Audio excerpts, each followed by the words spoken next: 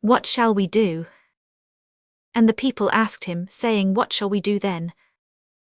He answereth and said unto them, He that hath 2 coats, let him impart to him that hath none, and he that hath meat, let him do likewise.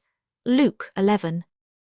Lay not up for yourselves treasures upon earth, where moth and rust doth corrupt, and where thieves break through and steal.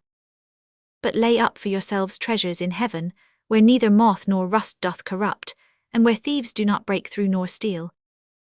For where your treasure is, there will your heart be also. The light of the body is the eye. If therefore thine eye be single, thy whole body shall be full of light. But if thine eye be evil, thy whole body shall be full of darkness.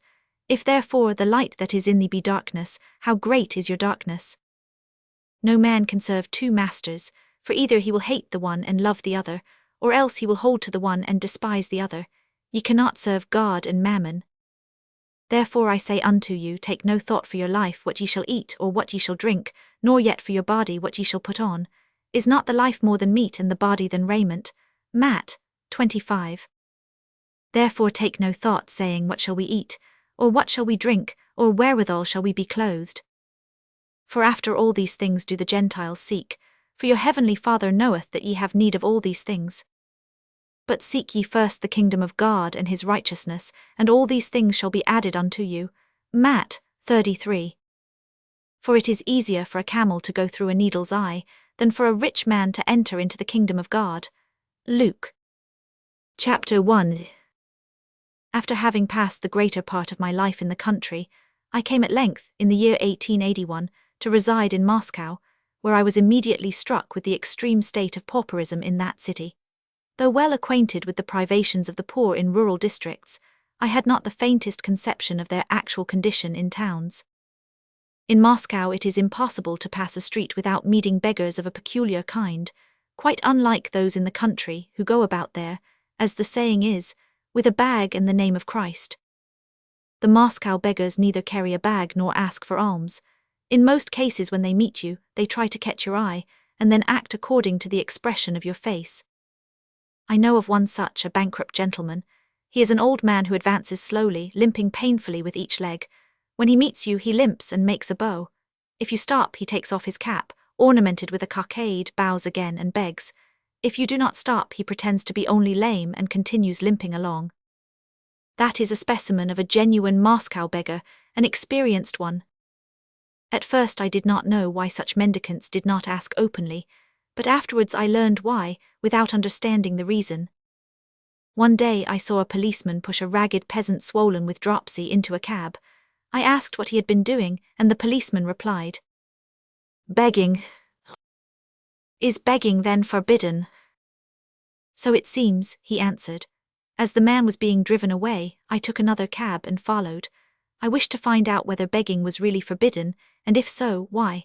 I could not at all understand how it was possible to forbid one man asking something from another, and moreover, I had my doubts whether it could be illegal in a city where it flourished to such an extent. I entered the police station where the pauper had been taken, and asked an official armed with sword and pistol, and seated at a table, what he had been arrested for. The man looked up at me sharply and said, "What business is that of yours?" However, feeling the necessity of some explanation, he added, "The authorities order such fellows to be arrested, so I suppose it is necessary." I went away. The policeman who had brought the man was sitting in the window of the anteroom, studying his notebook. I said to him, "Is it really true that poor people are not allowed to ask for alms in Christ's name?" The man started, as if waking up from a sleep, stared at me, then relapsed again into a state of stolid indifference, and reseating himself on the windowsill said, "The authorities require it, so you see it is necessary." As he became again absorbed in his notebook, I went down the steps towards my cab. "Well, have they locked him up?" asked the cabman. He had evidently become interested in the matter. "They have," I answered. He shook his head. "Is begging forbidden in Moscow then?" I asked. "I can't tell you," he said. "But how can a man be locked up," I said, "for begging in the name of Christ?" "Nowadays things have changed, and you see it is forbidden," he answered. Since then I have often seen policemen taking paupers to the police station, and thence to the workhouse. Indeed, I once met a whole crowd of these poor creatures, about 30, escorted before and behind by policemen. I asked what they had been doing. Begging, was the reply. It appears that, according to law, begging is forbidden in Moscow, notwithstanding the great number of beggars one meets there in every street, notwithstanding the rows of them near the churches during service time, and especially at funerals. But why are some caught and locked up, while others are let alone? This I have not been able to find out. Either there are lawful and unlawful beggars amongst them, or else there are so many that it is impossible to catch them all, or perhaps, though some are taken up, others fill their places. There is a great variety of such beggars in Moscow. There are those who live by begging. There are also entirely honest, destitute people who have somehow chanced to reach Moscow and are really in extreme need. Amongst the latter are men and women evidently from the country. I have often met these. Some of them who had fallen ill and afterwards recovered and left the hospital could now find no means, either of feeding themselves or of getting away from Moscow. Some of them, besides, had taken to drink. This was probably the case with the man with dropsy whom I met. Some were in good health but had been burned out of house and home, or else were very old or were widowed or deserted women with children, and some others had sound health and were quite capable of working. These robust people especially interested me, the more so because since my arrival in Moscow, I had contracted the habit of going to the Sparrow Hills for the sake of exercise, and working there with 2 peasants who sawed wood. These men were exactly like the beggars whom I often met in the streets. One, called Peter, was an ex-soldier from Kaluga, the other, Simon, was from Vladimir. They possessed nothing save the clothes on their backs, and they earned by working very hard from 40 to 45 kopecks 8d to 9d a day. Out of this they both put a little aside, the Kaluga soldier to buy a fur coat, the Vladimir peasant to get money enough to return to his home in the country. Meeting in the streets similar men, I was therefore particularly interested in them, and could not understand why some begged whilst others worked. Whenever I met a beggar of this description, I used to ask him how it was that he had come to such a state. Once I met a strong, healthy-looking peasant who asked alms. I questioned him as to who he was and whence he had come. He told me he had come from Kaluga in search of work. He had at first found some, such as sawing old timber into firewood, but after he and his companion had finished that job, though they had continually looked for it, they had not found any more work. His mate had left him, and he himself had passed a fortnight in the utmost need, and having sold all he had to get food, now had not enough even to buy the necessary tools for sawing. I gave him money to get a saw, and told him where to go for work. I had previously arranged with Peter and Simon that they should accept a new fellow worker and find him a mate. "Be sure you come, there is plenty of work to be done," I said on parting. "You can reckon on me," he answered. "Do you think there is any pleasure in knocking about begging if I can work?" The man solemnly promised that he would come, and he seemed honest and really meaning to work. Next day, on coming to my friends Peter and Simon, I asked them whether the man had arrived. They said he had not, and indeed he never came at all. In this way I was frequently deceived. I have also been deceived by those who said that they only wanted a little money to buy a ticket to return home, and whom I met in the streets again a few days later. Many of them I came to know well, and they knew me, though occasionally, having forgotten me, they would repeat the same false tale, but sometimes they would turn away on recognizing me. In this way I discovered that even in this class of men there are many rogues.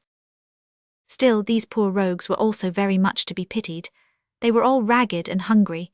They were of the sort who die of cold in the streets, or hang themselves to escape life, as the papers frequently tell us.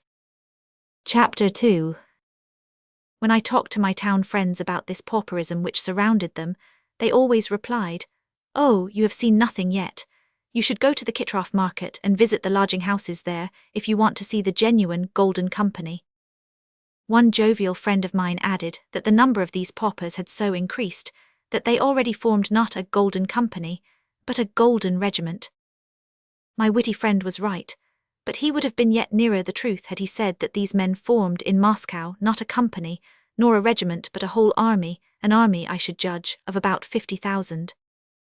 The regular townspeople, when they spoke to me about the pauperism of the city, always seemed to feel a certain pleasure or pride in being able to give me such precise information. I remember I noticed, when visiting London, that the citizens there seemed also to find a certain satisfaction in telling me about London destitution, as though it were something to be proud of. However, wishing to inspect this poverty about which I had heard so much, I had turned my steps very often towards the Kitroff market, but on each occasion I felt a sensation of pain and shame. "Why should you go to look at the suffering of human beings whom you cannot help?" said one voice within me. "If you live here, and see all that is pleasant in town life, go and see also what is wretched," replied another. And so, one cold, windy day in December 2 years ago, 1883, I went to the Kitroff market, the centre of the town pauperism. It was on a weekday, about 4 in the afternoon. While still a good distance off, I noticed greater and greater numbers of men in strange clothes, evidently not originally meant for them, and in yet stranger footwear, men of a peculiar unhealthy complexion, and all apparently showing a remarkable indifference to everything that surrounded them. Men in the strangest, most incongruous costumes sauntered along, evidently without the least thought as to how they might look in the eyes of others. They were all going in the same direction. Without asking the way, which was unknown to me, I followed them and came to the Kitroff market. There I found women likewise in ragged capes, rough cloaks, jackets, boots and galoshes, perfectly free and easy in their manner, notwithstanding the grotesque monstrosity of their attire. These women, old and young, were sitting, bargaining, strolling about, and abusing one another. Market time having evidently passed, there were not many people there, and as most of them were going uphill through the marketplace and all in the same direction, I followed them. The farther I went, the greater became the stream of people flowing into the one road.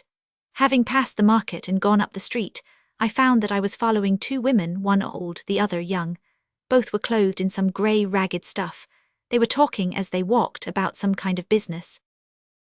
Every expression was unfailingly accompanied by some obscene word. Neither was drunk, but each absorbed with her own affairs, and the passing men and those about them paid not the slightest attention to their language, which sounded so strange to me. It appeared to be the generally accepted manner of speech in those parts. On the left we passed some private night-lodging houses, and some of the crowd entered these. Others continued to ascend the hill towards a large corner house. The majority of the people walking along with me went into this house. Before it, people all of the same sort were standing and sitting, on the sidewalk and in the snow. At the right of the entrance were women, at the left men. I passed by the men, I passed by the women. There were several hundreds in all, and stopped where the crowd ceased. This building was the Liapin Free Night Lodging House, Das Haus. The crowd was composed of night lodgers waiting to be let in. At 5 o'clock in the evening this house is opened and the crowd admitted. Hither came almost all the people whom I followed. I remained standing where the file of men ended. Those nearest stared at me till I had to look at them. The remnants of garments covering their bodies were very various, but the one expression of the eyes of all alike seemed to be, "Why are you, a man from another world, stopping here with us? Who are you? Are you a self-satisfied man of wealth, desiring to be gladdened by the sight of our need, to divert yourself in your idleness and to mock at us? Or are you that which does not and cannot exist, a man who pities us?" On all their faces the same question was written. Each would look at me, meet my eyes and turn away again. I wanted to speak to some of them, but for a long time I could not summon up courage. However, eventually our mutual exchange of glances introduced us to each other, and we felt that, however widely separated might be our social positions in life, we were still fellow men, and so we ceased to be afraid of one another. Next to me stood a peasant with a swollen face and red beard, in a ragged jacket, with worn-out galoshes on his naked feet, though there were 8 degrees of frost. For the 3rd or 4th time our eyes met, and I felt so drawn to him that I was no longer ashamed to address him. To have refrained from doing so would have been the only real shame, and I asked him where he came from. He answered eagerly, while a crowd began to collect round us, that he had come from Smolensk in search of work, to be able to buy bread and pay his taxes. "There is no work to be had nowadays," he said. "The soldiers have got hold of it all, so here am I knocking about, and God is my witness I have not had anything to eat for 2 days." He said this shyly with an attempt at a smile. A seller of warm drinks, an old soldier, was standing near. I called him and made him pour out a glass. The peasant took the warm vessel in his hands, and before drinking warmed them against the glass, trying not to lose any of the precious heat, and whilst doing this he related to me his story. The adventures of these people, or at least the stories which they tell, are almost always the same. He had had a little work, then it had ceased, And here in the night lodging house, his purse containing his money and passport had been stolen from him. Now he could not leave Moscow. He told me that during the day he warmed himself in public houses, eating any stale crust of bread which might be given him. His night's lodging here in Lyapin's house cost him nothing. He was only waiting for the round of the police sergeant to lock him up for being without his passport, when he would be sent on foot, with a party of men similarly situated, to the place of his birth. They say the inspection will take place on Thursday, when I shall be taken up, so I must try and keep on until then. The prison and his compulsory journey appeared to him as the promised land. While he was speaking, 2 or 3 men in the crowd said they were also in exactly the same situation. A thin, pale youth with a long nose, only a shirt upon his back, and that torn about the shoulders and a tattered cap on his head, edged his way to me through the crowd. He was shivering violently all the time, but tried, as he caught my eye, to smile scornfully at the peasants' conversation, thinking thus to show his superiority. I offered him some drink. He warmed his hands on the tumbler as the other had done, but just as he began to speak, he was shouldered aside by a big, black, hook-nosed, bare-headed fellow, in a thin shirt and waistcoat, who also asked for some drink. Then a tall old man with a thin beard in an overcoat fastened round the waist with a cord, and in bark shoes had some. He was drunk. Then came a little man with a swollen face and wet eyes, in a coarse brown jacket, with his knees protruding through his torn trousers and knocking against each other with cold. He shivered so that he could not hold the glass and spilled the contents over his clothes. The others began to abuse him, but he only grinned miserably and shivered. After him came an ugly, deformed man in rags and with bare feet, then an individual of the officer type, another belonging to the church class, then a strange-looking being without a nose, all of them hungry, cold, suppliant and humble, crowded round me and stretched out their hands for the glass, but the drink was exhausted. Then one man asked for money. I gave him some. A second and a third followed till the whole crowd pressed on me. In the general confusion, the gatekeeper of the neighbouring house shouted to the crowd to clear the pavement before his house, and the people submissively obeyed. Some of them undertook to control the tumult and took me under their protection. They attempted to drag me out of the crush, but the crowd that formerly had lined the pavement in a long file had now become condensed about me. Every one looked at me and begged, and it seemed as if each face were more pitiful, harassed, and degraded than the other. I distributed all the money I had, only about 20 rubles, and entered the lodging house with the crowd. The house was an enormous one and consisted of 4 parts. In the upper stories were the men's rooms, on the ground floor the women's. I went first into the women's dormitory, a large room filled with beds resembling the berths in a third-class railway carriage. They were arranged in 2 tiers, one above the other. Strange-looking women in ragged dresses, without jackets, old and young, kept coming in and occupying places, some below, others climbing above. Some of the elder ones crossed themselves, pronouncing the name of the founder of the refuge. Some laughed and swore. I went upstairs. There, in a similar way, the men had taken their places. Amongst them I recognized one of those to whom I had given money. On seeing him I suddenly felt horribly ashamed and made haste to leave. With a sense of having committed some crime, I returned home. There I entered along the carpeted steps into the rug-covered hall, and having taken off my fur coat, sat down to a meal of 5 courses, served by 2 footmen in livery, with white ties and white gloves. A scene of the past came suddenly before me. 30 years ago I saw a man's head cut off under the guillotine in Paris before a crowd of thousands of spectators. I was aware that the man had been a great criminal. I was acquainted with all the arguments in justification of capital punishment for such offences. I saw this execution carried out deliberately. But at the moment that the head and body were severed from each other by the keen blade, I gasped and realized in every fibre of my being that all the arguments which I had hitherto heard in favour of capital punishment were wickedly false. That no matter how many might agree that it was a lawful act, it was literally murder. Whatever other title men might give it, they thus had virtually committed murder, that worst of all crimes. And there was I, both by my silence and my non-interference, an aider and abettor and participator in the sin.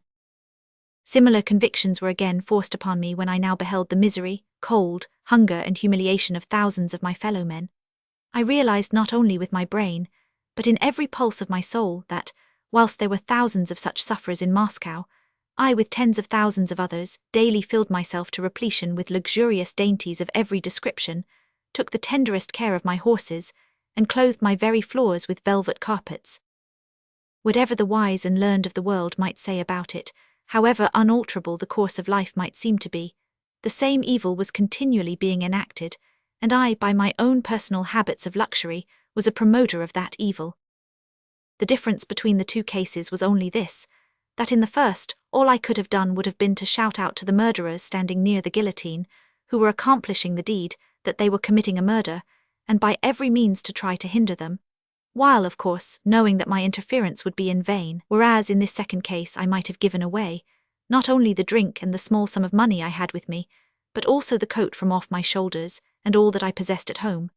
Yet I had not done so, and therefore felt and feel, and can never cease to feel, that I myself am a partaker in a crime which is continually being committed, so long as I have superfluous food whilst others have none, so long as I have 2 coats whilst there exists one man without any. Chapter 3.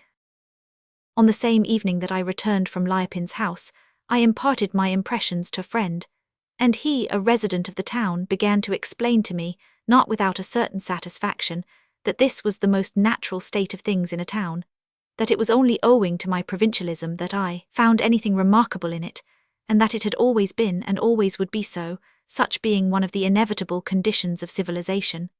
In London it was yet worse, etc., etc., therefore there could be nothing wrong about it, and there was nothing to be disturbed or troubled about. I began to argue with my friend, but with such warmth and so angrily, that my wife rushed in from the adjoining room to ask what had happened. It appeared that, without being aware of it, I had shouted out in an agonized voice, gesticulating wildly, "We should not go on living in this way. We must not live so.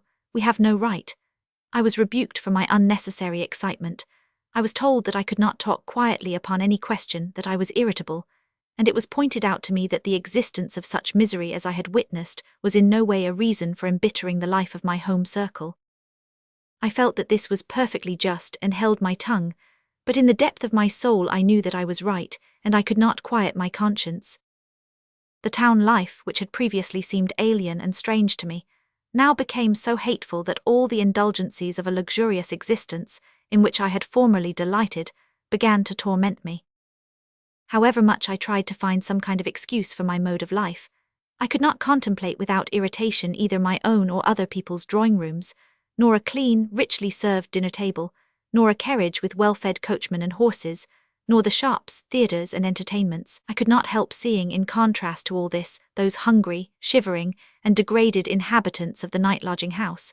I could never free myself from the thought that these conditions were inseparable, that the one proceeded from the other. I remember that the sense of culpability which I had felt from the first moment never left me, but with this feeling another soon mingled, which lessened the first. When I talked to my intimate friends and acquaintances about my impressions in Liopin's house, they all answered in the same way, and expressed besides their appreciation of my kindness and tender-heartedness, and gave me to understand that the sight had impressed me so because I, Leo Tolstoy, was kind-hearted and good, and I willingly allowed myself to believe this. The natural consequence of this was that the first keen sense of self-reproach and shame became blunted, and was replaced by a sense of satisfaction at my own virtue, and a desire to make it known to others. It is, in truth, I said to myself, probably not my connection with a luxurious life which is at fault, but the unavoidable circumstances of existence. Therefore a change in my particular life would not alter the evil I had seen. In changing my own life, I thought, I should only render myself and those nearest and dearest to me miserable, whilst the other misery would remain. Therefore my object should be, not to alter my own way of living, as I had at first imagined, but to try as much as was in my power to ameliorate the position of those unfortunate ones who had excited my compassion. The whole matter, I reasoned, lies in the fact that I, being an extremely kind and good man, wished to do good to my fellow men. So I began to arrange a plan of philanthropic activity in which I might exhibit all my virtues. I must, however, remark here that, while planning this charitable effort, in the depth of my heart, I felt that I was not doing the right thing. But, as too often happens, reason and imagination stifled the voice of conscience. About this time the census was being taken, and this seemed to me a good opportunity for instituting that charitable organization in which I wanted to shine. I was acquainted with many philanthropic institutions and societies already existing in Moscow, but all their activity seemed to me both insignificant and wrongly directed, in comparison with what I myself wished to do. This was what I invented to excite sympathy amongst the rich for the poor. I began to collect money and to enlist men who wished to help in the work, and who would, in company with the census officers, visit all the nests of pauperism, entering into relations with the poor, finding out the details of their needs, aiding them with money and work, sending them out of Moscow, placing their children in schools, and their old men and women in homes and houses of refuge. I thought, moreover, that from those who undertook this work a permanent society could be formed, which, by dividing between its members the various districts of Moscow, could take care that new cases of want and misery should be averted, and so by degrees pauperism might be stifled at its very beginning, not so much by cure as by prevention. Already I saw in the future the entire disappearance of begging and poverty, I having been the means of its accomplishment. Then we who were rich could go on living in all our luxury as before, dwelling in fine houses, eating dinners of 5 courses, driving in our carriages to theatres and entertainments, no longer being harassed by such sights as I had witnessed at Lyapin's house. Having invented this plan, I wrote an article about it, and before even giving it to the printers, I went to those acquaintances from whom I hoped to obtain cooperation, and expounded to all whom I visited that day, chiefly the rich, the ideas I afterwards published in my article. I proposed to profit by the census in order to study the state of pauperism in Moscow, and to help exterminate it by personal effort and money, after which we might all with a quiet conscience enjoy our usual pleasures. Everyone listened to me attentively and seriously, but in every case I remarked that the moment my hearers came to understand what I was driving at, they seemed to become uncomfortable and somewhat embarrassed. It was principally, I feel sure, on my own account, because they considered all that I said to be folly. It seemed as though some outside motive compelled my listeners to agree for the moment with my foolishness. "Oh, yes, certainly, it would be delightful," they said. "Of course it is impossible not to sympathize with you. Your idea is splendid. I myself have had the same, but people here are so indifferent that it is hardly reasonable to expect a great success. However, as far as I am concerned, I am of course ready to share in the enterprise." Similar answers I received from all. They consented, as it appeared to me, not because they were persuaded by my arguments, nor yet in compliance with their own desire, but because of some exterior reason which rendered it impossible for them to refuse. I remarked this partly because none of those who promised me their help in the form of money defined the sum they meant to give, so that I had to name the amount by asking, "May I count upon you for 25 or 100 or 200 or 300 rubles?" And not one of them paid the money. I draw attention to this fact because, when people are going to pay for what they are anxious to have, they are generally in haste to give it. If it is to secure a box to see Sarah Bernhardt, the money is immediately produced. Here, however, of all who agreed to give and expressed their sympathy, not one produced the amount, but merely silently acquiesced in the sum I happened to name. In the last house I visited that day there was a large party. The mistress of the house had for some years been employed in works of charity. Several carriages were waiting at the door. Footmen in expensive liveries were seated in the hall. In the spacious drawing-room, ladies old and young, wearing rich dresses and ornaments, were talking to some young men, and dressing up small dolls, intended for a lottery in aid of the poor. The sight of this drawing-room, and of the people assembled there, struck me very painfully, for not only was their property worth several million rubles, not only would the interest on the capital spent here on dresses, laces, bronzes, jewels, carriages, horses, liveries, footmen, exceed 100 times the value of these ladies' work, but even the expenses caused by this very party of ladies and gentlemen, the gloves, the linen, candles, tea, sugar, cakes, all this represented a sum 100 times greater than the value of the work done. I saw all this, and therefore might have understood that here, at all events, I should not find sympathy with my plan, but I had come in order to give a proposal, and, however painful it was, I said what I wished to say, repeating almost the words of my article. One lady present offered me some money, adding that, owing to her sensibilities, she did not feel strong enough to visit the poor herself, but that she would give help in this form. How much money, and when she would give it, she did not say. Another lady and a young man offered their services in visiting the poor, but I did not profit by their offer. The principal person I addressed told me that it would be impossible to do much, because the means were not forthcoming. The means were scarce, because all the rich men in Moscow who were known and could be counted upon had already given all it was possible to get from them. Their charities had already been rewarded with titles, medals, and other distinctions. which was the only effectual way to ensure success in the collection of money, and to obtain new honors from the authorities was very difficult. When I returned home, I went to bed, not only with a presentiment that nothing would result from my idea, but also with the shameful consciousness of having been doing something vile and contemptible the whole day.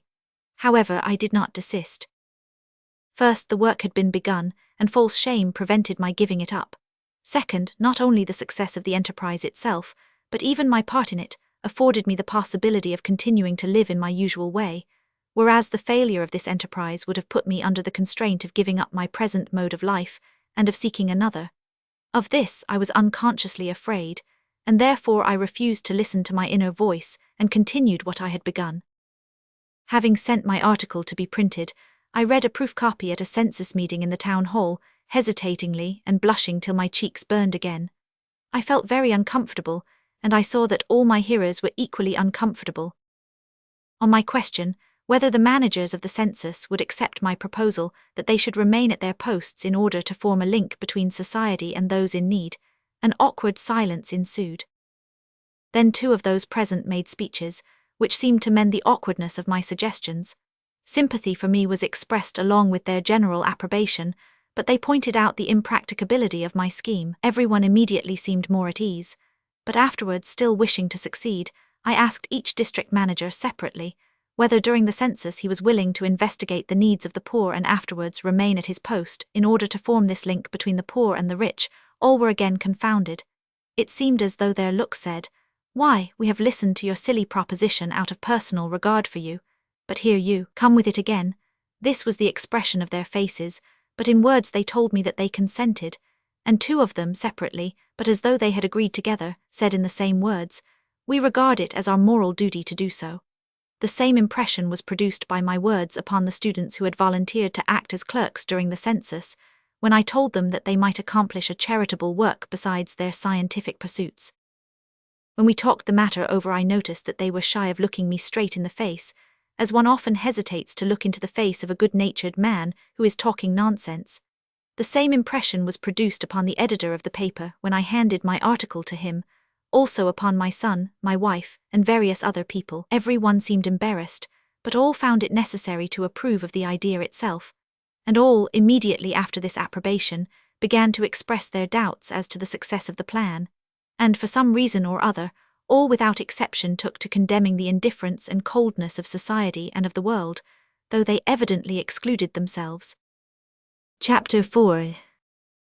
By my request I was appointed to make the census of the section of Komivnicheski Police District, near the Smolensky Market in the Protochny Lane, between the Shore Drive and Nikolsky Lane. In this district are the houses known under the name of Arzhanov House or Arzhanov Fortress. In bygone times these houses belonged to the merchant Arzhanov, and are now the property of the merchant Zemin. I had long before heard that this was considered the lowest circle of poverty and vice, which was the reason why I asked the officers of the census to assign this district to me. My desire was gratified. Having received the appointment from the town council, I went alone a few days before the census to inspect my district. With the help of a plan I soon found the Arzhanov houses, approached by a street which terminated on the left-hand side of Nikolsky Lane, a gloomy building without any apparent entrance. From the aspect of this house I guessed it was the one I was in search of. Descending the street I came across some boys, from 10 to 14 years old in short coats, who were sliding down the frozen gutter, some on their feet, others upon a single skate. The boys were ragged and, like all town boys, sharp and bold. I stopped to look at them. An old woman in torn clothes with hanging yellow cheeks came round the corner. She was going uphill to Smolensky Market, gasping painfully at every step like a horse out of wind, and when abreast of me stopped with hoarse, choking breath. In any other place this old woman would have asked alms, but here she only began to talk. "Just look at them," she said, pointing to the sliding boys, "always at mischief. They will become the same Arzhanov good-for-nothings as their fathers." One boy in an overcoat and cap without a peak, overhearing her words, stopped. "You shut up," he shouted. "You're only an old Arzhanov goat yourself." I asked the boy if he lived here.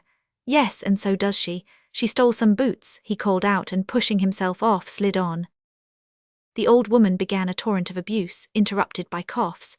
During the squabble an old white-haired man, all in rags, came down the middle of the street, brandishing his arms and carrying in one hand a bundle of small rusk rings. He seemed to have just fortified himself with a glass of liquor. He had evidently heard the old woman's abuse and took her side. "I'll give it you, you little devils," he shouted, pretending to rush after them, and passing behind me he stepped on the pavement. If you saw this old man in the art at a fashionable street, you would be struck with his air of decrepitude, feebleness, and poverty. Here he appeared as a merry workman returning from his day's labour. I followed him. He turned round the corner to the left into Protochny, an alley, past the front of the house and the gate, and disappeared through the door of an inn. Into this alley opened the doors of the latter, a public house and several small eating houses. It was the Arzhanov houses. Everything was grey, dirty and foul-smelling. Buildings, lodgings, courts and people. Most of those I met here were in tattered clothes, half naked. Some were passing along, others were running from one door to another. Two were bargaining about some rags. I went round the whole building, down another lane and a court, and having returned, stopped at the archway of the Arzhanov houses.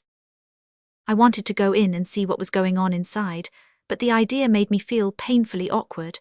If they asked me what I had come for, what should I say? However, after a little hesitation, I went in. The moment I entered the court, I was conscious of a most revolting stench. The court was dreadfully dirty. I turned round the corner, and at the same instant heard steps running along the boards of the gallery and down the stairs. First, a gaunt-looking woman with tucked-up sleeves, a faded pink dress and shoes on her stockingless feet, rushed out. After her, a rough-haired man in a red shirt and extremely wide trousers like a petticoat and galoshes on his feet. The man caught her under the stairs. "You shan't escape me," he said, laughing. "Just listen to the squint-eyed devil," began the woman, who was evidently not averse to his attentions, but having caught sight of me she exclaimed angrily, "Who are you looking for?" As I did not want anyone in particular, I felt somewhat confused and went away. This little incident, though by no means remarkable in itself, suddenly showed me the work I was about to undertake in an entirely new light, especially after what I had seen on the other side of the courtyard: the scolding woman, the light-hearted old man, and the sliding boys. I had meditated doing good to these people by the help of the rich men of Moscow. I now realized for the first time that all these poor unfortunates whom I had been wishing to help had, besides the time they spent suffering from cold and hunger in waiting to get a lodging, several hours daily to get through, and that they must somehow fill up the rest of the 24 hours of every day. A whole life, of which I had never thought before. I realized now for the first time that all these people, besides the mere effort to find food and shelter from the cold, must live through the rest of every day of their life as other people have to do, must get angry at times, and be dull, and try to appear light-hearted, and be sad or merry. Now, for the first time, however strange the confession may sound, I was fully aware that the task which I was undertaking could not simply consist in feeding and clothing 1,000 people, just as one might feed 1,000 head of sheep, and drive them into shelter, but must develop some more essential help. When I considered that each one of these individuals was just another man like myself, possessing also a past history, with the same passions, temptations, and errors, the same thoughts, the same questions to be answered, then suddenly the work before me appeared stupendous, and I felt my own utter helplessness. But it had begun, and I was resolved to go on. Chapter 5. On the appointed day, the students who were to assist me started early in the morning, while I, the philanthropist, only joined them at 12 o'clock. I could not come earlier, as I did not get up till 10, after which I had to take some coffee, and then smoke for the sake of my digestion. 12 o'clock then found me at the door of the Arzhanov houses. A policeman showed me a public house to which the census clerks referred all those who wished to inquire for them. I entered, and found it very dirty and unsavoury. Here, right in front of me, was a counter. To the left, a small room, furnished with tables covered with soiled napkins. To the right, a large room on pillars, containing similar little tables placed in the windows and along the walls, with men here and there having tea, some very ragged, others well dressed, apparently workmen or small shopkeepers. There were also several women. In spite of the dirt, it was easy to see, by the business air of the man in charge, and the ready, obliging manners of the waiters, that the eating house was driving a good trade. I had no sooner entered than one of the waiters was already preparing to assist me in getting off my overcoat, anxious to take my orders, and showing that evidently the people here were in the habit of doing their work quickly and readily. My inquiry for the census clerks was answered by a call for Vanya from a little man dressed in foreign fashion, who was arranging something in a cupboard behind the counter. This was the proprietor of the public house, a peasant from Kaluga, Ivan Fedotich by name, who also rented half of the other houses, subletting the rooms to lodgers. In answer to his call, a thin, sallow-faced, hook-nosed lad about 18 years old came forward hastily. The landlord said, "Take this gentleman to the clerks. They have gone to the main body of the building over the well." The lad put down his napkin, pulled on a coat over his white shirt and trousers, picked up a large cap with a peak, and then, with quick, short steps, led the way by a back door through the buildings. At the entrance of a greasy, malodorous kitchen, we met an old woman who was carefully carrying some putrid tripe in a rag. We descended into a court, built up all round with wooden buildings on stone foundations. The smell was most offensive, and seemed to be concentrated in a privy to which numbers of people were constantly resorting. This privy was really only the place which custom accepted as a privy. One could not avoid noticing this place as one passed through the courtyard.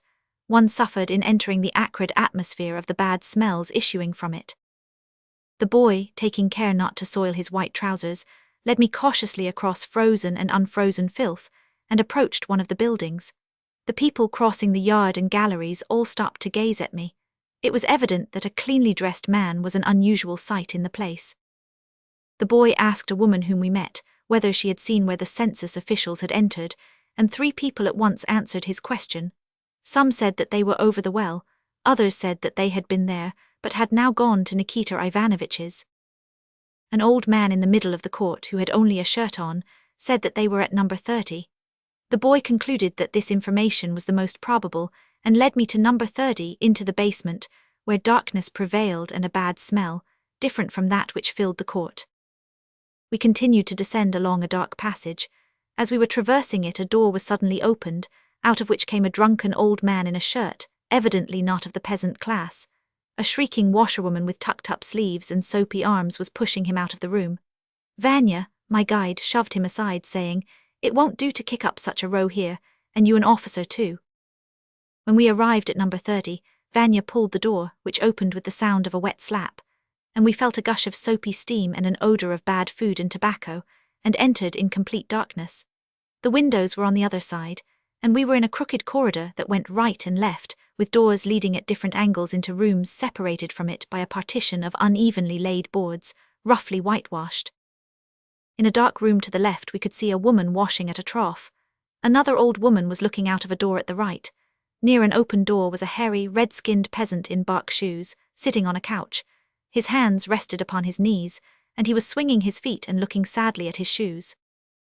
At the end of the passage, a small door led into the room where the census officers had assembled. This was the room of the landlady of the whole of number 30, who rented it from Ivan Fedotich and sublet to ordinary or night lodgers. In this tiny room a student sat under an image glittering with gilt paper, and with the air of a magistrate was putting questions to a man dressed in shirt and vest. This last was a friend of the landlady's, who was answering the questions in her stead. The landlady herself, an old woman, and 2 inquisitive lodgers were also present. When I entered, the room was quite filled up. I pushed through to the table, shook hands with the student, and he went on extracting his information while I studied the inhabitants and put questions to them for my own ends. It appeared, however, I could find no one here upon whom to bestow my benevolence. The landlady of the rooms, notwithstanding their wretchedness and filth, which especially struck me in comparison with the mansion in which I lived, was well off, even from the point of view of town poverty. And compared with country destitution, with which I was well acquainted, she lived luxuriously. She had a feather bed, a quilted blanket, a samovar, a fur cloak, a cupboard with dishes, plates, etc. The landlady's friend had the same well-to-do appearance, and boasted even a watch and chain. The lodgers were poor, but among them there was no one requiring immediate help. 3 only applied for aid: the woman washing linen, who said she had been abandoned by her husband, an old widowed woman without means of livelihood, and the peasant in the bark shoes, who told me he had not had anything to eat that day. But upon gathering more precise information, it became evident that all these people were not in extreme want, and that before one could really help, it would be necessary to make their more intimate acquaintance.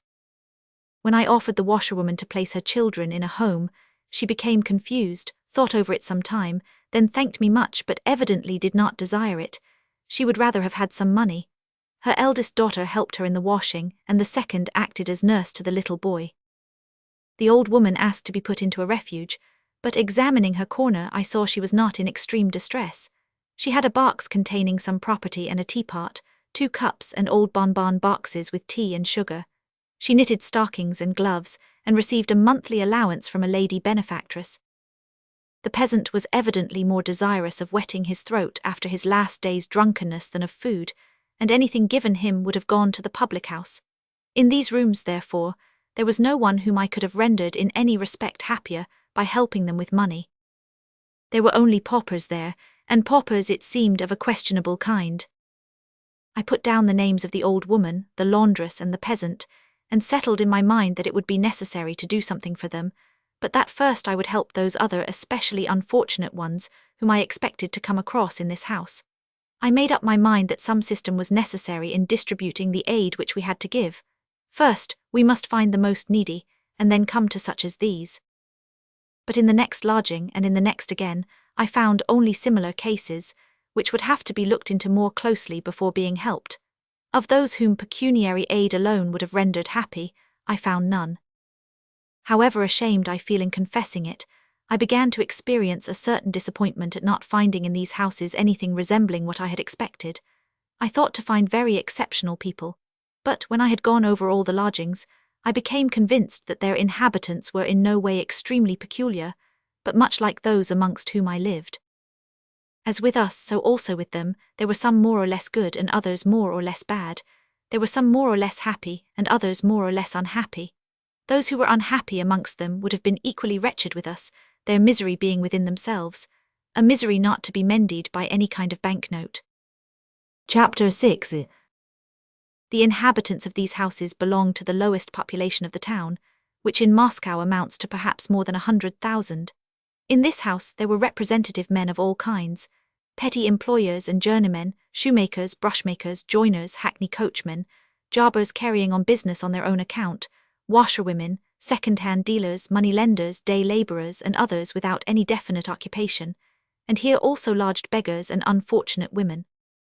Many who were like the people I had seen waiting at Lyapin's house lived here, mixed up with the working people, but those whom I saw then were in a most wretched condition, having eaten and drunk all they had, and turned out of the public house were waiting, as for heavenly manna, cold and hungry, to be admitted into the free night lodging house, and longing day by day to be taken to prison, in order to be sent back to their homes. Here I saw the same men among a greater number of working people, at a time when by some means or other they had got a few farthings to pay for their night's lodging, and perhaps a rouble or two for food and drink. However strange it may sound, I had no such feelings here as I experienced in Lyapin's house. On the contrary, during my first visiting round, I and the students had a sensation which was rather agreeable than otherwise. Why do I say almost agreeable? It is not true. The sensation called forth by the companionship of these men, strange as it may seem, was simply a very agreeable one. The first impression was that the majority of the lodgers here were working people, and very kindly disposed. We found most of them at work, the washerwomen at their tubs, the joiners by their benches, the bootmakers at their lasts. The tiny rooms were full of people, and the work was going on cheerfully and with energy. There was a smell of perspiration among the workmen, of leather at the bootmakers, of chips in the carpenter's shop. We often heard songs, and saw bare, sinewy arms working briskly and skilfully. Everywhere we were received kindly and cheerfully. Nearly everywhere our intrusion into the daily life of these people excited no desire in them to show us their importance, or to rate us soundly, which happens when such visits are paid to the lodgings of well-to-do people. On the contrary, all our questions were answered simply, without any particular importance being attached to them, served indeed only as an excuse for merriment, and for jokes about how they were to be enrolled on the list, how such a one was as good as two, and how 2 others ought to be reckoned as 1. Many we found at dinner or at tea, and each time in answer to our greeting, bread and salt, or tea and sugar, they said, "You are welcome," and some even made room for us to sit down. Instead of the place being the resort of an ever-shifting population, such as we expected to find, it turned out that in this house were many rooms which had been tenanted by the same people for long periods. One carpenter with his workmen and a bootmaker with his journeymen had been living here for 10 years. The bootmaker's shop was very dirty and quite choked up, but all his men were working very cheerily. I tried to talk with one of the workmen, wishing to sound him about the miseries of his lot, what he owed to the master, and so forth, but he did not understand me, and spoke of his master and of his life from a very favourable point of view. In one lodging there lived an old man with his old wife. They dealt in apples. Their room was warm, clean, and filled with their belongings. The floor was covered with straw matting which they got from the apple stores. There were chests, a cupboard, a samovar, and crockery. In the corner were many holy images, before which 2 lamps were burning. On the wall hung fur cloaks wrapped up in a sheet. The old woman with wrinkled face, kind and talkative, was apparently quite delighted with her quiet, respectable life. Ivan Fedotich, the owner of the inn and of the lodgings, came out and walked with us. He joked kindly with many of the lodgers, calling them all by their names and giving us short sketches of their characters. They were as other men, did not consider themselves unhappy, but believed they were like everyone else, as in reality they were. We were prepared to see only dreadful things, and we met instead objects not only not repulsive but estimable. There were so many of these, compared with the ragged, ruined, unoccupied people we met now and then among them, that the latter did not in the least destroy the general impression. To the students it did not appear so remarkable as it did to me. They were merely performing an act useful to science, as they thought, and in passing made casual observations, but I was a benefactor. My object in going there was to help the unhappy, ruined, depraved men and women whom I had expected to meet in this house. Suddenly, instead of unhappy, ruined, depraved beings, I found the majority to be working men, quiet, satisfied, cheerful, kind, and very good. I was still more strongly impressed when I found that in these lodgings the crying want I wished to relieve had already been relieved before I came. But by whom? By these same unhappy, depraved beings whom I was prepared to save, and this help was given in a way not open to me. In one cellar lay a lonely old man suffering from typhus fever.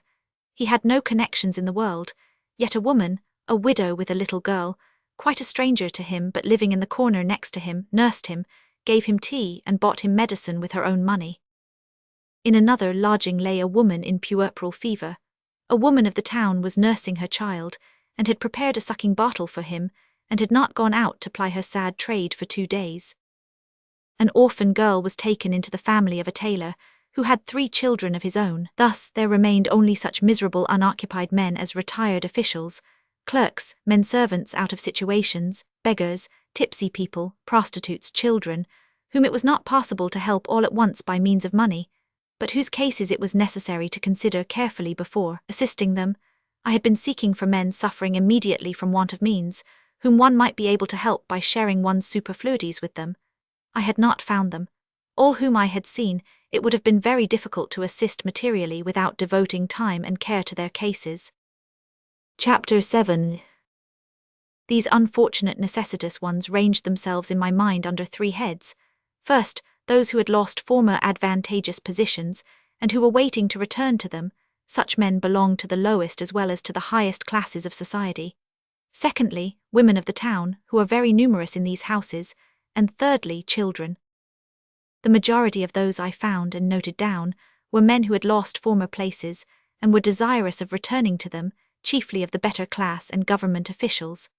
In almost all the lodgings we entered with the landlord, we were told, "Here we need not trouble to fill up the card ourselves. The man here is able to do it, provided he is not tipsy." Thus summoned by Ivan Fedotich, there would appear from some dark corner the once rich nobleman or official, mostly drunk and always half-dressed. If he were not drunk, he willingly undertook the task. He kept nodding his head with a sense of importance, knitted his brows, inserted now and then learned terms in his remarks, and carefully holding in his dirty, trembling hands the neat pink card, looked round at his fellow lodgers with pride and contempt, as if he were now, by the superiority of his education, triumphing over those who had been continually humbling him. He was evidently pleased to have intercourse with the world, which used pink cards, with a world of which he himself had once been a member. To my questions about his life, this kind of man not only replied willingly but with enthusiasm, beginning to tell a story, fixed in his mind like a prayer, about all kinds of misfortunes which had happened to him, and chiefly about his former position, in which, considering his education, he ought to have remained. Many such people are scattered about in all the tenements of the Arzhanov houses.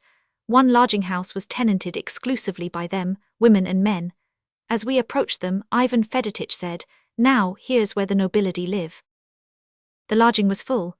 Almost all the lodgers, about 40 persons, were at home. In the whole house there were no faces so ruined and degraded looking as these. if old, flabby, if young, pale and haggard. I talked with several of them. Almost always the same story was told, differing only in degree of development. One and all had been once rich, or had still a rich father or brother or uncle, or either his father or his unfortunate self had held a high office. Then came some misfortune caused by envious enemies, or his own imprudent kindness, or some out-of-the-way occurrence. And having lost everything, he was obliged to descend to these strange and hateful surroundings, among lice and rags, in company with drunkards and loose characters, feeding upon bread and liver, and subsisting by beggary. All the thoughts, desires, and recollections of these men are turned toward the past. The present appears to them as something unnatural, hideous, and unworthy of attention. It does not exist for them. They have only recollections of the past, and expectations of the future which may be realized at any moment, and for the attainment of which but very little is needed. But unfortunately, this little is out of their reach. It cannot be got anywhere, and so one has wasted 1 year, another 5, and a third 30 years. One needs only to be dressed respectably in order to call on a well-known person who is kindly disposed toward him. Another requires only to be dressed, have his debts paid, and go to some town or other. A third wants to take his effects out of pawn, and get a small sum to carry on a lawsuit, which must be decided in his favor, and then all will be well again. All say that they have need of some external circumstance in order to regain that position which they think natural and happy.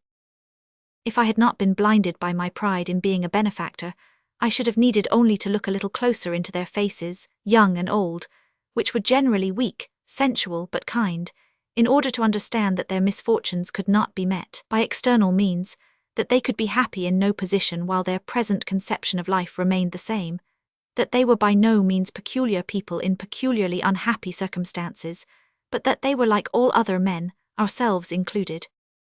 I remember well how my intercourse with men of this class was particularly trying to me. I now understand why it was so. In them I saw my own self as in a mirror.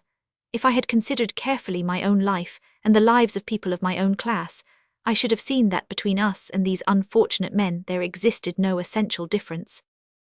Those who live around me in expensive suites of apartments and houses of their own in the best streets of the city, eating something better than liver or herring with their bread, are none the less unhappy. They also are discontented with their lot, regret the past, and desire a happier future, precisely as did the wretched tenants of the Arjanov houses. Both wish to be worked less and to be worked for more, the difference between them being only in degrees of idleness.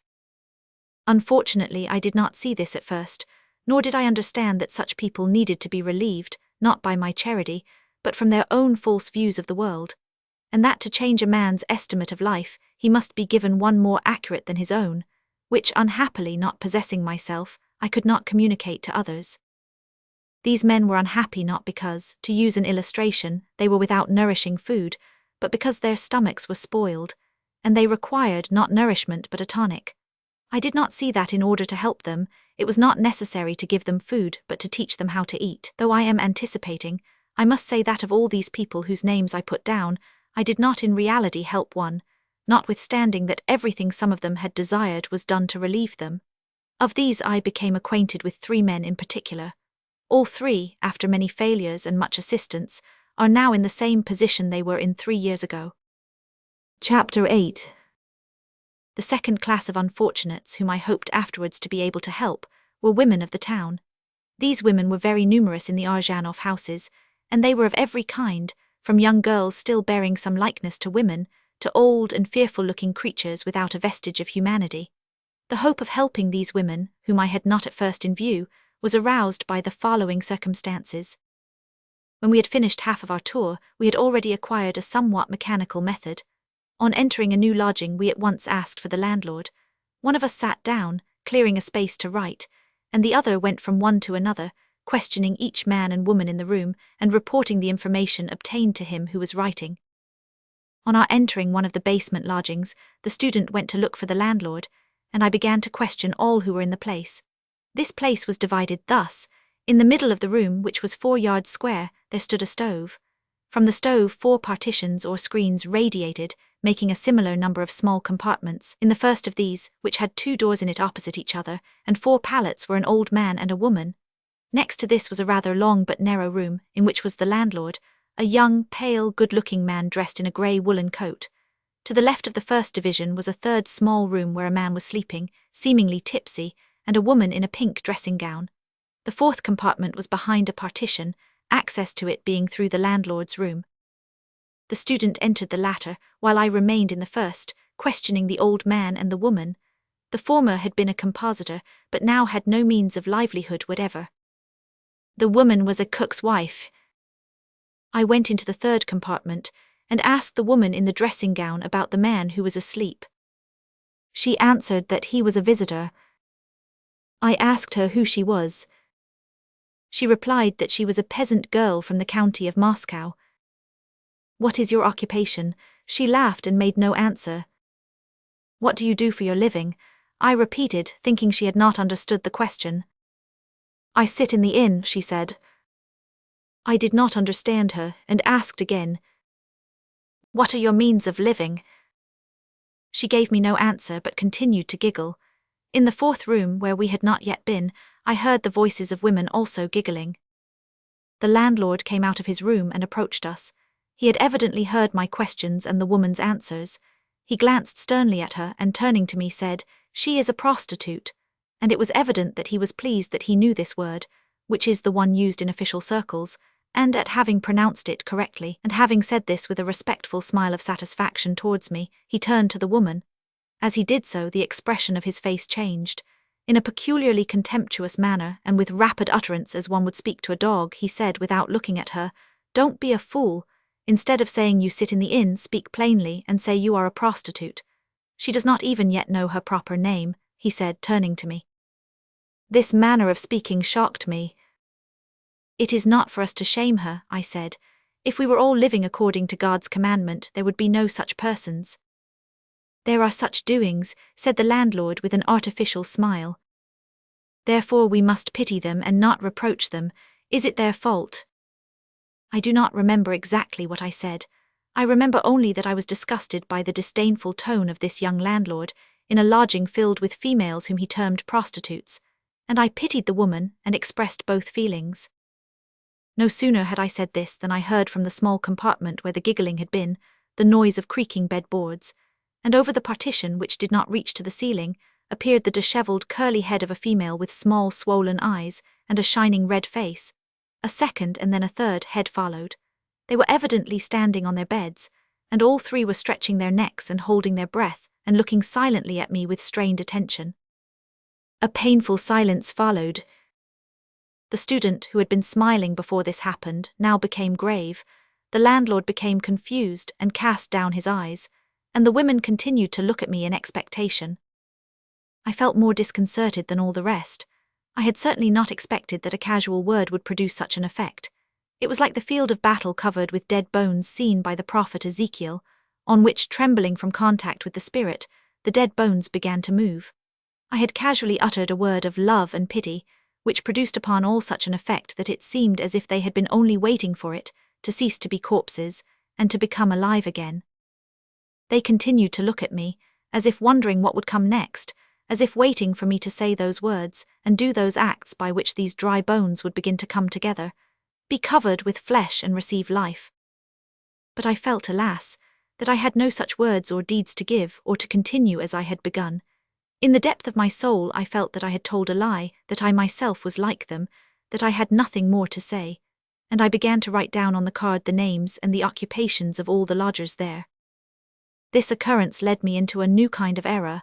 I began to think that these unhappy creatures also could be helped. This, in my self-deception, it seemed to me would be very easily done. I said to myself, now we shall put down the names of these women too, and afterwards when we, though it never occurred to me to ask who were the we, have written everything down, we can occupy ourselves with their affairs. I imagined that we, the very persons who, during many generations, have been leading such women into such a condition, and still continue to do so, could one fine morning wake up and remedy it all.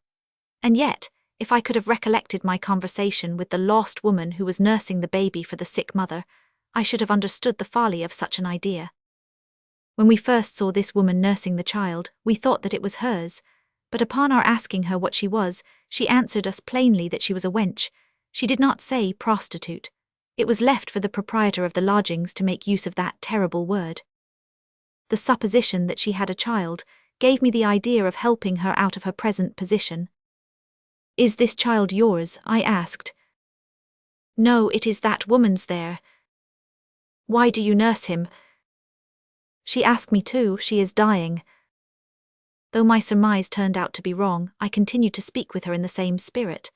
I began to question her as to who she was, and how she came to be in such a position. She told me her story willingly and very plainly. She belonged to the artisan class of Moscow, the daughter of a factory workman. She was left an orphan and adopted by her aunt, from whose house she began to visit the inns. The aunt was now dead. When I asked her whether she wished to change her course of life, my question did not even interest her.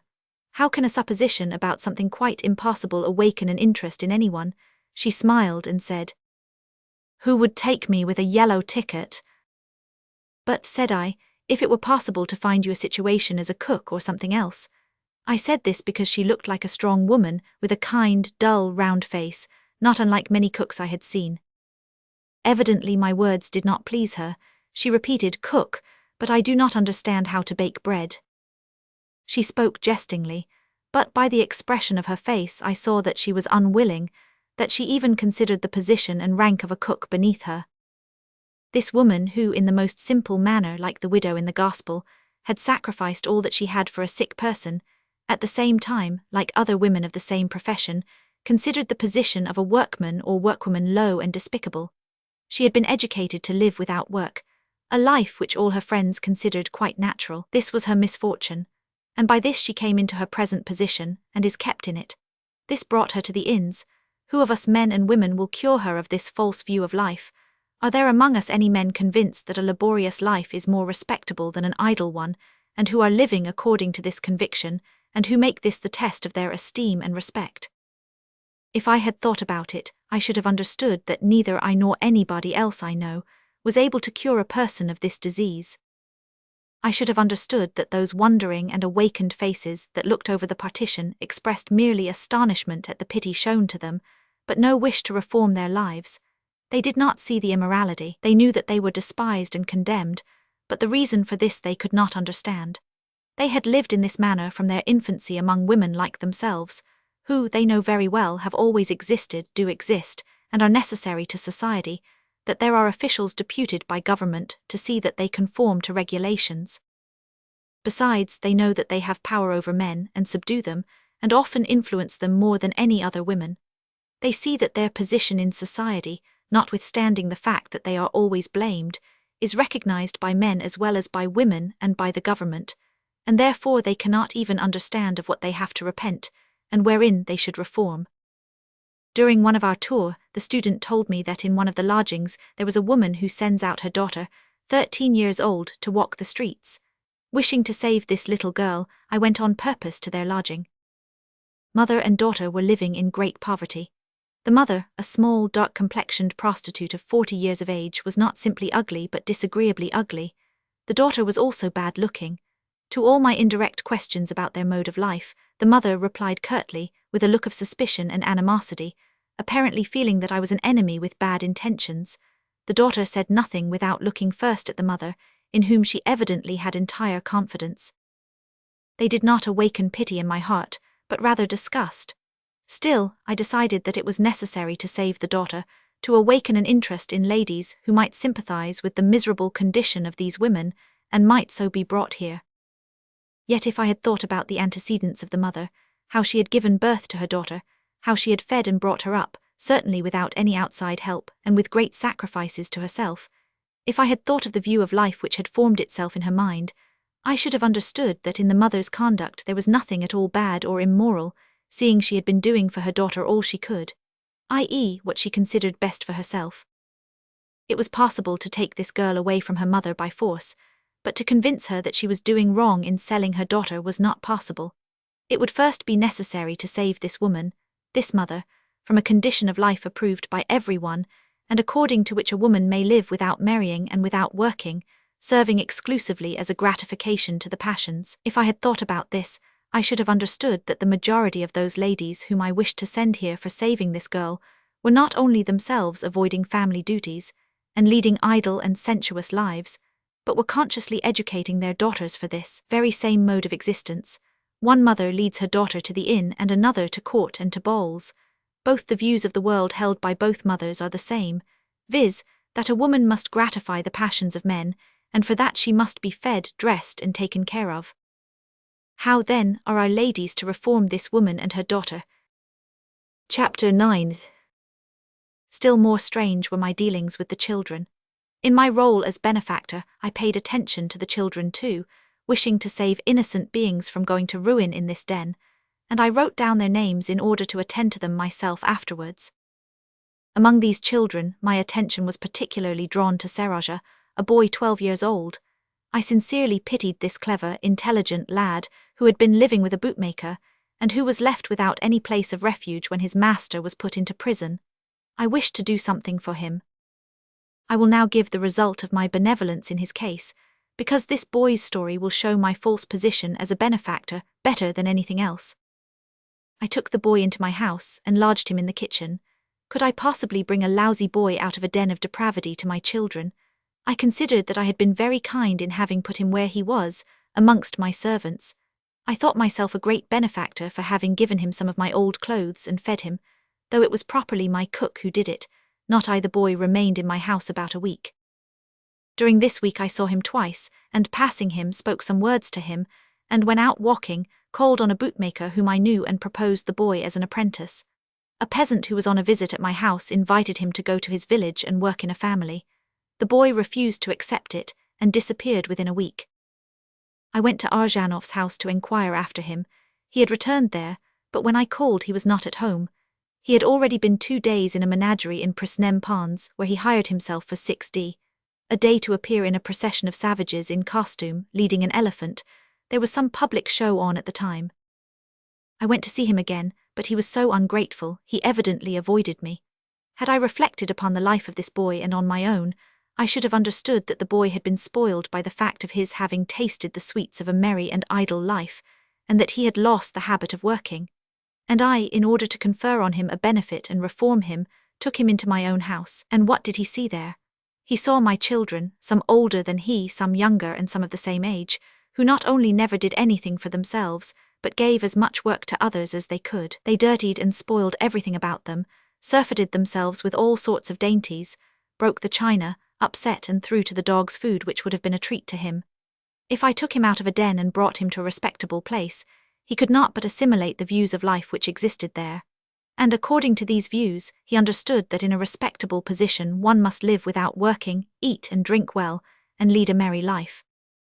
True, he did not know that my children had much labor in learning the exceptions in Latin and Greek grammars, nor would he have been able to understand the object of such work, but one cannot help seeing that even had he understood it, the influence upon him of the example of my children would have been still stronger. He would have then understood that they were being educated in such a way, that not working now, they might afterwards also work as little as possible, and enjoy the good things of life by virtue of their diplomas. But what he did understand of it made him go, not to the peasant to take care of cattle and feed on potatoes and kvass, but to the menagerie in the costume of a savage to lead an elephant for 6d a day. I ought to have understood how foolish it was of one who was educating his own children in complete idleness and luxury to try to reform other men and their children, and save them from going to ruin and idleness in what I called the dens in Arjanov's house, where, however, 3/4 of the men were working for themselves and for others. But then I understood nothing of all this. In Arjanov's house there were a great many children in the most miserable condition. There were children of prostitutes, orphans, and children carried about the streets by beggars. They were all very wretched, but my experience with Seraja showed me that so long as I continued living the life I was not able to help them. While the boy was living with us, I remember I took pains to hide from him our way of life, particularly that of my children. I felt that all my endeavors to lead him to a good and laborious life were frustrated by my example and that of my children. It is very easy to take away a child from a prostitute or a beggar. It is very easy when one has money to wash him, dress him in new clothes, feed him well, and even teach him different accomplishments. But to teach him how to earn his living is, for us who have not been earning ours but doing just the contrary, not only difficult but quite impossible, because by our example and by the very improvements of his mode of life effected by us without any cost on our part, we teach him the very opposite. You may take a puppy, pet him, feed him, teach him to carry things after you and be pleased with looking at him. But it is not enough to feed a man, dress him and teach him Greek. You must teach him how to live, i.e. how to take less from others and give them more in return. And yet through our own mode of life we cannot help teaching him the very opposite whether we take him into our house or put him into a home to bring up. Chapter 10. I have never since experienced such a feeling of compassion towards men, and of aversion towards myself, as I felt in Liopin's house. I was now filled with the desire to carry out the scheme I had already begun, and to do good to the men whom I had met. And strange to say, though it might seem that to do good and to give money to those in want of it was a good deed, and ought to dispose men to universal love, it turned out quite the reverse, calling up in me bitter feelings and disposition to censure them. Even during our first tour a scene occurred similar to that in Liopin's house, but it failed to produce again the same effect, and created a very different impression. It began with my finding in one of the lodgings a miserable person who required immediate help, a woman who had not eaten food for 2 days. It happened thus: in one very large and almost empty night lodging, I asked an old woman whether there were any poor people who had nothing to eat. She hesitated a moment and then named 2. Then suddenly, as if recollecting herself, she said, "Yes, there lies one of them," pointing to a pallet. "This one," she added, "indeed has nothing to eat." "You don't say so. Who is she?" "She has been a lost woman, but as nobody takes her now she can't earn anything. The landlady has had pity on her, but now she wants to turn her out." "Agathia, I say, Agathia," cried the old woman. We went a little nearer, and saw something rise from the pallet. This was a grey-haired, dishevelled woman, thin as a skeleton, in a dirty, torn chemise and with peculiarly glittering, immovable eyes. She looked fixedly beyond us, tried to snatch up her jacket behind her in order to cover her bony chest, and growled out like a dog. What? I asked her how she managed to live. For some time she was unable to see the drift of my words and said, "I don't know myself, they are going to turn me out." I asked again, and oh, how ashamed of myself I feel, my hand can scarcely write it. I asked her whether it was true that she was starving. She replied in the same feverish, excited manner, "I had nothing to eat yesterday, I have had nothing to eat today." The miserable aspect of this woman impressed me deeply, but quite differently from those in Liopin's house. There, out of pity for them, I felt embarrassed and ashamed of myself, but here I rejoiced that I had at last found what I had been looking for, a hungry being. I gave her a rouble, and I remember how glad I felt that the others had seen it. The old woman forthwith asked me also for money. It was so pleasant to me to give that I handed her some also, without thinking whether it was necessary or not. She accompanied me to the door, and those who were in the corridor heard how she thanked me. Probably my questions about the poor provoked expectations, for some of the inmates began to follow us wherever we went. Among those that begged, there were evidently drunkards, who gave me a most disagreeable impression, but having once given to the old woman I thought I had no right to refuse them, and I began to give away more. This only increased the number of applicants, and there was a stir throughout the whole lodging-house. On the stairs and in the galleries, people appeared dogging my steps. When I came out of the yard, a boy ran quickly down the stairs, pushing through the people. He did not notice me and said hurriedly, "He gave a rouble to Agathia." Having reached the ground, he too joined the crowd that was following me. I came out into the street. All sorts of people crowded round begging for money. Having given away all I had in coppers, I entered a shop and asked the proprietor to give me change for 10 roubles. Here occurred a scene similar to that which took place in Liopin's house. A dreadful confusion ensued. Old women, seedy gentlefolk, peasants, children, all crowded about the shop, stretching out their hands. I gave, and asked some of them about their position and means, and entered all in my notebook. The shopkeeper, having turned up the fur collar of his greatcoat, was sitting like a statue, glancing now and then at the crowd, and again staring beyond it. He apparently felt like everyone else that all this was very foolish, but he dared not say so.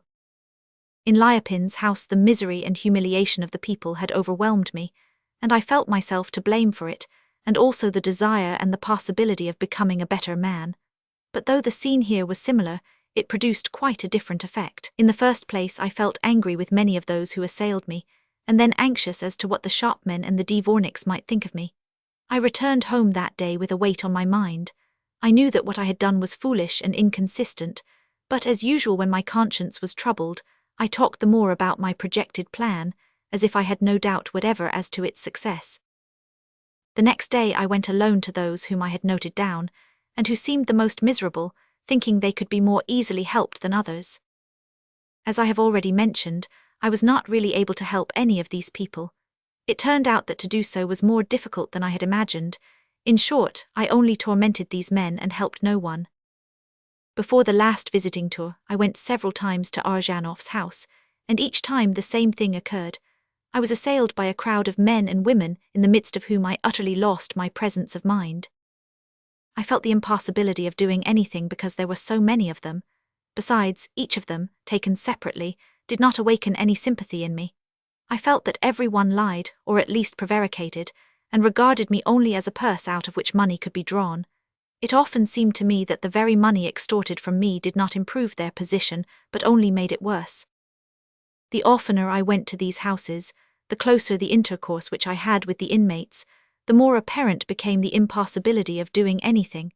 But notwithstanding this, I did not give up my plan until after the last night tour with the census takers. I feel more ashamed of this visit than of any other. Formerly I had gone alone, but now 20 of us went together. At 7 o'clock all who wished to take part in this last tour began to assemble in my house.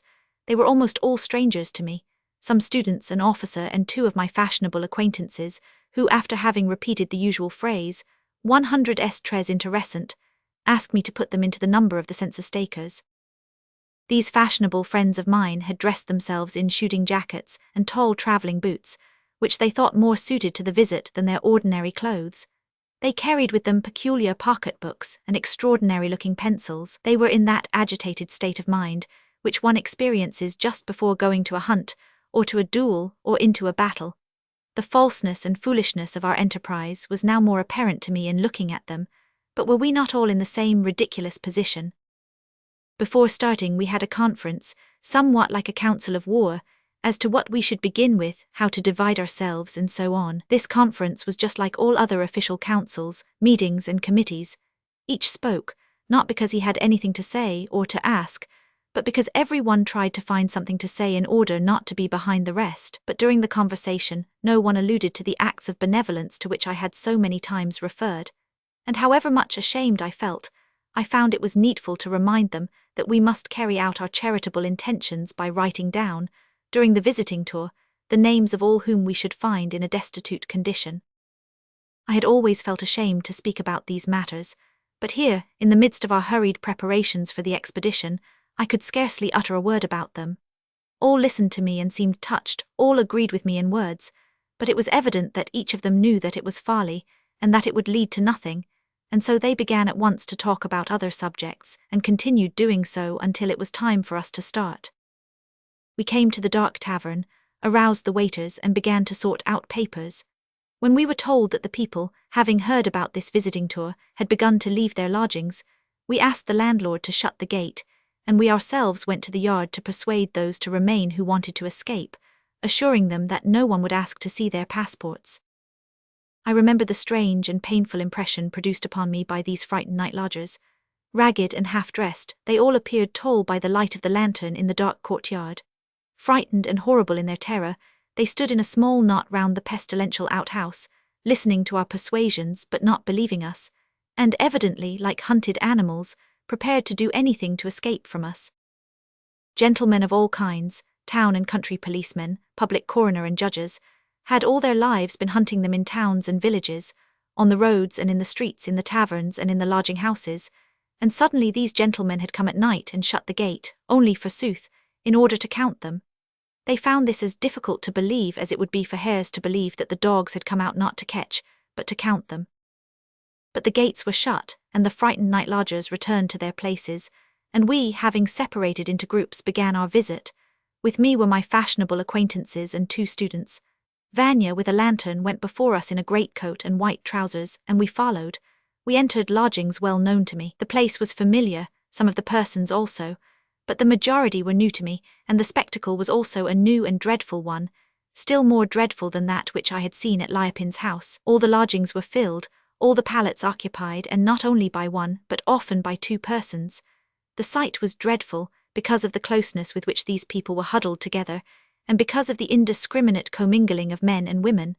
Such of the latter as were not dead drunk were sleeping with men. Many women with children slept with strange men on narrow beds. The spectacle was dreadful, owing to the misery, dirt, raggedness, and terror of these people, and chiefly because there were so many of them. One lodging, then another, then a third, a 10th, a 20th, and so on without end, and everywhere the same fearful stench, the same suffocating exhalation, the same confusion of sexes, men and women, drunk or in a state of insensibility, the same terror, submissiveness, and guilt stamped on all faces, so that I felt deeply ashamed and grieved as I had before at Liopin's. At last I understood that what I was about to do was disgusting, foolish, and therefore impossible. So I left off writing down their names and questioning them, knowing now that nothing would come of it. I felt deeply hurt. At Liopin's I had been like a man who sees a horrible wound on the body of another. He feels sorry for the man, ashamed of not having relieved him before, yet he can still hope to help the sufferer.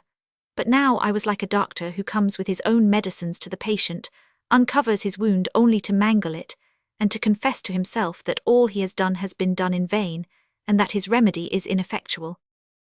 Chapter 11. This visit gave the last blow to my self-deception.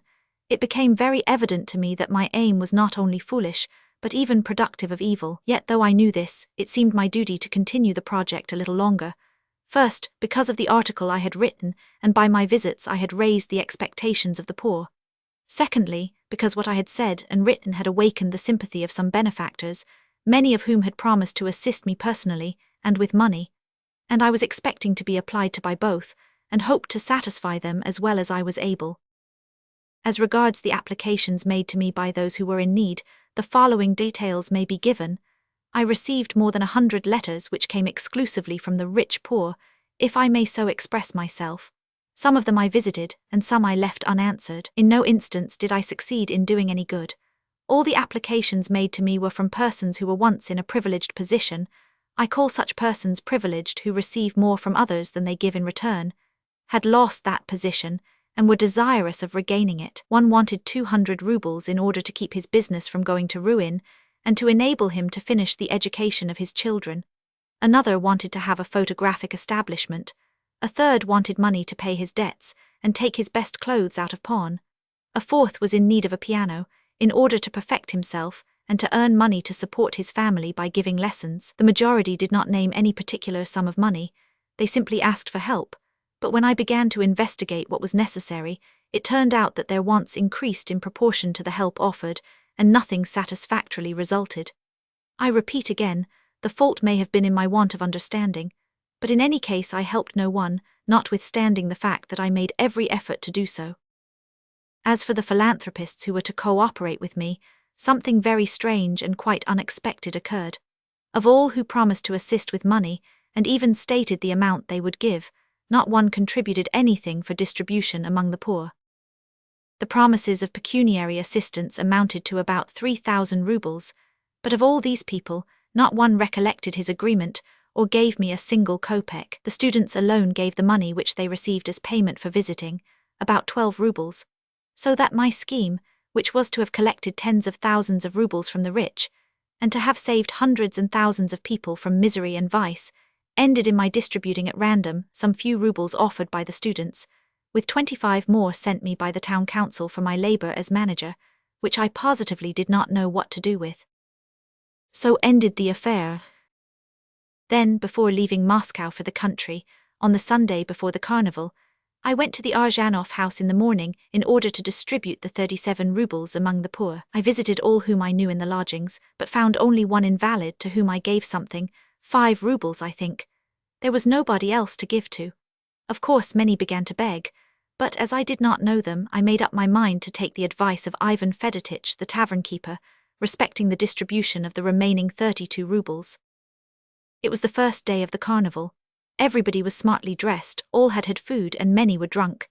In the yard near the corner of the house stood an old-clothes man, dressed in a ragged peasant's coat and bark shoes.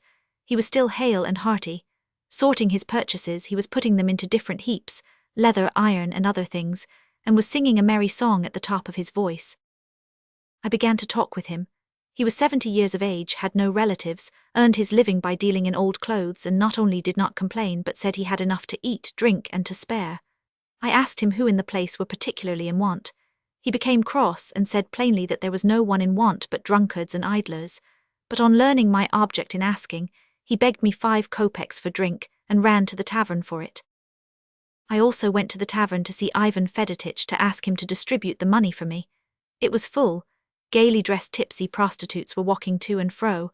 All the tables were occupied, many people were already drunk, and in the small room someone was playing a harmonium and 2 people were dancing. Ivan Fedotich, out of respect for me, ordered them to leave off and sat down next me at a vacant table. I asked him, as he knew his lodgers well, to point out those most in want, as I was entrusted with a little money for distribution, and wished him to direct me. The kind-hearted man, he died a year after, gave me his attention for a time in order to oblige me, although he had to wait on his customers. He began to think it over and was evidently puzzled. One old waiter had overheard us and took his part in the conference. They began to go over his lodgers, some of whom were known to me, but they could not agree. Paramanovna, suggested the waiter. Well, yes, she does go hungry sometimes, but she drinks. What difference does that make? Well, Spiridon Ivanovitch, he has children, that's the man for you. But Ivan Fedotich had doubts about Spiridon too. Akulina, but she has a pension. Ah, but there is the blind man. To him I myself objected. I had just seen him. This was an old man of 80 years of age without any relatives. One could scarcely imagine any condition to be worse, and yet I had just seen him lying drunk on a feather bed, cursing at his comparatively young mistress in the most filthy language. They then named a one-armed boy and his mother. I saw that Ivan Fedotich was in great difficulty owing to his conscientiousness, for he knew that everything given away by me would be spent at his tavern. But as I had to get rid of my 32 rubles, I insisted, and we managed somehow or other to distribute the money. Those who received it were mostly well-dressed, and we had not far to go to find them. They were all in the tavern. The one-armed boy came in top boots and a red shirt and waistcoat. Thus ended all my benevolent enterprises, and I left for the country vexed with everyone, as it always happens when one does something foolish and harmful. Nothing came of it all, except the train of thoughts and feelings which it called forth in me, which not only did not cease, but doubly agitated my mind. Chapter 12. What did it all mean? I had lived in the country, and had entered into relations with the country poor. It is not out of false modesty, but that I may state the truth, which is necessary in order to understand the run of all my thoughts and feelings, that I must say that in the country I had done perhaps but little for the poor. The help which had been required of me was so small, but even the little I had done had been useful, and had formed round me an atmosphere of love and sympathy with my fellow creatures, in the midst of whom it might yet be possible for me to quiet the gnawing of my conscience as to the unlawfulness of my life of luxury. On going to the city I had hoped for the same happy relations with the poor, but here things were upon quite another footing. In the city, poverty was at once less truthful, more exacting, and more bitter than in the country. It was chiefly because there was so much more of it accumulated together that it produced upon me a most harrowing impression. What I experienced at Lyapin's house made my own luxurious life seem monstrously evil. I could not doubt the sincerity and strength of this conviction, yet notwithstanding this, I was quite incapable of carrying out a revolution which demanded an entire change in my mode of life. I was frightened at the prospect, and so I resorted to compromises. I accepted what I was told by everyone, and what has been said by everybody since the world began, that riches and luxury are in themselves no evil, that they are given by God, and that whilst continuing to live luxuriously it is possible to help those in need. I believed this and wanted to do so, and I wrote an article in which I called upon all rich people to help. These all admitted themselves morally obliged to agree with me, but evidently did not wish to do or give anything for the poor, or could not do so. I then began visiting, and discovered what I had in no way expected to see. On the one hand, I saw in these dens, as I had at first called them, men whom it was impossible for me to help, because they were working men, accustomed to labour and privation, and therefore having a much firmer hold on life than I had. On the other hand, I saw miserable men whom I could not aid because they were just such as I was myself. The majority of the poor whom I saw were wretched, merely because they had lost the capacity, desire, and habit of earning their bread. In other words, their misery consisted in the fact that they were just like myself, whereas of poor people to whom it was possible to give immediate assistance, those suffering from illness, cold, and hunger, I found none except the starving Agafia, and I became persuaded that, being so far removed from the life of those whom I wished to succor, it was almost impossible to find such need as I sought, because all real need was attended to by those amongst whom these unhappy creatures lived. And my principal conviction now was, that, with money, I could never reform that life of misery which these people led. I was persuaded of this, yet a feeling of shame to leave off all I had begun, and self-deception as to my own virtues, made me continue my plan for some time longer till it died a natural death. Thus, only with great difficulty and the help of Ivan Fedotich, I managed to distribute in the tavern at Arzhanov's house the 37 rubles which I considered were not my own. Of course I might have continued this style of thing and have transformed it into a kind of charity, and by importuning those who promised to give me money, I might have obtained and distributed more, thus comforting myself with the idea of my own excellence. But I became convinced on the one hand that we rich people do not wish, and are also unable, to distribute to the poorer portion of our superfluities. We have so many wants ourselves, and that money should not be given to anyone if we really wish to do good, instead of merely distributing it at random as I had done in the Arzhanov tavern. So I dropped the affair entirely and in despair quitted Moscow for my own village. I intended on returning home to write a pamphlet on my experience, and to state why my project had not succeeded. I wanted to justify myself from the imputations which resulted from my article on the census. I wanted also to denounce society and its heartless indifference, and I desired to point out the causes of this town misery, and the necessity for endeavouring to remedy it, as well as the means which I thought were requisite for this purpose. I began even then to write, and fancied I had many very important facts to communicate, but in vain did I rack my brain. I could not manage it, notwithstanding the superabundance of material at my command, because of the irritation under which I wrote, and because I had not yet learned by experience what was necessary to grasp the question rightly, still more because I had not become fully conscious of the cause of it all, a very simple cause, deep-rooted in myself. So the pamphlet was not finished at the commencement of the present year, 1884-1885. In the matter of moral law we witness a strange phenomenon to which men pay too little attention. If I speak to an unlearned man about geology, astronomy, history, natural philosophy or mathematics, he receives the information as quite new to him, and never says to me, "There is nothing new in what you tell me. Everyone knows it, and I have known it for a long time." But tell a man one of the highest moral truths in the simplest manner, in such a way as it has never been before formulated, and every ordinary man, particularly one who does not take any interest in moral questions, and above all one who dislikes them, is sure to say, "Who does not know that? It has been always known and expressed." And he really believes this. Only those who can appreciate moral truths know how to value their elucidation and simplification by a long and laborious process, or can prize the transition from a proposition or desire, at first vaguely understood, to a firm and determined expression, calling for a corresponding change of conduct. We are all accustomed to consider moral doctrine to be a very insipid and dull affair in which there can be nothing new or interesting. Whereas, in reality, human life, with all its complicated and varied actions which seem to have no connection with morals, political activity, activity in the sciences, in the arts, and in commerce, has no other object than to elucidate moral truths more and more, and to confirm, simplify, and make them accessible to all. I recollect once while walking in a street in Moscow, I saw a man come out and examine the flagstones attentively. Then, choosing one of them, he sat down by it and began to scrape and rub it vigorously. What is he doing with the pavement? I wondered, and having come up close to him I discovered he was a young man from a butcher's shop, and was sharpening his knife on the flagstone. He was not thinking about the stones when examining them, and still less while doing his work. He was merely sharpening his knife. It was necessary for him to do so in order to cut the meat, but to me it seemed that he was doing something to the pavement.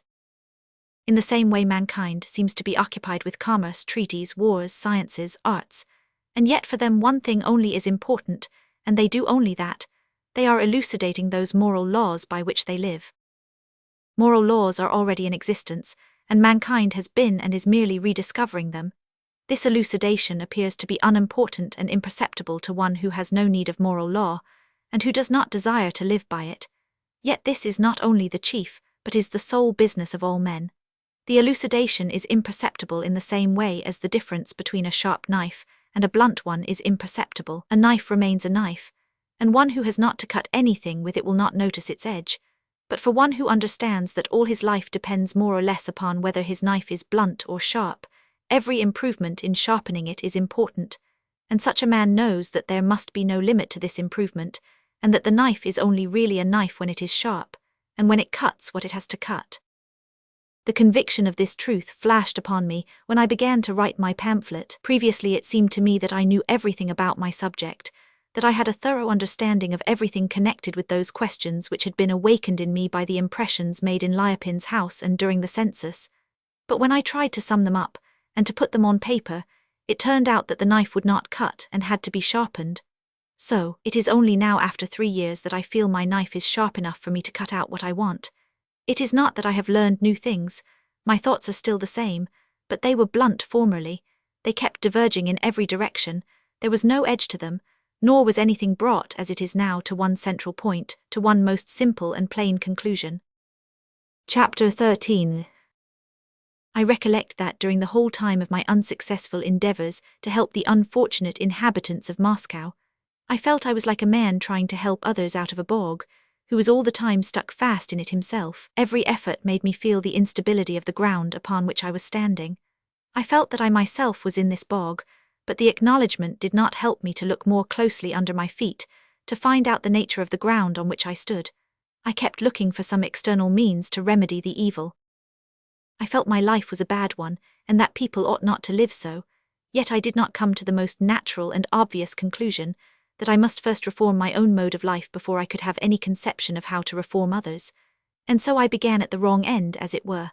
I was living in town, and wished to improve the lives of the men there, but I soon became convinced that I had no power to do so, and then I began to ponder over the nature of town life and town misery. I said to myself over and over again, what is this town life and town misery, and why, while living in town, am I unable to help the town poor? The only reply I found was that I was powerless to do anything for them, first, because there were too many collected together in one place, secondly, because none of them were at all like those in the country. And again I asked myself, why are there so many here, and in what do they differ from the country poor? To both these questions the answer was the same. The poor are numerous in towns, because all who have nothing to subsist on in the country are collected there round the rich, and their peculiarity is due to the fact that they have all come into the towns from the country to get a living. If there are any town poor born there, whose fathers and grandfathers were town born, these in their turn originally came there to get a living. But what are we to understand by the expression, getting a living in town? There is something strange in the expression, it sounds like a joke when we reflect on its meaning. How is it that from the country, i.e. from places where there are woods, meadows, corn and cattle, where the earth yields the treasures of fertility, men come away to get a living in a place where there are none of these advantages, but only stones and dust? What then do the words, getting a living in town, mean?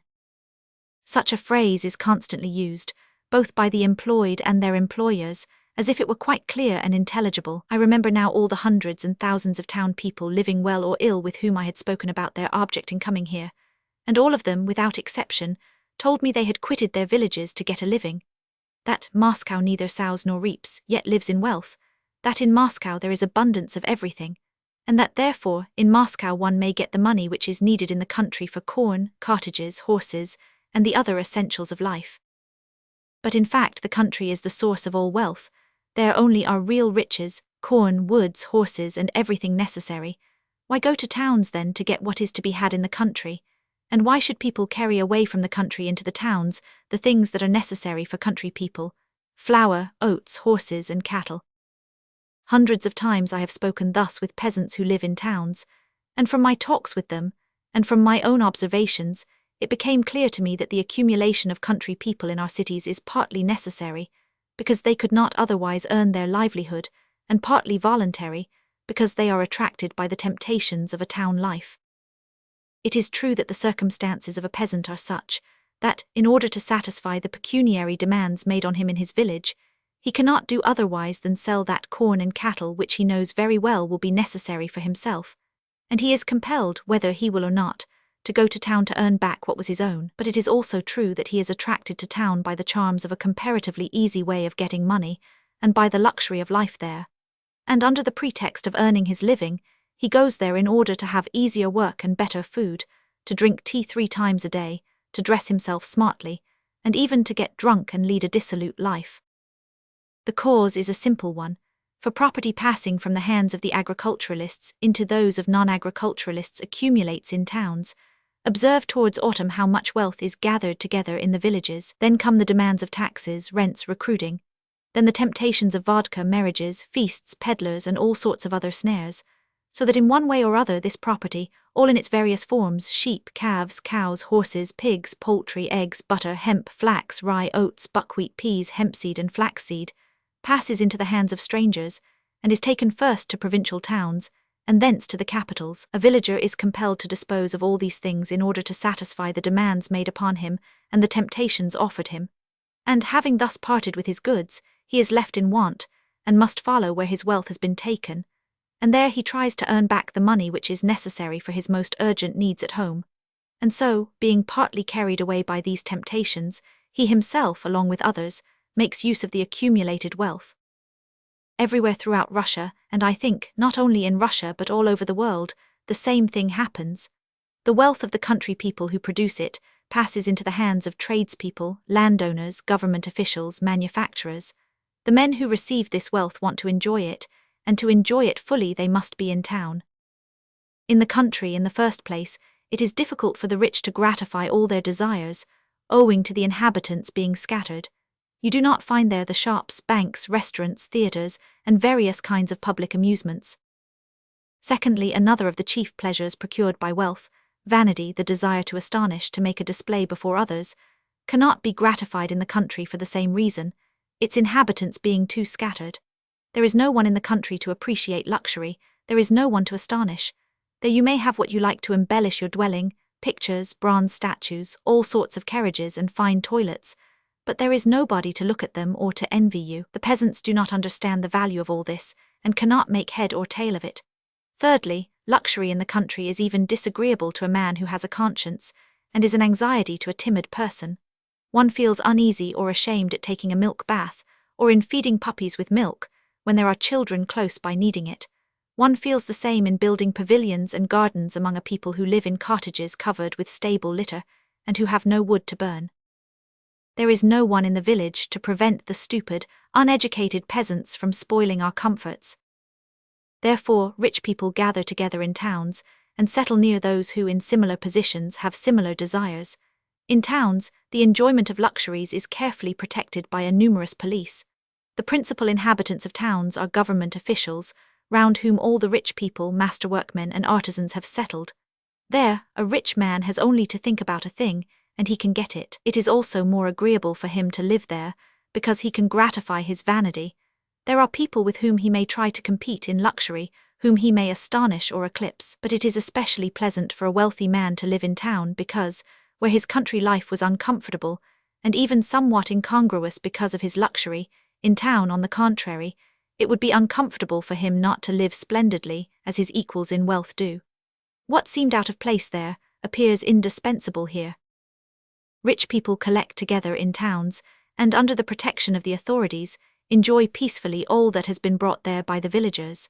A countryman often cannot help going to town, where a ceaseless round of feasting is going on, where what has been procured from the peasants is being spent. He comes into the town to feed on those crumbs which fall from the tables of the rich, and partly by observing the careless, luxurious, and generally approved mode of living of these men, he begins to desire to order his own affairs in such a manner that he, too, may be able to work less, and avail himself more of the labor of others. At last he decides to settle down in the neighborhood of the wealthy, trying by every means in his power to get back from them what is necessary for him, and submitting to all the conditions which the rich enforce. These country people assist in gratifying all the fancies of the wealthy.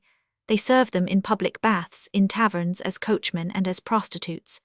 They manufacture carriages, make toys and dresses, and little by little learn from their wealthy neighbors how to live like them, not by real labor, but by all sorts of tricks, squeezing out from others the money they have collected, and so they become depraved and are ruined. It is then this same population, depraved by the wealth of towns, which forms that city misery which I wished to relieve but could not. Indeed, if one only reflects on the condition of these country folk coming to town to earn money to buy bread or to pay taxes, and who see everywhere thousands of roubles squandered foolishly, and hundreds very easily earned while they have to earn their pence by the hardest of labor, one cannot but be astonished that there are still many such people at work, and that they do not all have recourse to a more easy way of getting money: trading, begging, vice, cheating, and even robbery. It is only we who join in the ceaseless orgy going on in the towns, who can get so accustomed to our own mode of life, that it seems quite natural to us that one fine gentleman should occupy 5 large rooms heated with sufficient firewood to enable 20 families to warm their homes and cook their food with. To drive a short distance, we employ 2 thoroughbreds and 2 men. We cover our inlaid floors with carpets and spend 5 or 10,000 rubles on a ball, or even 25 for a Christmas tree, and so on. Yet a man who needs 10 rubles to buy bread for his family, or from whom his last sheep has been taken to meet a tax of 7 rubles which he cannot save by the hardest of labor, cannot get accustomed to all this, which we imagine must seem quite natural to the poor. There are even people naive enough to say that the poor are thankful to us because we feed them by living so luxuriously. But poor people do not lose their reasoning powers because they are poor. They reason quite in the same manner as we do. When we have heard that someone has lost a fortune at cards, or squandered 10 or 20,000 rubles, the first thought that comes into our minds is, how stupid and bad this man must be to have parted with such a large sum without any equivalent, and how well I could have employed this money for some building I have long wanted to get done, or for the improvement of my estate, and so on. The poor reason in the same way on seeing how foolishly we waste our wealth, all the more forcibly, because this money is needed not to satisfy their whims, but for the chief necessaries of life, of which they are in want. We are greatly mistaken in thinking that the poor, while able to reason thus, still look on unconcernedly at the luxury around them. They have never acknowledged, and never will, that it is right for one man to be always idling, and for another to be continually working. At first they are astonished and offended.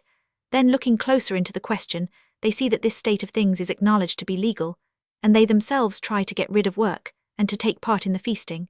Some succeed in so doing and acquire similar wanton habits. Others, little by little, approach such a condition. Others break down before they reach their object, and having lost the habit of working, fill the night houses and the haunts of vice. The year before last we took from the village a young peasant to be our butler's assistant. He could not agree with the footman and was sent away. He entered the service of a merchant, pleased his masters, and now wears a watch and chain and has smart boots. In his place we took another peasant, a married man. He turned out a drunkard and lost money. We took a third. He began to drink, and having drunk all he had was for a long time in distress in a night lodging house. Our old cook took to drinking in the town and fell ill. Last year a footman who used formerly to have fits of drunkenness, but who, while living in the village, kept himself from it for 5 years, came to live in Moscow without his wife, who used to keep him in order, began again to drink and ruined himself. A young boy of our village is living as butler's assistant at my brother's. His grandfather, a blind old man, came to me while I was living in the country, and asked me to persuade this grandson to send 10 rubles for taxes, because, unless this were done, the cow would have to be sold. He keeps telling me that he has to dress himself respectably, said the old man. He got himself long boots and that ought to be enough, but I actually believe he would like to buy a watch. In these words the grandfather expressed what he felt was the utmost degree of extravagance. And this was really so, for the old man could not afford a drop of oil for his food during the whole of Lent, and his wood was spoilt because he had not the rouble and a quarter necessary for cutting it up. But the old man's irony turned out to be reality. His grandson came to me dressed in a fine black overcoat, and in long boots for which he had paid 8 rubles. Recently he had got 10 rubles from my brother, and spent them on his boots. And my children, who have known the boy from his infancy, told me that he really considers it necessary to buy a watch. He is a very good boy, but he considers that he will be laughed at for not having one. This year a housemaid, 18 years of age, formed an intimacy with the coachman, and was sent away. Our old nurse to whom I related the case reminded me of a girl whom I had quite forgotten. 10 years ago, during a short stay in Moscow, she formed an intimacy with a footman. She also was sent away, and drifted at last into a house of ill fame, and died in a hospital before she was 20 years of age. We have only to look around us to become alarmed by the infection which, to say nothing of manufactories and workshops existing only to gratify our luxury, we directly, by our luxurious town life, spread among those very people whom we desire afterwards to help. Thus, having got at the root of that town misery which I was not able to alleviate, I saw that its first cause is in our taking from the villagers their necessaries, and carrying them to town. The second cause is, that in those towns we avail ourselves of what we have gathered from the country, and by our foolish luxury, tempt and deprave the peasants who follow us there in order to get back something of what we have taken from them in the country. Chapter 14. From another point of view than the one stated, I also came to the same conclusion. Recollecting my connection with the town poor during this period, I saw that one cause which prevented me from helping them was their insincerity and falseness. They all considered me, not as an individual but merely as a means to an end. I felt I could not become intimate with them. I thought I did not perhaps understand how to do so, but without truthfulness no help was possible. How can one help a man who does not tell all his circumstances? Formerly I accused the poor of this, it is so natural to accuse others, but one word spoken by a remarkable man, Suteif, who was then on a visit at my house, cleared up the difficulty, and showed me wherein lay the cause of my failure. I remember that even then what he said made a deep impression on me, but I did not understand its full meaning until afterwards. It happened that while in the full ardor of my self-deception I was at my sister's house, Suteif being also there, and my sister was questioning me about my work. I was relating it to her, and as is always the case when one does not fully believe in one's own enterprises, I related with great enthusiasm, ardor, and at full length, all I had been doing, and all the possible results. I was telling her how we should keep our eyes open to what went on in Moscow, how we should take care of orphans and old people, how we should afford means for impoverished villagers to return to their homes, and pave the way to reform the depraved. I explained that, if we succeeded in our undertaking, there would not be in Moscow a single poor man who could not find help. My sister sympathized with me, and while speaking I kept looking now and then at Suteif. Knowing his Christian life and the importance attached by him to works of charity, I expected sympathy from him, and I spoke so that he might understand me. For though I was addressing my sister, yet my conversation was really more directed to him. He sat immovable, dressed in his black tanned sheepskin coat which he, like other peasants, wore indoors as well as out. It seemed that he was not listening to us but was thinking about something else. His small eyes gave no responding gleam, but seemed to be turned inwards. Having spoken out to my own satisfaction, I turned to him and asked him what he thought about it. "The whole thing is worthless," he replied. "Why? The plan is an empty one and no good will come of it," he repeated with conviction. "But why will nothing come of it? Why is it a useless business if we help thousands or even hundreds of unhappy ones? Is it a bad thing, according to the gospel, to clothe the naked or to feed the hungry?" I know, but what you are doing is not that. Is it possible to help thus? You are walking in the street. Somebody asks you for a few kopecks, you give them to him. Is that charity? Do him some spiritual good, teach him. What you give him merely says, "Leave me alone." No, but that is not what we were speaking of. We wish to become acquainted with the wants, and then to help by money and by deeds. We will try to find for the poor people some work to do. That would be no way of helping them. How then, must they be left to die of starvation and cold? Why left to die? How many are there of them? How many, said I, thinking that he took the matter so lightly from not knowing the great number of these men. You are not aware, I dare say, that there are in Moscow about 20,000 cold and hungry. And then, think of those in St. Petersburg and other towns. He smiled. 20,000, and how many households are there in Russia alone? Would they amount to 1,000,000? Well, but what of that? What of that? Said he with animation, and his eyes sparkled. Let us unite them with ourselves. I am not rich myself, but will at once take 2 of them.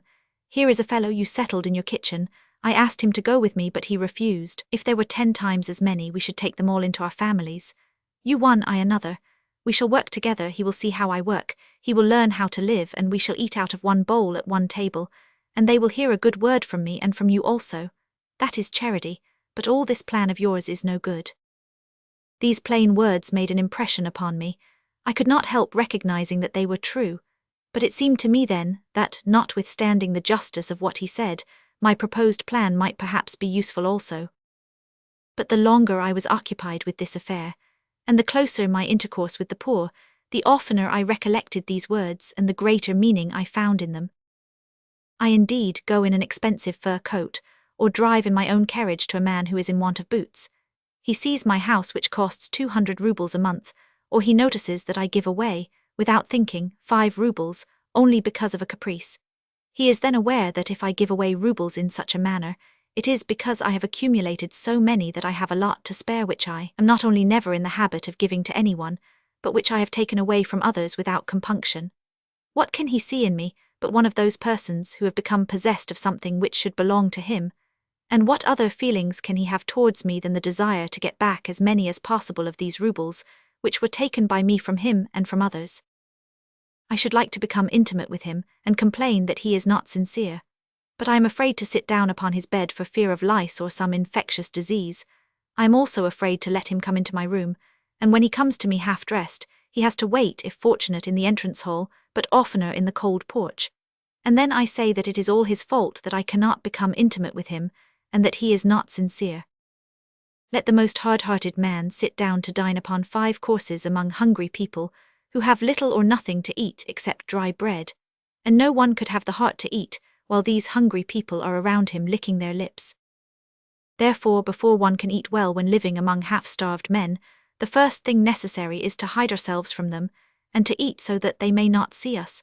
This is the very thing we do in the first place.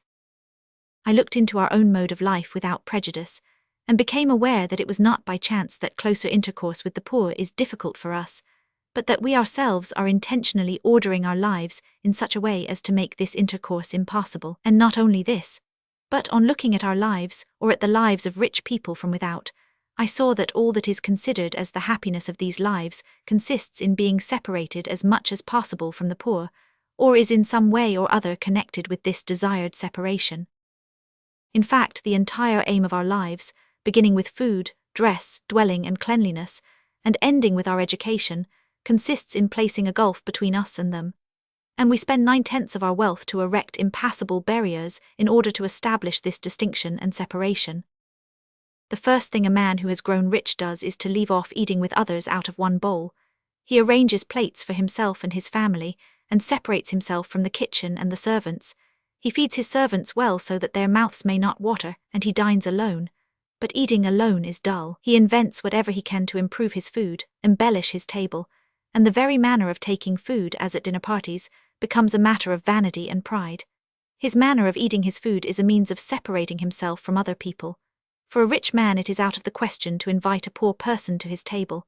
One must know how to hand a lady to table, how to bow, how to sit, to eat, to use a finger bowl, all of which the rich alone know how to do. The same holds good with dress.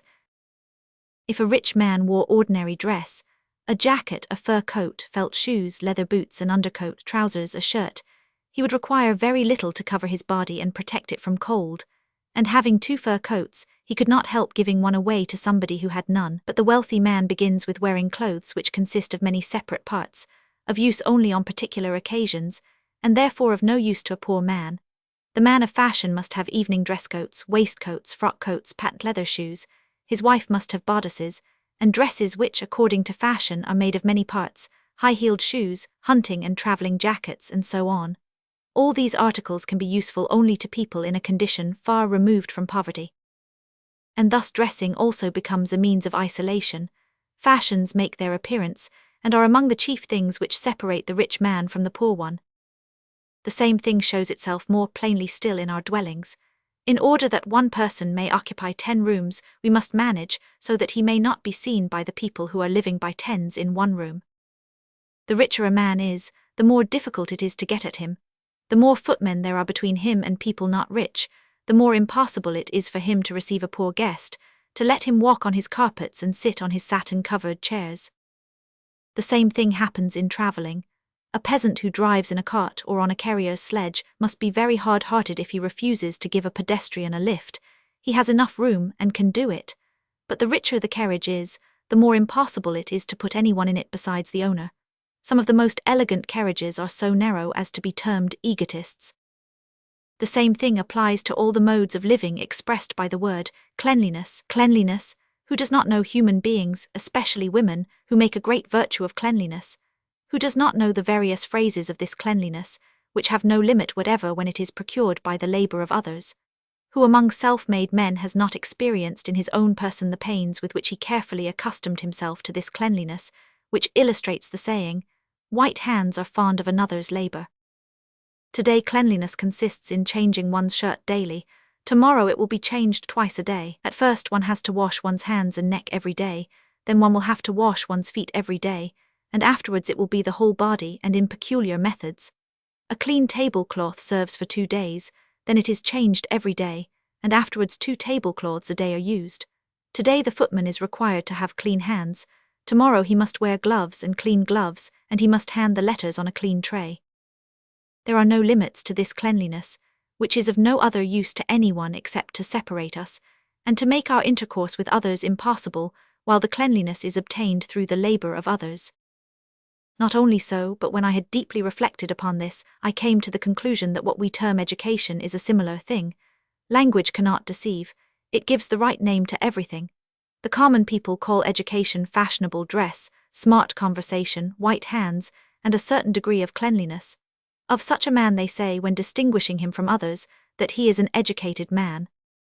In a little higher circle men denote by education the same things, but add playing on the piano, the knowledge of French, good Russian spelling, and still greater cleanliness.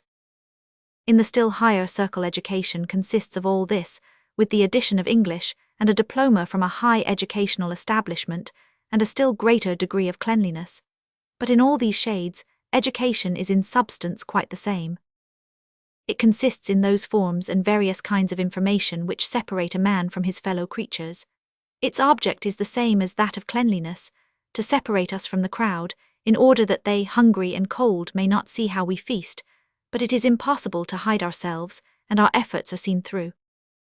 Thus I became aware that the reason why it was impossible for us rich men to help the town poor was nothing more or less than the impossibility of our having closer intercourse with them, and that this barrier we ourselves create by our whole life, and by all the uses we make of our wealth. I became persuaded that between us rich men and the poor there stood, erected by ourselves, a barrier of cleanliness and education which arose out of our wealth, and that, in order to be able to help them, we have first to break down this barrier, and to render possible the realization of the means, suggested by Sutjeff, to take the poor into our respective homes.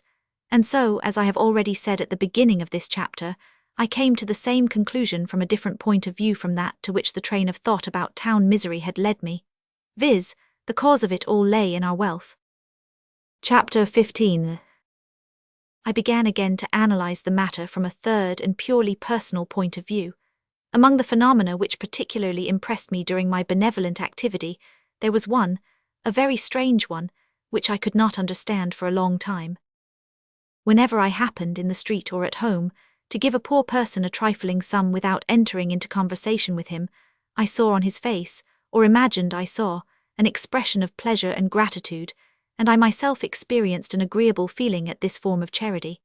I saw that I had done what was expected of me, but when I stopped and began to question the man about his past and present life, entering more or less into particulars, I felt it was impossible to give 8 or 20 kopecks, and I always began to finger the money in my purse, and not knowing how much to give, I always gave more under these circumstances, but nevertheless I saw that the poor man went away from me dissatisfied.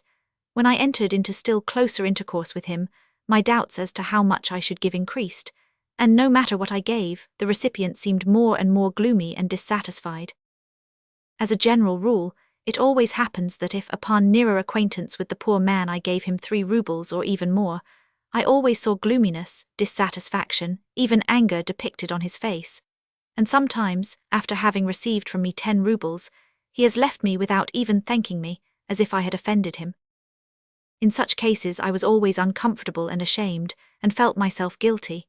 When I watched the poor person during weeks, months, or years, helped him, expressed my views and became intimate with him, then our intercourse became a torment, and I saw that the man despised me, and I felt that he was right in doing so. When in the street a beggar asks me along with other passers-by for 3 kopecks, and I give it him, then in his estimation I am a kind and good man who gives one of the threads which go to make the shirt of a naked one. He expects nothing more than a thread, and if I give it he sincerely blesses me. But if I stop and speak to him as man to man, show him that I wish to be more than a mere passer-by, and if, as it often happened, he shed tears in relating his misfortune, then he sees in me not merely a chance helper, but that which I wish him to see, a kind man. If I am a kind man, my kindness cannot stop at 20 kopecks or at 10 rubles or 10,000. One cannot be a slightly kind man. Let us suppose that I give him much. that I put him straight, dress him, and set him on his legs so that he can help himself. But from some reason or other, either from an accident or his own weakness, he again loses the greatcoat and clothing and money I gave him. He is again hungry and cold, and he again comes to me. Why should I refuse him assistance? For if the cause of my benevolent activity was merely the attainment of some definite material object, such as giving him so many rubles or a certain greatcoat, then having given them I could be easy in my mind. But the cause of my activity was not this.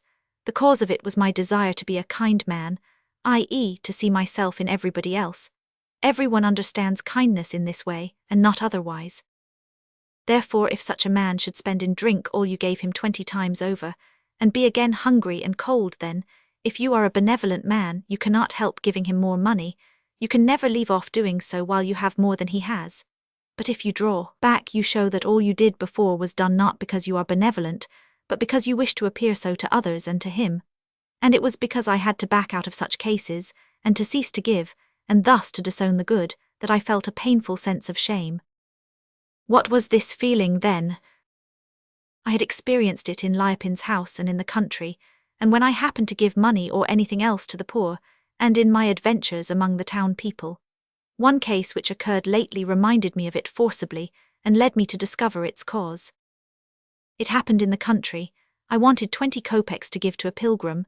I sent my son to borrow it from somebody. He brought it to the man and told me that he had borrowed it from the cook. Some days after, other pilgrims came and I was again in need of 20 kopecks. I had a ruble. I recollected what I owed the cook, went into the kitchen, hoping that he would have some more coppers. I said, "I owe you 20 kopecks, here is a ruble." I had not yet done speaking when the cook called to his wife from the adjoining room. "Parasha, take it," he said. Thinking she had understood what I wanted, I gave her the ruble. I must tell you that the cook had been living at our house about a week, and I had seen his wife, but had never spoken to her. I merely wished to tell her to give me the change, when she briskly bowed herself over my hand and was about to kiss it, evidently thinking I was giving her the ruble. I stammered out something and left the kitchen. I felt ashamed, painfully ashamed, as I had not felt for a long time. I actually trembled and felt that I was making a wry face, and groaning with shame, I ran away from the kitchen.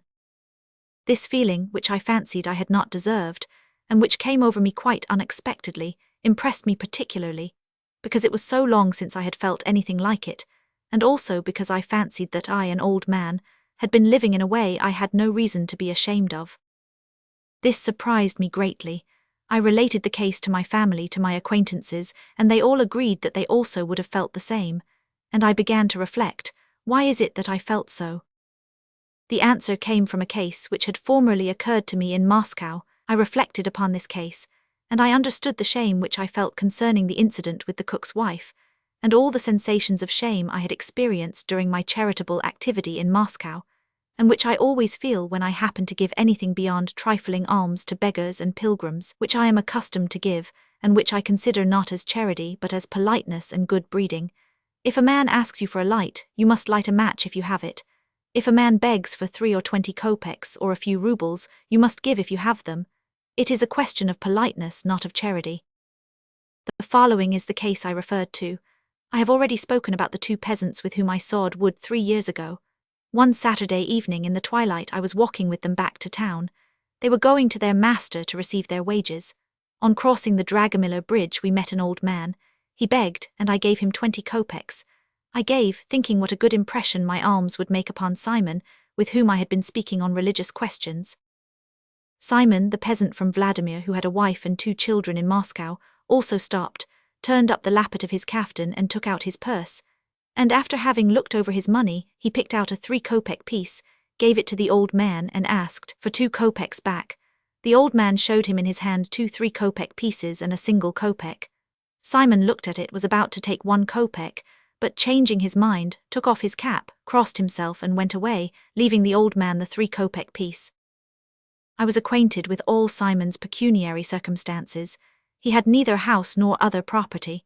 When he gave the old man the 3 kopecks, he possessed 6 rubles and 50 kopecks, which he had been saving up, and this was all the capital he had.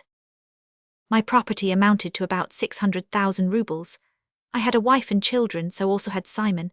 He was younger than I and had not so many children, but his children were young, and 2 of mine were grown-up men, old enough to work, so that our circumstances, independently of our property, were alike, though even in this respect I was better off than he. He gave 3 kopecks, I gave 20. What was then the difference in our gifts? What should I have given in order to do as he had done? He had 600 kopecks, out of these he gave 1 and then another 2. I had 600,000 rubles. In order to give as much as Simon gave, I ought to have given 3,000 rubles, and asked the man to give me back 2,000. And in the event of his not having change, to leave him these 2 also, cross myself and go away calmly, conversing about how people live in the manufactories, and what is the price of liver in the Smolensk market. I thought about it at the time, but it was long before I was able to draw from this case the conclusion which inevitably follows from it. This conclusion appears to be so uncommon and strange, notwithstanding its mathematical accuracy, that it requires time to get accustomed to it. One is inclined to think there is some mistake, but there is none. It is only the terrible darkness of prejudice in which we live.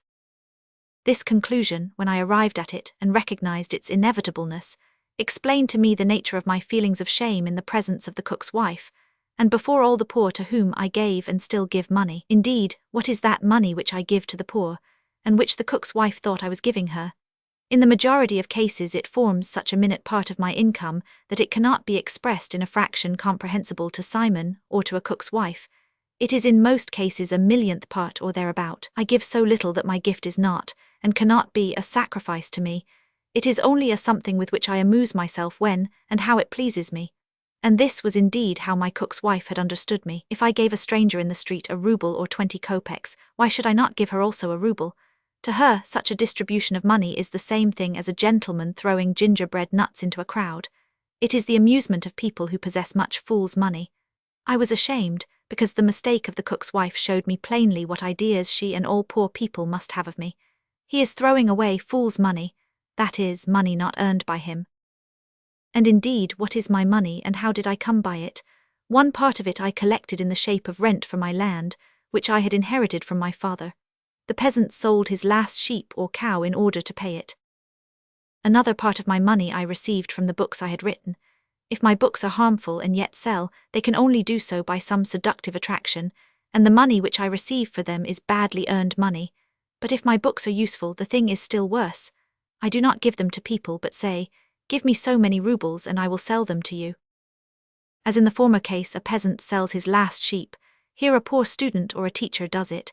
Each poor person who buys denies himself some necessary thing in order to give me this money, and now that I have gathered much of such money, what am I to do with it? I take it to town, give it to the poor only when they satisfy all my fancies, and come to town to clean pavements, lamps or boots, to work for me in the factories, and so on. And with this money I draw from them all I can. I try to give them as little as I can and take from them as much as possible. Now, quite unexpectedly, I begin to share all this said money with these same poor persons for nothing, but not with everyone, only as fancy prompts me. And why should not every poor man expect that his turn might come today to be one of those with whom I amuse myself by giving them my fool's money? So everyone regards me as the cook's wife did, and I had gone about with the notion that this was charity, this taking away thousands with one hand, and with the other throwing kopecks to those I select.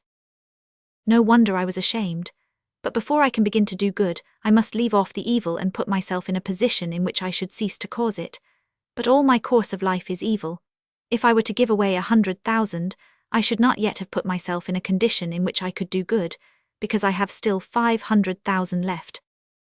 It is only when I possess nothing at all that I shall be able to do a little good, such as, for instance, the poor prostitute did who nursed a sick woman and her child for 3 days. Yet this seemed to me to be but so little, and I ventured to think of doing good. One thing only was true, which I at first felt on seeing the hungry and cold people outside Lyapin's house, that I was guilty of that, and that to live as I did was impossible, utterly impossible. What shall we do then? If somebody still needs an answer to this question, I will, by God's permission, give one in detail. Chapter 16. It was hard for me to own this, but when I had got so far I was terrified at the delusion in which I had been living. I had been head over ears in the mud myself, and yet I had been trying to drag others out of it. What is it that I really want? I want to do good. I want to contrive so that no human beings shall be hungry and cold, and that men may live as it is proper for them to live. I desire this, and I see that in consequence of all sorts of violence, extortions, and various expedients in which I too take part, the working people are deprived of the necessary things, and the non-working community, to whom I also belong, monopolize the labor of others. I see that this use of other people's labor is distributed thus, that the more cunning and complicated the devices employed by the man himself, or by those from whom he has inherited his property, the more largely he employs the labors of other people, and the less he works himself. First come the millionaires, then the wealthy bankers, merchants, landowners, government officials, then the smaller bankers, merchants, government officials, and landowners, to whom I belong too, then shopmen, publicans, usurers, police sergeants and inspectors, teachers, sacristans, clerks, then again house porters, footmen, coachmen, water carters, cabmen, peddlers, and then, last of all, the workmen, factory hands and peasants, the number of this class in proportion to the former being as 10 to 1. I see that the lives of 9/10 of the working people essentially require exertion and labor, like every other natural mode of living, but that, in consequence of the devices by which the necessaries of life are taken away from these people, their lives become every year more difficult and more beset with privations, and our lives, the lives of the non-laboring community, owing to the cooperation of sciences and arts which have this very end in view, become every year more sumptuous, more attractive and secure. I see that in our days the life of a laboring man, and especially the lives of the old people, women and children of the working classes, are quite worn away by increased labor out of proportion to their nourishment, and that even the very first necessaries of life are not secured for them. I see that side by side with these the lives of the non-laboring class, to which I belong, are each year more and more filled up with superfluities and luxury, and are becoming continually more secure. The lives of the wealthy have reached that degree of security of which in olden times men only dreamed in fairy tales, to the condition of the owner of the magic purse with the inexhaustible ruble, to a state where a man not only is entirely free from the law of labor for the sustenance of his life, but has the possibility of enjoying all the goods of this life without working, and of bequeathing to his children, or to anyone he chooses, this purse with the inexhaustible ruble. I see that the results of the labor of men pass over more than ever from the masses of laborers to those of the non-laborers, that the pyramid of the social structure is, as it were, being rebuilt, so that the stones of the foundation pass to the top, and the rapidity of this passage increases in a kind of geometric progression. I see that there is going on something like what would take place in an ant hill if the society of ants should lose the sense of the general law, and some of them were to take the results of labor out of the foundations and carry them to the top of the hill, making the foundation narrower and narrower, and thus enlarging the top, and so by that means cause their fellows to pass also from the foundation to the top. I see that instead of the ideal of a laborious life, men have created the ideal of the purse with the inexhaustible ruble. The rich, I among their number, arrange this ruble for themselves by various devices, and in order to enjoy it we locate ourselves in towns, in a place where nothing is produced but everything is swallowed up. The poor laboring man, swindled so that the rich may have this magic ruble, follows them to town, and there he also has recourse to tricks, either arranging matters so that he may work little and enjoy much, thus making the condition of other workingmen still more heavy, or not having attained this state, he ruins himself and drifts into the continually and rapidly increasing number of cold and hungry tenants of Das houses. I belong to the class of those men who by means of these various devices take away from the working people the necessaries of life, and who thus, as it were, create for themselves the inexhaustible fairy ruble, which tempts in turn these unfortunate ones. I wish to help men, and therefore it is clear that first of all I ought on the one side to cease to plunder them as I am doing now, and on the other to leave off tempting them, but by means of most complicated, cunning, and wicked contrivances practised for centuries, I have made myself the owner of this ruble, that is, have got into a condition where, never doing anything myself, I can compel hundreds and thousands of people to work for me, and I am really availing myself of this privileged monopoly notwithstanding that all the time I imagine I pity these men and wish to help them. I sit on the neck of a man, and having quite crushed him down compel him to carry me and will not alight from off his shoulders, though I assure myself and others that I am very sorry for him and wish to ease his condition by every means in my power, except by getting off his back. Surely this is plain. If I wish to help the poor, that is, to make the poor cease to be poor, I ought not to create the poor. Yet I give money capriciously to those who have gone astray, and take away tens of rubles from men who have not yet become bad, thereby making them poor and at the same time depraved. This is very clear, but it was exceedingly difficult for me to understand at first, without some modification or reserve which would justify my position. However, as soon as I come to see my own error, all that formerly appeared strange, complicated, clouded, and inexplicable became quite simple and intelligible. But the important matter was that the direction of my life indicated by this explanation became at once simple, clear, and agreeable, instead of being, as formerly, intricate, incomprehensible, and painful. Who am I thought, that desire to better men's condition? I say I desire this, and yet I do not get up till noon, after having played cards in a brilliantly lighted saloon all night. I, an enfeebled and effeminate man requiring the help and services of hundreds of people, I come to help them, to help these men who rise at 5, sleep on boards, feed on cabbage and bread, understand how to plough, to reap, to put a handle to an axe, to hew, to harness horses, to sow. Men who, by their strength and perseverance and skill and self-restraint, are 100 times stronger than I who come to help them. What could I experience in my intercourse with these people but shame? The weakest of them, a drunkard, an inhabitant of Arjanov's house, he whom they call the sluggard, is 100 times more laborious than I.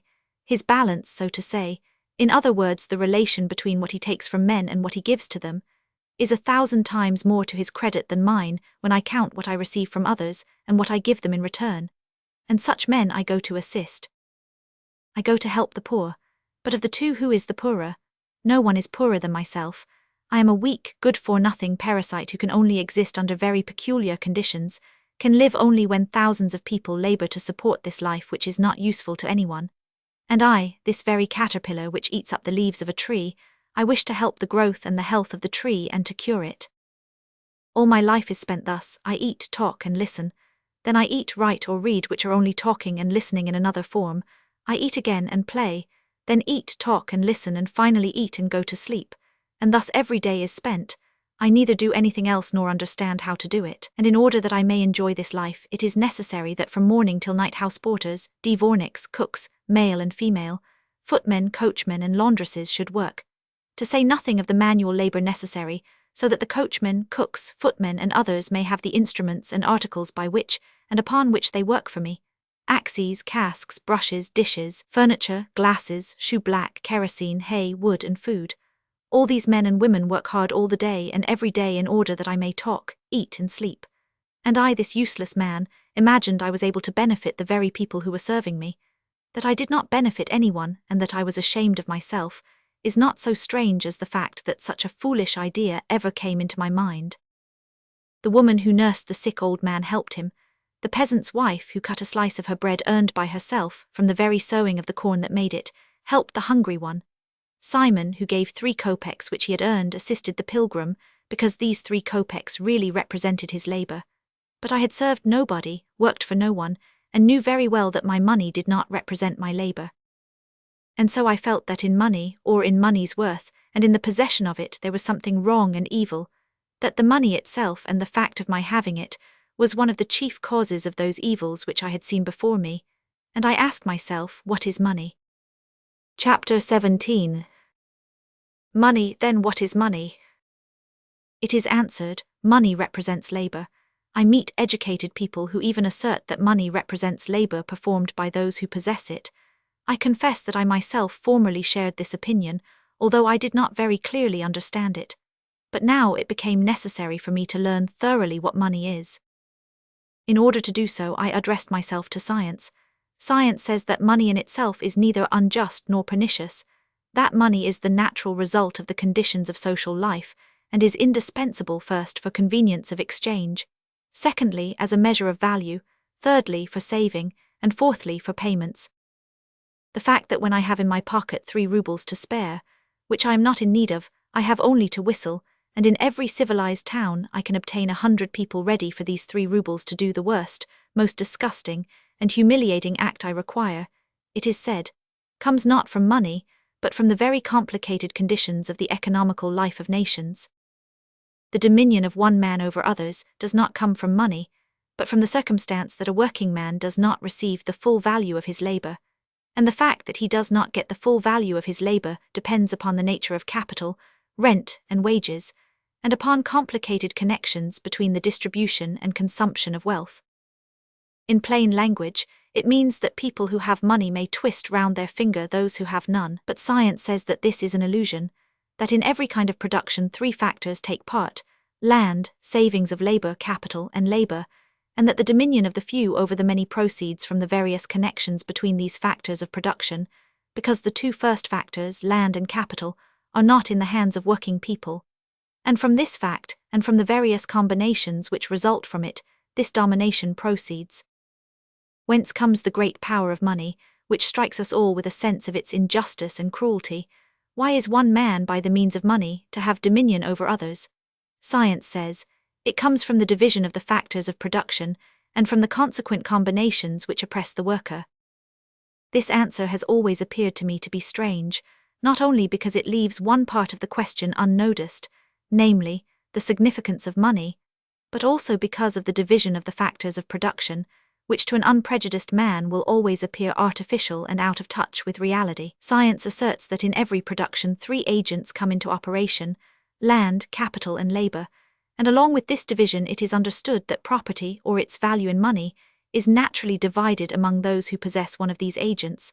Thus, rent, the value of the ground, belongs to the landowner, interest belongs to the capitalist, and wages to the worker. Is this really so? First, is it true that in every production only three agencies operate? Now, while I am writing, proceeds the production of hay around me. Of what is this production composed? I am told of the land which produces the grass, of capital, scythes, rakes, pitchforks, carts which are necessary for the housing of the hay, and of labor. But I see that this is not true. Besides the land, there is the sun and rain, and in addition, social order, which has been keeping these meadows from any damage which might be caused by letting stray cattle graze upon them, the skill of workmen, their knowledge of language, and many other agencies of production, which, for some unknown reason, are not taken into consideration by political economy. The power of the sun is as necessary as the land, even more. I may mention the instances when men in a town, for example, assume the right to keep out the sun from others by means of walls or trees. Why, then, is the sun not included among the factors of production? Rain is another means as necessary as the ground itself, the air too. I can imagine men without water and pure air because other men had assumed to themselves the right to monopolize these essential necessaries of all. Public security is likewise a necessary element. Food and dress for workmen are similar factors in production. This is even recognized by some economists.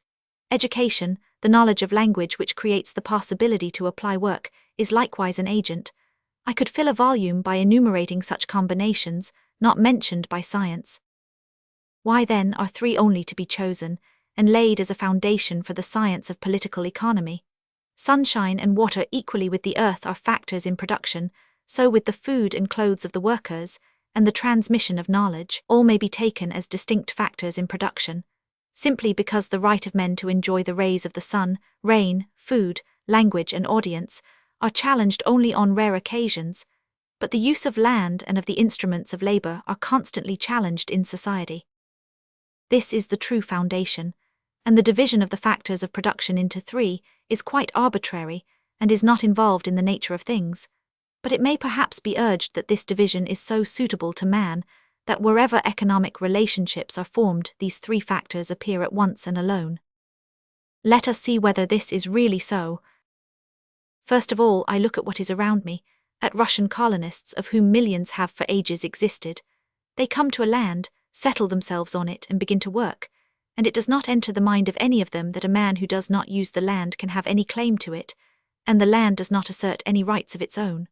On the contrary, the colonists conscientiously recognize the communism of the land and the right of every one of them to plough and to mow wherever he likes. For cultivation, for gardening, for building houses, the colonists obtain various implements of labor, nor does it enter the mind of any of them that these instruments of labor may be allowed to bring profit in themselves, and the capital does not assert any rights of its own. On the contrary, the colonists consciously recognize among themselves that all interest for tools, or borrowed corn or capital, is unjust. They work upon a free land, labor with their own tools, or with those borrowed without interest, each for himself or all together for common business, And in such a community, it is impossible to prove either the existence of rent, interest accruing from capital, or remuneration for labor.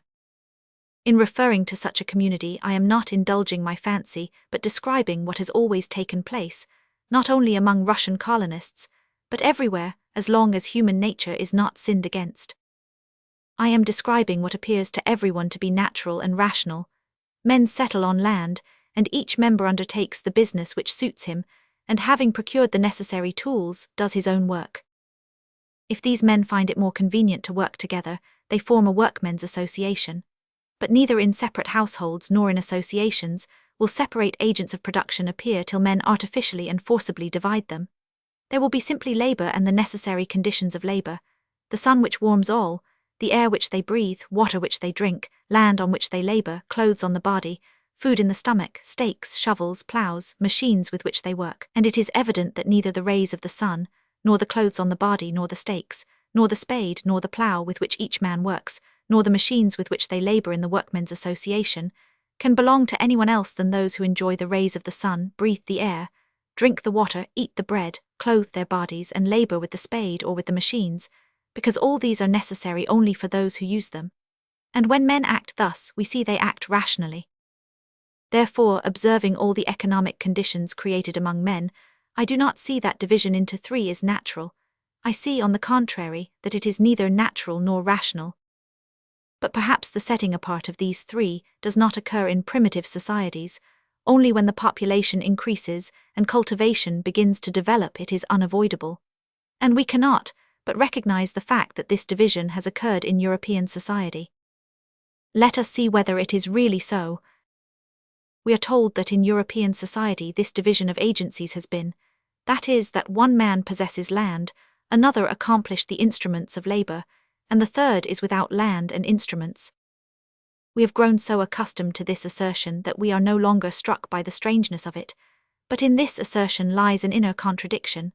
The conception of a laboring man includes the land on which he lives and the tools with which he works. If he did not live on the land and had no tools, he would not be a laborer. A workman deprived of land and tools never existed and never can exist. There cannot be a bootmaker without a house for his work built on land, without water, air, and tools to work with. If the peasant has no land, horse, water, or scythe, if the bootmaker is without a house, water, or all, then that means that someone has driven him from the ground, or taken it from him, and has cheated him out of his scythe, cart, horse, or all. But it does not in any way mean that there can be country labourers without scythes or bootmakers without tools. As you cannot think of a fisherman on dry land without fishing implements, unless you imagine him driven away from the water by someone who has taken his fishing implements from him. So also you cannot picture a workman without land on which to live, and without tools for his trade, unless somebody has driven him from the former, or robbed him of the latter.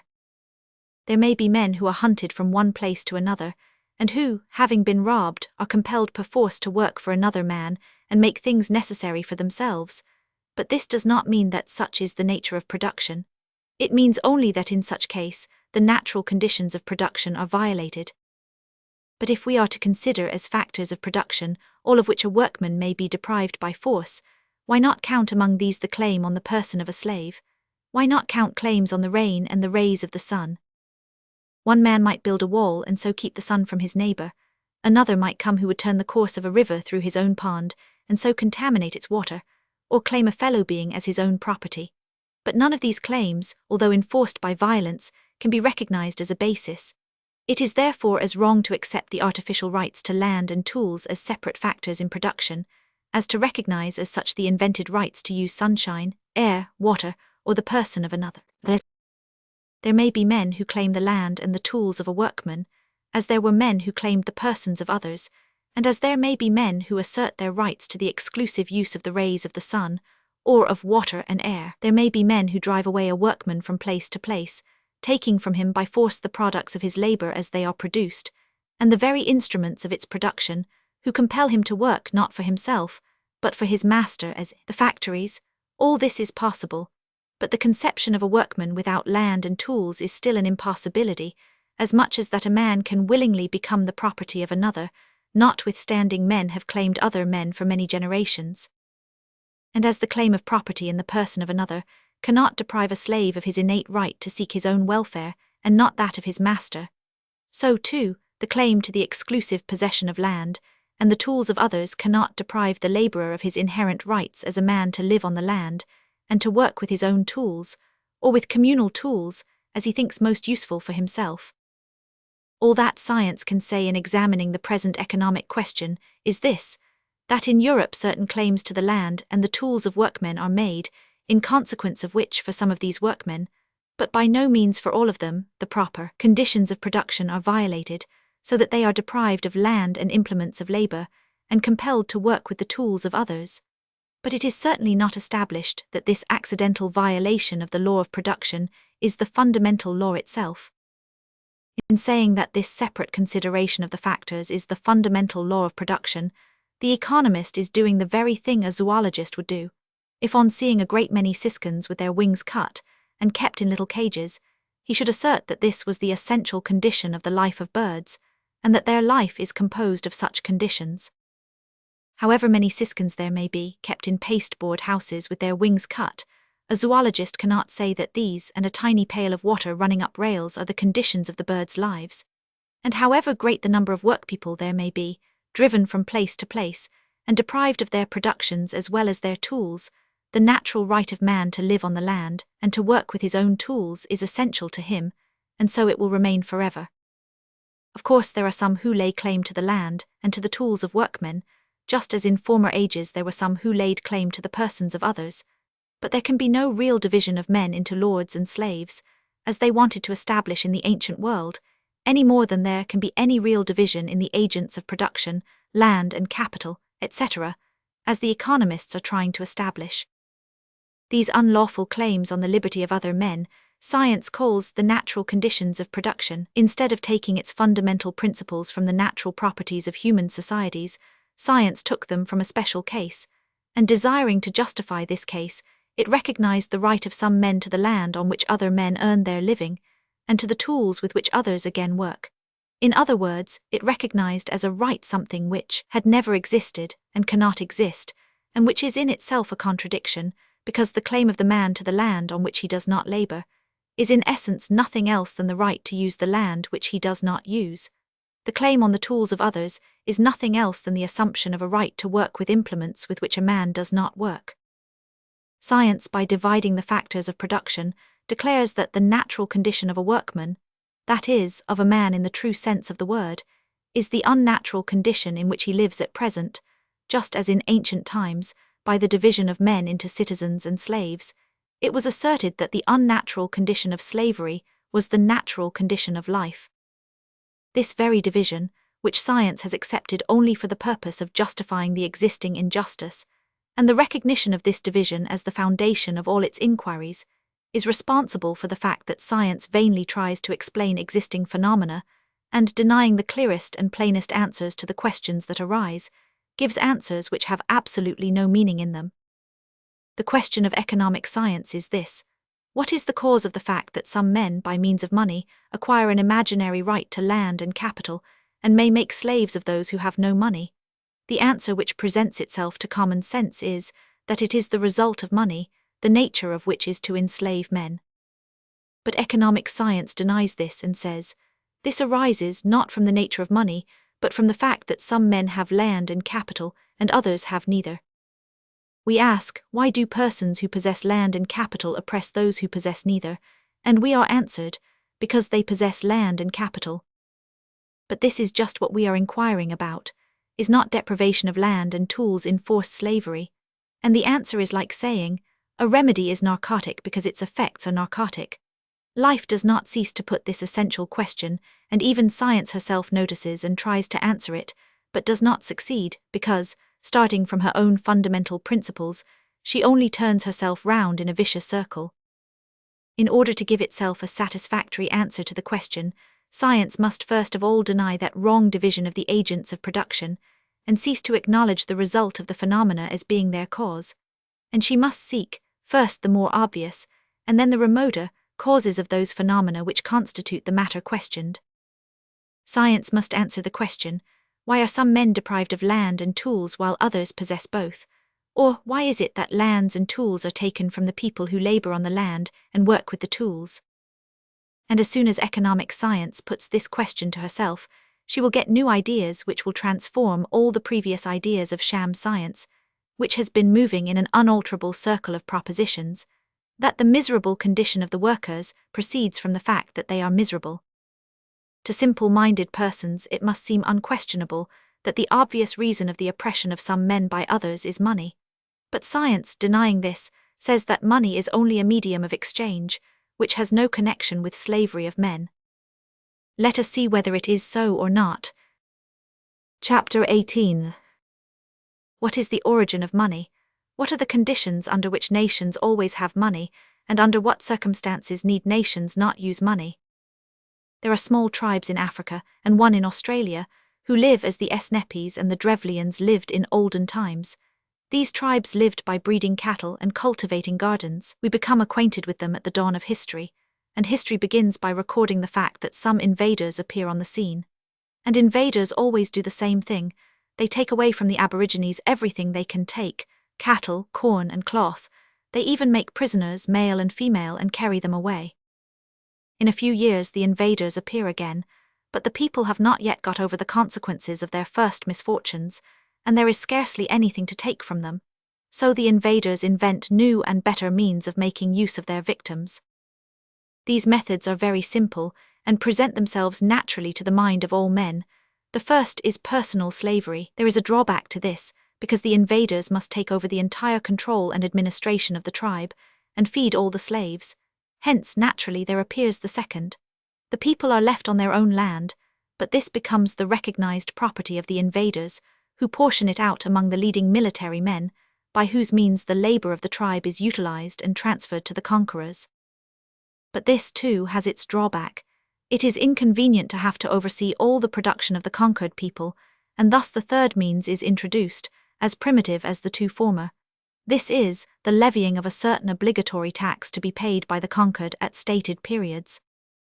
The object of conquest is to take from the conquered the greatest possible amount of the product of their labor. It is evident that, in order to do this, the conquerors must take the articles which are the most valuable to the conquered, and which at the same time are not cumbersome, and are convenient for keeping, skins of animals and gold. So the conquerors lay upon the family or the tribe a tax in these skins or gold, to be paid at fixed times, and thus, by means of this tribute, they utilize the labor of the conquered people in the most convenient way. When the skins and the gold have been taken from the original owners, they are compelled to sell all they have amongst themselves to obtain more gold and skins for their masters. That is, they have to sell their property and their labor. So it was in ancient times, in the Middle Ages, and so it occurs now.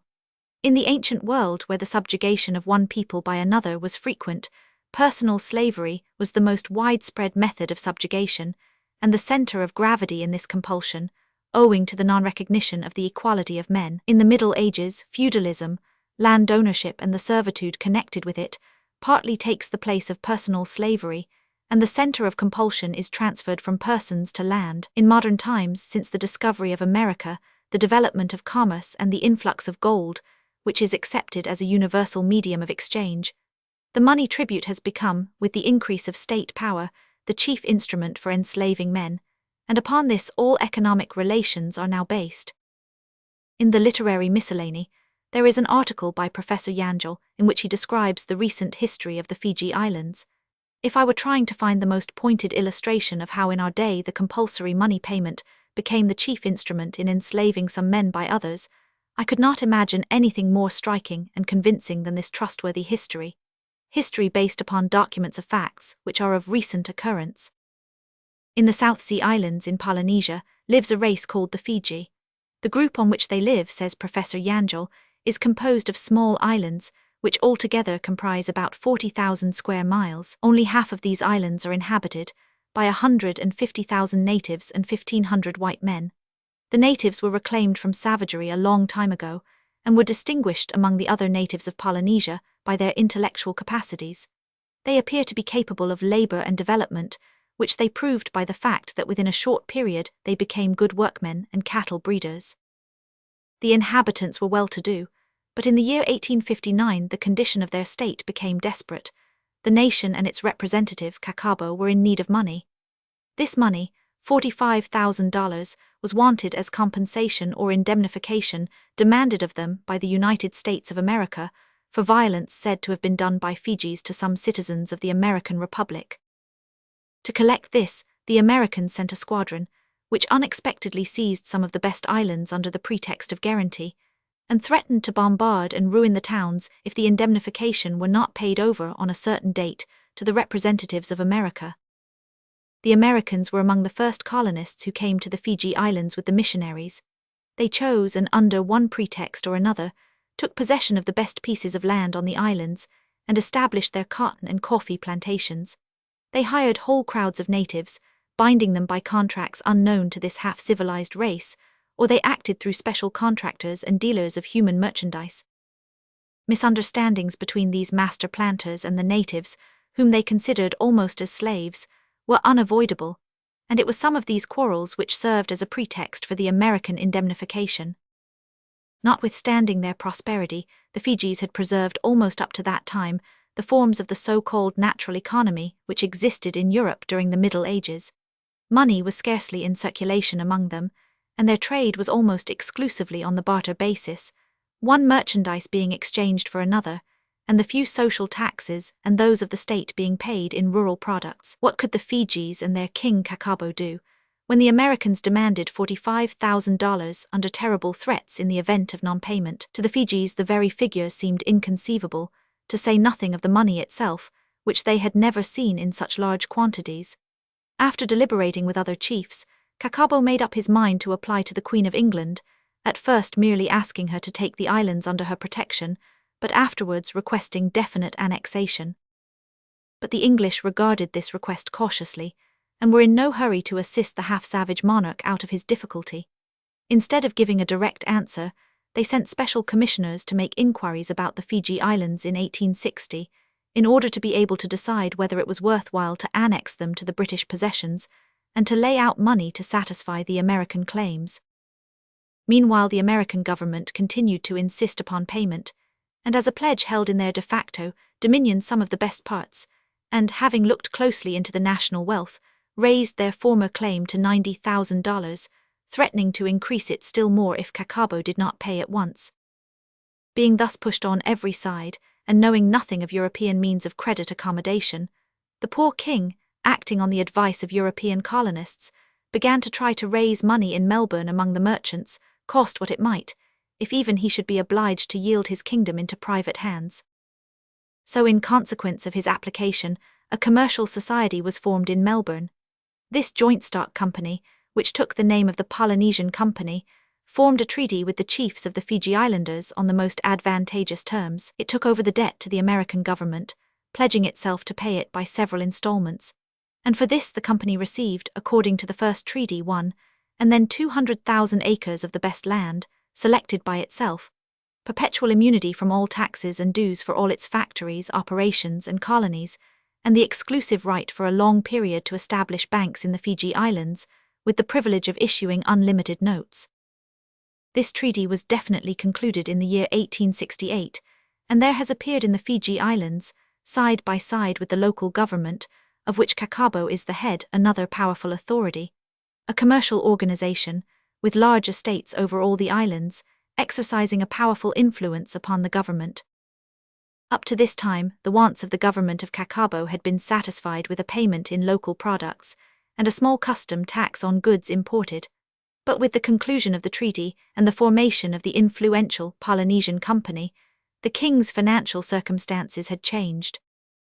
A considerable part of the best land in his dominion having passed into the hands of the company, his income from the land had therefore diminished.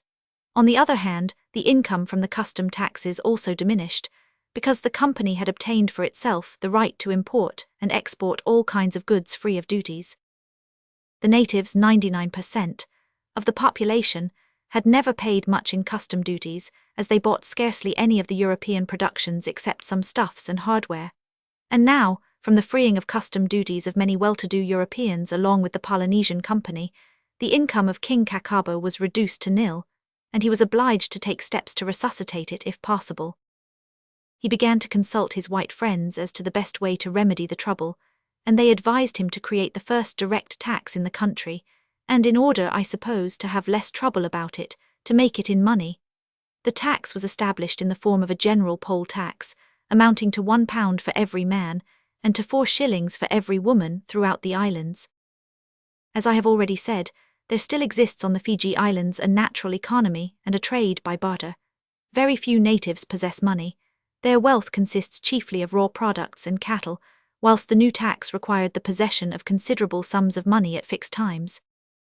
Up to that date, a native had not been accustomed to any individual burden in the interests of his government, except personal obligations. All the taxes which had to be paid were paid by the community or village to which he belonged, and from the common fields from which he received his principal income. One alternative was left to him, to try to raise money from the European colonists, that is, to address himself either to the merchant or to the planter. To the first, he was obliged to sell his productions on the merchant's own terms, because the tax collector required money at a certain fixed date, or even to raise money by the sale of his expected harvest, which enabled the merchant to take iniquitous interest, or he had to address himself to the planter and sell him his labour, that is, to become his workman. But the wages on the Fiji Islands were very low, owing, I suppose, to the exceptionally great supply of labour, not exceeding a shilling a week for a grown-up man, or £2 12 shillings a year, and therefore merely to be able to get the money necessary to pay his own tax, to say nothing of his family. A Fiji had to leave his house, his family, and his own land, often to go far away to another island, and enslave himself to the planter for at least half a year. Even then there was the payment for his family, which he must provide by some other means.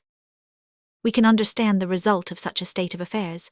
From his 150,000 subjects, Kakabo collected only £6,000, and so there began a forcible extortion of taxes, unknown till then, and a whole series of coercive measures.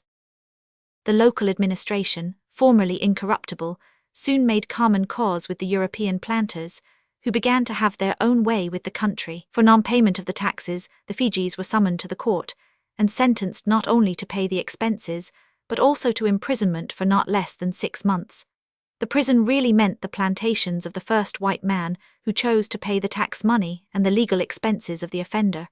Thus the white settlers received cheap labour to any amount. At first this compulsory labour was fixed for not longer than half a year, but afterwards the bribed judges found it possible to pass sentence for 18 months, and even then to renew the sentence. Very quickly, in the course of a few years, the picture of the social condition of the inhabitants of Fiji was quite changed. Whole districts formerly flourishing lost half of their population and were greatly impoverished. All the male population, except the old and infirm, worked far away from their homes for European planters, to get money necessary for the taxes, or in consequence of the law court. The women on the Fiji Islands had scarcely ever worked in the fields, so that in the absence of the men, all the local farming was neglected and went to ruin. And in the course of a few years, half the population of Fiji had become the slaves of the colonists. To relieve their position, the Fiji Islanders again appealed to England. A new petition was got up, subscribed by many eminent persons and chiefs, praying to be annexed to England, and this was handed to the British consul. Meanwhile, England, thanks to her scientific expeditions, had time not only to investigate the affairs of the islands, but even to survey them and duly to appreciate the natural riches of this fine corner of the globe. Owing to all these circumstances, the negotiations this time were crowned with full success, and in 1874, to the great dissatisfaction of the American planters, England officially took possession of the Fiji Islands and added them to its colonies. Kakabo died, his heirs had a small pension assigned to them, and the administration of the islands was entrusted to Sir Hercules Robinson, the governor of New South Wales. In the first year of its annexation, the Fiji Islanders had no self-government, but were under the direction of Sir Hercules Robinson, who appointed an administrator. Taking the islands into their hands, the English government had to undertake the difficult task of gratifying various expectations raised by them. The natives, of course, first of all expected the abolition of the hated poll tax. One part of the white colonists, the Americans, looked with suspicion upon the British rule, and another part, those of English origin, expected all kinds of confirmations of their power over the natives, permission to enclose the land, and so on. The English government, however, proved itself equal to the task, and its first act was to abolish forever the poll tax, which had created the slavery of the natives in the interest of a few colonists. But here Sir Hercules Robinson had at once to face a difficult dilemma. It was necessary to abolish the poll tax, which had made the Fijis seek the help of the English government. But at the same time, according to English colonial policy, the colonies had to support themselves.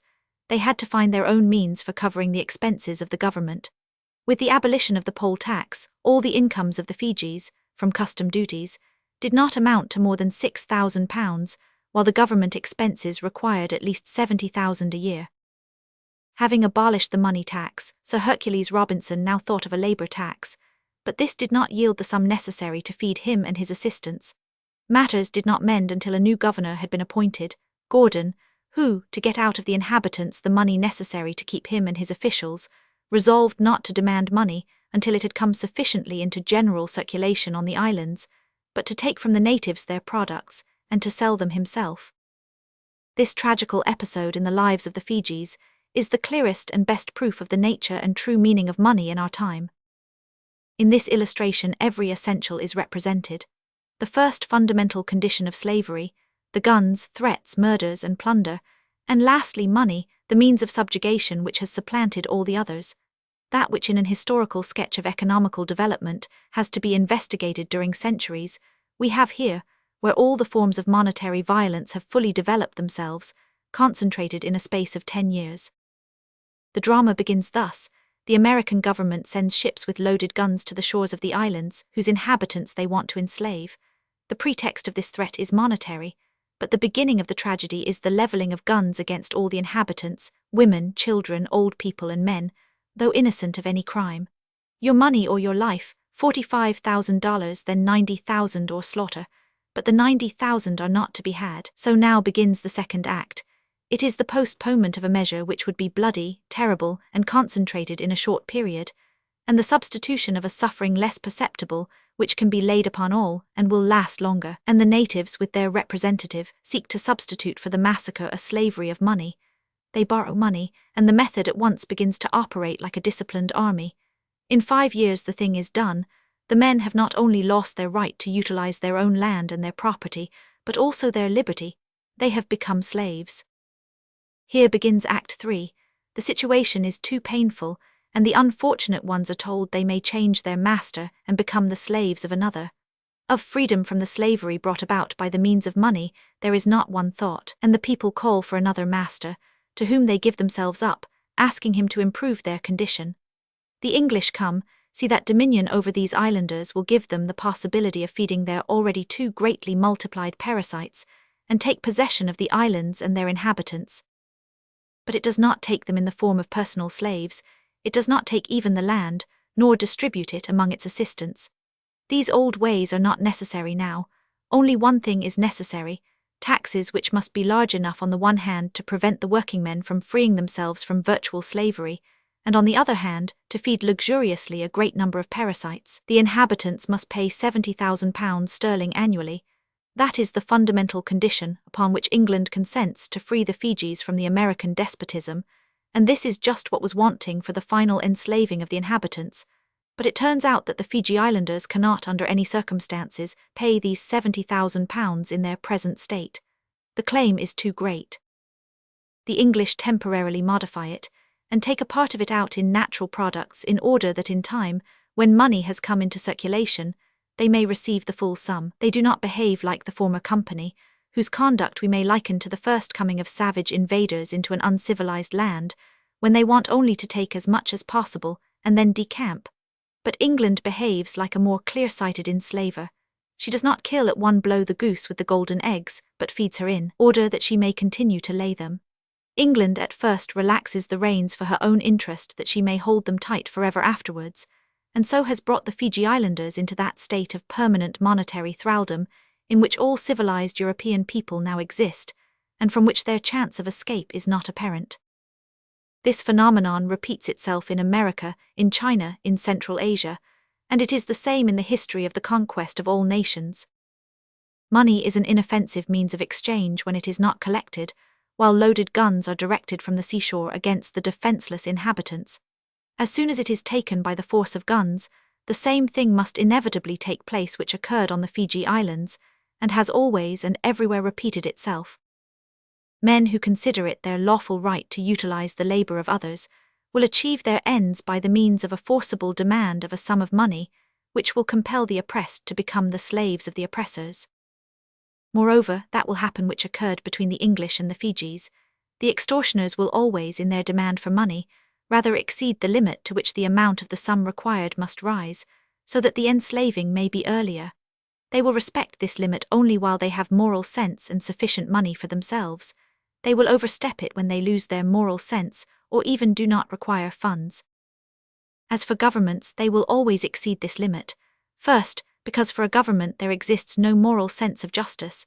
And secondly, because, as everyone knows, every government is always in the greatest want of money, through wars and the necessity of giving gratuities to their allies. All governments are insolvent, and involuntarily follow a maxim expressed by a Russian statesman of the 18th century, that the peasant must be sheared of his wool lest it grow too long. All governments are hopelessly in debt, and this debt on an average, not taking in consideration its occasional diminution in England and America, is growing at a terrible rate. So also grow the budgets, that is, the necessity of struggling with other extortioners, and of giving presents to those who assist in extortion, and because of that grows the land rent. Wages do not increase, not because of the law of rent, but because taxes, collected with violence, exist, with the object of taking away from men their superfluities, so that they may be compelled to sell their labor to satisfy them, utilizing their labor being the aim of raising the taxes. And their labor can only be utilized when, on a general average, the taxes required are more than the laborers are able to give without depriving themselves of all means of subsistence. The increase of wages would put an end to the possibility of slavery, and therefore, as long as violence exists, wages can never be increased. The simple and plain mode of action of some men towards others, political economists term the iron law. The instrument by which such action is performed, they call a medium of exchange, and money is this inoffensive medium of exchange necessary for men in their transactions with each other. Why is it then that whenever there is no violent demand for money taxes, money in its true signification has never existed, and never can exist? But as among the Fiji Islanders, the Phoenicians, the Kyrgyz, and generally among men who do not pay taxes, such as the Africans, there is either a direct exchange of produce, sheep, hides, skins, or accidental standards of value, such as shells. A definite kind of money, whatever it may be, always becomes not a means of exchange, but a means of ransoming from violence, and it begins to circulate among men only when a definite standard is compulsorily required from all. It is only then that everybody wants it equally, and only then does it receive any value. And further, it is not the thing that is most convenient for exchange that receives exchange value, but that which is required by the government. If gold is demanded, gold becomes valuable. If knuckle bones were demanded, they too would become valuable. If it were not so, why then has the issue of this means of exchange always been the prerogative of the government? The Fiji Islanders, for instance, have arranged among themselves their own means of exchange. Well then, let them be free to exchange what and how they like, and you men possessing power or the means of violence do not interfere with this exchange, but instead of this you coin money, and do not allow anyone else to coin it. Or, as is the case with us, you merely print some notes, engraving upon them the heads of the czars, sign them with a particular signature, and threaten to punish every falsification of them. Then you distribute this money to your assistants, and under the name of duties and taxes, you require everybody to give you such money or such notes with such signatures, and so many of them, that a workman must give away all his labor in order to get these notes or coins. And then you want to convince us that this money is necessary for us as a means of exchange. Here are all men free, and none oppresses the others or keeps them in slavery. But money appears in society, and immediately an iron law exists, in consequence of which rent increases and wages diminish to the minimum. That half, nay, more than half of the Russian peasants, in order to pay direct and indirect taxes, voluntarily sell themselves as slaves to the landowners or to manufacturers, does not at all signify, which is obvious, for the violent collection of the poll taxes and indirect and land taxes, which have to be paid in money to the government and to its assistants, the landowners, compels the workman to be a slave to those who own money. But it means that this money, as a means of exchange and an iron law, exist. Before the serfs were free, I could compel Ivan to do any work, and if he refused to do it, I could send him to the police sergeant, and the latter would give him the rod till he submitted. But if I compelled Ivan to overwork himself, and did not give him either land or food, the matter would go up to the authorities, and I should have to answer for it. But now that men are free, I can compel Ivan and Peter and Sidor to do every kind of work. And if they refuse, I give them no money to pay taxes, and then they will be flogged till they submit. Besides this, I may also make a German, a Frenchman, a Chinaman, and an Indian work for me by that means, so that, if they do not submit, I shall not give them money to hire land, or to buy bread, because they have neither land nor bread. And if I make them overwork themselves, or kill them with excessive labor, nobody will say a word to me about it. And moreover, if I have read books on political economy, I shall be quite sure that all men are free, and that money does not create slavery. Our peasants have long known that with a ruble one can hurt more than with a stick. It is only political economists who cannot see it. To say that money does not create bondage is the same as to have asserted, 50 years ago, that serfdom did not create slavery. Political economists say that money is an inoffensive medium of exchange, notwithstanding the fact that its possession enables one man to enslave another. Why then was it not said half a century ago that servitude was in itself an inoffensive medium of reciprocal services, notwithstanding the fact that no man could lawfully enslave another? Some give their manual labor, and the work of others consists in taking care of the physical and intellectual welfare of the slaves, and in superintending their efforts. And I fancy some really did say this. Chapter 19. If the object of this sham pseudoscience of political economy had not been the same as that of all other legal sciences, the justification of coercion, it could not have avoided noticing the strange phenomena that the distribution of wealth, the deprivation of some men of land and capital, and the enslavery of some men to others, depend upon money, and that it is only by means of money that some men utilize the labor of others, in other words, enslave them. I repeat that a man who has money may buy up and monopolize all the corn and kill others by starvation, completely oppressing them, as it has frequently happened before our own eyes on a very large scale.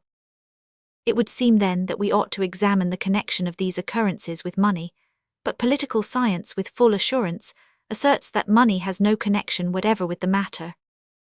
This science says, money is as much an article of merchandise as anything else which contains the value of its production, only with this difference, that this article of merchandise is chosen as the more convenient medium of exchange for establishing values, for saving, and for making payments. One man has made boots, another has grown wheat, the third has bred sheep. And now, in order to exchange more conveniently, they put money into circulation, which represents the equivalent of labor. And by this medium, they exchange the soles of boots for a loin of mutton, or 10 pounds of flour. Students of this sham science are very fond of picturing to themselves such a state of affairs, but there has never been such a condition in the world. This idea about society is like the fancy about the primitive, prehistoric, perfect human state which the philosophers cherished, but such a state never existed. In all human societies where money has been used, there has also been the oppression by the strong and the armed of the weak and the defenseless. And wherever there was oppression, there the standard of value, money, whatever it consisted of, cattle or hides, skin or metals, must have unavoidably lost its significance as a medium of exchange, and received the meaning of a ransom from violence. There is no doubt that money does possess the inoffensive properties which science enumerates, but it would have these properties only in a society in which there was no violence, in an ideal state. But in such a society money would not be found as a general measure of value. In such a community, at the advent of violence, money would immediately lose its significance. In all societies known to us where money is used, it receives the significance of a medium of exchange only because it serves as a means of violence, and its chief object is to act thus, not as a mere medium. Where violence exists, money cannot be a true medium of exchange, because it is not a measure of value. Because, as soon as one man may take away from another the products of his labor, all measures of value are directly violated. If horses and cows, bred by one man and violently taken away by others, were brought to a market, it is plain that the value of other horses and cows there, when brought into competition with stolen animals, would no longer correspond with the labor of breeding them. And the value of everything else would also change with this change, and so money could not determine values. Besides, if one man may acquire by force a cow or a horse or a house, he may by the same force acquire money itself, and with this money acquire all kinds of produce. If then, money itself is acquired by violence, and spent to purchase products, money entirely loses its quality as a medium of exchange. The oppressor who takes money and gives it for the products of labor does not exchange anything, but obtains from labor all that he wants. But let us suppose that such an imaginary and impossible state of society really existed, in which money is in circulation, without the exercise of general violence, silver or gold serving as a measure of value and as a medium of exchange. All the savings in such a society are expressed by money. There appears in this society an oppressor in the shape of a conqueror. Let us suppose that this oppressor claims the cows, horses, clothes, and the houses of the inhabitants. But as it is not convenient for him to take possession of all this, he naturally thinks of taking that which represents among these men all kinds of values and is exchanged for everything, money.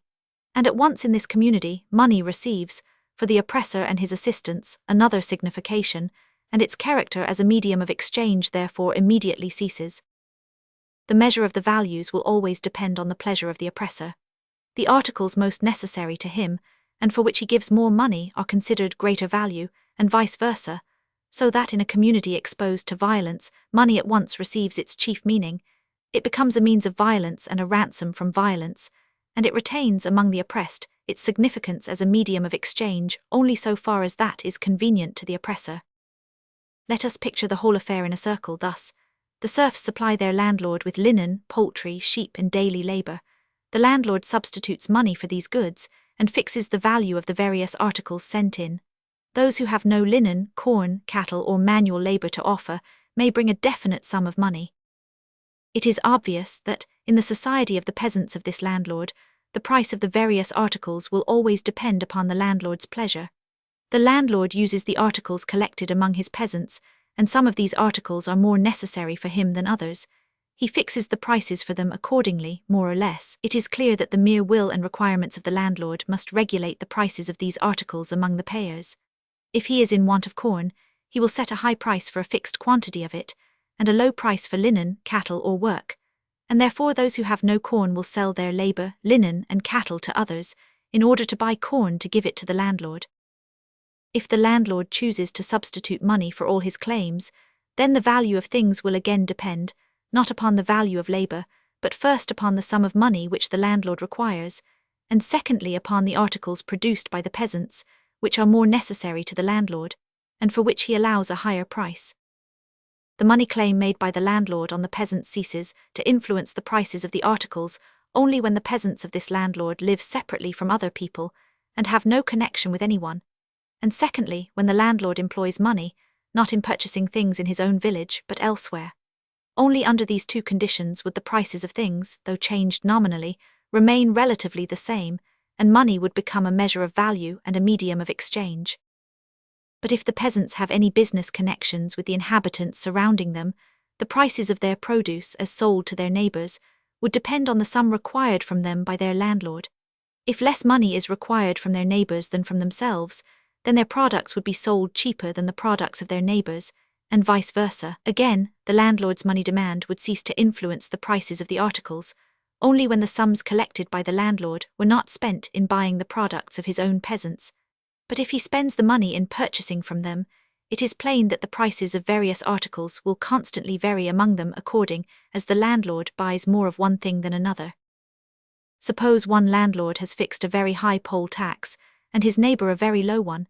It is clear that on the estate of the first landlord, everything will be cheaper than on the estate of the second, and that the prices on either estate will depend only upon the increase and decrease of the poll taxes. This is one effect of violence on value. Another, rising out of the first, consists in relative values.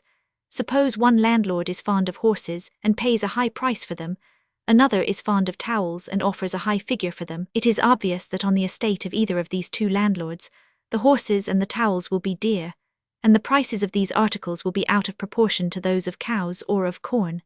If tomorrow the collector of towels dies and his heirs are fond of poultry, then it is obvious that the price of towels will fall and that of poultry will rise. Wherever in society there is the mastery of one man over another, There the meaning of money as the measure of value at once yields to the will of the oppressor, and its meaning as a medium of exchange of the products of labor is replaced by another, that of the most convenient means of utilizing other people's labor. The oppressor wants money neither as a medium of exchange, for he takes whatever he wants without exchange, nor as a measure of value, for he himself determines the value of everything, but only for the convenience it affords of exercising violence, and this convenience consists in the fact that money may be stored up, and is the most convenient means of holding in slavery the majority of mankind. It is not convenient to carry away all the cattle in order always to have horses, cows, and sheep whenever wanted, because they must be fed. The same holds good with corn, for it may be spoiled. The same with slaves. Sometimes a man may require thousands of workmen, and sometimes none. Money demanded from those who have not got it makes it possible to get rid of all these inconveniences, and to have everything that is required. And this is why the oppressor wants money. Besides which, he wants money so that his right to utilize another man's labor may not be confined to certain men, but may be extended to all men who require the money. When there was no money in circulation, each landlord could utilize the labor of his own serfs only. But when they agreed to demand from the peasants money which they had not, they were enabled to appropriate without distinction the labor of all men on every estate. Thus the oppressor finds it more convenient to press all his claims on labor in the shape of money, and for this sole object is it desired. To the victim from whom it is taken away money cannot be of use, either for the purpose of exchange, seeing he exchanges without money, as all nations have exchanged who had no government, nor for a measure of value because this is fixed without him, nor for the purpose of saving, because the man whose productions are taken away cannot save, neither for payments because an oppressed man always has more to pay than to receive, and if he does receive anything, the payment is made not in money, but in articles of merchandise in either case, whether the workman takes his goods from his master's shop to remunerate his labor, or whether he buys the necessaries of life with his earnings in other shops, the money is required from him, and he is told by his oppressors that if he does not pay it they will refuse to give him land or bread, or will take away his cow or his horse, or condemn him to work, or put him in prison. He can only free himself from all this by selling the products of his toil, his own labor or that of his children. He will have to sell this according to the prices established, not by a regular exchange, but by the authority which demands money of him. Under the conditions of the influence of tribute and taxes on prices, which everywhere and always repeat themselves, as much with the landowners in a narrow circle, as with the state on a larger scale, in which the causes of the modification of prices are as obvious to us as the motion of the hands and feet of puppets is obvious to those who look behind the curtain and see who are the wire pullers. Under these circumstances, to say that money is a medium of exchange and a measure of value is at least astonishing. Chapter 20. All slavery is based solely on the fact that one man can deprive another of his life, and by threatening to do so can compel him to do his will. We may see for certain that whenever one man is enslaved by another, when, against his own will and by the will of another, he does certain actions contrary to his inclination, the cause, if traced to its source, is nothing more nor less than a result of this threat. If a man gives to others all his labor, has not enough to eat, has to send his little children from home to work hard, leaves the land, and devotes all his life to a hated and unnecessary task, which happens before our own eyes in the world, which we term civilized because we ourselves live in it, then we may certainly say that he does so only because not to do so would be equivalent to loss of life. Therefore, in our civilized world, where the majority of the people, amidst terrible privations, perform hated labors unnecessary to themselves, the greater number of men are in a slavery based on the threat of being deprived of their existence. Of what then does this slavery consist? Wherein lies this power of threat? In olden times the means of subjugation and the threat to kill were plain and obvious to all. The primitive means of enslaving men then consisted in a direct threat to kill with the sword. An armed man said to an unarmed, "I can kill thee, as thou hast seen I have done to thy brother, but I do not want to do it. I will spare thee, first, because it is not agreeable for me to kill thee. Secondly, because as well for me as for thee, it will be more convenient that thou shouldst labor for me than that I should kill thee. Therefore do all I order thee to do, but know that if thou refusest I will take thy life."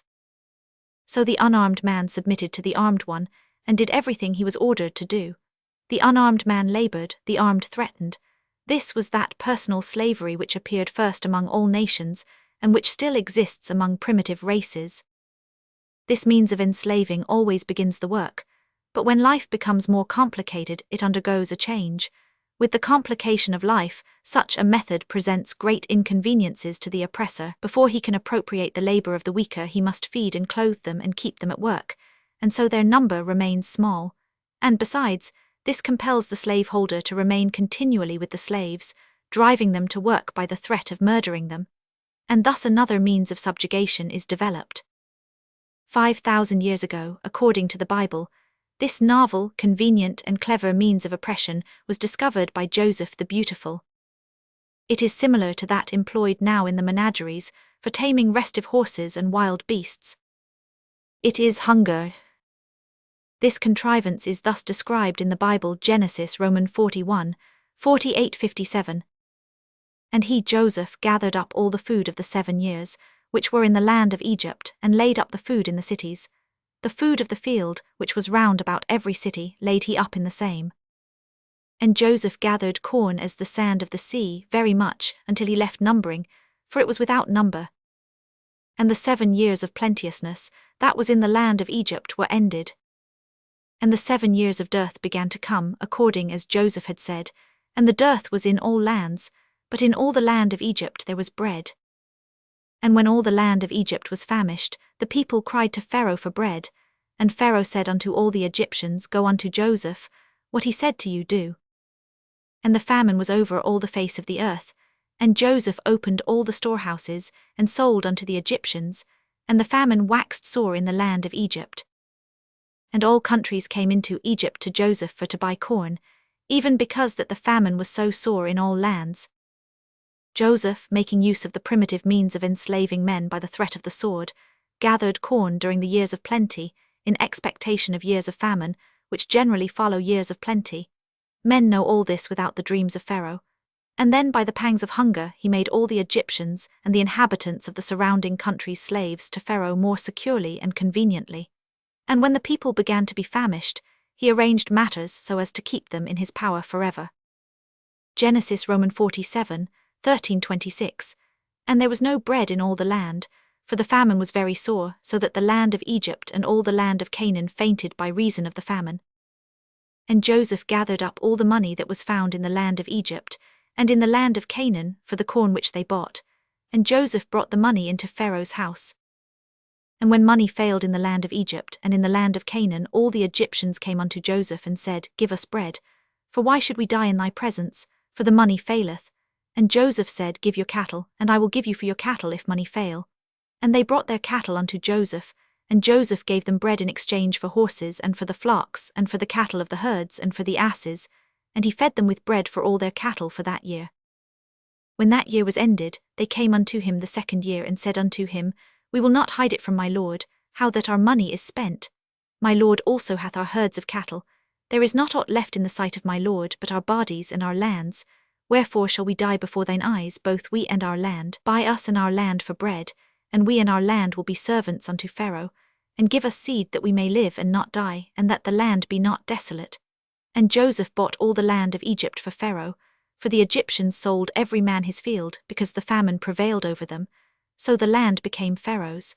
And as for the people, he removed them to cities from one end of the borders of Egypt even to the other end thereof. Only the lands of the priests bought he not, for the priests had a portion assigned them of Pharaoh, and did eat their portion which Pharaoh gave them, wherefore they sold not their lands. Then Joseph said unto the people, Behold, I have bought you this day and your land for Pharaoh. Lo, here is seed for you, and ye shall sow the land. And it shall come to pass in the increase, that ye shall give the 5th part unto Pharaoh, and 4 parts shall be your own, for seed of the field, and for your food, and for them of your households, and for food for your little ones. And they said, Thou hast saved our lives. Let us find grace in the sight of my lord, and we will be Pharaoh's servants. And Joseph made it a law over the land of Egypt unto this day, that Pharaoh should have the 5th part, except the land of the priests only, which became not Pharaoh's. Formerly, in order to appropriate labor, Pharaoh had to use violence towards them. But now, when the stores and the land belonged to Pharaoh, he had only to keep these stores by force, and hunger compelled the men to labor for him. All the land now belonged to Pharaoh, and he had all the stores, which were taken away from the people. And therefore, instead of driving them to work individually by the sword, he had only to keep food from them, and they were enslaved, not by the sword but by hunger. In a year of scarcity, all men may be starved to death at Pharaoh's will, and in a year of plenty, all may be killed who, from casual misfortunes, have no stores of corn. Thus comes into operation the second means of enslaving, not directly with the sword, that is, by the strong man driving the weak one to labor under threat of killing him, but by the strong one having taken away from the weak the stores of corn which, keeping by the sword, he compels the weak to work for. Joseph said to the hungry men, "I could starve you to death because I have the corn, but I will spare your lives, but only under the condition that you do all I order you for the food which I will give you." For the first means of enslaving, the oppressor only needs soldiers to ride to and fro among the inhabitants, and make them fulfill the requirements of their master under threat of death. And thus the oppressor has only to pay his soldiers.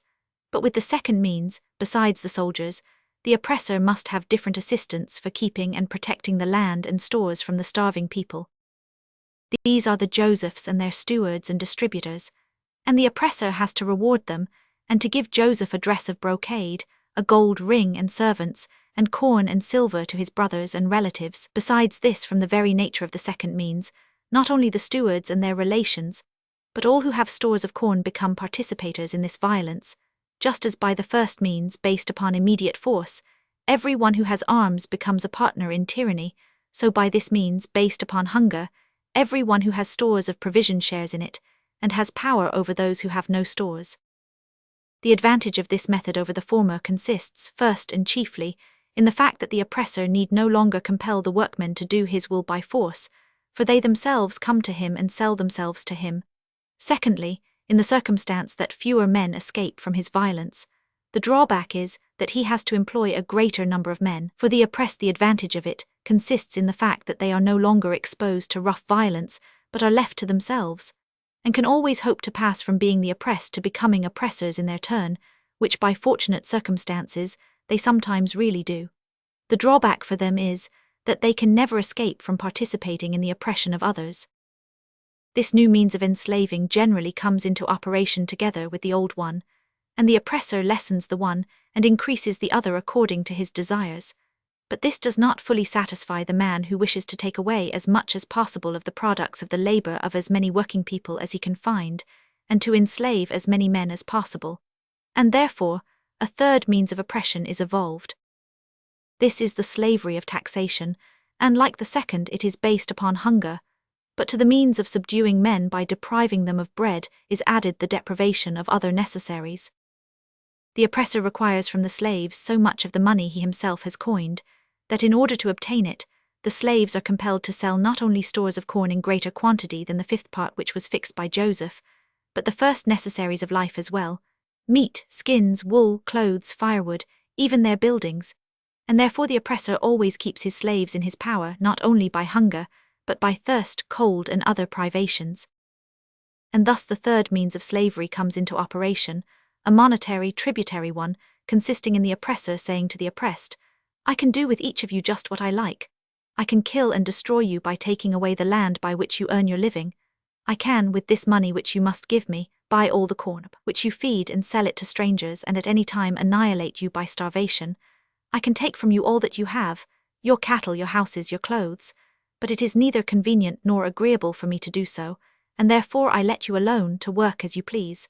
Only give me so much of the money which I demand of you, either as a poll tax, or according to your land or the quantity of your food and drink, or your clothes or your houses. Give me this money, and do what you like among yourselves, but know that I shall neither protect nor maintain widows nor orphans nor invalids nor old people, nor such as have been burned out. I shall only protect the regular circulation of this money. This right will always be mine, to protect only those who regularly give me the fixed number of these pieces of money. As to how or where you get it, I shall not in the least trouble myself." And so the oppressor distributes these pieces of money as an acknowledgement that his demand has been complied with. The second method of enslaving consisted in this, that, having taken away the fifth part of the harvest, and collected stores of corn, Pharaoh, besides the personal slavery by the sword, received by his assistants the possibility of dominion over the working people during the time of famine, and over some of them during misfortunes which happen to them. The third method consists in this: Pharaoh requires from the working people more money than the value of the fifth part of corn which he took from them. He and his assistants get a new means of dominion over the working class, not merely during the famine and their casual misfortunes, but permanently. By the second method, men retain some stores of corn, which help them to bear indifferent harvests and casual misfortunes without going into slavery. But by the third, when there are more demands, the stores, not of corn only but of all other necessaries of life, are taken away from them. And at the first misfortune, a workman, having neither stores of corn nor any other stores which he might exchange for corn, falls into slavery to those who have money. To set the first in motion, an oppressor need have only soldiers, and share the booty with them. For the second, besides the protectors of the land and the stores, he must have collectors and clerks for the distribution of the corn. For the third, besides the soldiers for keeping the land and his property, he must have collectors of taxes, assessors of direct taxation, supervisors, custom house clerks, managers of money, and coiners of it. The organization of the third method is much more complicated than that of the second. By the second, the getting in of corn may be leased out, as was done in olden times and is still the custom in Turkey. But by putting taxes on men, there is need of a complicated administration, which has to ensure the right levying of the taxes, and therefore by the third method the oppressor has to share the plunder with a still greater number of men than by the second. Besides, according to the very nature of the thing, all the men of the same or of the foreign country who possess money become sharers with the oppressed. The advantage of the third method over the first and second consists chiefly in the following fact: that by it there is no need to wait for a year of scarcity, as in the time of Joseph, but years of famine are established forever. And whilst by the second method the part of the labour which is taken away depends upon the harvest, and cannot be augmented ad libitum, because if there is no corn there is nothing to take, by the new monetary method the requirement can be brought to any desired limit, for the demand for money can always be satisfied, because the debtor, to satisfy it, must sell his cattle, clothes, or houses.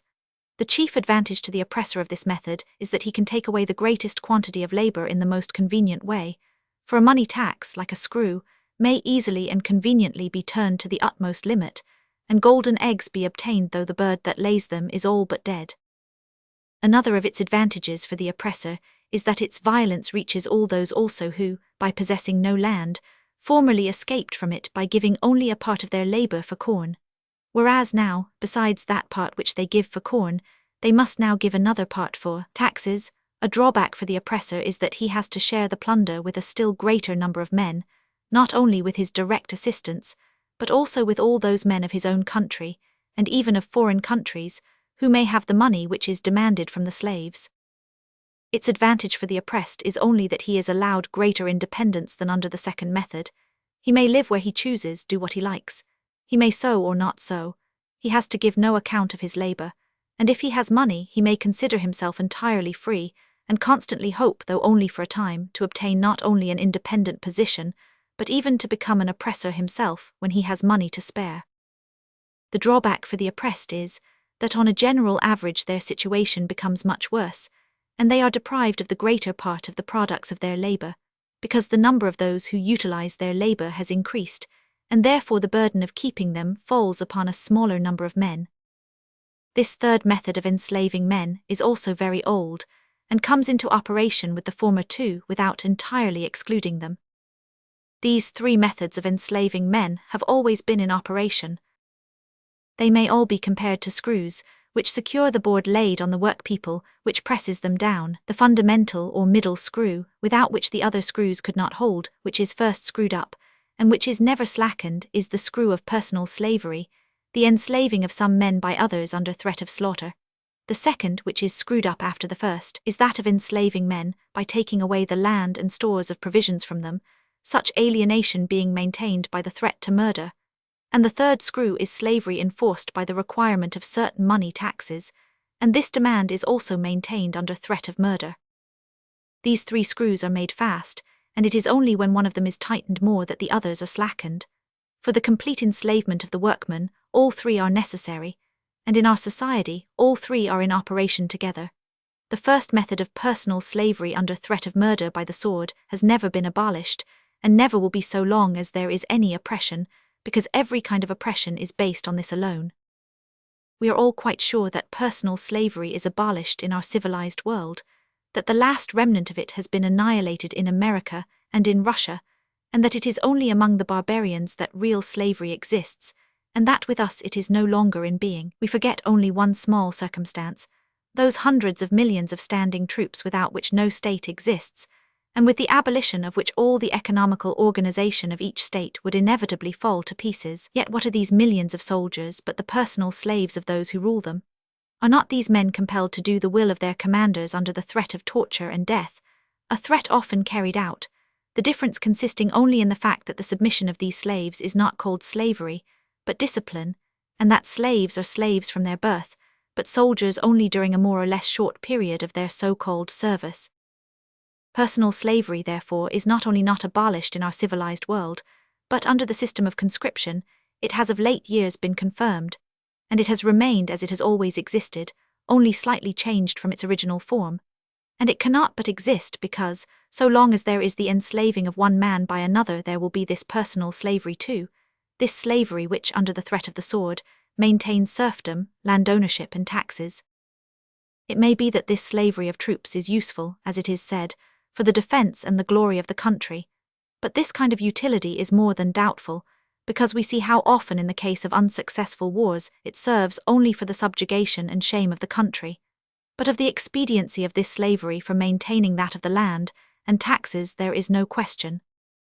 If Irish or Russian peasants were to take possession of the land of the proprietors, troops would be sent to dispossess them. If you build a distillery or a brewery and do not pay excise, then soldiers will be sent to shut it up. Refuse to pay taxes, and the same thing will happen to you. The second screw is the method of enslaving men by taking away from them their land and their stores of provisions. This method has also always been in existence wherever men are oppressed, and whatever changes it may undergo, it is everywhere in operation. Sometimes all the land belongs to the sovereign, as in Turkey, and their 1/10 is given to the state treasury. Sometimes a part of the land belongs to the sovereign, and taxes are raised on it. Sometimes all the land belongs to a few people and is let out for labor, as in England. Sometimes more or less large portions of land belong to the landowners, as in Russia, Germany and France. But wherever there is enslaving there exists also the appropriation of the land by the oppressor, and this screw is slackened or tightened only according to the condition of the other screws. Thus, in Russia, when personal slavery was extended to the majority of the working people, there was no need of land slavery. But the screw of personal slavery was slackened in Russia only when the screws of land and tax slavery were tightened. Only when the government had appropriated the land and divided it among private individuals, and had instituted money payments and taxation, did it give the peasants personal freedom. In England, for instance, land slavery is preeminently in operation, and the question about the nationalizing of the land consists only in the screw of taxation being tightened in order that the screw of land appropriation may be slackened. The third method of enslaving men by taxes has also been in operation for ages, and in our days, with the extension of uniform standards of money and the strengthening of state powers, it has become an especially powerful influence. This method is so developed in our days that it tends to be a substitute for the second method of enslaving, the land monopoly. It is obvious from the state of the political economy of all Europe that it is by the tightening of this screw that the screw of land slavery is slackened. In our own lifetime, we have witnessed in Russia 2 transformations of slavery. When the serfs were liberated and their landlords retained the right to the greater part of the soil, the landlords were afraid they would lose their power. But experience has shown that having let go the whole chain of personal slavery, they had only to seize another, that of the land. A peasant was short of corn, he had not enough to live on. The landlord had land and stores of corn, and therefore the peasant still remained the same slave. Another transformation was caused by the government screw of taxation being pressed home. The majority of working people, having no stores, were obliged to sell themselves to their landlords and to the factories. This new form of oppression held the people still tighter, so that 9/10 of the Russian working people are still working for their landlords and in the factories to pay these taxes. This is so obvious that, if the government were to remit taxation for 1 year only, all labor would be stopped in the fields of the landlords and in the factories. 9/10 of the Russian people hire themselves out during and before the collection of taxes. All these 3 methods have never ceased to operate, and are still in operation, but people are inclined to ignore them or to invent new excuses for them. And, what is most remarkable of all is, that the very means on which everything is based, that screw which is screwed up tighter than all others, which holds everything at the moment in question, is not noticed so long as it holds, when in the ancient world the entire economical order was upheld by personal slavery. The greatest intellects did not notice it. To Plato, as well as to Xenophon and Aristotle, and to the Romans, it seemed that it could not be otherwise, and that slavery was an unavoidable and natural result of wars, without which the existence of mankind was inconceivable. Similarly, in the Middle Ages, until recently, people did not apprehend the meaning of land ownership, on which depended the entire economical organization of their time.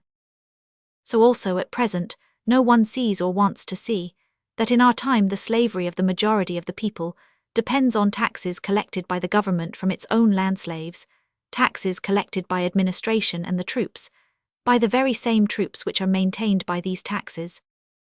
Chapter 21.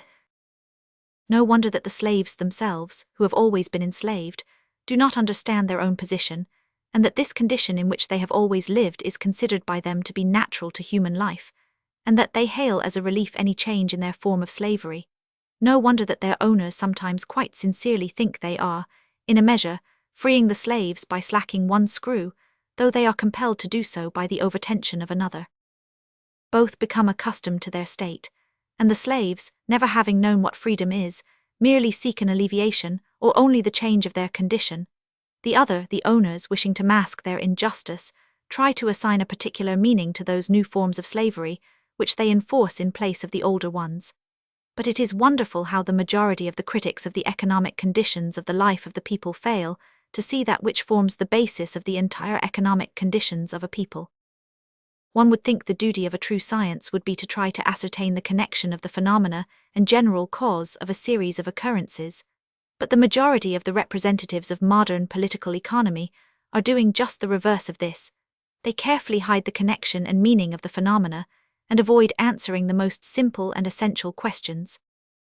Modern political economy, like an idle, lazy cart horse, goes well only downhill when it has no collar work, but as soon as it has anything to draw, it at once refuses, pretending it has to go somewhere aside after its own business. When any grave, essential question is put to political economy, scientific discussions are started about some other matter, having only in view to divert attention from this subject. You ask, how are we to account for a fact so unnatural, monstrous, unreasonable, and not useless only, but harmful, that some men can eat or work only according to the will of other men? You are gravely answered, because some men must arrange the labor and feeding of others, such is the law of production. You ask, what is this property right which allows some men to appropriate to themselves the land, food, and instruments of labor belonging to others? You are again gravely answered, this right is based upon the protection of labor, that is, the protection of some men's labor is effected by taking possession of the labor of other men. You ask, what is that money which is everywhere coined and stamped by the governments, by the authorities, and which is so exorbitantly demanded from the working people, and which in the shape of national debts is levied upon the future generations of working men? Further, has not this money, demanded from the people in the shape of taxes which are raised to the utmost pitch, has not this money any influence on the economic relationships of men, between the payers and the receivers? And you are answered in all seriousness, money is an article of merchandise like sugar or chintz, and it differs from other articles only in the fact that it is more convenient for exchange. As for the influence of taxes on the economic conditions of a people, it is a different question altogether. The laws of production, exchange, and distribution of wealth are one thing, but taxation is quite another. You ask whether it has any influence on the economic conditions of a people that the government can arbitrarily raise or lower prices, and having increased the taxes, can make slaves of all who have no land. The pompous answer is, the laws of production, exchange, and distribution of wealth constitute one science, political economy, and taxes and, generally speaking, state economy come under another head, the law of finance. You ask finally, is no influence exercised on economic conditions by the circumstance that all the people are in bondage to the government, and that this government can arbitrarily ruin them all, can take away all the products of their labor, and even carry the men themselves away from their work into military slavery? You are answered, This is altogether a different question, belonging to the state law. The majority of the representatives of science discuss, quite seriously, the laws of the economic life of a people, while all the functions and activities of this life are dependent on the will of the oppressor. Whilst they recognize the influence of the oppressor as a natural condition of a nation's life, they do just what a critic of the economic conditions of the life of the personal slaves of different masters would do, were he to omit to consider the influence exercised on the life of these slaves by the will of that master who compels them to work on this or that thing, and drives them from one place to another according to his pleasure, who feeds them or neglects to do so, who kills them or leaves them alive. A noxious superstition has been long in existence and still survives, a superstition which has done more harm to men than the most terrible religious superstitions. And so-called science supports this superstition with all its power, and with the utmost zeal. This superstition exactly resembles religious superstitions. It consists in affirming that, besides the duties of man to man, there are still more important duties towards an imaginary being, which the theologians call God, and the political scientists the state. The religious superstition consists in affirming that sacrifices, even of human lives, must be offered to this imaginary being, and that they can and ought to be enforced by every means, even by violence. The political superstition consists in the belief that, besides the duties of man to man, there are still more important duties to an imaginary being, the state, and the offerings, often of human lives, brought to this imaginary being are also essential, and can and ought to be enforced by every means, even by violence. This superstition it is, formerly encouraged by the priests of different religions, which is now sustained by so-called science. Men are thrown into slavery, into the most terrible slavery, worse than has ever before existed, but political science tries to persuade men that it is necessary and unavoidable. The state must exist for the welfare of the people, and it must do its duty to rule and protect them from their enemies. For this purpose the state needs money and troops. Money must be subscribed by all the citizens of the state, and hence all the relations of men must be considered in the light of the existence of the state. I want to help my father by my labor, says a common unlearned man. I want also to marry, but instead I am taken and sent to Kazan to be a soldier for 6 years. I leave the military service. I want to plow the ground to earn food and drink for my family. But I am not allowed to plow for 100 versts around me unless I pay money, which I have not got, and pay it to those men who do not know how to plow, and who demand for the land so much money that I must give them all my labor to procure it. However, I still manage to save something and wish to give this to my children, but a police official comes and takes from me all I had saved, for taxes. I can earn a little more, and again I am deprived of it. My entire economic activity is at the mercy of state demands, and it seems to me that my position and that of my brethren will certainly improve if we are liberated from the demands of the state. But he is told, such reasoning is the result of your ignorance. Study the laws of production, exchange and distribution of wealth, and do not mix up economical questions with those of the state. The phenomena which you point to are no restraints on your freedom. They are the necessary sacrifices which you, along with others, must make for your own freedom and welfare. But my son has been taken away from me, says again a common man, and they threaten to take away all my sons as soon as they are grown up. They took him away by force and drove him to face the enemy's guns in some country which we have never heard of, and for an object which we cannot understand.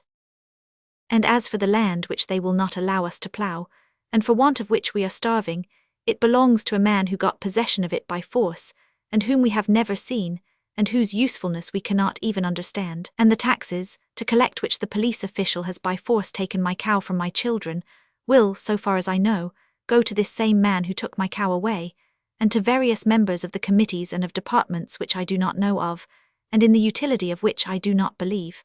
How is it, then, that all these acts of violence secure my liberty, and all this evil procures good? You may compel a man to be a slave and to do that which he considers to be evil for himself, but you cannot compel him to think that in suffering violence he is free, and that the obvious evil which he endures constitutes his good. This appears impossible, yet by the help of science this very thing has been done in our time. The state, that is, the armed oppressors, decide what they want from those whom they oppress, as in the case of England and the Fiji Islanders. They decide how much labor they want from their slaves. They decide how many assistants they will need in collecting the fruits of this labor. They organize their assistants in the shape of soldiers, landowners, and collectors of taxes, and the slaves give their labor, and at the same time believe that they give it, not because their masters demand it, but for the sake of their own freedom and welfare, and that this service and these bloody sacrifices to the divinity called the state are necessary, and that, except this service to their deity, they are free. They believe this because the same had been formerly said in the name of religion by the priests, and is now said in the name of so-called science by learned men.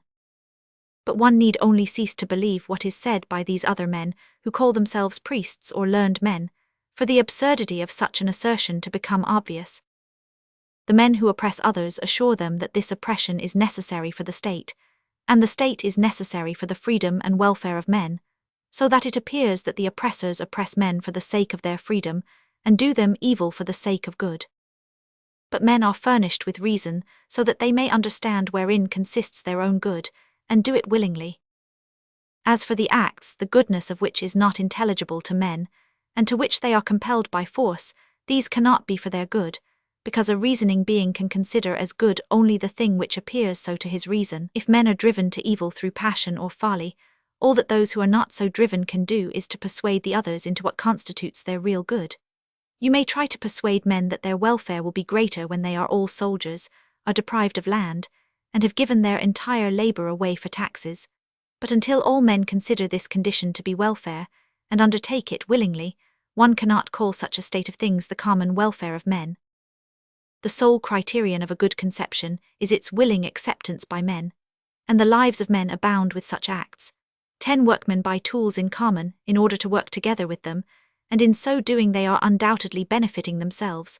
But we cannot suppose that if these 10 workmen were to compel an 11th by force to join in their association, they would insist that their common welfare will be the same for him. So with gentlemen who agree to give a subscription dinner at £1 a head to a mutual friend, no one can assert that such a dinner will benefit a man who, against his will, has been obliged to pay a sovereign for it. And so with peasants who decide, for their common convenience, to dig a pond, to those who consider the existence of a pond more valuable than the labor spent on it, digging it will be a common good. But to the one who considers the pond of less value than a day's harvesting in which he is behindhand, digging it will appear evil. The same holds good with roads, churches, and museums, and with all various social and state affairs. All such work may be good for those who consider it good, and who therefore freely and willingly perform it, the dinner which the gentlemen give, the pond which the peasants dig. But work to which men must be driven by force ceases to be a common good precisely by the fact of such violence. All this is so plain and simple that, if men had not been so long deceived, there would be no need to explain it. Suppose we live in a village where all the inhabitants have agreed to build a road over a swamp which is a danger to them. We agree together, and each house promises to give so much money or wood or days of labor. We agree to this because the making of the road is more advantageous to us than what we exchange for it. But among us, there are some for whom it is more advantageous to do without a road than to spend money on it, or who at all events think so. Can compelling these men to labor make it of advantage to them? Obviously not, because those who considered that their choosing to join in making the way would have been disadvantageous, will consider it a forgery still more disadvantageous when they are compelled to do so. Suppose even that we all without exception were agreed, and promised so much money or labor from each house, but that it happened that some of those who had promised did not give what they agreed, their circumstances having meanwhile changed, so that it was more advantageous for such now to be without the road than to spend money on it, or that they have simply changed their mind about it, or even calculate that others will make the road without them, and that they will then use it. Can coercing these men to join in the labor make them consider that the sacrifices are enforced for their own good? Obviously not, because if these men have not fulfilled what they promised, owing to a change in circumstances, so that now the sacrifices for the sake of the road outbalance their gain by it, the compulsory sacrifices of such would be only a worse evil. But if those who refuse to join in building the road intend to utilize the labor of the others, then in this case also coercing them into making a sacrifice would be only a punishment on a supposition, and their object, which nobody can prove, will be punished before it is made apparent. But in neither case can coercing them to join in a work which they do not desire be good for them. If this is so with sacrifices for a work which everyone can comprehend, obvious and undoubtedly useful to everyone, such as a road over a swamp, how still more unjust and unreasonable is it to coerce millions of men into making sacrifices for objects which are incomprehensible, imperceptible, and often undoubtedly harmful, such as military service and taxation. But according to science, what appears to everyone to be an evil is a common good. It appears that there are men, a small minority, who alone know of what the common good consists, and notwithstanding the fact that all other men consider this good to be an evil, this minority can compel the others to do whatever they may consider to be for the common good. And it is this belief which constitutes the chief superstition and the chief deceit, and hinders the progress of mankind towards the true and the good. To nurse this superstitious deceit has been the object of political sciences in general, and of so-called political economy in particular. Many are making use of its aims in order to hide from men the state of oppression and slavery in which they now are. The way they set about doing so is by starting the theory that the violence connected with the economy of social slavery is a natural and unavoidable evil, and men thereby are deceived and turn their eyes from the real causes of their misfortunes. Slavery has long been abolished. It has been abolished in Rome as well as in America and in Russia, but only the word has been abolished, not the evil. Slavery is the violent freeing of some men from the labor necessary for satisfying their wants, which transfers this labor to others. And wherever there is a man who does not work, not because others willingly and lovingly work for him, but because he has the possibility, while not working himself, to make others work for him, there slavery exists. Wherever there are, as in all European societies, men who utilize the labor of thousands of others by coercion, and consider such to be their right, and others who submit to this coercion considering it to be their duty, there you have slavery in its most dreadful proportions. Slavery exists. In what then does it consist? Slavery consists of that of which it has always consisted, and without which it cannot exist at all, in the coercion of a weak and unarmed man by a strong and armed man. Slavery in its three fundamental modes of operation: personal violence, the military, land taxes, maintained by the military, and direct and indirect taxes put upon all the inhabitants, is still in operation now as it has been before. We do not see it because each of these three forms of slavery has received a new justification, which hides its meaning from us. The personal violence of armed over unarmed men has been justified as the defense of one's country from imaginary enemies, while in its essence it has the one old meaning, the submission of the conquered to the oppressors. The violent seizure of the laborer's land has been justified as the recompense for services rendered to an imaginary common welfare, and confirmed by the right of heritage, but in reality it is the same dispossession of men from their land, and enslaving them which was performed by the troops. And the last, the monetary violence by means of taxes, the strongest and most effective in our days, has received a most wonderful justification.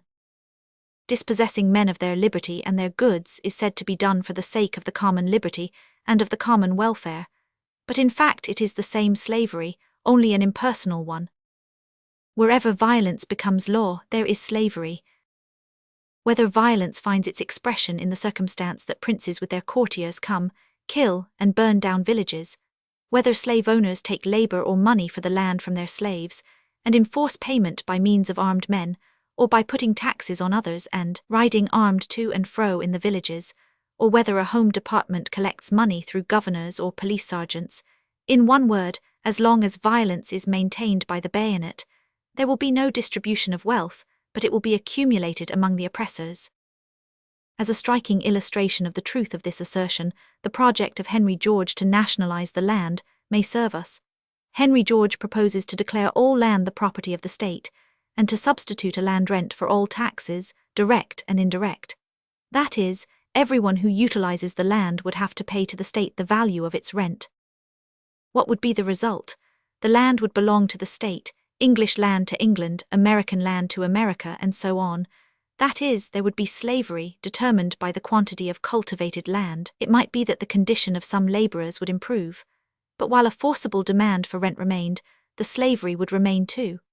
The cultivator, after a bad harvest, being unable to pay the rent exacted of him by force, would be obliged to enslave himself to anyone who happened to have the money in order not to lose everything and to retain the land.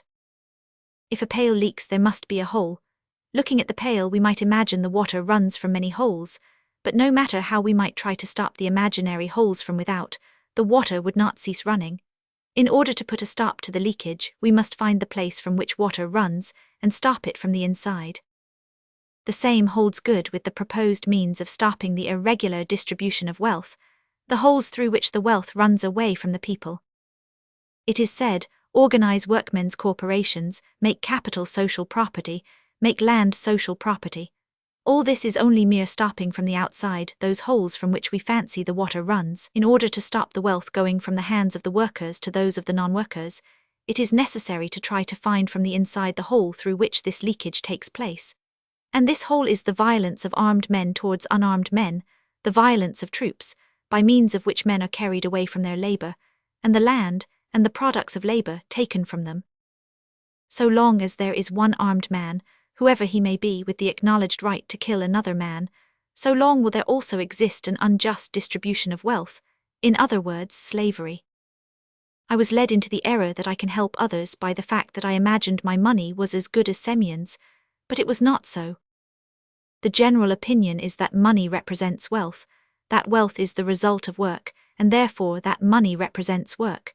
This opinion is as just as the opinion asserting that every form of state is the result of a contract social. All men like to believe that money is only a means of exchange of labor. I have made boots, you have made bread, he has fed sheep. Now, in order to exchange our wares the more conveniently, we introduce money, which represents the corresponding share of labor, and through it we exchange leather soles for a mutton brisket and 10 pounds of flour.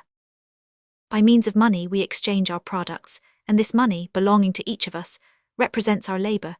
This is perfectly true, but true only while in the community where this exchange takes place, violence of one man towards another did not appear, violence not only over another man's labor, as happens in war and in slavery, but not even violence applied to defend the products of labor of one man against another. This could be only in a community whose members entirely fulfill the Christian law, in a community where one gets what he demands, and where one is not requested to return what he gets. But as soon as violence in any form is applied in the community, the meaning of money for its owner at once loses its significance as a representative of labor, and acquires the significance of a right, based not on labor, but on violence. As soon as there is war and one man has taken away something from another, then money cannot always represent labor. The money received by the soldier for the booty he has sold, as well as the money got by his superior, is by no means the produce of their work, and has quite a different meaning from the money received for the labor resulting in boots. When there are slave owners and slaves, as have been always in the world, then one cannot assert that money represents labor. The women have woven a quantity of linen, have sold it and received money. The serfs have woven some linen for their master, and the master has sold it and received money. The one and the other money are the same, but one is the product of labor and the other is the product of violence. Likewise, if somebody, say my father, made me a present of money and he, when giving it to me, knew, and I knew and everybody knew, that no one can take this money away from me, that if anybody tried to take it, or even merely failed to return it at the date promised, then the authorities would defend me and by force compel the man to return me this money. Then again, it is evident that by no means can this money be called a representative of labor, like the money which Semyon got for cutting wood. Thus, in a community, where by some kind of violence somebody's money is taken possession of, or the ownership of somebody's money defended against others, their money cannot always represent labor.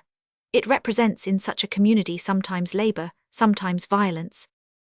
So it would be if only one fact of violence of one man over another appeared in the midst of perfectly free relations. But now, when the accumulated money has passed through centuries of most various forms of violence, when these acts of violence continue under other forms, when money itself by its accumulation creates violence, which is recognized by everybody, when the direct products of labor constitute only a small part of money made up of all sorts of violence, to assert now that money represents the work of its owner is an obvious error or an open lie. One may say it ought to be so, one may say it is desirable that it should be so, but by no means can anyone say that it is so. Money represents labor. Yes, money represents labor, but whose labor? In our society it is only in the rarest cases that money represents the work of its owner. Almost always it represents the labor of other men, the past or future labors of men. It is the representative of a claim on the labor of other men by force of violence.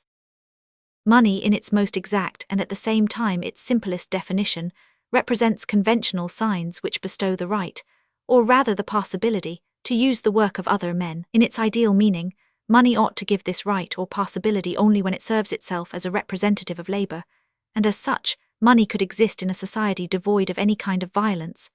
But as soon as violence takes place in a society, i.e., the possibility of the utilizing of the labor of others by the idler, then this possibility of using the labor of others, without defining persons over which this violence is committed, is also exercised in money. The landowner taxed his serfs by a contribution in kind, making them bring a certain quantity of linen, corn, cattle, or a corresponding amount of money. One household delivered the cattle, but the linens were replaced by money. The landowner accepts the money in a certain quantity, only because he knows that for this money he can get the same pieces of linen. Generally, he takes a little more money to be sure that he will receive for it the same quantity of linen, and this money evidently offers for the landowner lien on other men's labor. The peasant gives money as a security against persons unknown but numerous, who would undertake to work out so much linen for this money. Those who will undertake to work the linen will do it because they did not succeed in feeding the sheep, and for these they must pay in money, and the peasant who will get the money for the sheep will take it, only because he must pay for the corn, which was a failure that year. The same goes on in the state and all over the world. A man sells the produce of his past, present, or future labor, sometimes his foodstuff, not mostly because money is a convenient exchange for him. He would exchange without money, but because he is required by means of violence to give money as a security on his work. When Pharaoh has demanded the labor of his slaves, then the slaves have given him all their labor, but they could give only the past and present labor, and could not give that of the future. But with the spread of money tokens and their result of credit, it becomes possible to give also one's future work for money. Money, with the existence of violence in society, offers the means for a new form of impersonal slavery, which replaces the personal one. A slave owner claims a right to the work of Peter, Ivan, Sidor, but wherever money is required from everybody, the owner of money acquires a claim on the labor of all those unknown people who are in need of money. Money removes the painful side of slavery, by which the owner knows about his right on Ivan. At the same time it removes all those human relations between the owner and the slave, which soften down the burden of personal slavery. I will not dwell on the theory that perhaps such a state is necessary for the development of mankind, for its progress and so forth. I will not dispute it. I only strive to make clear to myself the conception of money, and to discover the general misconception I have made in accepting money as a representative of labor. I became convinced by experience that money is not a representative of labor, but in the great majority of cases is a representative of violence, or of specially complex artifices founded on violence. Money in our time has already altogether lost the desirable significance of being the representative of labor. Such significance it may have in exceptional cases, but as a rule it has become the right or the possibility of using the labor of others.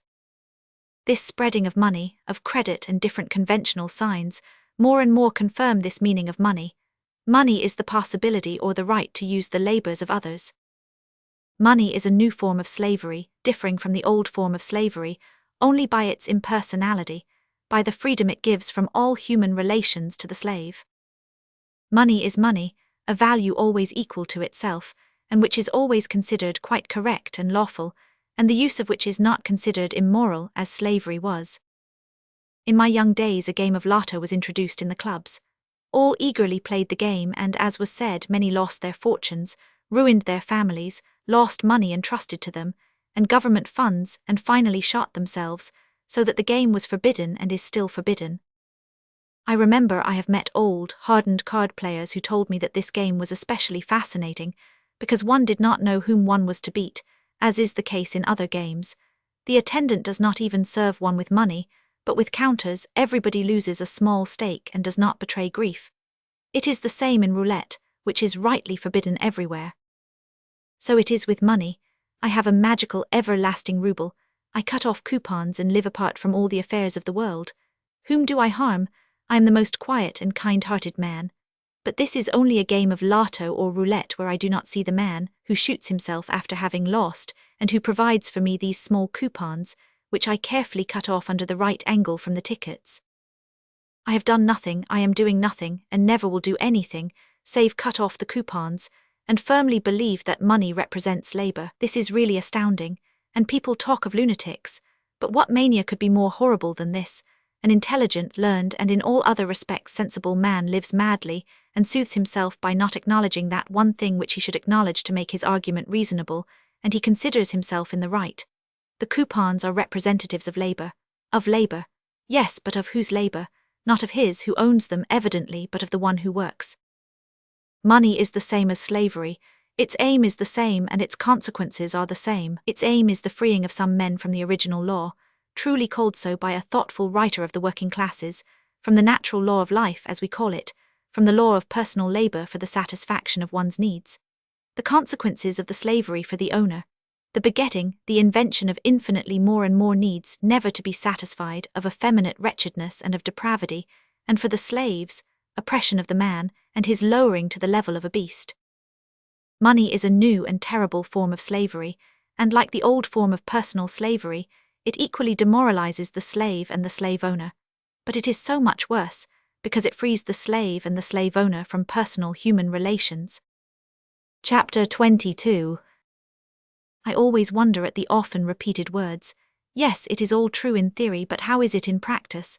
As though the theory were only a collection of words useful for conversation, and not as though all practice, that is, all activity of life, were inevitably based upon it. There must have been an immense number of foolish theories in the world for men to employ such wonderful reasoning. We know that theory is what a man thinks about a thing, and practice is what he does. How can a man think that he ought to act in one way and then do quite the reverse? If the theory of baking bread consists in this, that first of all one must knead the dough, then put it by to rise, anyone knowing it would be a fool to do the reverse. But with us it has come into fashion to say, it is all very well in theory, but how would it be in practice? In all that has occupied me, practice has unavoidably followed theory, not mainly in order to justify it, but because it could not help doing so. If I have understood the affair upon which I have meditated, I cannot help doing it in the way in which I have understood it.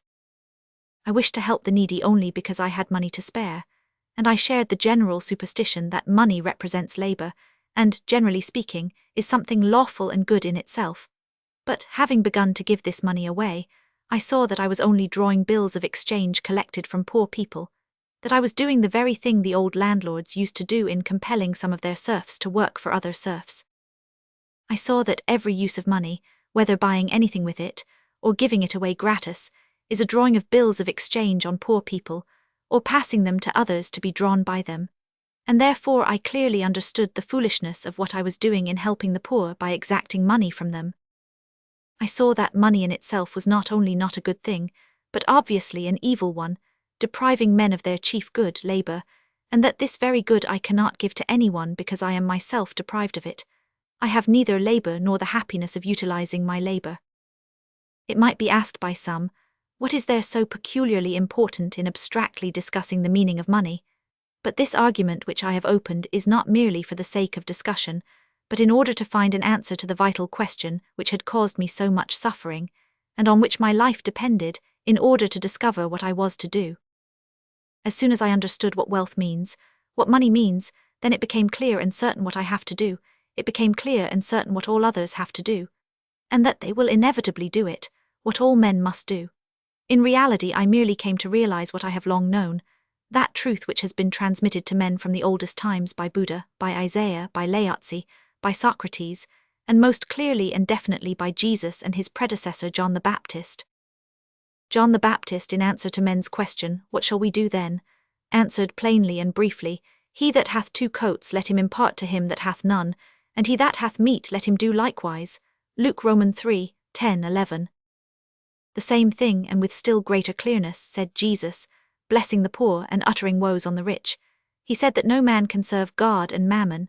He forbade his disciples not only to take money, but also to have 2 coats. He said to the rich young man that he could not enter into the kingdom of God because he was rich, and that it is easier for a camel to go through the needle's eye than for a rich man to enter the kingdom of God. He said that he who would not leave everything, his houses and children and his fields, in order to follow him was not his disciple.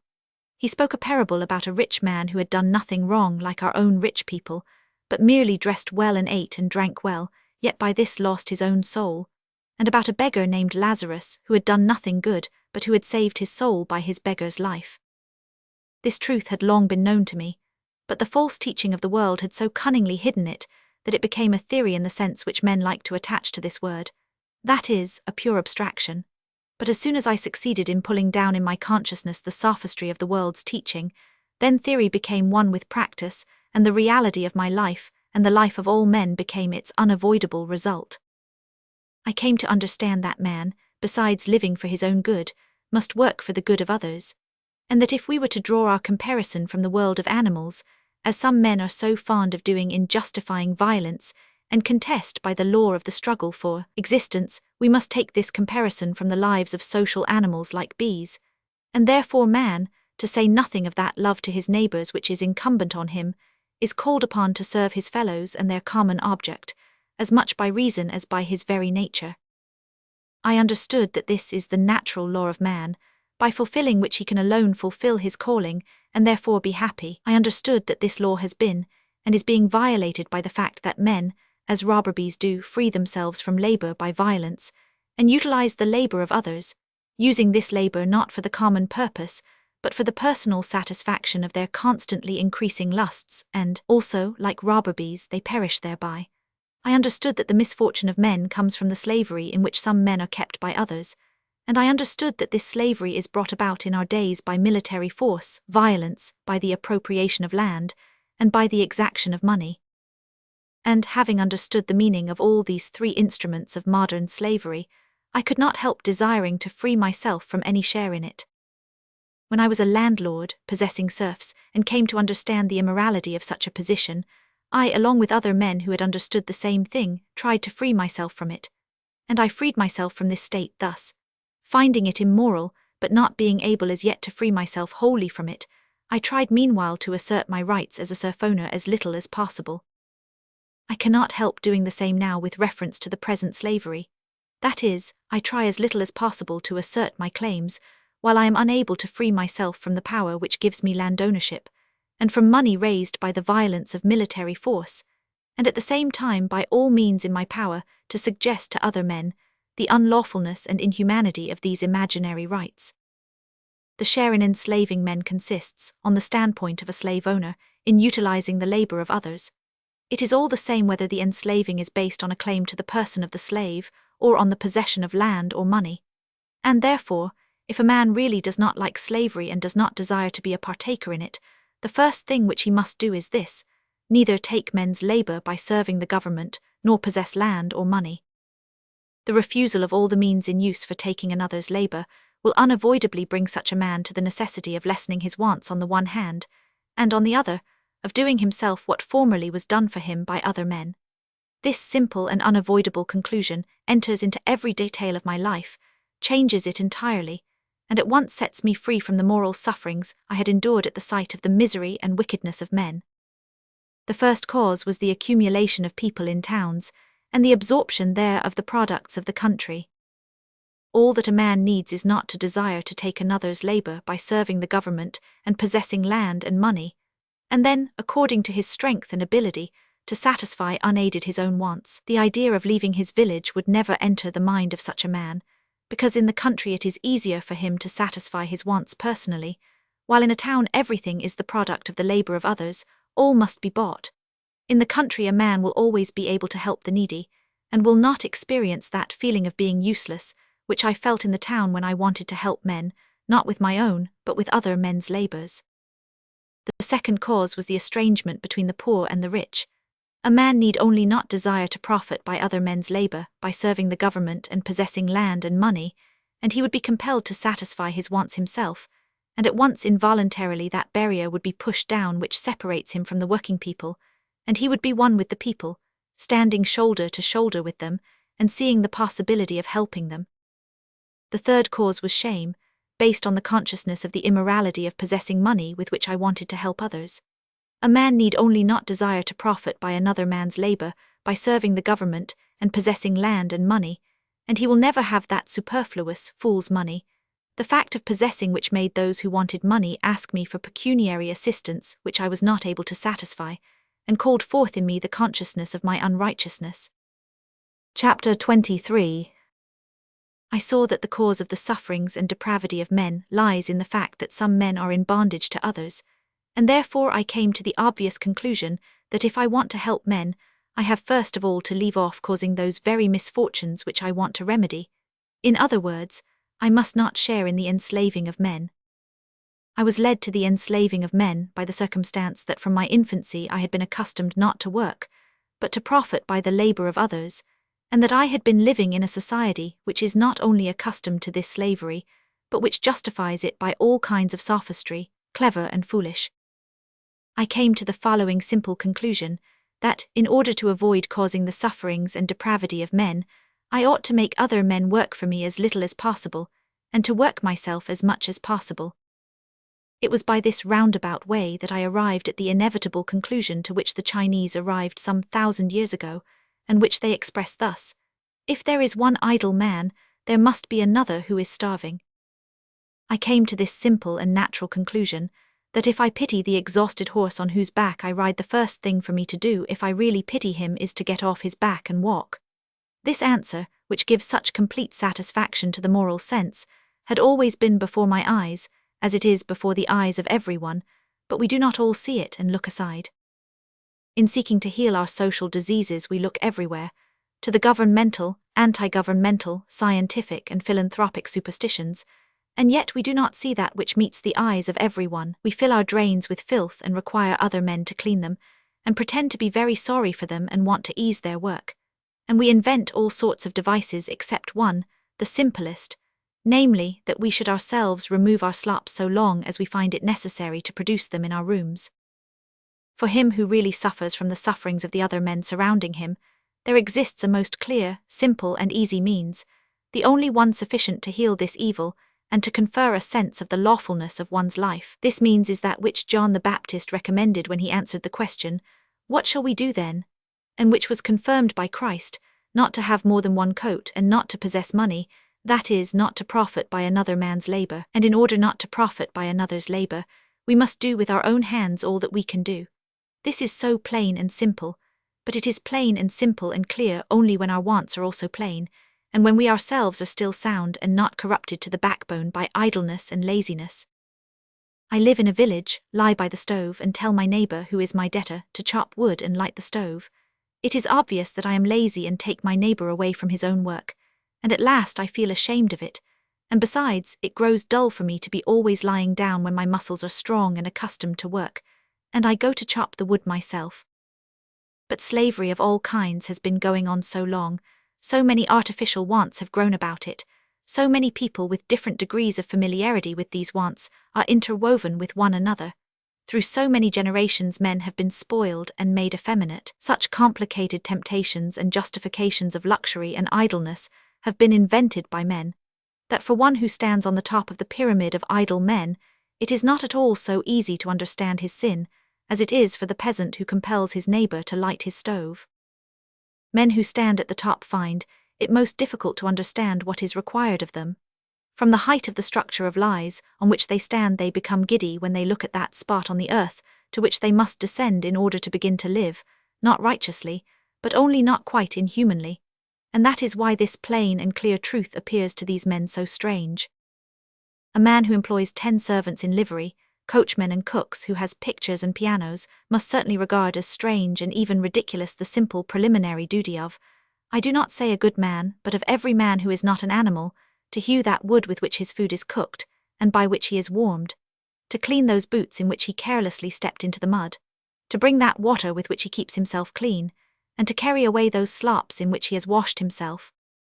But besides the estrangement of men from the truth, there is another cause which hinders them from seeing the duty of doing the most simple and natural physical work. That is the complication and intermingling of the conditions in which a rich man lives. This morning I entered the corridor in which the stoves are heated. A peasant was heating the stove which warmed my son's room. I entered his bedroom. He was asleep and it was 11 o'clock in the morning. The excuse was, today is a holiday, no lessons. A stout lad of 18 years of age, having overeaten himself the previous night, is sleeping until 11 o'clock, and a peasant of his own age who had already that morning done a quantity of work was now lighting the 10th stove. It would be better, perhaps, if the peasant did not light the stove to warm this stout, lazy fellow, thought I, but I remembered at once that this stove also warmed the room of our housekeeper, a woman of 40 years of age, who had been working the night before till 3 o'clock in the morning to prepare everything for the supper which my son ate, and then she put away the dishes, and notwithstanding this got up at 7. She cannot heat the stove herself, she has no time for that. The peasant is heating the stove for her, too, and under her name my lazy fellow was being warmed. True, the advantages are all interwoven, but without much consideration the conscience of each will say on whose side is the labour and on whose the idleness.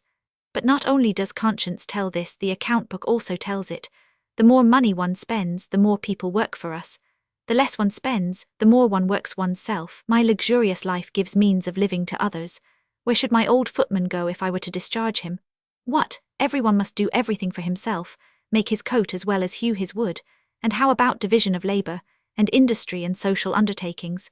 And, last of all, come the most horrible of words, civilization, science, art. Chapter 24.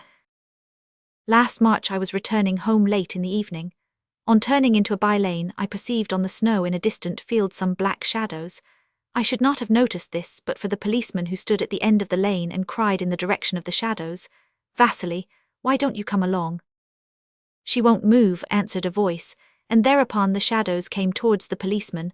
I stopped and asked him, "What is the matter?"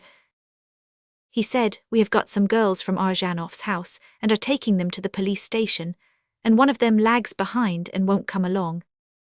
A night watchman in sheepskin coat appeared now driving on a girl who slouched along while he prodded her from behind. The watchman and the policeman were wearing winter coats. She alone had none, having only her gown on. In the dark I could distinguish only a brown dress and a kerchief round her head and neck. She was short, like most starvelings, and had a broad, clumsy figure. "We aren't going to stay here all night for you, you hag. Get on or I'll give it you," shouted the policeman. He was evidently fatigued and tired of her. She walked some paces and stopped again. The old watchman, a good-natured man, I knew him, pulled her by the hand. "I'll wake you up, come along," said he, pretending to be angry. She staggered and began to speak with a croaking, hoarse voice. "Let me be, don't you push, I'll get on myself." "You'll be frozen to death," he returned. "A girl like me won't be frozen, I've lots of hot blood." She meant it as a joke, but her words sounded like a curse. By a lamp, which stood not far from the gate of my house, she stopped again, leaned back against the paling, and began to seek for something among her petticoats with awkward, frozen hands. They again shouted to her, but she only muttered and continued searching. She held in one hand a crumpled cigarette and matches in the other. I remained behind her. I was ashamed to pass by or to stay and look at her. But I made up my mind and came up to her. She leaned with her shoulder against the paling and vainly tried to light a match on it. I looked narrowly at her face. She was indeed a starveling and appeared to me to be a woman of about 30. Her complexion was dirty, her eyes small, dim, and bleared with drinking. She had a squat nose, her lips were wry and slavering with downcast angles. From under her kerchief fell a tuft of dry hair. Her figure was long and flat, her arms and legs short. I stopped in front of her. She looked at me and grinned as if she knew all that I was thinking about. I felt that I ought to say something to her. I wanted to show her that I pitied her. "Have you parents?" I asked. She laughed hoarsely, then suddenly stopped and lifting her brows began to look at me steadfastly. "Have you parents?" I repeated. She smiled with a grimace which seemed to say, "What a question for him to put." "I have a mother," she said at last, "but what's that to you?" "And how old are you?" "I am over 15, she said, at once answering a question she was accustomed to hear. "Come, come, go on, we shall all be frozen for you, the deuce take you," shouted the policeman, and she edged off from the paling and staggered along the lane to the police station, and I turned to the gate and entered my house and asked whether my daughters were at home. I was told that they had been to an evening party, had enjoyed themselves much and now were asleep. The next morning I was about to go to the police station to inquire what had become of this unhappy girl. I was ready to start early enough, when one of those unfortunate men called, who from weakness have dropped out of the gentlemanly line of life to which they have been accustomed, and who rise and fall by turns. I had been acquainted with him 3 years. During this time he had several times sold everything he had, even his clothes, and having just done so again, he passed his nights temporarily in Arjanov's house and his days at my lodgings. He met me as I was going out, and without listening to me, began at once to relate what had happened at Arjanov's house the night before. He began to relate it, yet had not got through one half when, all of a sudden, he, an old man who had gone through much in his life, began to sob, and ceasing to speak, turned his face away from me. This was what he related. I ascertained the truth of his story on the spot, where I learned some new particulars, which I shall relate too. A washerwoman 30 years of age, fair, quiet, good-looking but delicate, passed her nights in the same lodging-house, the ground floor of number 32, where my friend slept among various shifting night lodgers, men and women, who for 5 kopecks slept with each other. The landlady at this lodging was the mistress of a boatman. In summer her lover kept a boat, and in winter they earned their living by letting lodgings to night lodgers at 3 kopecks without a pillow, and at 5 kopecks with one. The washerwoman had been living here some months and was a quiet woman, but lately they began to object to her because she coughed and prevented the other lodgers from sleeping. An old woman in particular, 80 years old, half silly and a permanent inmate of this lodging, began to dislike the washerwoman and kept annoying her because she disturbed her sleep, for all night she coughed like a sheep. The washerwoman said nothing. She owed for rent and felt herself guilty and was therefore compelled to endure.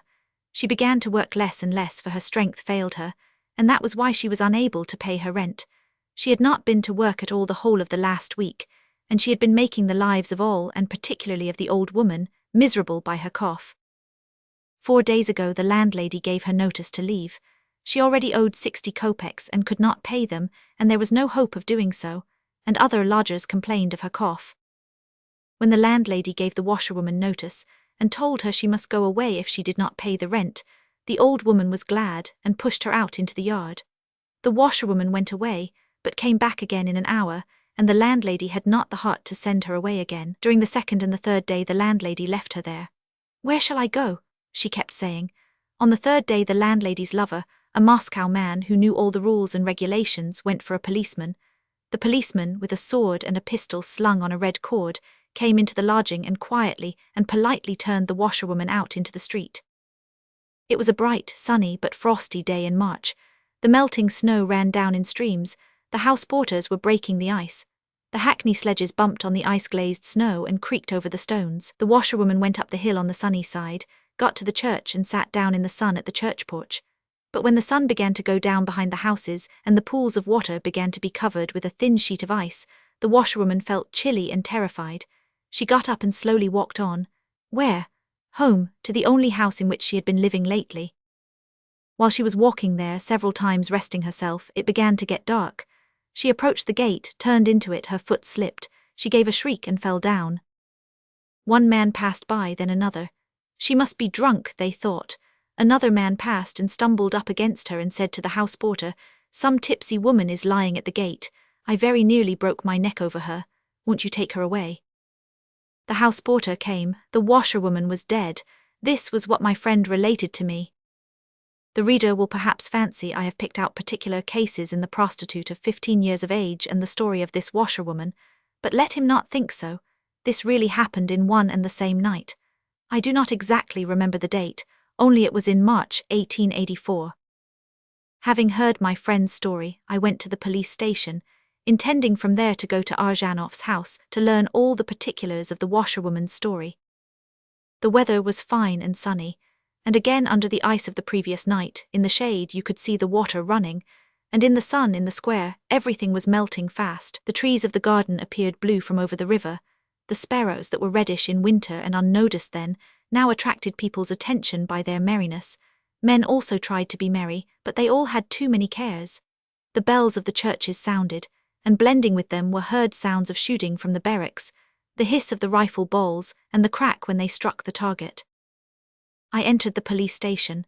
There some armed men, policemen, led me to their chief.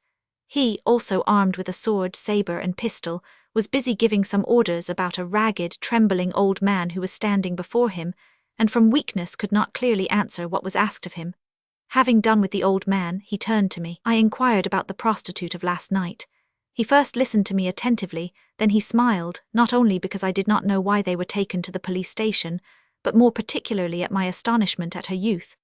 "Goodness, there are some of 12, 13, and 14 years of age often," said he, in a lively tone. To my question about the girl of yesterday, he told me that she had probably been already sent to the committee, if I understood him right. To my question where such women passed the night, he gave a vague answer. The one about whom I spoke he did not remember. There were so many of them every day. At Arjanov's house in number 32, I already found the sacristan reading prayers over the dead washerwoman. She had been brought in and laid on her former pallet, and the lodgers, all starvelings themselves, contributed money for the prayers, the coffin, and the shroud. The old woman had dressed her and laid her out. The clerk was reading something in the dark.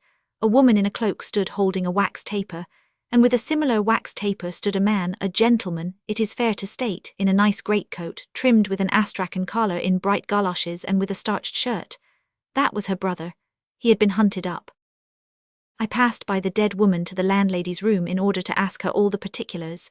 She was afraid of my questions, afraid probably of being charged with something, but by and by she grew talkative and told me all.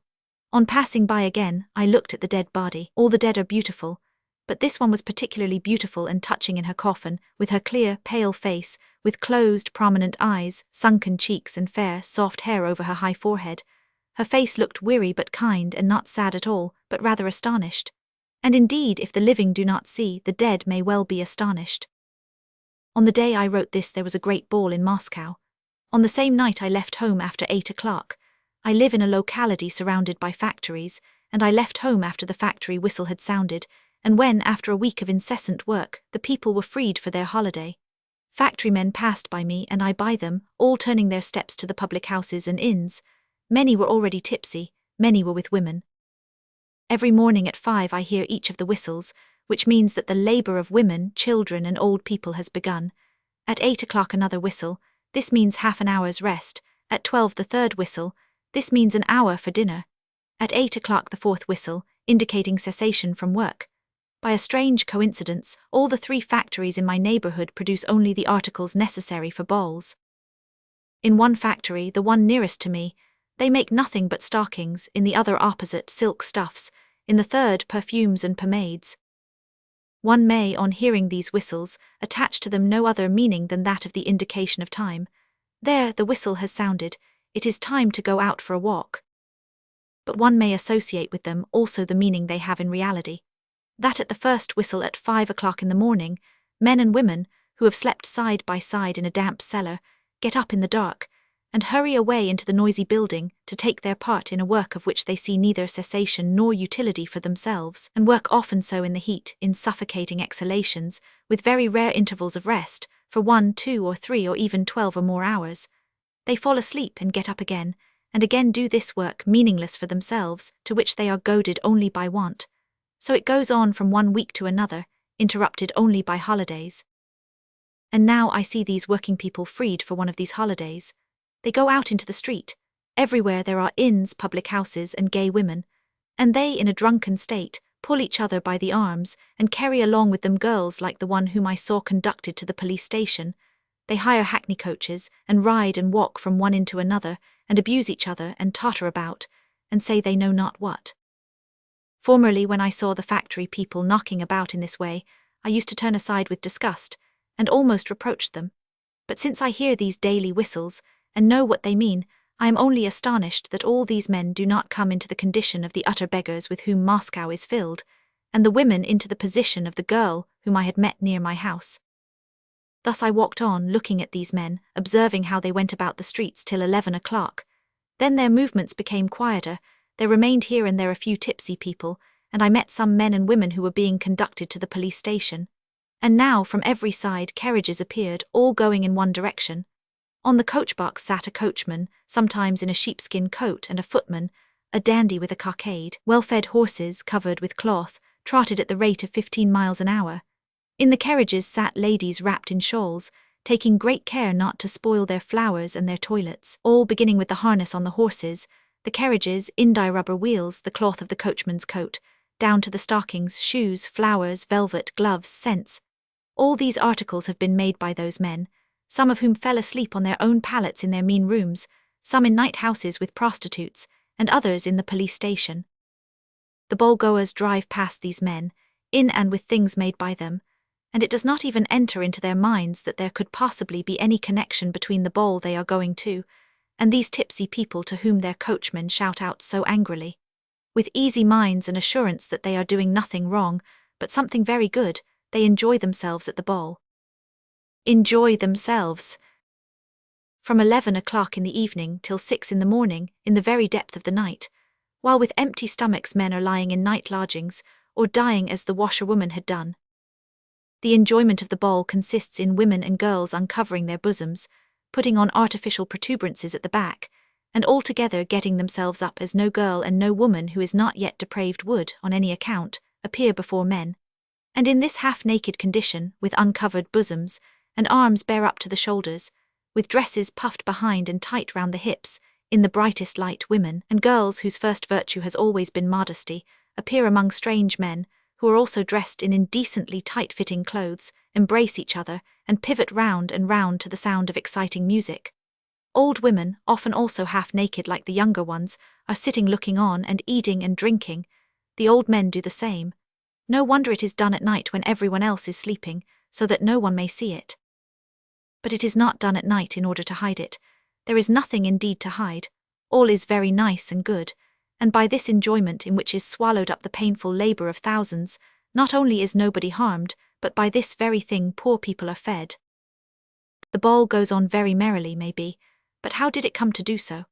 When we see in society or among ourselves one who has not eaten, or is cold, we are ashamed to enjoy ourselves, and cannot begin to be merry until he is fed, to say nothing of the fact that we cannot even imagine that there are people who can enjoy themselves by means of anything which produces the sufferings of others. We are disgusted with, and do not understand the enjoyment of brutal boys who have squeezed a dog's tail into a piece of split wood. How is it, then, that in our enjoyment we become blind, and do not see the cleft in which we have pinched those men who suffer for our enjoyment?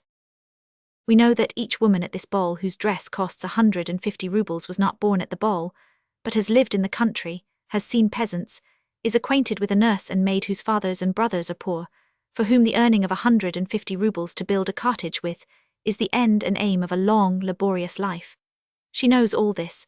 How can she then enjoy herself, knowing that on her half-naked body she is wearing the cottage which is the dream of her housemaid's brother? But let us suppose she has not thought about this. Still she cannot help knowing that velvet and silk, sweetmeats and flowers and laces and dresses do not grow of themselves but are made by men. One would think she could not help knowing that men make all these things, and under what circumstances and why. She cannot help knowing that her dressmaker, whom she scolded today, made this dress not at all out of love to her. Therefore she cannot help knowing that all these things, her laces, flowers, and velvet, were made from sheer want. But perhaps she is so blinded that she does not think of this. Well, but at all events she could not help knowing that 5 people, old, respectable, often delicate men and women, have not slept all night and have been busy on her account. She saw their tired, gloomy faces. This also she could not help knowing, that on this night there were 28 degrees of frost, and that her coachman, an old man, was sitting in this frost all night on his coach-box. But I know that they do not really see this. If from the hypnotic influence of the ball these young women and girls fail to see all this, we cannot judge them. Poor things, they consider all to be good which is pronounced so by their elders. How do these elders explain their cruelty? They indeed always answer in the same way. I compel no one. What I have bought. Footmen, chambermaids, coachmen I hire. There is no harm in engaging and in buying. I compel none, I hire. What wrong is there in that? Some days ago I called on a friend. Passing through the first room I wondered at seeing 2 women at a table, for I knew my acquaintance was a bachelor. A skinny, yellow, old-looking woman about 30 with a kerchief thrown over her shoulders, was briskly doing something over the table with her hands, jerking nervously, as if in a fit. Opposite to her sat a young girl, who was also doing something and jerking in the same way. They both seemed to be suffering from St. Vitus's dance. I came nearer and looked closer to see what they were about.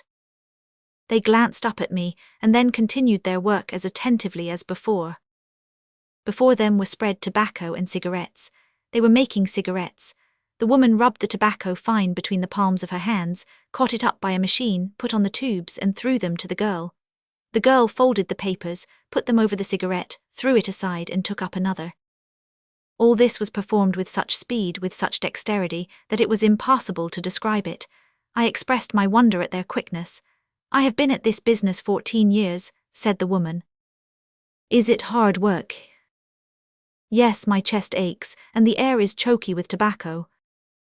But it was not necessary for her to have said so. You need only have looked at her or at the girl.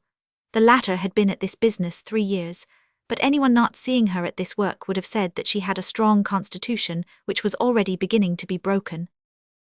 My acquaintance, a kind-hearted man of liberal views, hired these women to make him cigarettes at 2 rubles and a half 5s. 1,000. He has money and he pays it away for this work. What harm is there in it? My acquaintance gets up at 12. His evenings from 6 to 2 he spends at cards or at the piano. He eats and drinks well. Other people do all the work for him. He has devised for himself a new pleasure, smoking. I can remember when he began to smoke. Here are a woman and a girl who can scarcely earn their living by transforming themselves into machines, and who pass all their lives in breathing tobacco, thus ruining their lives. He has money which he has not earned, and he prefers playing at cards to making cigarettes for himself. He gives these women money only on condition that they continue to live as miserably as they lived before in making cigarettes for him. I am fond of cleanliness, and I give money on condition that the washerwoman washes my shirts, which I change twice a day, and the washing of these shirts having taxed the utmost strength of the washerwoman, she has died. What is wrong in this? Men who buy and hire will continue doing so whether I do or do not. They will force other people to make velvets and dainties, and will buy them whether I do or do not. So also they will hire people to make cigarettes and to wash shirts. Why should I then deprive myself of velvets, sweetmeats, cigarettes and clean shirts, when their production is already set in going? Often, almost constantly I hear this reasoning. This is the very reasoning which a crowd, maddened with the passion of destruction, will employ. It is the same reasoning which leads a pack of dogs. When one of their number runs against another and knocks it down, the rest attack it and tear it to pieces. Others have already have done a little mischief. Why shouldn't I too do the same? What can it possibly signify if I wear a dirty shirt and make my cigarettes myself? Could that help anyone? Men ask who desire to justify themselves. Had we not wandered so far from truth, one would be ashamed to answer this question. But we are so entangled that such a question seems natural to us, and therefore, though I feel ashamed, I must answer it. What difference would it be if I should wear my shirt a week instead of a day, and make my cigarettes myself, or leave off smoking altogether? The difference would be this, that a certain washerwoman and a certain cigarette maker would exert themselves less, and what I gave formerly for the washing of my shirt, and for the making of my cigarettes, I may give now to that or to another woman, and working people who are tired by their work instead of overworking themselves will be able to rest and to have tea. But I have heard objections to this, so ashamed are the rich and luxurious to understand their position. They reply, if I should wear dirty linen, leave off smoking, and give this money away to the poor, then this money would be all the same taken away from them, and my drop will not help to swell the sea. I am still more ashamed to answer such a reply, but at the same time I must do so. If I came among savages who gave me chops which I thought delicious, but the next day I learned, perhaps saw myself, that these delicious chops were made of a human prisoner who had been slain in order to make them, and if I think it bad to eat men, however delicious the cutlets may be, and however general the custom to eat men among the persons with whom I live, and however small the utility of my refusal to eat them may be, to the prisoners who have been prepared for food, I shall not and cannot eat them. It may be that I shall eat human flesh when urged by hunger, but I shall not make a feast of it, and shall not take part in feasts with human flesh, and shall not seek such feasts, nor be proud of my partaking of them.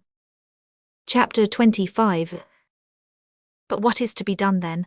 We did not do it, did we? And if not we, who did? We say, it is not we who have done all this, it has been done of itself, as children say when they break anything, that it broke itself. We say that, as towns are already in existence, we who are living there must feed men by buying their labor. But that is not true. It need only be observed how we live in the country and how we feed people there. Winter is over, Easter is coming. In the town the same orgies of the rich go on the boulevards, in gardens, in the parks, on the river, music, theatres, riding, illuminations, fireworks. But in the country it is still better, the air is purer, the trees, the meadows, the flowers are fresher. We must go where all is budding and blooming. And now we, the majority of rich people who live by other men's labor, go into the country to breathe the purer air, to look at the meadows and woods. Here in the country, among humble villagers who feed on bread and onions, work 18 hours every day, and have neither sufficient sleep nor clothes, rich people take up their abode. No one tempts these people. Here are no factories, and no idle hands, of which there are so many in town, whom we may imagine we feed by giving them work to do. Here people never can do their own work in time during the summer, and not only are there no idle hands, but much property is lost for want of hands, and an immense number of men, children and old people and women with child overwork themselves. How then do rich people order their lives here in the country? Thus, if there happens to be an old mansion built in the time of the serfs, then this house is renovated and redecorated. If there is not, one is built of 2 or 3 stories. The rooms, which are from 12 to 20 and more in number, are all about 16 feet high. The floors are inlaid, in the windows are put whole panes of glass, costly carpets on the floors, expensive furniture is procured, a sideboard, for instance, costing from 20 to 60 pounds. Near the mansion, roads are made, flower beds are laid out, there are croquet lawns, giant strides, reflecting globes, conservatories and hot houses, and always luxurious stables. All is painted in colours, prepared with the very oil which the old people and children lack for their porridge. If a rich man can afford it, he buys such a house for himself. If he cannot, he hires one. But however poor and however liberal a man of our circle may be, he always takes up his abode in the country in such a house, for building and keeping which it is necessary to take away dozens of working people who have not enough time to do their own business in the field to earn their living. Here we cannot say that factories are already in existence and will continue so whether we make use of their work or no. We cannot say that we are feeding idle hands. Here we plainly establish the factories for making things necessary for us, and simply make use of the surrounding people. We divert the people from work necessary for them, as for us and for all, and by such system deprave some, and ruin the lives and the health of others. There lives, let us say, in a village, an educated and respectable family of the upper class, or that of a government officer. All its members and the visitors assemble towards the middle of June, because up to June they had been studying and passing their examinations. They assemble when mowing begins, and they stay until September, until the harvest and sowing time. The members of the family, as almost all men of this class, remain in the country from the beginning of the urgent work. Haymaking, not to the end of it indeed, because in September the sowing goes on, and the digging up of potatoes, but till labour begins to slacken. During the whole time of the stay, around them and close by the peasants' summer work has been proceeding, the strain of which, however much we may have heard or read of it, however much we may have looked at it, we can form no adequate idea without having experienced it ourselves. The members of the family, about 10 persons, have been living as they did in town, if possible still worse than in town, because here in the village they are supposed to be resting, after doing nothing, and offer no pretence in the way of work, and no excuse for their idleness. In the midsummer Lent, when people are forced from want to feed on kvass and bread and onions, begins the mowing time. Gentlefolk who live in the country see this labour, partly order it, partly admire it, enjoy the smell of the drying hay, the sound of women's songs, the noise of the scythes, and the sight of the rows of mowers and of the women raking. They see this near their house as well as when they, with young people and children who do nothing all the day long, drive well-fed horses a distance of a few hundred yards to the bathing place. The work of mowing is one of the most important in the world. Nearly every year, from want of hands and of time, the meadows remain half uncut and may remain so till the rains begin, so that the degree of intensity of the labour decides the question whether 20 or more % will be added to the stores of the world, or whether this hay will be left to rot or spoil while yet uncut. And if there is more hay, there will be also more meat for old people and milk for children. Thus matters stand in general, but in particular for each mower here is decided the question of bread and milk for himself, and for his children during the winter. Each of the working people, male and female, knows this. Even the children know that this is an important business, and that one ought to work with all one's strength, carry a jug with kvass for the father to the mowing place, and shifting it from one hand to another, run barefoot as quickly as possible, a distance of perhaps 1.5 miles from the village, in order to be in time for dinner, that father may not grumble. Every one knows that from the mowing to the harvest, there will be no cessation of labour, and no time for rest, and besides mowing, each has some other business to do, to plough up new land and harrow it. The women have the linen to make, bread to bake, and the washing to do, and the peasants must drive to the mill and to market. They have the official affairs of their community to attend to. They have also to provide the local government officials with means of locomotion, and to pass the night in the fields with the pastured horses. All old and young and sick work with all their strength. The peasants work in such a way that, when cutting the last rows, the mowers, some of them weak people, growing youths and old men, are so tired that, having rested a little, it is with great pain they begin anew. The women, often with child, work hard too. It is a strained, incessant labour. All work to the utmost of their strength, and use not only all their provisions but what they have in store. During harvest time all the peasants grow thinner, although they never were very stout. There is a small company labouring in the hayfield, 3 peasants, one an old man, another his married nephew, and the third the village cobbler, a thin, wiry man. Their mowing this morning decides their fate for the coming winter, whether they will be able to keep a cow and pay their taxes. This is their second week's work. The rain hindered them for a while. After the rain had left off and the water had dried up, they decided to make hayricks, and in order to do it quicker they decided that 2 women must rake to each scythe. With the old man came out his wife, 50 years of age, worn out with labour and the bearing of 11 children, deaf but still strong enough for work, and his daughter, 13 years of age, a short but brisk and strong little girl. With the nephew came his wife, a tall woman as strong as a peasant, and his sister-in-law, a soldier's wife who was with child. With the cobbler came his wife, a strong working woman, and her mother, an old woman about 80, who for the rest of the year used to beg. They all draw up in a line and work from morning to evening in the burning sun of June. It is steaming hot and a thundershower is threatening. Every moment of work is precious. They have not wished to leave off working even to fetch water or kvass. A small boy, the grandson of the old woman, brings them water. The old woman is evidently anxious only on one point, not to be sent away from work. She does not let the rake out of her hands and moves about with great difficulty. The little boy, quite bent under the jug with water, heavier than himself, walks with short steps on his bare feet, and carries the jug with many shifts. The little girl takes on her shoulders a load of hay which is also heavier than herself, walks a few paces, and stops, then throws it down, having no strength to carry it farther. The old man's wife rakes together unceasingly, her kerchief loosened from her disordered hair. She carries the hay, breathing heavily and staggering under the burden. The cobbler's mother is only raking, but this is also beyond her strength. She slowly drags her feet in based shoes and looks gloomily before her, like one very ill or at the point of death. The old man purposely sends her far away from the others to rake about the ricks, in order that she may not attempt to compete with them. But she does not leave off working, but continues with the same dead, gloomy face as long as the others. The sun is already setting behind the wood, and the ricks are not yet in order. There is much still to be done. All feel that it is time to leave off working, but no one says so, each waiting for the other to suggest it. At last the cobbler, realizing that he has no more strength left, proposes to the old man to leave the ricks till tomorrow, and the old man agrees to it. And at once the women go to fetch their clothes, their jugs, their pitchforks, and the old woman sits down where she was standing, and then lays herself down with the same fixed stare on her face.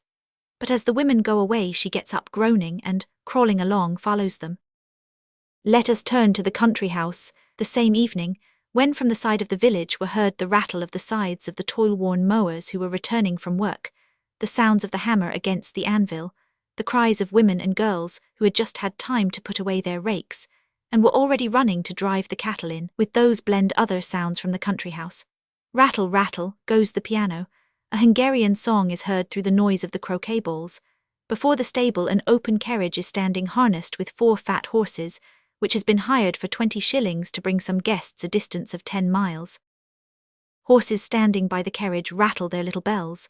Before them hay has been thrown which they are scattering with their hoofs, the same hay which the peasants have been gathering with such hard labour.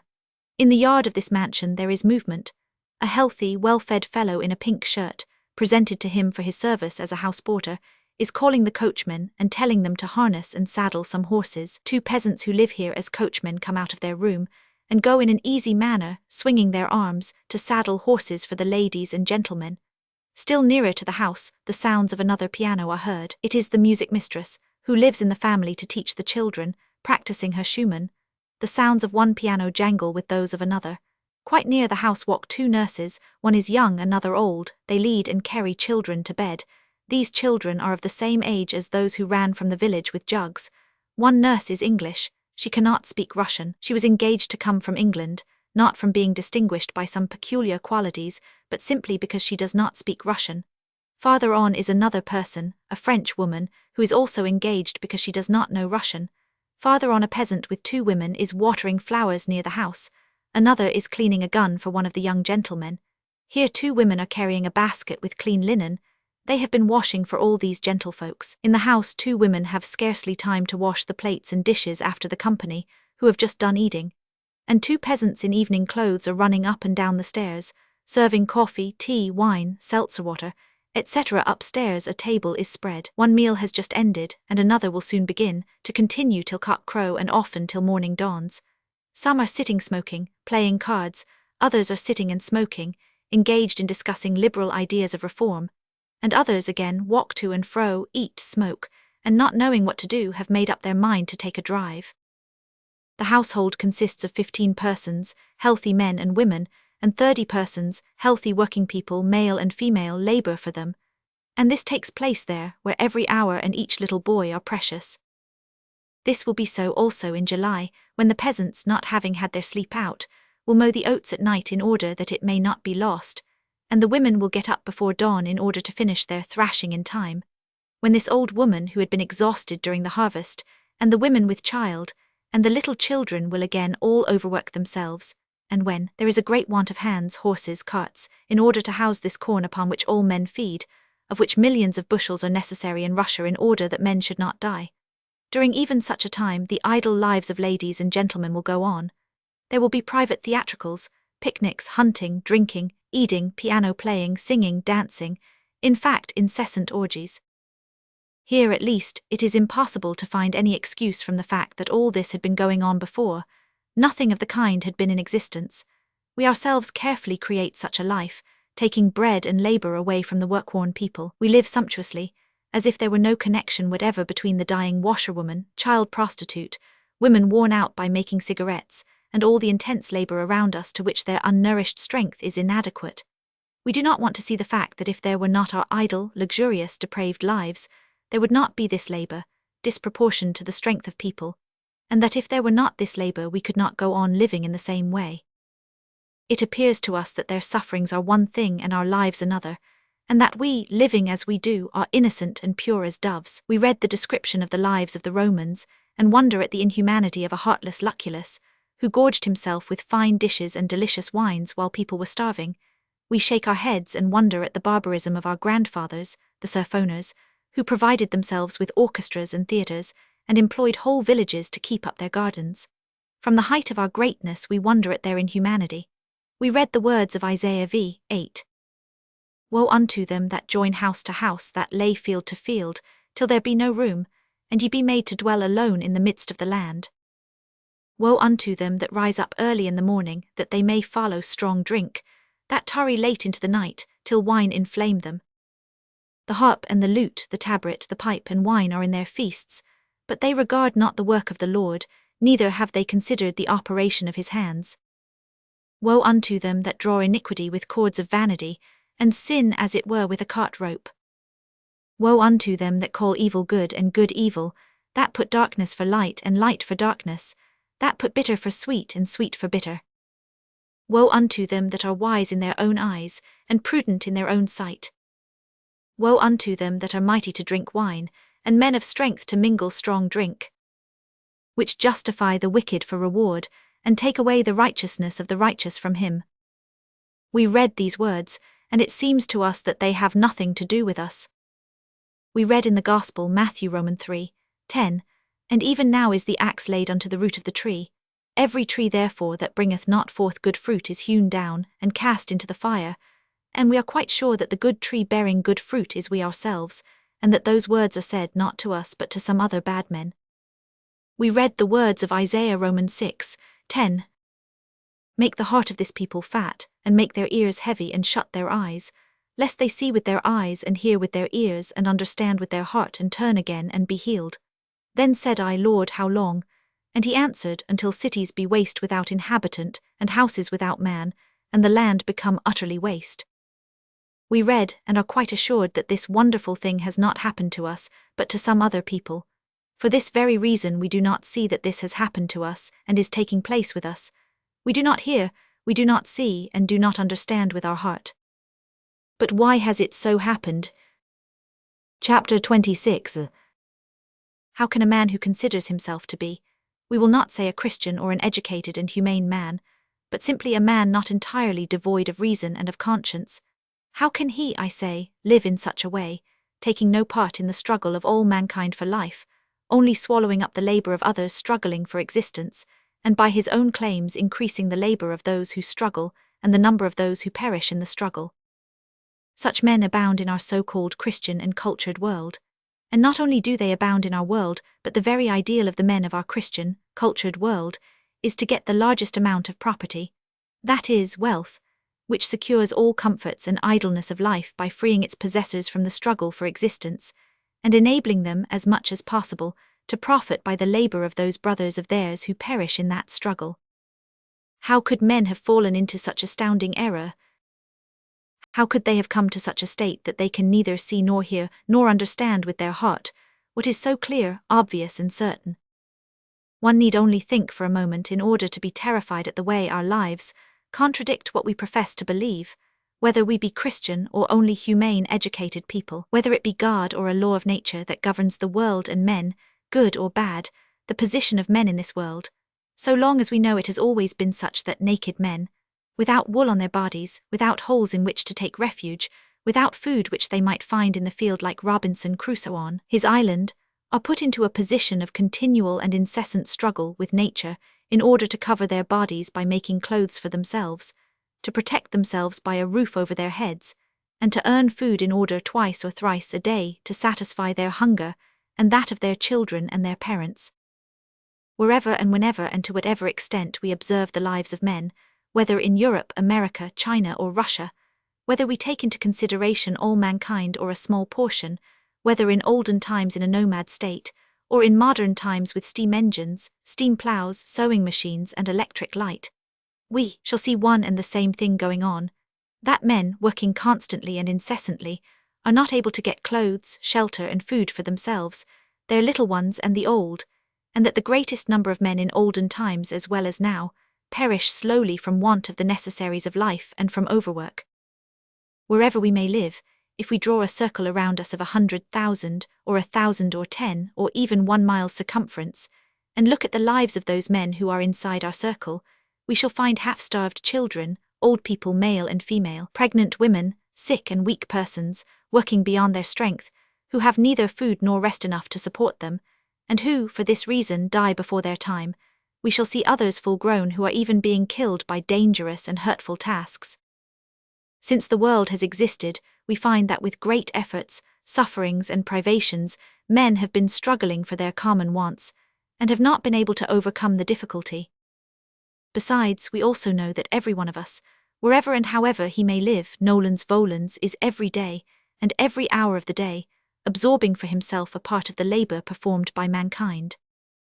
Wherever and however a man lives, the roof over his head did not grow of itself, the firewood in his stove did not get there of itself, the water did not come of itself either, and the baked bread does not fall down from the sky.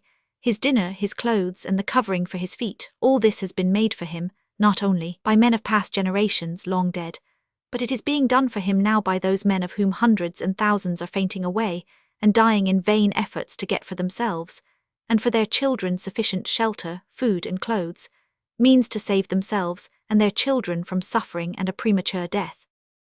All men are struggling with want. They are struggling so intensely that around them always their brethren, fathers, mothers, children, are perishing. Men in this world are like those on a dismantled or waterlogged ship with a short allowance of food. All are put by God, or by nature, in such a position that they must husband their food and unceasingly war with want. Each interruption in this work of every one of us, each absorption of the labor of others which is useless for the common welfare, is ruinous alike for us and them. How is it that the majority of educated people, without laboring, are quietly absorbing the labors of others which are necessary for their own lives, and are considering such an existence quite natural and reasonable? If we are to free ourselves from the labor proper and natural to all and lay it on others, and yet not at the same time consider ourselves traitors and thieves, we can do so only by two suppositions. First, that we, the men who take no part in common labor, are different beings from working men and have a peculiar destiny to fulfill in society, like drone bees or queen bees, which have a different function from the working bees. Or secondly, that the business which we, the men freed from the struggle for existence, are doing for other men is so useful for all that it undoubtedly compensates for that harm which we do to others in overburdening them. In olden times, men who lived by the labor of others asserted, first, that they belonged to a different race, and secondly, that they had from God a peculiar mission, caring for the welfare of others, in other words, to govern and teach them, and therefore they assured others and partly believed themselves that the business they did was more useful and more important for the people than those labors by which they profit. This justification was sufficient so long as the direct interference of God in human affairs, and the inequality of human races, was not doubted. But with Christianity, and that consciousness of the equality and unity of all men which proceeds from it, this justification could no longer be expressed in its previous form. It was no longer possible to assert that men are born of different kind and quality, and have a different destiny, and the old justification, though still held by some, has been little by little destroyed, and has now almost entirely disappeared. But though the justification disappeared, the fact itself, of the freeing of some men from labor, and the appropriation by them of other men's labor, remained the same for those who had the power to enforce it. For this existing fact, new excuses have constantly been invented, in order that without asserting the difference of human beings, men might be able with apparent justice to free themselves from personal labor. A great many justifications have been invented. However strange it may seem, the main object of all that has been called science, and the ruling tendency of science, has been to seek out such excuses. This has been the object of the theological sciences and of the science of law. This was the object of so-called philosophy, and this became lately the object of modern rationalistic science, however strange it appears to us, the contemporaries, who use this justification. All the theological subtleties which aimed at proving that a certain church is the only true successor of Christ, and that therefore she alone has full and uncontrolled power over the souls and bodies of men, had in view this very object. All the legal sciences, those of state law, penal law, civil law, and international law, have this sole aim. The majority of philosophical theories, especially that of Hegel, which reigned over the minds of men for such a long time, and maintained the assertion that everything which exists is reasonable, and that the state is a necessary form of the development of human personality, had only this one object in view. Kant's positive philosophy and its outcome, the doctrine that mankind is an organism, Darwin's doctrine of the struggle for existence, directing life and its conclusion, the theory of the diversity of human races, the anthropology now so popular, biology and sociology, all have the same aim. These sciences have become favorites because they all serve for the justification of the existing fact of some men being able to free themselves from the human duty of labor, and to consume other men's labor. All these theories, as is always the case, are worked out in the mysterious sanctums of augurs, and in vague, unintelligible expressions are spread abroad among the masses and adopted by them. As in olden times the subtleties of theology which justified violence in church and state were the special property of priests, and among the masses of the people, the conclusions taken by faith and ready-made for them were circulated, that the power of kings, clergy and nobility was sacred. So, afterwards, the philosophical and legal subtleties of so-called science became the property of the priests of science, and through the masses only the ready-made conclusion, accepted by faith, that social order, the organization of society, must be such as it is, and cannot be otherwise, was diffused. So it is now. It is only in the sanctuaries of the modern sages that the laws of life and the development of organisms are analyzed. Whereas in the crowd, the ready-made conclusion accepted on trust, that division of labor is a law confirmed by science, and therefore it must be that some starve and toil and others eternally feast, and that this very ruin of some and feasting of others is the undoubted law of man's life, to which we must submit, is circulated. The current justification of their idleness by all so-called educated people, with their various activities, from the railway proprietor down to the author or artist, is this: we men who have freed ourselves from the common human duty of taking part in the struggle for existence, are furthering progress, and so we are of great use to all human society, of such use that we counterbalance all the harm we do the people by consuming their labor. This reasoning seems to the men of our day to be not at all like the reasoning by which the former non-workers justified themselves, just as the reasoning of the Roman emperors and citizens, that but for them the civilized world would go to ruin, seemed to them to be of quite another order from that of the Egyptians and Persians, and so also an exactly similar kind of reasoning seemed in turn to the knights and clergy of the Middle Ages totally different from that of the Romans. But it only seems. One need only reflect on the justification of our time in order to ascertain that there is nothing new in it.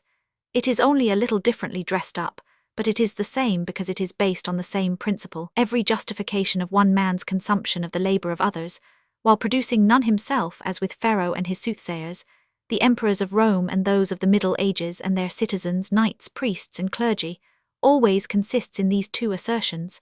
First, we take the labor of the masses because we are different from others, people called by God to govern them and to teach them divine truths. Secondly, those who compose the masses cannot be judges of the measure of labor which we take from them for the good we do for them, because, as it has been said by the Pharisees, this multitude which knoweth not the law are accursed. John. The people do not understand what is for their good, and therefore they cannot be judges of the benefits done to them. The justification of our time, notwithstanding all apparent originality, consists in facts of the same fundamental assertions. First, we are a different people, we are an educated people, we further progress in civilization, and by this fact we procure for the masses a great advantage. Secondly, the uneducated crowd does not understand the advantages we procure for them, and therefore cannot be judges of them. The fundamental assertions are the same. We free ourselves from labor, appropriate the labor of others, and by this increase the burden of our fellows, and then assert that in compensation for this we bring them a great advantage, of which they, owing to ignorance, cannot be judges. Is it not then the same thing? The only difference lies in this, that formerly the claims on other men's labor were made by citizens, Roman priests, knights, and nobility, and now these claims are put forward by a caste who term themselves educated. The lie is the same, because the men who justify themselves are in the same false position. The lie consists in the fact that, before beginning to reason about the advantages conferred on the workers by people who have freed themselves from labor, certain men, pharaohs, priests, or we ourselves, educated people, assume this position first and only afterwards manufacture a justification for it. The very position universally serves as a basis for the justification. The difference of our justification from the ancient ones consists merely in the fact that it is more false and less well grounded. The old emperors and popes, if they themselves, and the people believed in their divine calling, could easily explain why they were to control the labor of others. They asserted that they were appointed by God himself for this very thing, and from God they had a commandment to teach the people divine truths revealed to them, and to govern them.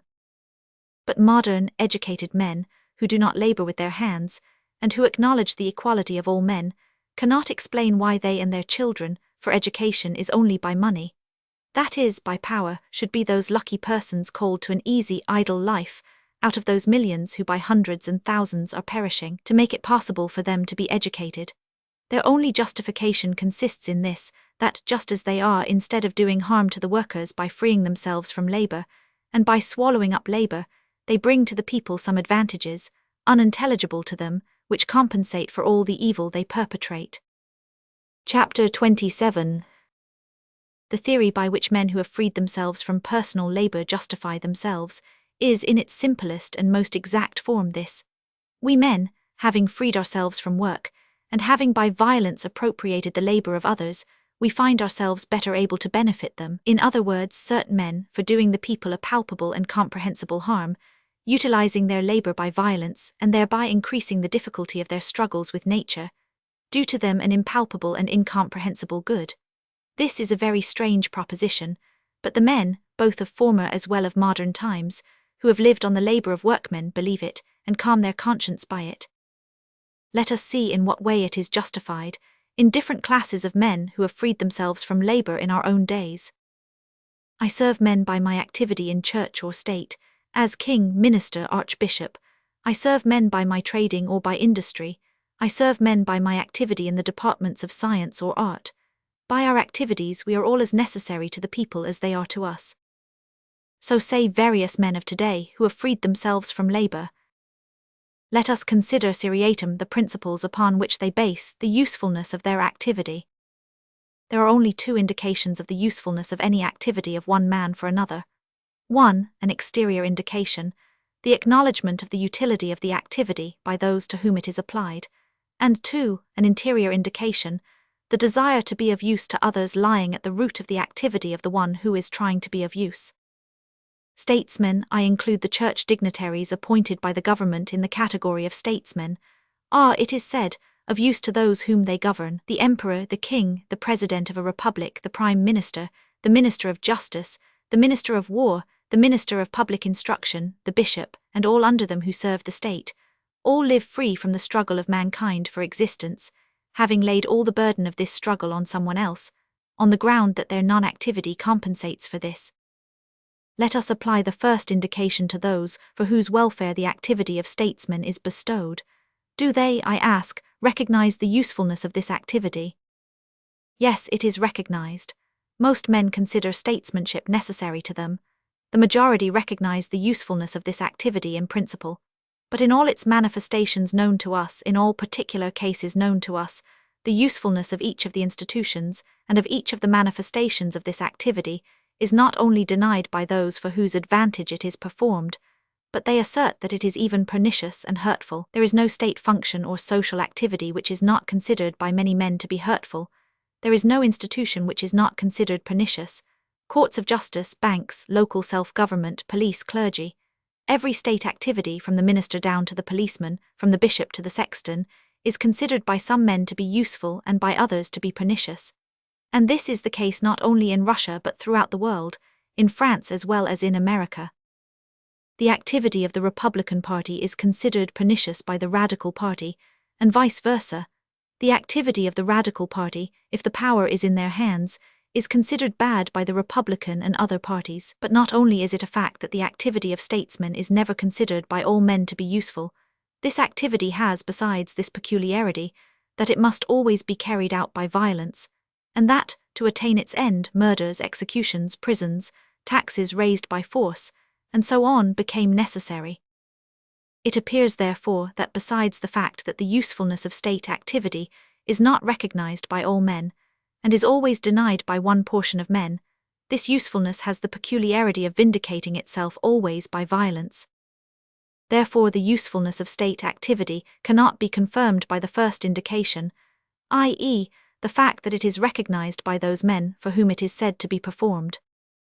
Let us apply the second test. Let us ask statesmen themselves, from the Tsar down to the policeman, from the president to the secretary, from the patriarch to the sexton, begging for a sincere answer, whether in occupying their respective positions they have in view the good which they wish to do for men or something else. In their desire to fill the situation of a Tsar, a president, a minister, a police sergeant, a sexton, a teacher, are they moved by the desire of being useful to men or for their own personal advantage? And the answer of sincere men would be that their chief motive is their own personal advantage. So it appears that one class of men, who live by the labor of some others who are perishing by these labors, compensate for this indubitable evil by an activity which is always considered by a great many men to be not only useless but pernicious, which cannot be accepted voluntarily, but to which men must always be compelled, and the aim of which is not the benefit of others but the personal advantage of the men who perform it.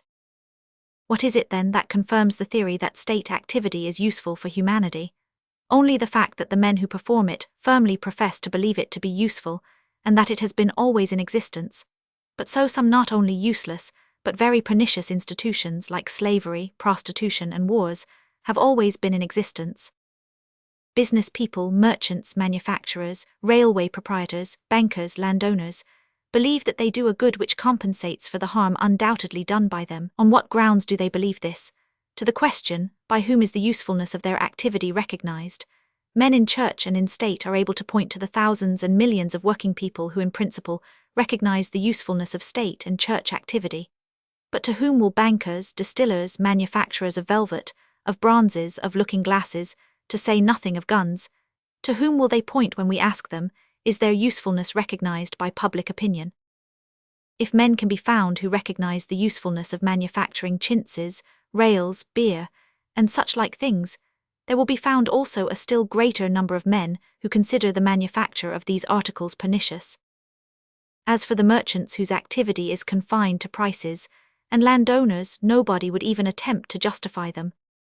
Besides, this activity is always associated with harm to working people, and with violence which, if less direct than that of the state, is yet just as cruel in its consequences, for the activities displayed in industry and in trade are entirely based on taking advantage of the wants of working people in every form in order to compel them to hard and hated labor, to buying cheap, and to selling necessaries at the highest possible price, and to raising the interest on money.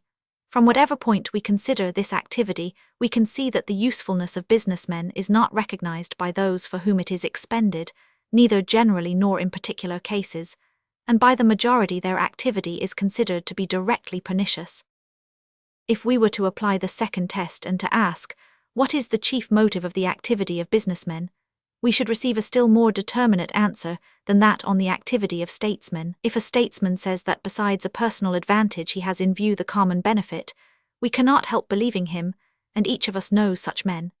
But a businessman, from the very nature of his occupations, cannot have in view a common advantage, and would be ridiculous in the sight of his fellows if he were in his business aiming at something besides increasing his wealth and keeping it. And therefore, working people do not consider the activity of businessmen of any advantage to them. Their activity is associated with violence, and its object is not their good but always and only personal advantage. And yet, strange to say, these businessmen are so assured of their own usefulness that they boldly, for the sake of their imaginary good, do an undoubted, obvious harm to workmen by extricating themselves from labor and consuming the produce of the working classes.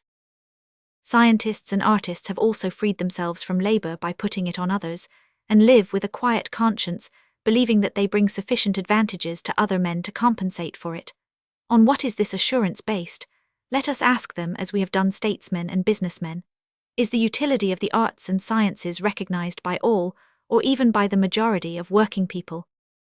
We shall receive a very sad answer. The activity of men in the state, church, and government offices is recognized to be useful in theory by almost all, and in application by the majority of those for whom it is performed. The activity of businessmen is recognized only by those who are engaged in it, or who desire to practice it.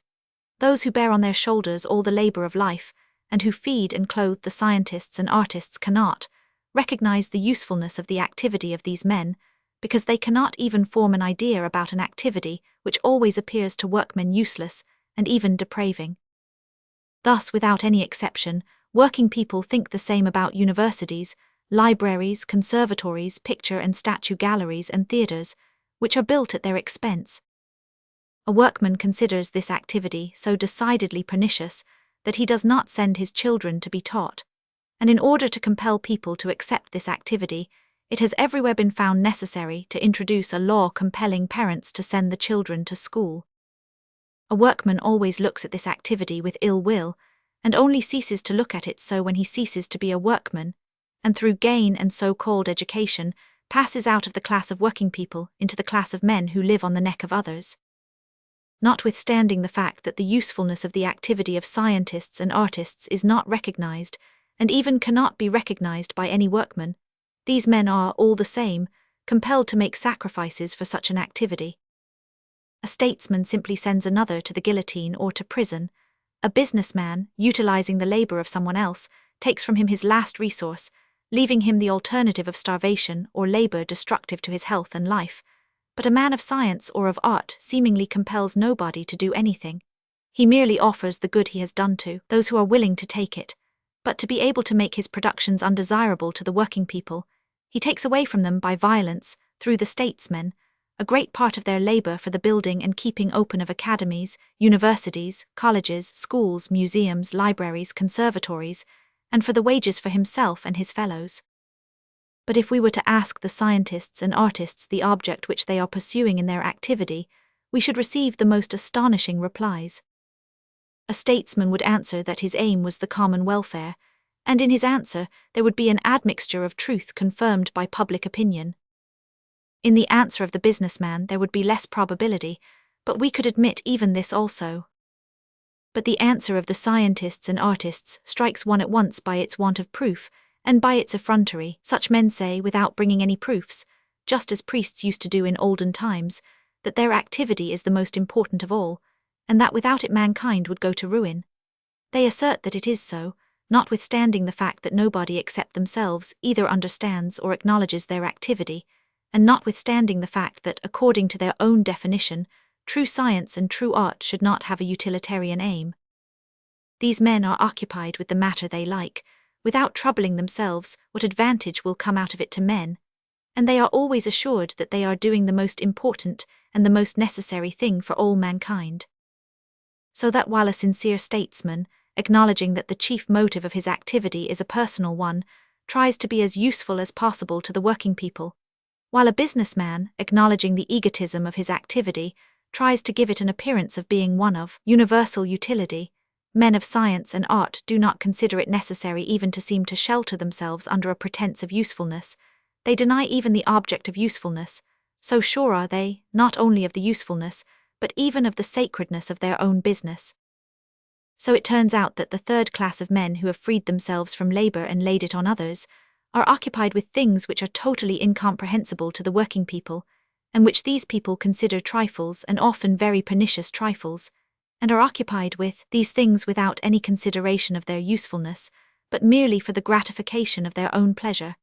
It turns out that these men are, from some reason or other, quite assured that their activity will always produce that without which the work people would never be able to exist.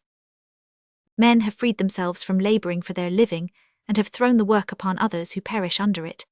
They utilize this labor and assert that their occupations, which are incomprehensible to all other men, and which are not directed to useful aims, compensate for all the evil they are doing to men by freeing themselves from the trouble of earning their livelihood, and by swallowing up the labor of others.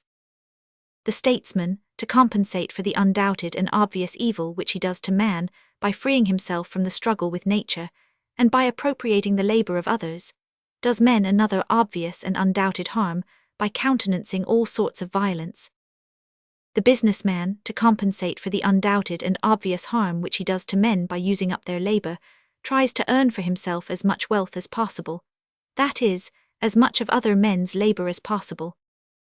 The man of science and art, in compensating for the same undoubted and obvious harm which he does to working people, is occupied with matters to which he feels attracted, and which are quite incomprehensible to work people, and which, according to his own assertion in order to be true, ought not to aim at usefulness.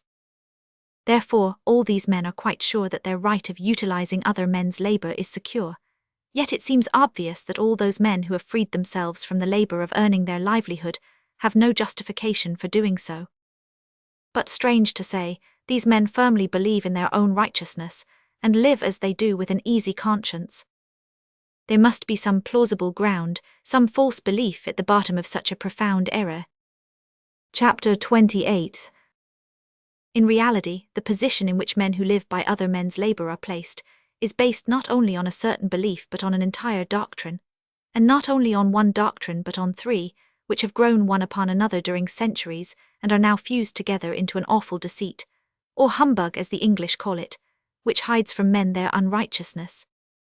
The oldest of these, which justifies the treason of men against the fundamental duty of labor to earn their own living, was the church-Christian doctrine, which asserts that men by the will of God differ one from another as the sun differs from the moon and the stars, and as one star differs from another. Some men God has ordained to have dominion over all, others to have power over many, others still over a few, and the remainder are ordained by God to obey. This doctrine, though already shaken to its foundations, still continues to influence some men, so that many who do not accept it, who often even ignore the existence of it, are nevertheless guided by it. The second is what I cannot help terming the state philosophical doctrine. According to this, as fully developed by Hegel, everything that exists is reasonable, and the established order of life is constant, and is sustained not merely by men, but as the only possible form of the manifestation of the spirit, or, generally, of the life of mankind. This doctrine, too, is no longer accepted by the men who direct social opinion, and it holds its position only by the power of inertia. The last doctrine which is now ruling the minds of men, and on which is based the justification of leading statesmen, men of business and science and art, is a scientific one, not in the evident sense of the word, meaning knowledge generally, but in the sense of a knowledge peculiar in form as well as in matter termed science. On this new doctrine, the justification of man's idleness and the hiding from him his treason against his calling, is particularly based.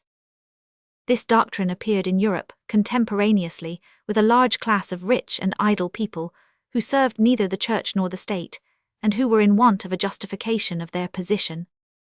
Not very long ago, before the French Revolution in Europe, all non-working people, in order to have a right to utilize other men's labor, were obliged to have some definite occupation, to serve in the church, the state, or the army.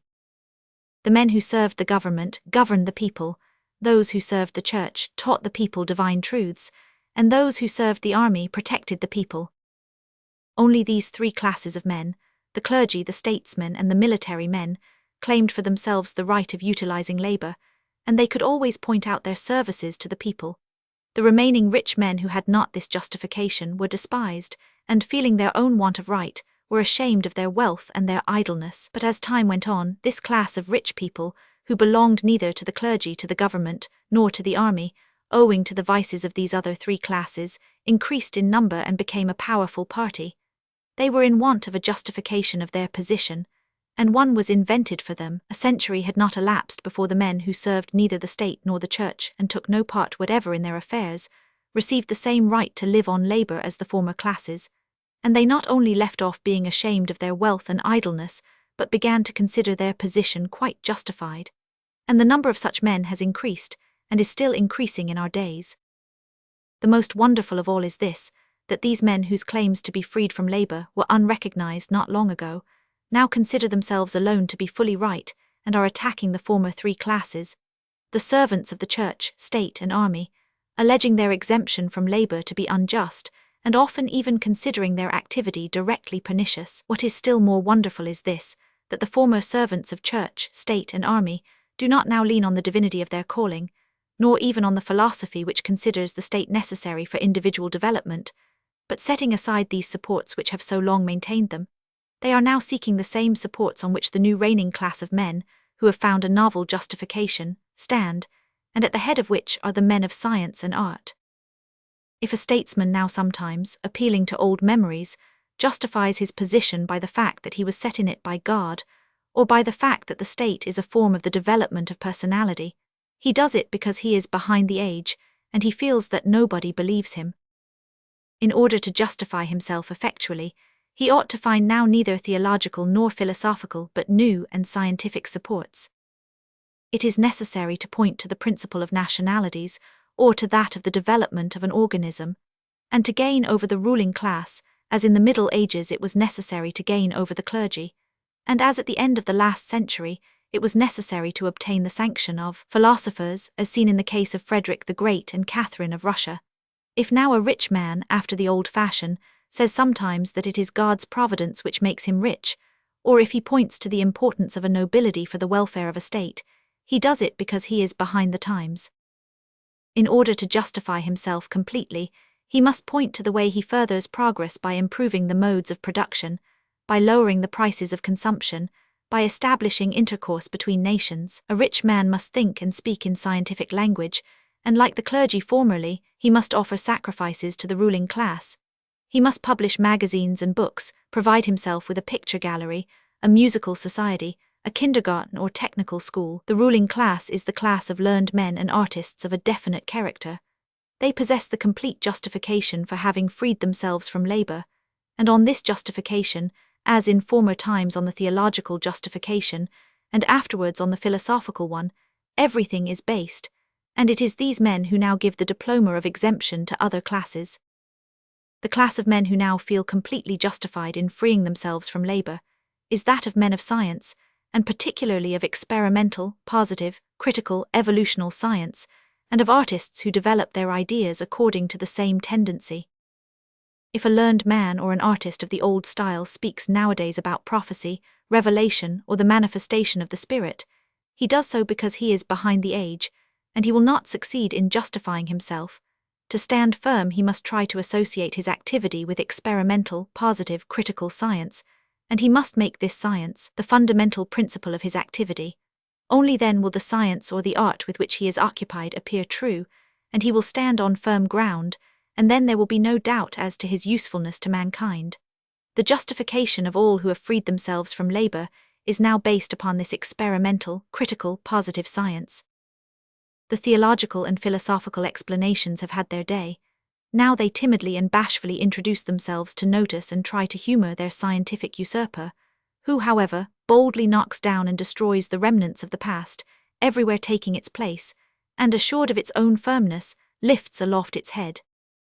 The theological justification maintained that men are predestined, some to govern, others to obey, some to live sumptuously, others to labor, and therefore those who believed in the revelation of God could not doubt the lawfulness of the position of those men, who, by the will of God, are called to govern and to be rich. The state philosophical justification used to say, the state with all its institutions and differences of classes according to rights and possessions is that historical form which is necessary for the right manifestation of the spirit in mankind, and therefore the situation which everyone occupies in state and in society according to his rights and to his possessions must be such as to ensure the sound life of mankind. The scientific theory says, all this is nonsense and superstition. The one is the fruit of the theological period of thought, and the other of the metaphysical period. To study the laws of the life of human societies, there is only one sure method, that of a positive, experimental, critical science. It is only sociology based on biology, in its turn based on all the other positive sciences, which is able to give us new laws for the life of mankind. Mankind, or human societies, are organisms either already perfect, or in a state of development subject to the laws of the evolution of organisms.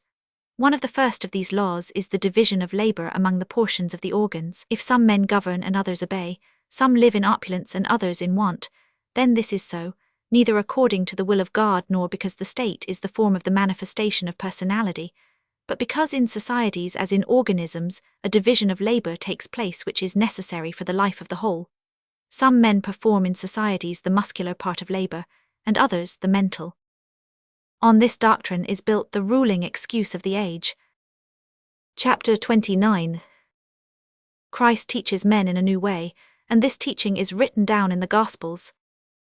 It is first persecuted, and not accepted.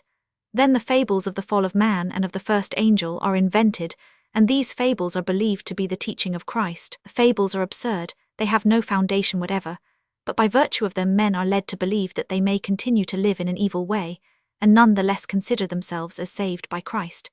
This conclusion is so agreeable to the mass of weak men who have no affection for moral effort, that the system is eagerly accepted, not only as true, but even as the divine truth as revealed by God himself. And the invention becomes the groundwork on which for centuries theologians build their theories. Then by degrees these learned men diverge by various channels into special systems of their own, and finally endeavor to overthrow each other's theories. They begin to feel there is something amiss, and cease to understand what they themselves are talking about. But the crowd still requires them to expound its favorite instruction, and thus the theologians, pretending both to understand and believe what they are saying, continue to dispense it. In process of time, however, the conclusions drawn from theological conceptions cease to be necessary to the masses, who then, peeping into the very sanctuaries of their augurs, discover them to be utterly void of those glorious and indubitable truths which the mysteries of theology had seemed to be, and see instead that there is nothing there but crude deception, and they marvel at their own blindness. The same happened to philosophy, not in the sense of the wisdom of men like Confucius or Epictetus, but with professional philosophy, which humored the instincts of the crowd of rich and idle people. Not long ago a moral philosophy was in fashion in the learned world, according to which it appeared that everything that is reasonable, that there is neither good nor evil, that man has not to struggle with evil, but has merely to manifest the spirit of the age, some in military service, some in courts of justice, and some on the violin. Many and various were the expressions of human wisdom known to the men of the 19th century, of Rousseau, Pascal, Lessing, and Spinoza, and all the wisdom of antiquity was expounded, but none of its systems laid hold of the crowd. We cannot say that Hegel's success was due to the harmony of his theory. We had no less harmonious theories from Descartes, Leibniz, Fichte, and Schopenhauer. There was only one reason for the fact that this doctrine became for a short time the belief of the civilized world, the same reason that caused the success of the theory of the fall and redemption of man, to wit, that the deductions of this philosophical theory humoured the weak side of men's nature. It said, all is reasonable, all is good, nobody is to blame for anything. As at first with the Church upon theological foundations, so also with the philosophy of Hegel for a base, a Babel's tower was built, some who are behind the age are still sitting upon it. And here again was a confusion of tongues, men feeling that they themselves did not know of what they were talking, but were trying to conceal their ignorance and keep up their prestige before the crowd. And here again the masses found confirmation of their accepted teachings, and believed that whatever might seem to them bewildering and contradictory is as clear as daylight on philosophically altitudes. In the same way the time came when this doctrine wore out and a new one replaced it. It had become useless, and the crowd peeped into the mysterious temples of the teachers, and saw there was nothing there, nor ever had been, but obscure and unmeaning words. I have seen this in my own day. When I began life, Hegelianism was the order of the day. It was in the very air you breathed. It found its expression in newspapers and magazines, in lectures on history and on law, in novels, in tracts, in art, in sermons, in conversation. A man who did not know Hegel had no right to open his mouth. Those who desired to learn the truth were studying Hegel. Everything pointed to him, and lo, 40 years have elapsed and nothing is left of him. There is no remembrance of him. All is as though he had never existed. And the most remarkable of all is, that just as false Christianity, so also Hegelianism has fallen, not because someone refuted or overthrew it. No, it is now as it was before, but both have only become no longer necessary for the learned, educated world. If at the present time we speak to any man of modern culture about the fall of the angel, of Adam, about atonement, he does not argue or deny. He simply asks, amazed, what angel, Adam, what for, what atonement, what is all this to me? So also with Hegelianism, no one of our day will argue its theses. He will only inquire what spirit, where did it come from, with what purpose, what good will it do me? Not very long ago the sages of Hegelianism were solemnly teaching the crowd. And the crowd, understanding nothing, blindly believed all, finding the confirmation of what suited them, and thinking that what seemed to them to be not quite clear or even contradictory, was clearer than day on the heights of philosophy. But time went on, the theory was worn out, a new one appeared in its place, the former one was no longer demanded. And again the crowd looked into the mysterious temples of the augurs and saw there was nothing there, and that nothing had ever been there but words, very dark and meaningless. This happened within my memory. These things happened, we are told, because they were ravings of the theological and metaphysical period, but now we have a critical, positive science which will not deceive us, because it is based upon induction and experience. Now our knowledge is no longer uncertain as it formerly was, and it is only by following it that one can find the answer to all the questions of life. But this is exactly what was said by the old teachers, and they certainly were no fools, and we know that among them were men of immense intellect. And within my memory, the disciples of Hegel said exactly the same thing, with no less assurance and no less acknowledgement on the side of the crowd of so-called educated people, and such men as our Herzen, Stankiewicz, Belinsky were no fools either. But why then has this wonderful thing happened, that clever men preached with the greatest assurance, and the crowd accepted with veneration, only groundless and meaningless doctrines? The reason is only that these doctrines justified men in their bad mode of living. A very commonplace English writer, whose books are now almost forgotten and recognized as the emptiest of all empty ones, wrote a tract upon population, in which he invented an imaginary law that the means of living do not increase with the increase of population. This sham law the author dressed out with the formal A of mathematics which have no foundation whatever, and published it. Judged by the lightness of mind, and the want of talent displayed in this treatise, we might have supposed that it would have passed unnoticed and been forgotten, as all other writings of the same author have been. But it turned out quite differently. The author who wrote it became at once a scientific authority, and has maintained this position for nearly half a century. Malthus, the Malthusian theory, the law of the increase of population in geometrical progression, and the increase of means of living in arithmetical progression, and the natural and prudent means of restraining the increase of population. All these became scientific, undoubted truths which have never been verified, but accepted as axioms, have served for further deductions. Thus learned and educated men were deceived, whereas in the crowd of idle men there was a blind and religious trust in the great laws discovered by Malthus. How did this happen? These statements seem to be scientific deductions which have nothing in common with the instincts of the crowd. But they are only sacred to those who believe science to be something self-existent and infallible, like the Church, and not merely the thoughts of weak men liable to mistakes, who only for importance sake call their own thoughts and words by a pompous word, science. It was only necessary to draw practical conclusions from the Malthusian theory in order to see that it was quite a human one with very determinate aims. The deductions which were directly drawn from this theory were the following. The miserable condition of working people does not come from the cruelty, egotism, and unreasonableness of rich and powerful men, but it exists according to an unchangeable law which does not depend upon man, and if anybody is to blame, it is the starving working people themselves. Why do these fools come into the world when they know that they will not have enough to eat? And therefore the wealthy and powerful classes are not at all to blame for anything, and they may quietly continue to live as they have done. This conclusion, being pleasant to the crowd of idle men, induced the learned dons to overlook the incorrectness and total arbitrariness of the deductions, and the crowd of educated, i.e. idle people, instinctively guessing to what these deductions led, greeted the theory with delight, set upon it the seal of truth, and cherished it during half a century. The reason for all this was that these doctrines justified men in their bad mode of life.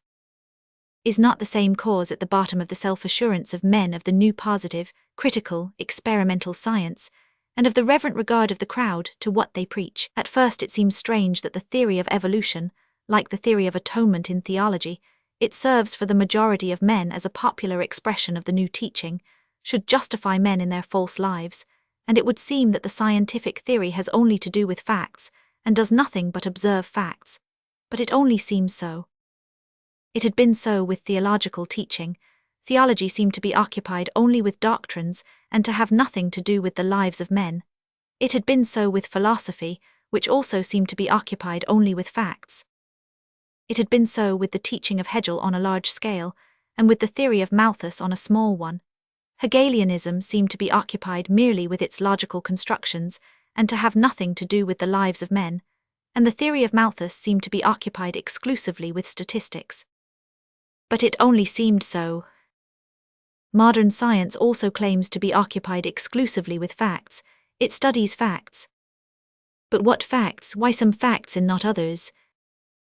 The disciples of the modern science are very fond of saying with a solemn assurance, "We study facts alone," imagining that these words have some meaning. To study facts alone is quite impossible, because the number of facts which may be objects of our study are, in the strict sense of the word, countless. Before beginning to study facts, one must have some theory according to which the facts are studied, that is, determining which shall be selected from the countless number of facts. And this theory indeed exists and is even very definitely expressed, though many of the agents of modern science ignore it, that is, do not want to know it or really do not know it, sometimes pretend not to know it. Thus matters stood before with almost important beliefs. The basis of each is always given in theory, and so-called learned men seek only further deductions from the various bases given to them, though sometimes they ignore even these. But a fundamental theory must always be present, and so it is also now. Modern science selects its facts on the ground of a determinate theory, which sometimes it knows, sometimes does not wish to know, sometimes really does not know, but which exists.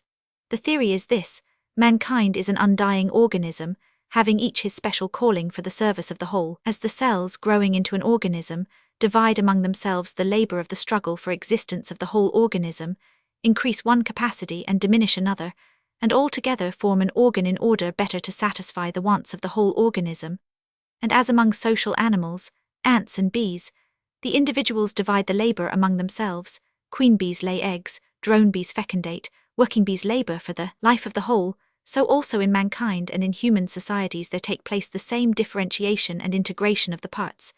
And therefore, in order to find the law of man's life, we must study the laws of the lives and development of organisms. And in these we find the following laws: that each phenomenon is followed by more than one consequence, the failure of uniformity, the law of uniformity and diversity, and so on. All this seems to be very innocent, but we need only draw deductions from these observations of facts in order to see at once to what they are tending. These facts lead to one thing: the acknowledgement of humanity or human society as an organism, and hence to the acknowledgement of the division of activities in human society as organic, that is necessary. And as there exist in human societies many cruelties and vices, therefore these phenomena must not be considered as cruelties and vices but must be accepted as inevitable facts confirming a general law, i.e. that of division of labor. Moral philosophy used also to justify every cruelty and wickedness, but there it became philosophical and therefore incorrect. According to science, however, the same thing turns out to be scientific and therefore unquestionable. How can we help accepting such a fine theory? We need only look at human society merely as something to be observed, and we may quietly devour the labor of perishing men, calming ourselves with the idea that our activity as a dancing master, a lawyer, a doctor, a philosopher, an actor, an investigator of the theory of mediumism and of forms of atoms, and so on, is a functional activity of the organism of mankind, and therefore there can be no question whether it is just that I should continue to doing only what is pleasant, just as there can be no question whether the division of labor between a mental and a muscular cell is fair or not. How can we help accepting such a nice theory which enables us afterwards to put our consciences into our pockets forever and live a completely unbridled animal life, feeling under our feet a firm scientific support? And it is upon this new belief that the justification of idleness and the cruelty of men is built.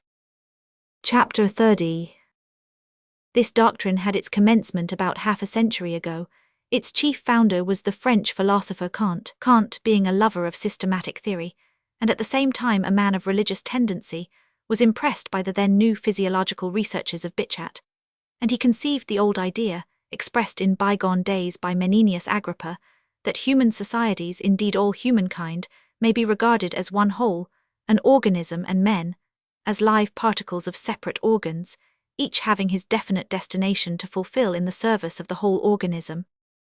Kant was so fascinated by this idea that he founded his philosophical theory on it, and this theory so captivated him that he quite forgot that his point of departure was no more than a pretty comparison, suitable enough in a fable, but in no way justifiable as the foundation of a science.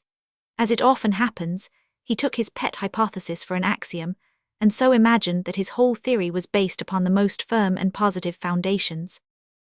According to his theory, it appeared that, as mankind is an organism, therefore the knowledge of what man is and what his relation to the world ought to be, is only possible through the knowledge of the properties of this organism. And to be able to learn these properties, man is fitted to make observations upon other lower organisms and to draw deductions from their lives. Therefore, first, the true and exclusive method of science, according to Kant, is the inductive one, and science is only science when it has experiment for its basis. Secondly, the final aim and the summit of science becomes the new science concerning the imaginary organism of mankind, or the organic being, mankind.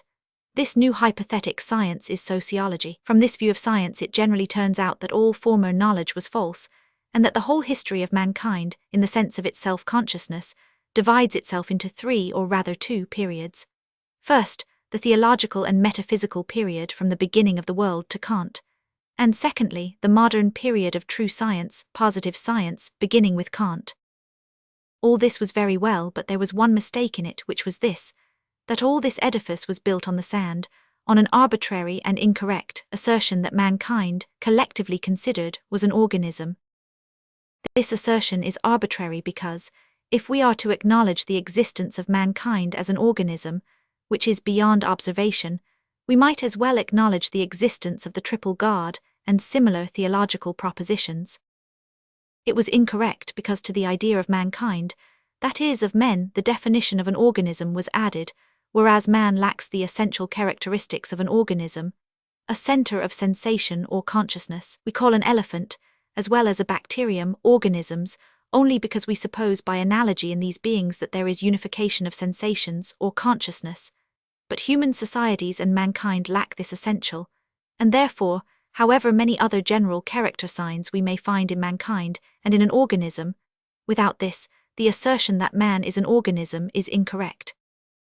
But notwithstanding the arbitrariness and incorrectness of the fundamental proposition of positive philosophy, it was accepted by the so-called educated world with great sympathy, because of that great fact important for the crowd, that it afforded a justification of the existing order of things by recognizing the lawfulness of the existing division of labor. that is, of violence in mankind. It is remarkable in this respect that from the writings of Kant, composed of two parts, a positive philosophy and a positive politics, only the first part was accepted on new experimental principles by the learned world, that which justified the existing evil in human society. The second part, treating of the moral, altruistic duties, following from this recognition of mankind as an organism, was considered not only unimportant but even unscientific. Here the same thing was repeated which occurred with the two parts of Kant's writings. The critique of pure reason was accepted by science, but the critique of practical reason, that part which contains the essence of moral doctrine, was rejected. In the teaching of Kant, that was recognized to be scientific which humored the reigning evil. But the positive philosophy accepted by the crowd, based on an arbitrary and incorrect supposition, was by itself too ill-grounded, and therefore too unsteady, and could not be sustained by itself. And now, among the idle play of ideas of so-called men of science, there has appeared a similarly arbitrary and incorrect assertion, not at all new, to the effect that all living beings, that is, organisms, proceed one from another. Not only one organism from another, but one organism from many, that during a very long period, 1,000,000 of years for instance, not only may a fish and a duck have proceeded from one and the same forefather, but also one organism might have proceeded from many separate organisms. So, for instance, out of a swarm of bees, a single animal may proceed.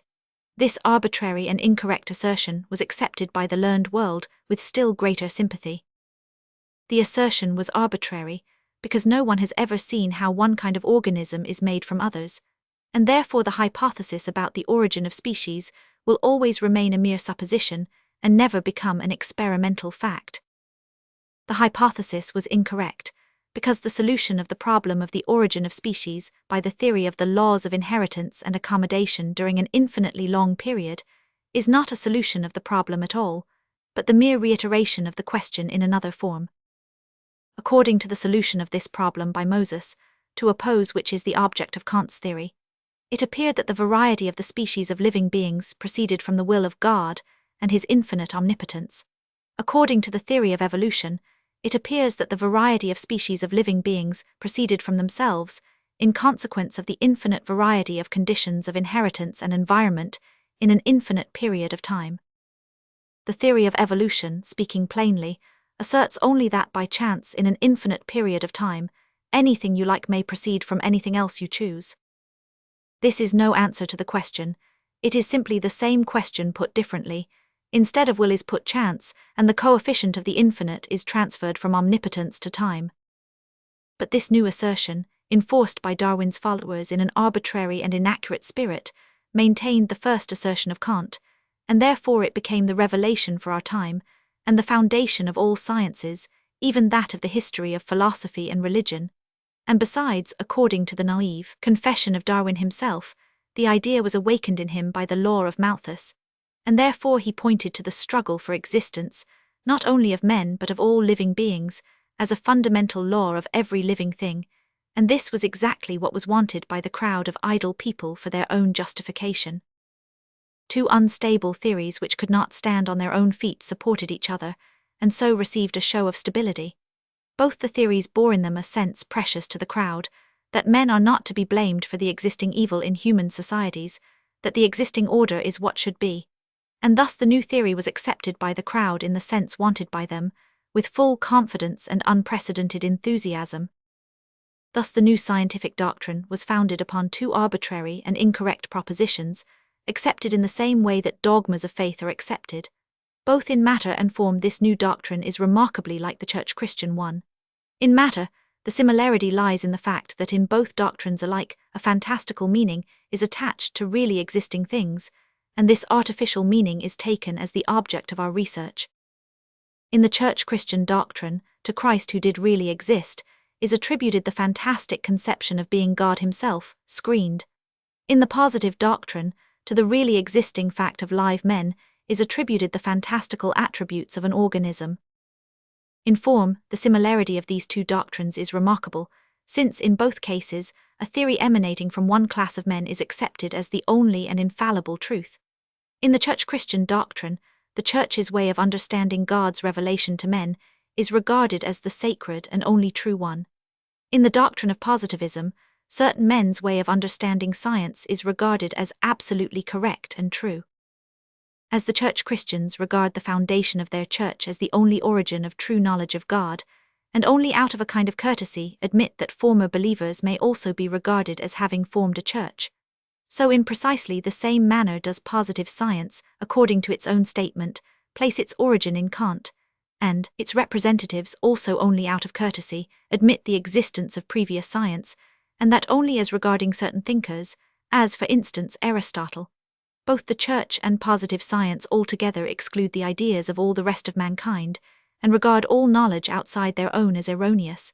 The similarity persists just as to the support of the first advental theological dogmas of the Trinity and of the divinity of Christ comes the old, but newly interpreted, dogmas of man's fall and of his redemption by the death of Christ, and out of these dogmas is developed popular church teaching. So in our time, the old dogma of evolution comes in with new importance to help the fundamental dogma of Kant concerning the organism of mankind. And from these two elements the popular scientific doctrine has been formed, as in one teaching so in the other. The new dogma is necessary for the support of the old one, and becomes comprehensible only in connection with it. If to a believer in the divinity of Christ, it is not clearly comprehensible why God should come down to earth, the doctrine of atonement explains it. If it is not quite clear to a believer in the organism of mankind, why a collection of individuals may be counted as an organism, the dogma of evolution is charged with the explanation. This dogma is needed to reconcile the contradictions and certainties of the first. Mankind is an organism, and we see that it does not contain the chief characteristic of an organism. How must we account for it? Here the dogma of evolution comes in and explains mankind is an organism in a state of development. If you accept this, you may then consider mankind as such. As to any man free from superstitions about the Trinity and the divinity of Christ, it is impossible even to understand the force and the meaning of the teaching of atonement, which meaning comes only through the acknowledgement of Christ as God himself. So, a man who is free from the positive superstition cannot even understand wherein lies the interest of the theory of the origin of species and of evolution.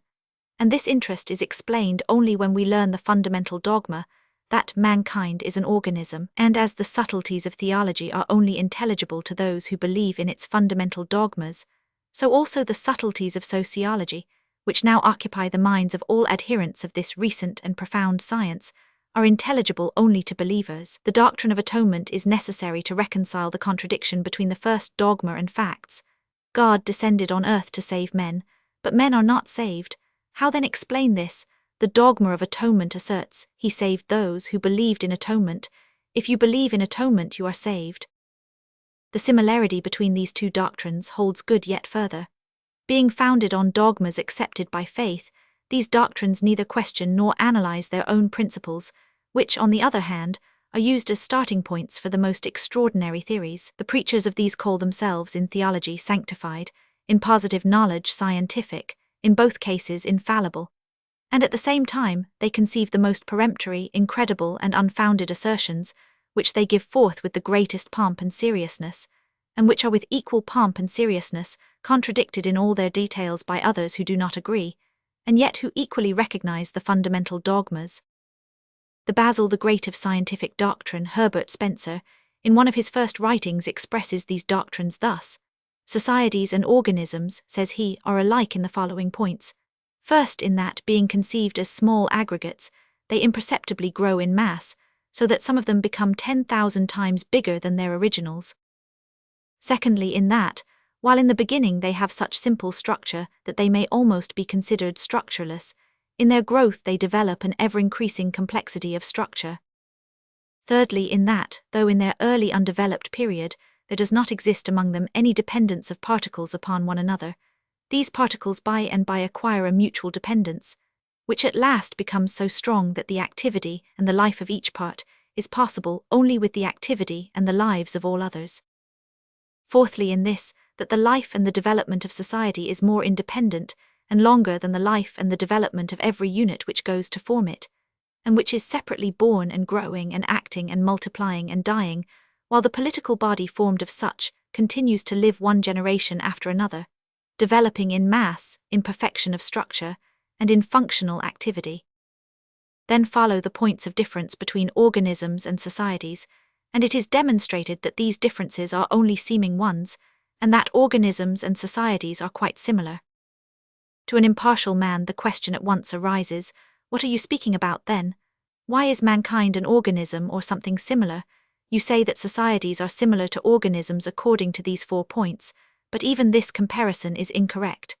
You take only a few characteristics of an organism, and you then apply them to human societies. You produce 4 points of similarity, then you take the points of difference which you say are only seemingly so, and you conclude that human societies may be considered as organisms. But this is nothing else than an idle play of dialectics. On this ground we may consider as an organism everything we choose. I take the first thing which comes to my mind, a forest, as it is planted in a field and grows up, first beginning as a small aggregate and imperceptibly increasing in mass. Secondly, in the beginning the structure of an organism is simple, then the complexity increases, and so on. This is the case with the forest. At first there are only birch trees, then hazel, and so on. First all the trees grow straight, and afterwards they interlace their branches. Thirdly, the dependence of the parts increases so that the life of each part depends upon the lives and activities of all the others. It is exactly the same with the forest. The nut tree keeps the trunks warm. If you hew it down, the other trees will be frozen in winter. The underwood keeps off wind, the seed trees continue the species, the tall and leafy ones give shadow, and the life of each tree depends upon that of the rest. Fourthly, separate parts may die, but the whole organism continues to live. Separate trees perish, but the forest continues in life and growth.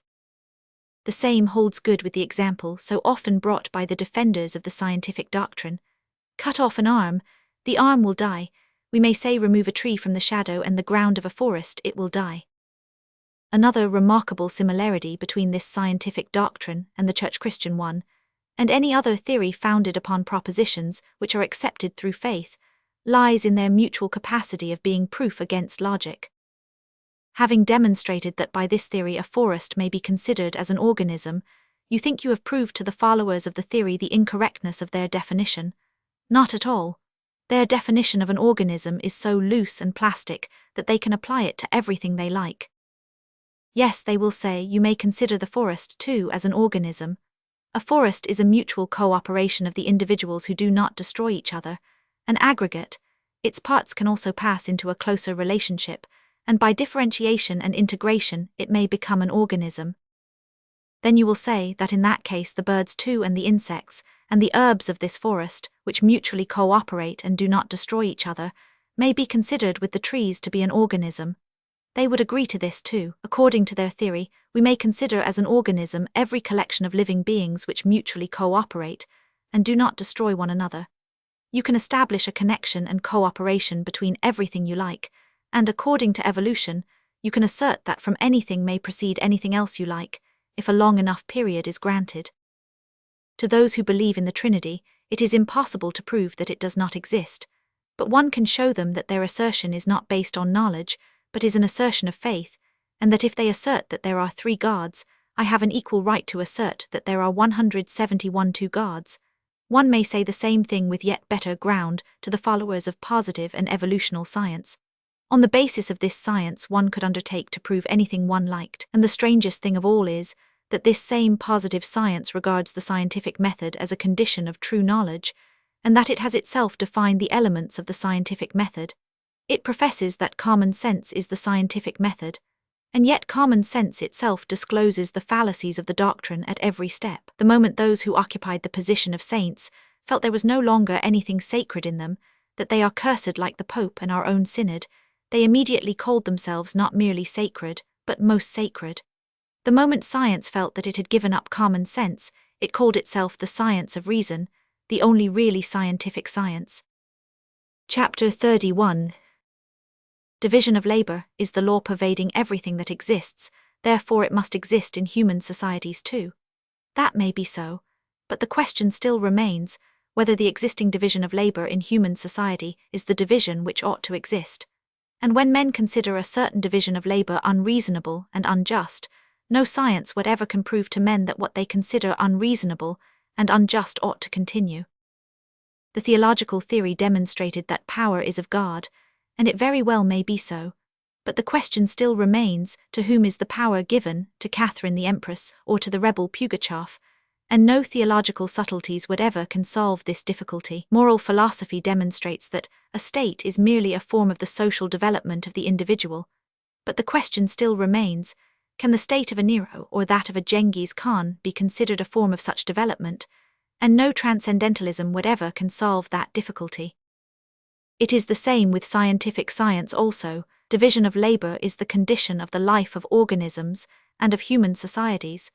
But what have we to consider in these human societies as an organic division of labor? However much science studies the division of labor in the molecules of a tapeworm, all the observations cannot compel men to acknowledge as correct a division of labor, which is repudiated by their reason and conscience. However convincing the proofs of the division of labor in the cells of investigated organisms may be, a man who has not yet lost his reason will say it is wrong that some should only weave cloth all their long life, and that this is not division of labor, but oppression of human beings. Herbert Spencer and others affirm that as there is a whole population of weavers, the weaver's activity is in organic division of labor. In saying this they use a similar line of reasoning to the theologians. There is a power, therefore it is of God, whatever it may be. There are weavers, therefore they exist as a result of the law of division of labor. There might be some sense in this if the power and the position of weavers were created by themselves, but we know that they are not, but that it is we who create them. Well then, we ought to ascertain whether we have established this power according to the will of God or of ourselves, and whether we have called these weavers into being by virtue of some organic law or from some other cause. Here are men earning their living by agriculture, as it is proper for all men to do. One man has set up a smith's forge and mended his plough. His neighbour comes to him and asks him to mend his plough too and promises to give labour or money in return. A second comes with a similar request, others follow, and in the society of these men a form of division of labour arises. Thus, one man becomes a smith. Another man has taught his children well. His neighbour brings him his children and asks him to teach them, and thus a teacher is formed. But the smith as well as the teacher become, and continue to be, a smith and a teacher only because they were asked, and they remain a smith and a teacher only as long as people require their trades. If it happens that too many smiths and teachers appear, or if their labour is no longer wanted, they at once, according to common sense, throw aside their trade and become labourers again, as it everywhere and always happens where there is no cause for the violation of a right division of labour. Men who behave in such a way are directed both by their reason and their conscience, and therefore we who are endowed with reason and conscience all agree that such a division of labour is a right one. But if it were to happen that smiths, having the possibility of compelling other men to labour for them, were to continue to make horseshoes when there was no longer a demand for them, and teachers were to wish to continue to teach when there was nobody to be taught, then, to every impartial man endowed with reason and conscience, it would be obvious that this is not real division of labour but a usurpation of other men's labour, because such a division could no longer be tested satisfactorily by the sole standard by which we may know whether it is right or not, the demand of such labour by other men, and a voluntary compensation offered for it by them. But exactly such a surplus, however, is what scientific science terms a division of labour. Men do what is not required, and they ask to be fed for it, and say it is just because it is division of labour. The chief social evil of a people, not with us alone, is the countless horde of state officials. The chief cause of the economical misery of our days is what is called in England overproduction. That is, the production of an enormous quantity of articles, wanted by nobody, and which no one knows how to get rid of. All this comes simply from the strange idea about the division of labour. It would be very strange to see a bootmaker who considered that men were bound to feed him because, forsooth, he continued to produce boots wanted by no one. But what shall we say about those men in government, church, science and art, who not only do not produce anything tangibly useful for the people, but whose produce is wanted by nobody, yet who as boldly require to be well fed and clothed on account of the division of labour? There may be magicians for whose activity there is a demand, and to whom men give casks and spirits, but we cannot even imagine the existence of magicians who, while their magic is not wanted by anybody, require to be fed simply because they wish to practice their art. Yet in our world this is the very position of the men in church and state, of the men of science and art, and it all proceeds from that false conception of the division of labour, defined not by reason and conscience, but by deductions to which these scientists so unanimously resort. Division of labor indeed has always existed, but it is correct only when man decides it by his reason and conscience, and not by his making observations on it. And the conscience and the reason of all men solve this question in the simplest and surest way. They always decide the question by recognizing the division of labor to be right only when the special activity of a man is so necessary to others that they freely offer to feed him in compensation for what they ask him to do for them. But when a man from his infancy up to his 30th year lives on the shoulders of other men, promising to do when he finishes his studies something very useful, which nobody has ever asked him for, and then for the rest of his life lives in the same way, promising only to do presently something which nobody asks him to do, this would not be a true division of labor, but as it really is, only the violation by a strong man of the labor of others, the same appropriation of other men's labor by a strong man, which formerly theology called divine predestination, philosophy inevitable conditions of life, and now scientific science the organic division of labor. The entire importance of the ruling science consists in this alone. This science is now the dispenser of diplomas for idleness, because in her temples she alone analyzes and determines what activity in the social organism is parasitic, and what organic, as if each man could not decide much better and more quickly too, by consulting his own reason and conscience. As formerly, both for clergy and for statesmen, there could have been no doubt as to who were most necessary to other people, so now for the believers in positive science it seems that there can be no doubt about this, that their own activity is undoubtedly an organic one. They, the factors of science and art, are the cells of the brain, the most precious cells of all the human organism. Let us leave them to reign, eat, drink, and be feasted, as priests and sophists of old have before them, so long as they do not deprave men. Since men are reasonable creatures, they have discriminated good from evil, making use of what has been done in this direction before them by others, have struggled with evil, seeking a true and better way, and slowly but unceasingly have advanced in this way. But always across the road different deceptions stood before them, trying to assure them that this struggle was not at all necessary, and that they should submit to the tide of life. First, the awful deceptions of the old church. Little by little, with dreadful struggle and effort, men got rid of them, but scarcely had they done so when in their place arose new ones, state and philosophical deceptions. Men freed themselves from these too, and now a new deceit, a still worse one, has sprung up in their path, the scientific deception. This new deception is exactly what the old ones were. Its essence consists in the substitution of an externality for reason and conscience, and this externality is observation, as in theology it was revelation. The snare of this science consists in this, that having exposed some barefaced perversions of the activity of reason and conscience, it destroys men's confidence in both reason and conscience. Hiding their lie clothed in a scientific theory, scientists assure men that by studying external phenomena, they study undeniable facts which will reveal to them the law of man's life. Things which are the property of conscience and reason are now to be discovered by observation alone. These men lose the conception of good and evil, and thus become unable to understand those expressions and definitions of good and evil which have been worked out during the entire former existence of mankind. All that reason and conscience say to them, all that they have said to the highest representatives of men since the world has existed, all this in their slang is conditional and subjective. All this must be left behind. It is said that by reason one cannot apprehend the truth, because reason is liable to error. There is another way, unmistakable and almost mechanical. One must study facts on the ground of science, that is, on two groundless suppositions, positivism and evolution, which are offered as the most undoubted truths. With mock solemnity, the ruling science asserts that the solution of all the questions of life is only possible through studying the facts of nature, and especially those of organisms.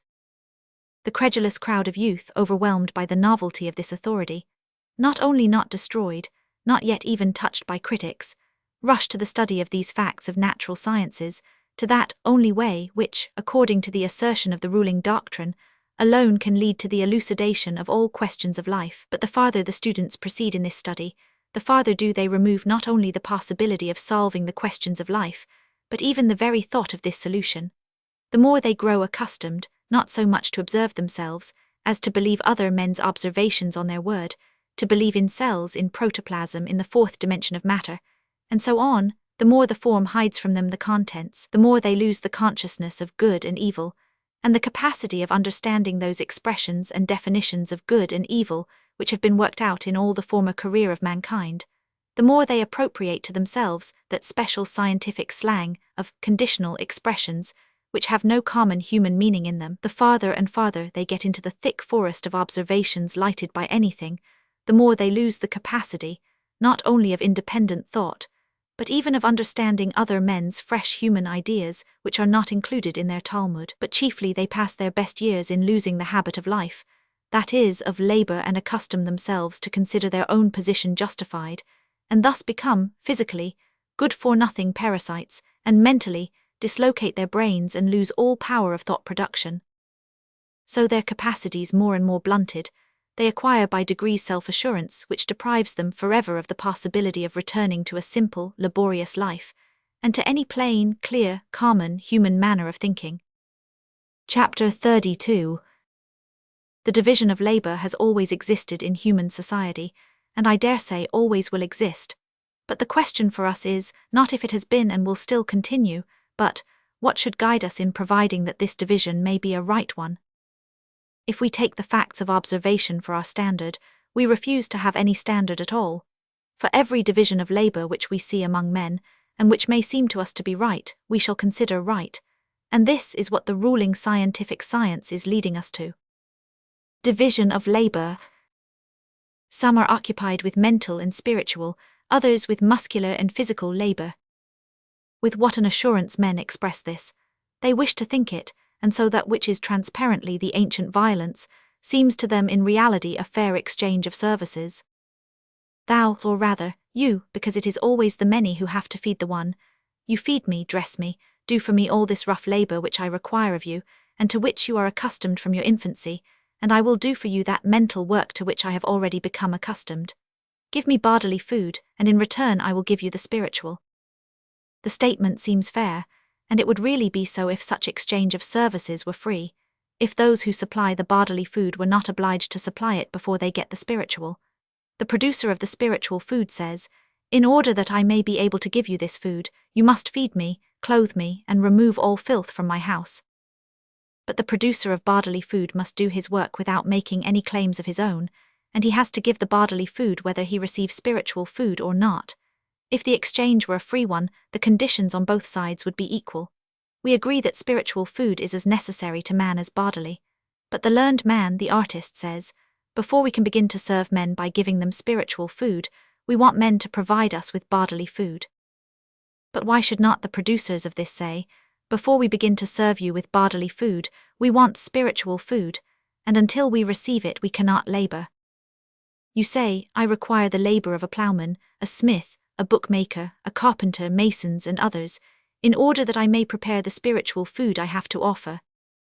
Every workman might say too, before I go to work to prepare bodily food for you, I want the fruits of the Spirit. In order to have strength for laboring, I require a religious teaching, the social order of common life, application of knowledge to labor, and the joys and comforts which art gives. I have no time to work out for myself a teaching concerning the meaning of life. Give it to me. I have no time to think out statutes of common life which would prevent the violation of justice. Give me this too. I have no time to study mechanics, natural philosophy, chemistry, technology. Give me books with information as to how I am to improve my tools, my ways of working, my dwelling, its heating and lighting. I have no time to occupy myself with poetry, with plastic art or music. Give me the excitements and comforts necessary for life. Give me the productions of the arts. You say it would be impossible for you to do your important and necessary business if you were deprived of the labor that working people do for you.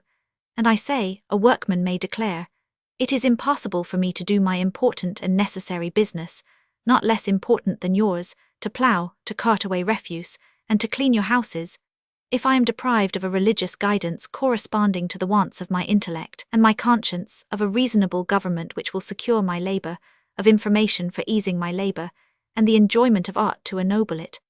All you have hitherto offered me in the shape of spiritual food is not only of no use to me whatever, I cannot even understand to whom it could be of any use. And until I receive this nourishment, proper for me as for every man, I cannot produce bodily food to feed you with. What if the working people should speak thus, And if they did, it would be no jest but the simplest justice. If a workman said this, he would be far more in the right than a man of intellectual labor, because the labor produced by the workman is more urgent and more necessary than that of the intellectual worker, and because a man of intellect is hindered by nothing from giving that spiritual food which he promised to give, while the working man is hindered in giving the bodily food by the fact that he himself is short of it. What then should we intellectual laborers answer, if such simple and lawful claims were made upon us? How should we satisfy these claims? Should we satisfy the religious wants of the people by the Catechism of Philaret, by sacred histories of Sokolov, by the literature sent out by monasteries and cathedrals? Should we satisfy their demand for order by the code of laws, and cassation verdicts of different departments, or by reports of committees and commissions? And should we satisfy their want of knowledge by giving them spectrum analysis, a survey of the Milky Way, speculative geometry, microscopic investigations, controversies concerning spiritualism and mediumism, the activity of academies of science? How should we satisfy their artistic wants? By Pushkin, Dostoevsky, Turgenev, L. Tolstoy, by pictures of French salons, and of those of our artists who represent naked women, satin, velvet, and landscapes, and pictures of domestic life, by the music of Wagner and that of our own musicians. All this is of no use and cannot be of use because we, with our right to utilize the labor of the people and absence of all duties in preparation of their spiritual food, have quite lost from sight the single destination our activity should have. We do not even know what is required by the workman. We have even forgotten his mode of life, his views of things, his language. We have even lost sight of the very working people themselves, and we study them like some ethnographical rarity or newly discovered continent. Demanding for ourselves bodily food, we have taken upon ourselves to provide the spiritual. But in consequence of the imaginary division of labor, according to which we may not only first take our dinner and afterwards do our work, but may during many generations dine luxuriously and do no work, we, in the way of compensation for our food, have prepared something which is of use, as it seems to us, for ourselves and for science and art, but of no use whatever for those very people whose labor we consume under the pretext of providing them in return with intellectual food. Not only is of no use, but is quite unintelligible and distasteful to them. In our blindness, we have to such a degree left out of sight the duty we took upon us, that we have even forgotten for what our labor is being done, and the very people whom we undertook to serve we have made an object of our scientific and artistic activities. We study them and represent them for our own pleasure and amusement, but we have quite forgotten that it is our duty, not to study and depict, but to serve them. We have to such a degree left out of sight the duty we assumed that we have not even noticed that other people do what we undertook in the departments of science and art, and that our place turns out to be occupied. It appears that while we have been in controversy, now about the Immaculate Conception, and now about spontaneous generation, now about spiritualism, and now about the forms of atoms, now about pangenesis, now about protoplasms, and so on, all this while the people none the less required spiritual food, and the abortive outcasts of science and art began to provide for the people this spiritual food to the order of various speculators, who had in view exclusively their own profit and gain. Now for some 40 years in Europe and 10 years in Russia, millions of books and pictures and songs have been circulating, shows have been opened, and the people gaze and sing and receive intellectual food, though not from those who promised to provide it for them. And we, who justify our idleness by the need for that intellectual food which we pretend to provide for the people, are sitting still and taking no notice. But we cannot do so because our final justification has vanished from under our feet. We have taken upon ourselves a peculiar department, we have a peculiar functional activity of our own, we are the brain of the people. They feed us and we have undertaken to teach them. Only for the sake of this have we freed ourselves from labor. What then have we been teaching them?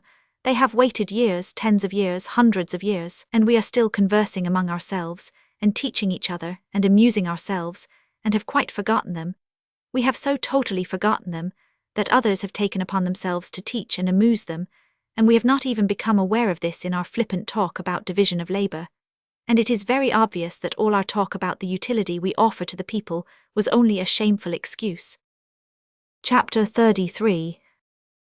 There was a time when the Church guided the intellectual life of the men of our world. The Church promised men happiness, and in compensation for this she freed herself from taking part in mankind's common struggle for life. As soon as she did this she went away from her calling, and men turned from her. It was not the errors of the Church which originally caused her ruin, but the fact that by the help of the secular power in the time of Constantine, her ministers violated the law of labor, and then their claim to idleness and luxury gave birth to the errors. As soon as she obtained this power, she began to care for herself, and not for humanity, whom she had taken upon herself to serve. The ministers of the Church gave themselves up to idleness and depravity. The state took upon itself to guide men's lives. The state promised men justice, peace, security, order, satisfaction of common intellectual and material wants, and in compensation, men who served the state freed themselves from taking part in the struggle for life.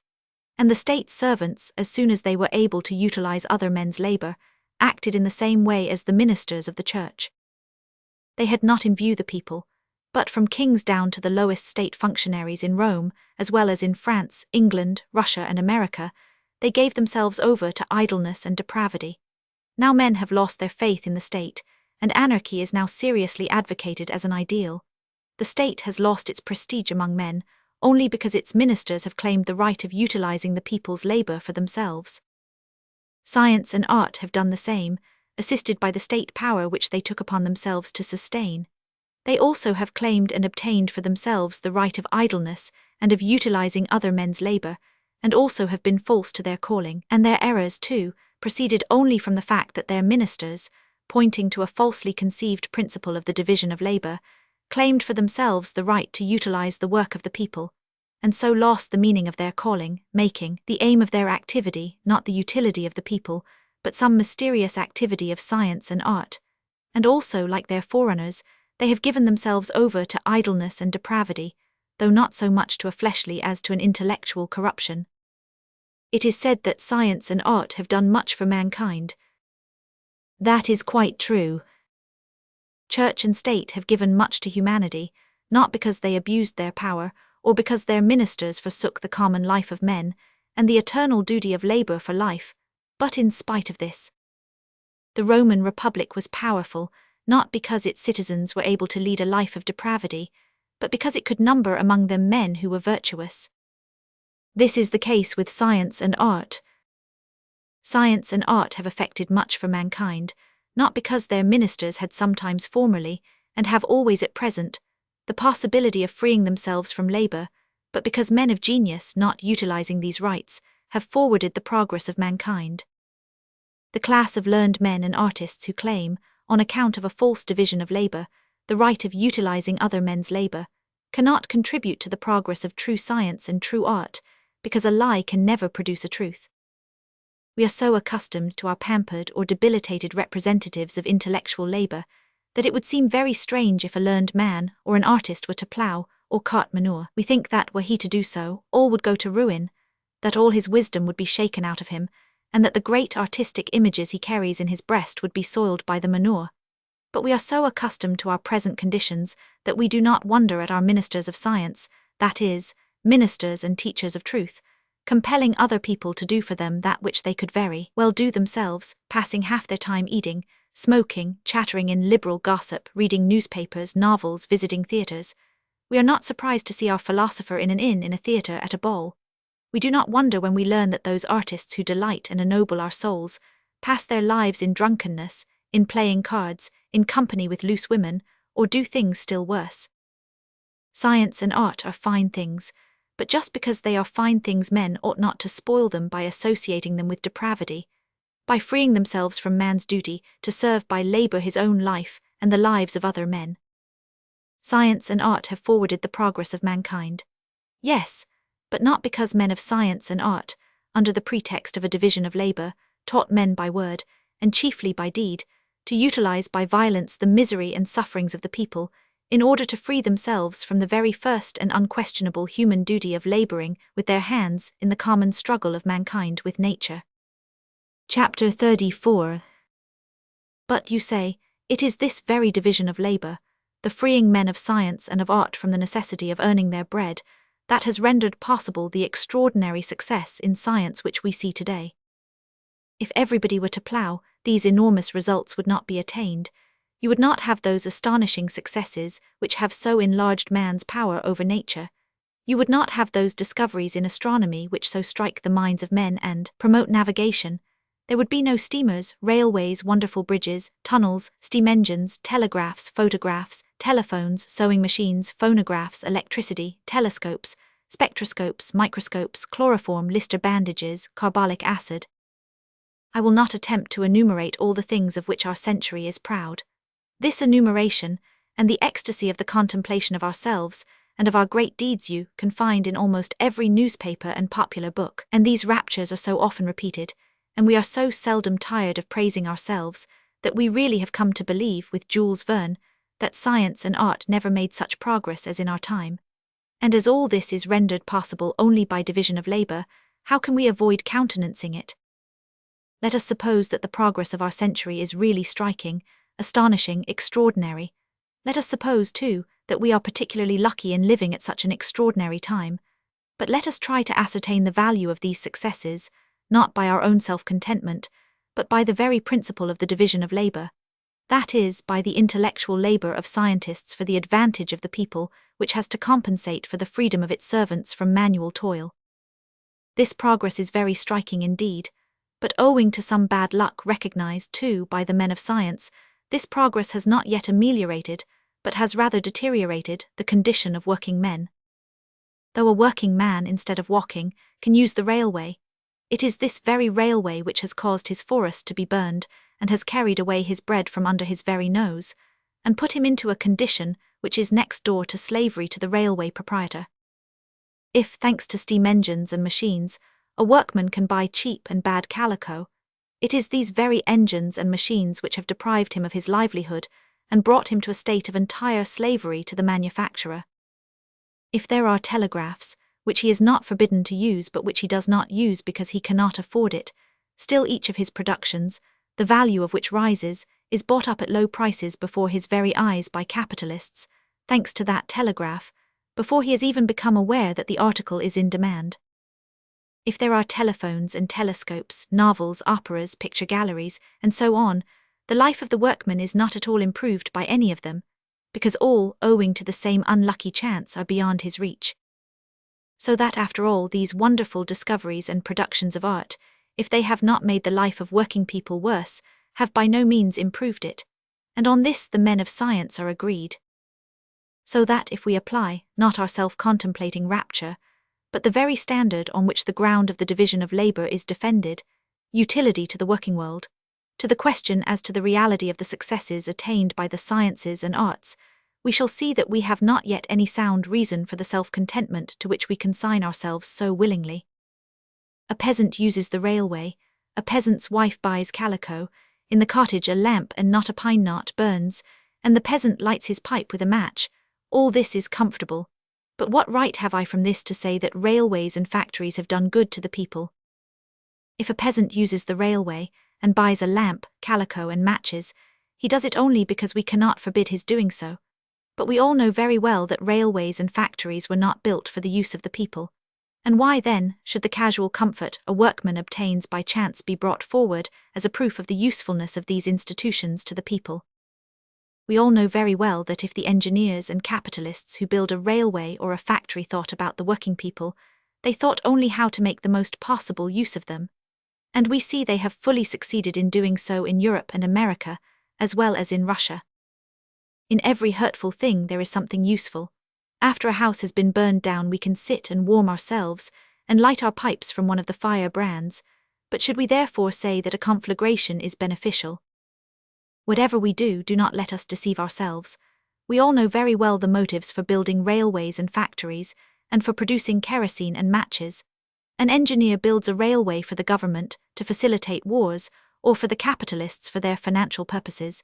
He makes machines for manufacturers for his own advantage and for the profit of capitalists. All that he makes or plans he does for the purpose of the government, the capitalists and other rich people. His most skillful inventions are either directly harmful to the people, such as guns, torpedoes, solitary prisons and so on, or they are not only useless but quite inaccessible to them, such as electric light, telephones and the innumerable improvements of comfort. Or lastly, they deprave the people and rob them of their last kopeck, that is, their last labour, for spirits, wine, beer, opium, tobacco, finery, and all sorts of trifles. But if it happens sometimes that the inventions of men of science and the works of engineers are of use to the people, as, for instance, railways, calicos, steel sides, it only proves that in this world of ours everything is mutually connected, and that out of every hurtful activity there may arise an accidental good for those to whom the activity was hurtful. Men of science and of art could say that their activity was useful for the people, only if in their activity they have aimed at serving the people, as they now aim to serve the government and capitalists. We could have said that only if the men of science and art made the wants of the people their object, but such is not the case. All learned men are occupied with their sacred businesses, which lead to the investigation of protoplasms, the spectrum analysis of stars, and so on, but concerning investigations as to how to set an axe, or with what kind it is more advantageous to hew, which saw is the most handy, with what flour bread shall be made, how it may best be kneaded, how to set it to rise, how to heat and to build stoves, what food, drink, or crockery ware it is best to use, what mushrooms may be eaten, and how they may be prepared more conveniently, science never troubles itself or does so very slightly. Yet all this is the business of science. I know that, according to its own definition, science must be useless, but this is only an excuse, and a very impudent one. The business of science is to serve people. We have invented telegraphs, telephones, phonographs, but what improvements have we made in the life of the people?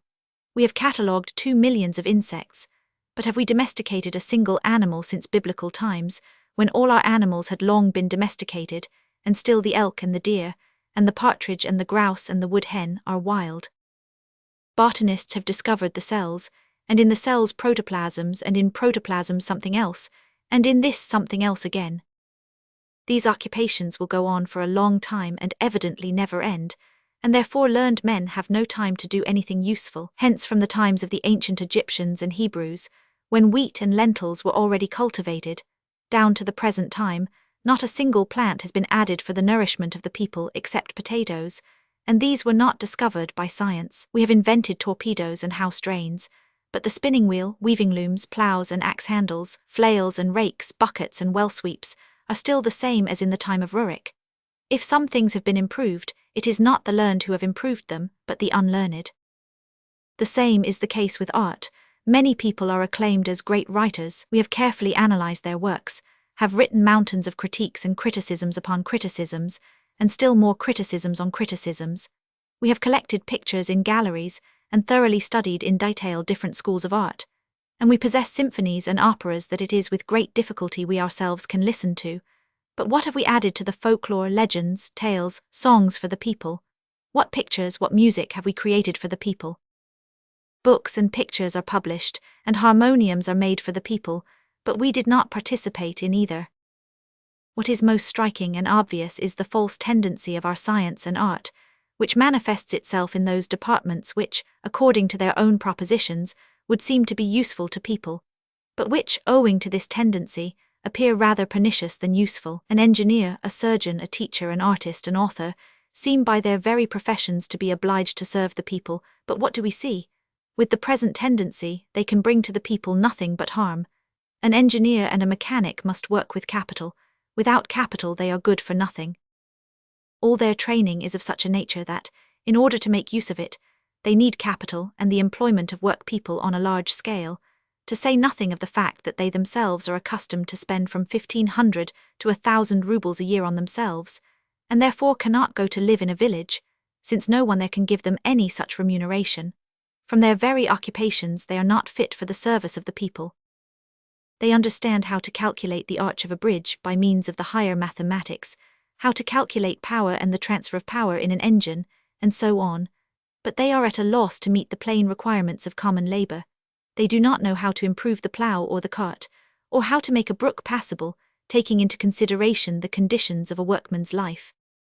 They know and understand nothing of all this, less even than the poorest peasant does. Give them workshops and plenty of people, order engines from abroad, and then they will arrange these matters. But to find out how to ease the labor of the millions of the people in their present conditions, they do not know and cannot do it, and therefore, by their knowledge and habits and wants, they are not at all fit for this business. A surgeon is in a still worse condition. His imaginary science is of such a nature that he understands how to cure those only who have nothing to do, and who can utilize other men's labor. He requires a countless number of expensive accessories, instruments, medicines, sanitary dwellings, food and drains, in order that he may act scientifically. Besides his fee, he demands such expenses that, in order to cure one patient, he must kill with starvation hundreds of those who bear this expense. He has studied under eminent persons in the capital cities, who attended only to those patients whom they may take into hospitals, or who can afford to buy all the necessary medicines and machines, and even go at once from north to south, to these or those mineral waters, as the case may be. Their science is of such a kind that every country surgeon complains that there is no possibility of attending to the work people who are so poor that they cannot afford sanitary accommodations, and that there are no hospitals, and that he cannot attend to the business alone, that he requires help and assistant surgeons. What does this really mean? It means this, that the want of the necessaries of life is the chief cause of people's misfortunes, and the source of diseases as well as of their spreading and incurability. Now science, under the banner of the division of labor, calls its champions to help the people. Science has settled satisfactorily about the rich classes, and seeks how to cure those who can get everything necessary for the purpose, and it sends persons to cure in the same way those who have nothing to spare.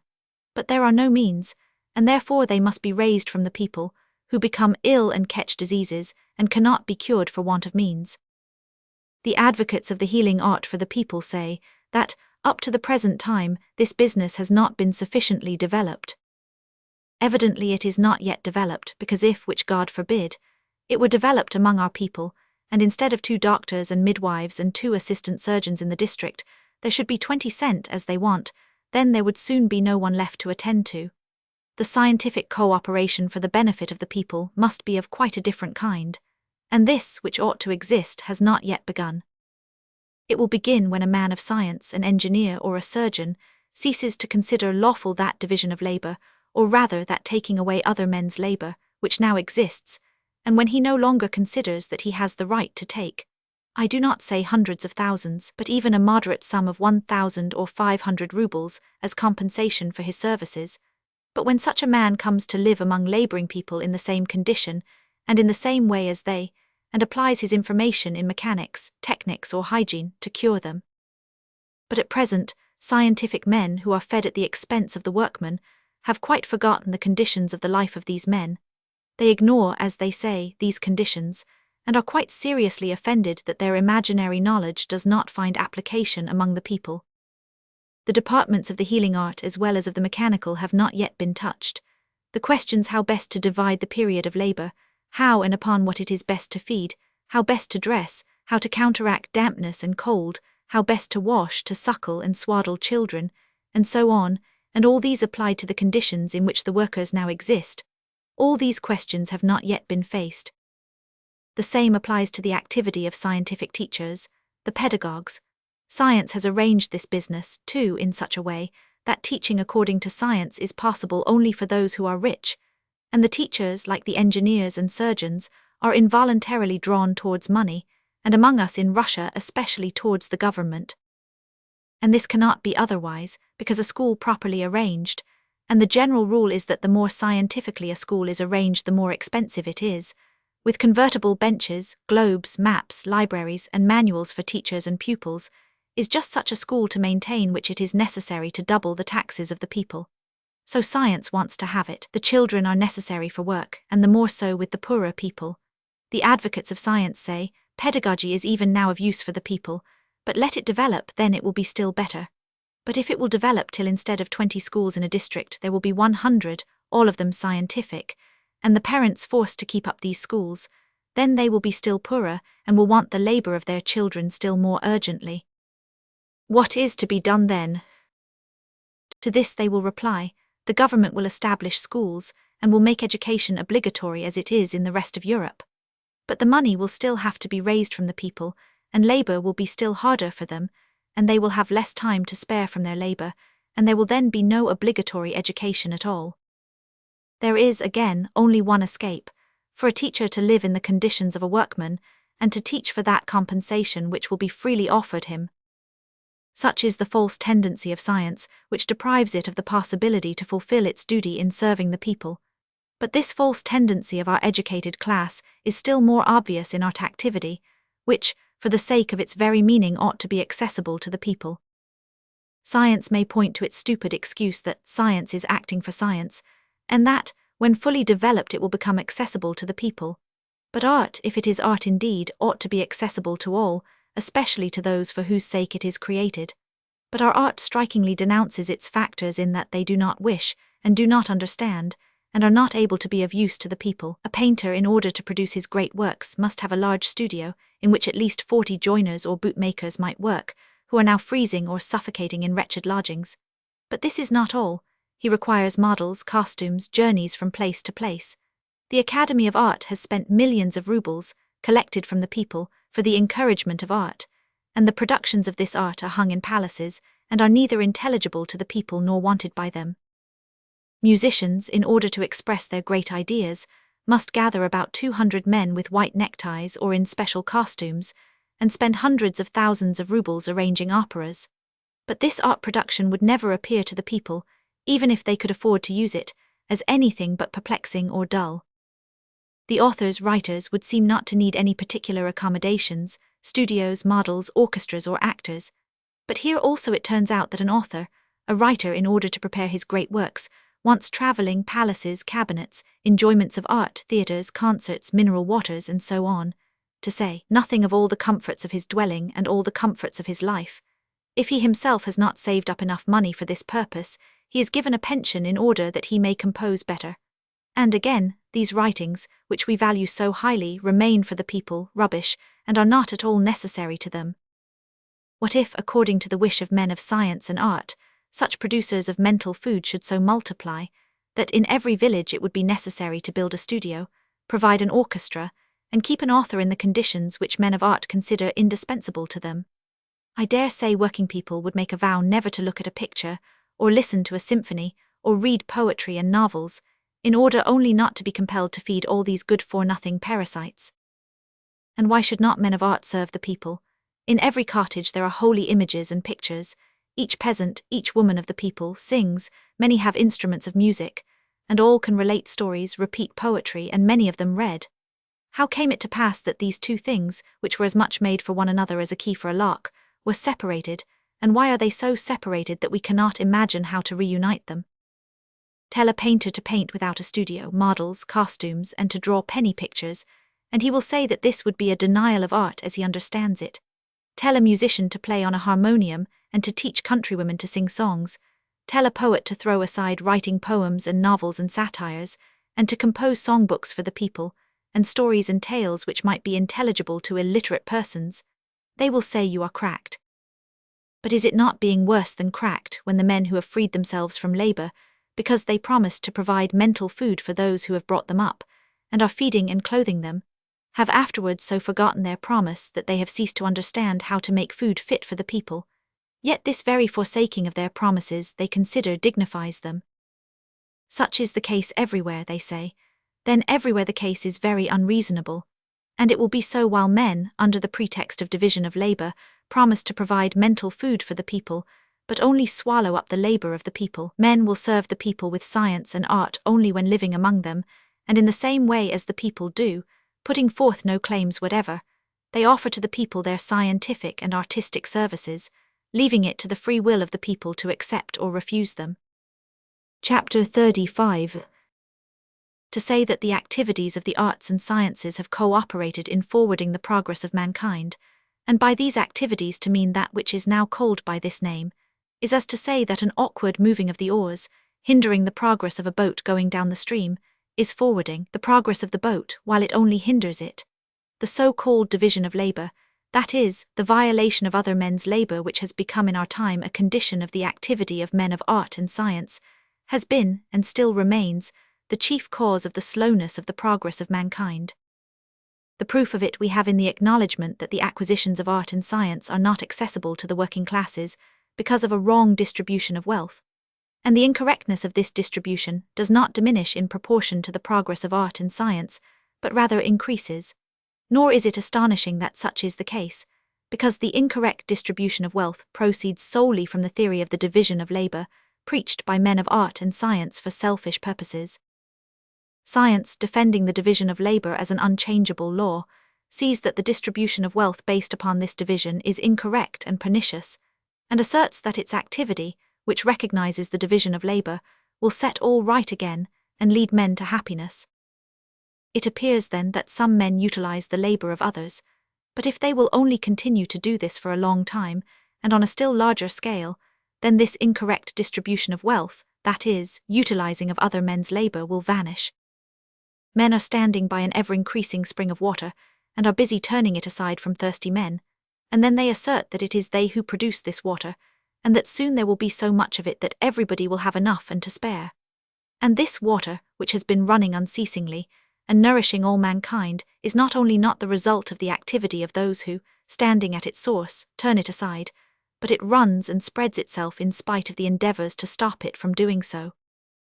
There has always existed a true church, in other words, men united by the highest truth accessible to them at a certain epoch, but it has never been that church which gave herself out for such, and there have always been real art and science, but they were not those which call themselves now by these names. Men who consider themselves to be the representatives of art and science in a given period of time always imagine that they have been doing, are doing, and the important fact is that they are on the point of making wonderful things, and that beyond them there has never been any art or science. Thus it seemed to the sophists, to the scholiasts, alchemists, Kabbalists, Talmudists, and to our own scientific science, and to our artistic art. Chapter 36. But science, art, you repudiate science, art, that is, you repudiate that by which mankind live. I am always hearing this. People choose this way to put aside my arguments altogether without analyzing them. He repudiates science and art, he wishes to turn men back again to the savage state. Why then should we listen to him or argue with him? But this is unjust.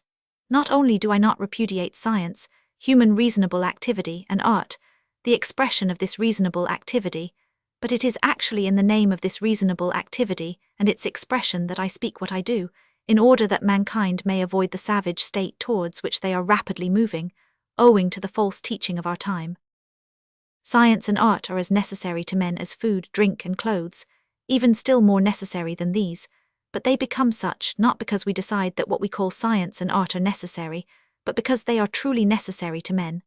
Now, if I should prepare hay for the bodily food of men, my idea that hay is food would not make it to be so. I cannot say, why do you not eat hay when it is your necessary food? Food is indeed necessary, but perhaps what I offer is not food at all. This very thing has happened with our science and art, and to us it seems that when we add to a Greek word the termination logi and call this science, it will be science indeed, and if we call an indecency like the painting of naked women by the Greek word choreography, and term it art, it will be art indeed. But however much we may say this, the business which we are about, in counting up the insects, and chemically analyzing the contents of the Milky Way, in painting water nymphs and historical pictures, in writing novels, and in composing symphonies, this our business will not become science or art until it is willingly accepted by those for whom it is being done. Till now it has not been accepted. If some men only were allowed to prepare food, and all others were either forbidden to do it, or be rendered incapable of producing it, I dare say that the quality of the food would deteriorate. If the men who had the exclusive privilege of producing food were Russian peasants, then there would be no other food than black bread, kvass, potatoes, and onions, which they are fond of, and which is agreeable to them. The same would be the case with that highest human activity in art and science, if their exclusive privilege were appropriated by one caste, with this difference only, that in bodily food there cannot be too great digressions from the natural.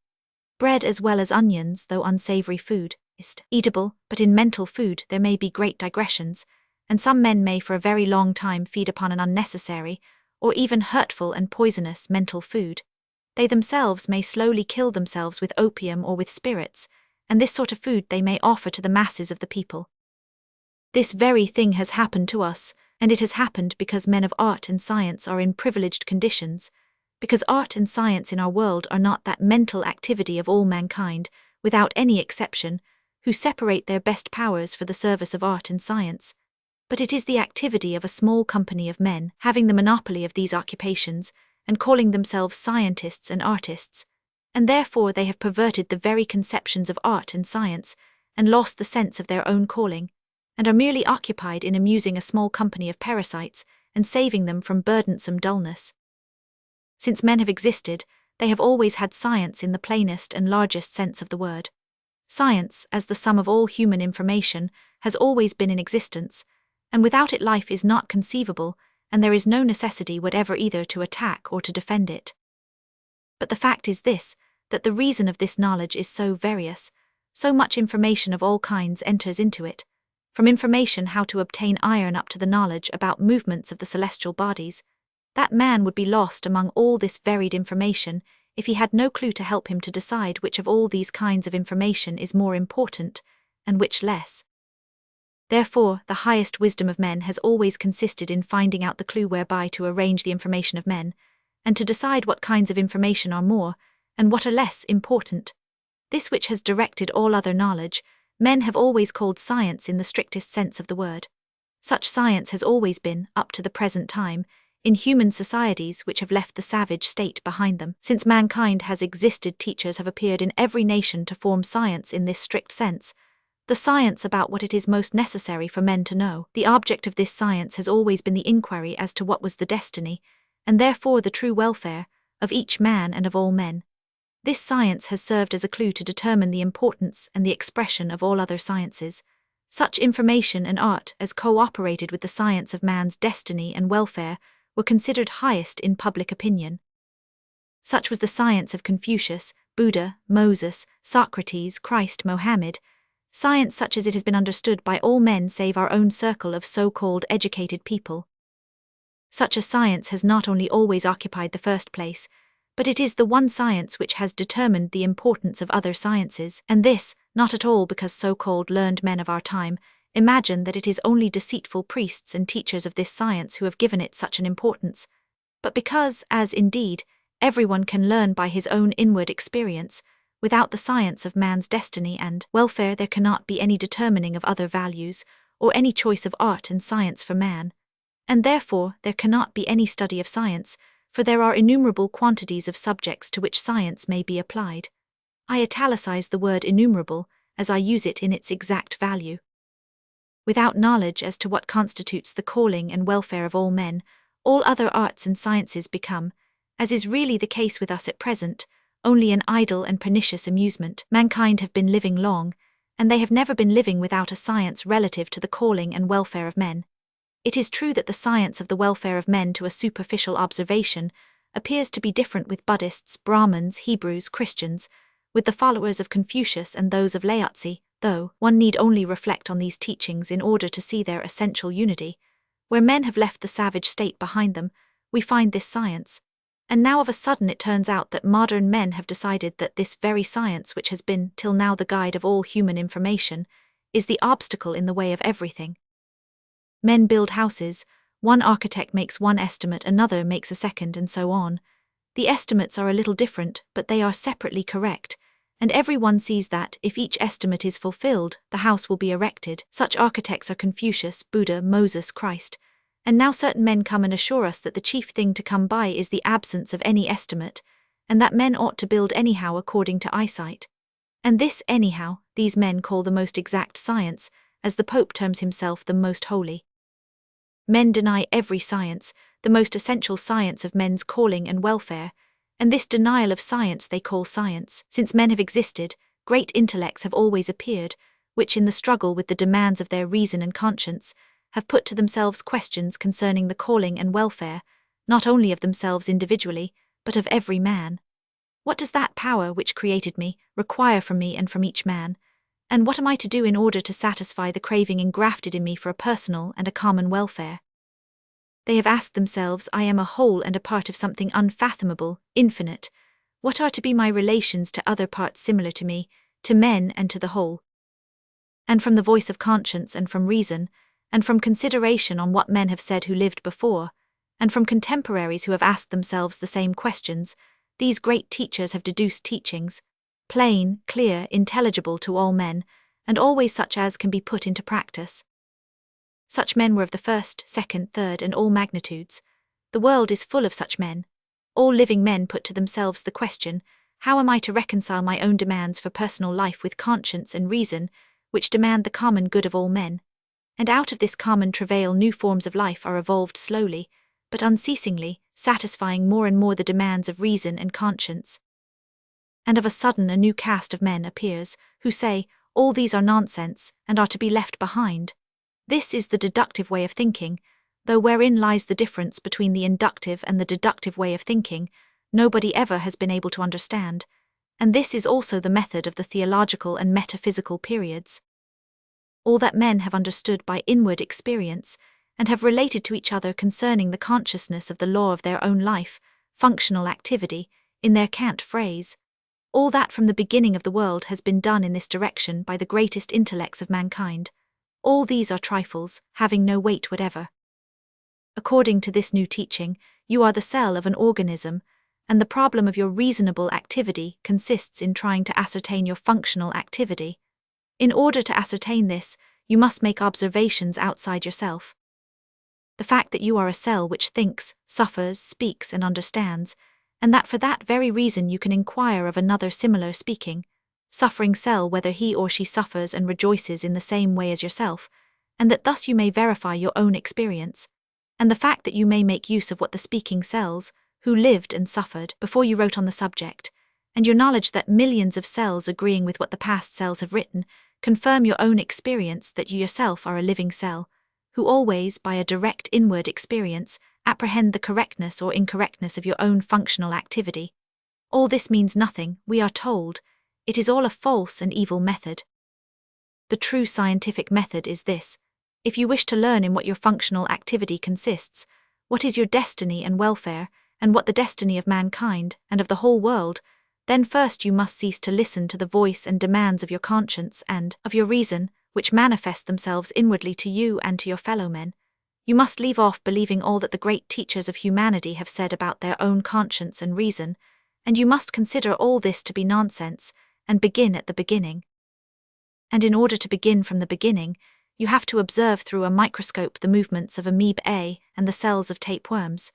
Or, still easier, you must believe everything that people with the diploma of infallibility may tell you about them, and observing the movements of these amoeba A and cells, or reading what others have seen, you must ascribe to these cells your own human feelings and calculations as to what they desire, what are their tendencies, their reflections and calculations, their habits.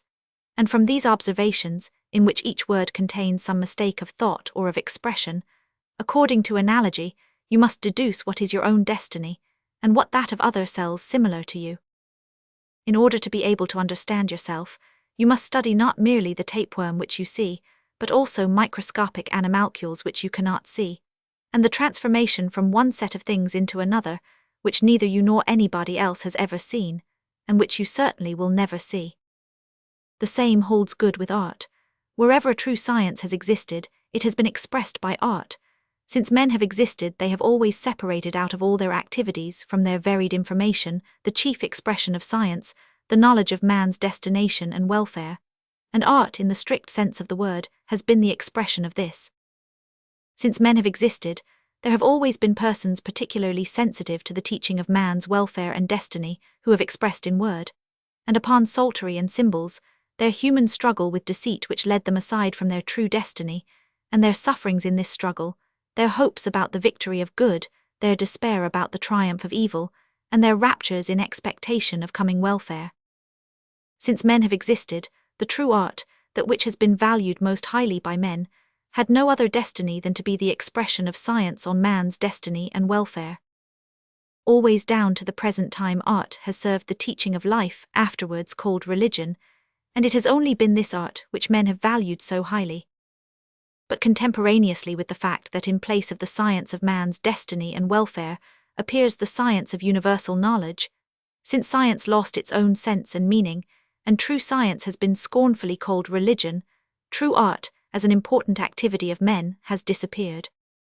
As long as the church existed and taught men's calling and welfare, art served the church and was true. But from the moment it left the church and began to serve a science which served everything it met, art lost its meaning, and notwithstanding its old-fashioned claims, and a stupid assertion that art serves merely art itself and nothing else, it has turned out to be a trade which procures luxuries for men, and unavoidably mixes itself with choreography, culinary art, hairdressing and cosmetics, the producers of which may call themselves artists with as much right as the poets, painters, and musicians of our day. Looking back, we see that during thousands of years, from among thousands of millions of men who have lived, there came forth a few like Confucius, Buddha, Solon, Socrates, Solomon, Homer, Isaiah, David. True artist producers of spiritual food seem to appear seldom among men, notwithstanding the fact that they appear, not from one caste only, but from among all men, and it is not without cause that mankind have always so highly valued them. And now it turns out that we have no longer any need of all these former great factors of art and science. Now, according to the law of the division of labor, it is possible to manufacture scientific and artistic factors almost mechanically, and in the space of 10 years, we shall manufacture more great men of art and science than have been born among all men from the beginning of the world. Nowadays there is a trade corporation of learned men and artists, and by an improved way they prepare all the mental food which is wanted by mankind. And they have prepared so much of it, that there need no longer be any remembrance of the old producers, not only of the very ancient, but also of the more recent. All their activity, we are told, was the activity of the theological and metaphysical period. All had to be destroyed, and the true mental activity began some 50 years ago. And in these 50 years we have manufactured so many great men that in a German university there are more of them than have been in the whole world, and of sciences we have manufactured a great number too, for one need only put to a Greek word the termination logi, and arrange the subject according to ready-made paragraphs, and the science is created. We have thus manufactured so many sciences that not only cannot one man know them all, but he cannot even remember all their names. These names alone would fill a large dictionary, and every day new sciences come into existence. In this respect we are like that Finnish teacher who taught the children of a landowner the Finnish language instead of the French. He taught very well, but there was one drawback, that nobody except himself understood it. We have learned everything very well, but the pity of it is that nobody but ourselves understands it, and that everybody else considers it good-for-nothing nonsense. But to this also there is an explanation. Men do not understand all the utility of the scientific science, because they are still under the influence of the theological period of knowledge, that stupid period when all the people of the Hebrew race, as well as the Chinese and Indians and Greeks, understood everything spoken to them by their great teachers. But whatever may be the cause, the fact is this, that art and science have always existed among mankind, and when they really existed, then they were necessary and intelligible to all men. We are busy about something which we call art and science, and it turns out that what we are busy about is neither necessary nor intelligible to men, so that we have no right to give the name of art or science to our doings. Chapter 37. But it is said to me, you only give another narrower definition of art and science, which science does not agree with. But even this does not exclude them, and notwithstanding all you say, there still remains the scientific and art activities of men like Galileo, Bruno, Homer, Michelangelo, Beethoven, Wagner, and other learned men and artists of lesser magnitude who have devoted all their lives to art and science. Usually this is said in the endeavor to establish a link, which in other cases they disown, to connect the activity of the former learned men and artists with the modern ones, trying to forget that new principle of the division of labor, by reason of which art and science now occupy a privileged position. First of all, it is not possible to establish any such connection between the former factors and the modern ones, even as the holy life of the first Christian has nothing in common with the lives of popes. Thus, the activity of men like Galileo, Shakespeare, Beethoven, has nothing in common with the activities of men like Tyndall, Hugo, and Wagner. As the Holy Fathers would have denied any connection with the popes, so the ancient factors of science would have denied any relationship with the modern ones. Secondly, owing to that importance which art and science ascribe to themselves, they have established a very clear standard by means of which we are able to determine whether they do, or do not, fulfill their destiny. And we therefore decide, not without proofs, but according to their own standard, whether that activity which calls itself art and science has, or has not any right thus to call itself. Though the Egyptians or Greek priests performed mysteries known to none but themselves, and said that these mysteries included all art and science, I could not, on the ground of the asserted utility of these to the people, ascertain the reality of their science, because this said science according to their ipse dixit was a supernatural one. But now we all have a very clear and plain standard, excluding everything supernatural. Art and science promise to fulfill the mental activity of mankind, for the welfare of society, or even of the whole of mankind. Therefore we have a right to call only such activity art and science, which has this aim in view and attains it. And therefore, however those learned men and artists may call themselves, who excogitate the theory of penal laws, of state laws, and of the laws of nations, who invent new guns and explosive substances, who compose obscene operas and operettas or similarly obscene novels, we have no right to call such activity the activity of art and science, because this activity has not in view the welfare of the society or of mankind, but on the contrary is directed to the harm of men. In like manner, however these learned men may call themselves, who in their simplicity are occupied during all their lives with the investigations of the microscopical animalcule and of telescopical and spectral phenomena, or those artists who, after having carefully investigated the monuments of old times, are busy writing historical novels, making pictures, concocting symphonies, and beautiful verses, all these men, notwithstanding all their zeal, cannot, according to the definition of their own science, be called men of science or art, first because their activity in science for the sake of science, and of art for art, has not in view man's welfare, and secondly, because we do not see any results of these activities for the welfare of society or mankind. The fact that sometimes something useful or agreeable for some men comes of their activities, by no means gives us any right, according to their own scientific definition, to consider them to be men of art and science.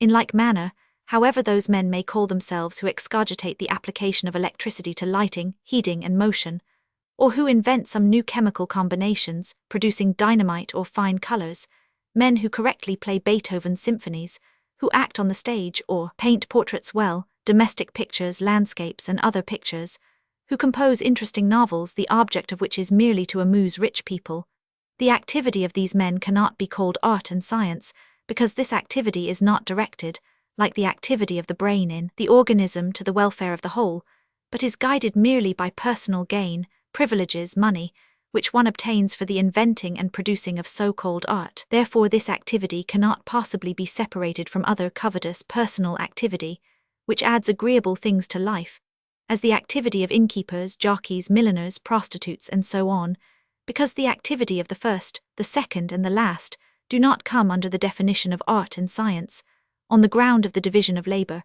which promises to serve for the welfare of all mankind. The scientific definition of art and science is a correct one, but unluckily, the activity of modern art and science does not come under it. Some produce directly hurtful things, others useless things, and a third party invents trifles fit only for the use of rich people. They may all be very good persons, but they do not fulfill what they have taken upon themselves to fulfill, according to their own definition, and therefore they have as little right to call themselves men of art and science as the modern clergy, who do not fulfill their duties, have right to consider themselves the bearers and teachers of divine truth. It is not difficult to understand why the factors of modern art and science have not fulfilled their calling, and cannot fulfill it. They do not fulfill it, because they have converted their duty into a right. The scientific and art activities in their true sense are fruitful only when they ignore their rights, and know only their duties. Mankind value this activity so highly, only because it is a self-denying one. If men are really called to serve others by mental labor, they will have to suffer in performing this labor, because it is only by suffering that spiritual fruit is produced. Self-denying and suffering are the lot and portion of a thinker and an artist, because their object is the welfare of men. Men are wretched, they suffer and go to ruin. One cannot wait and lose one's time. A thinker and an artist will never sit on the heights of Olympus, as we are apt to imagine. He must suffer in company with men in order to find salvation or consolation. He will suffer because he is constantly in anxiety and agitation. He might have found out and told what would give happiness to men, might have saved them from suffering, and he has neither found it out nor said it, and tomorrow it may be too late. He may die. And therefore suffering and self-sacrifice will always be the lot of the thinker and the artist.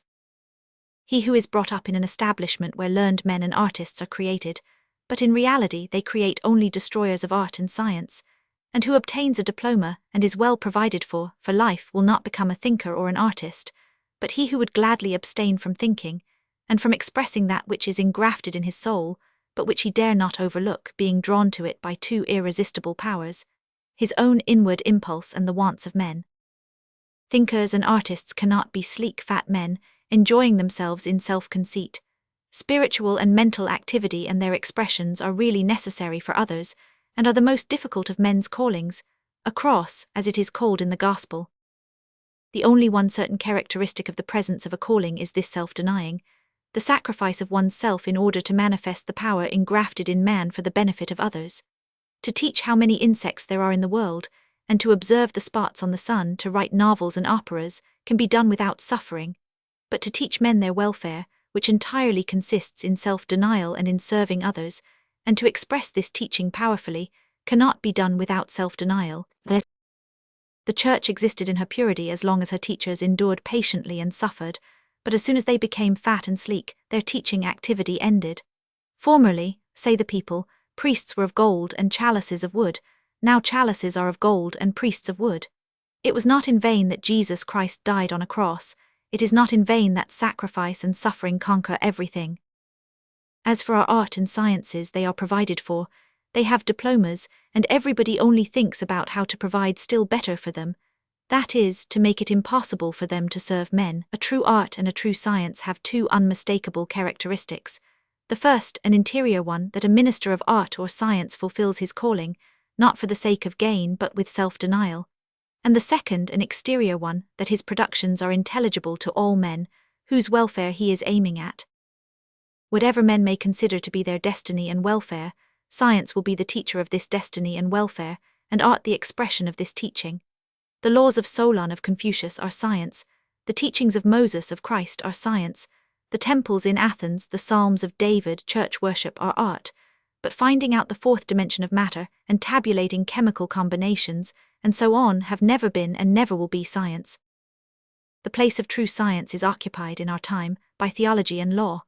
The place of true art is occupied by the church and state ceremonies, in which nobody believes, and which are not considered seriously by anybody. While that which with us is called art and science is only the production of idle minds and feelings desirous to stimulate similarly idle minds and feelings, and unintelligible and dumb for the people, because they have not their welfare in view.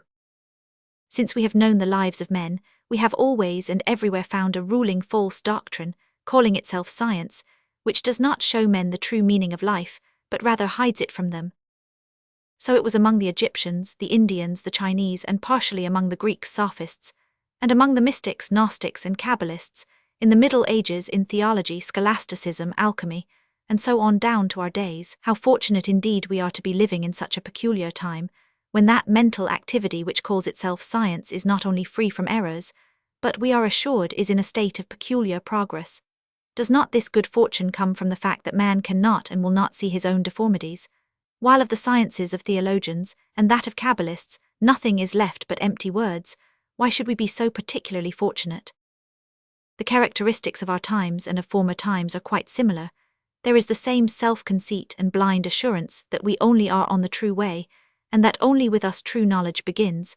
There are the same expectations that we shall presently discover something very wonderful, and there is the same exposure of our error in the fact that all our wisdom remains with us, while the masses of the people do not understand it, and neither accept nor need it.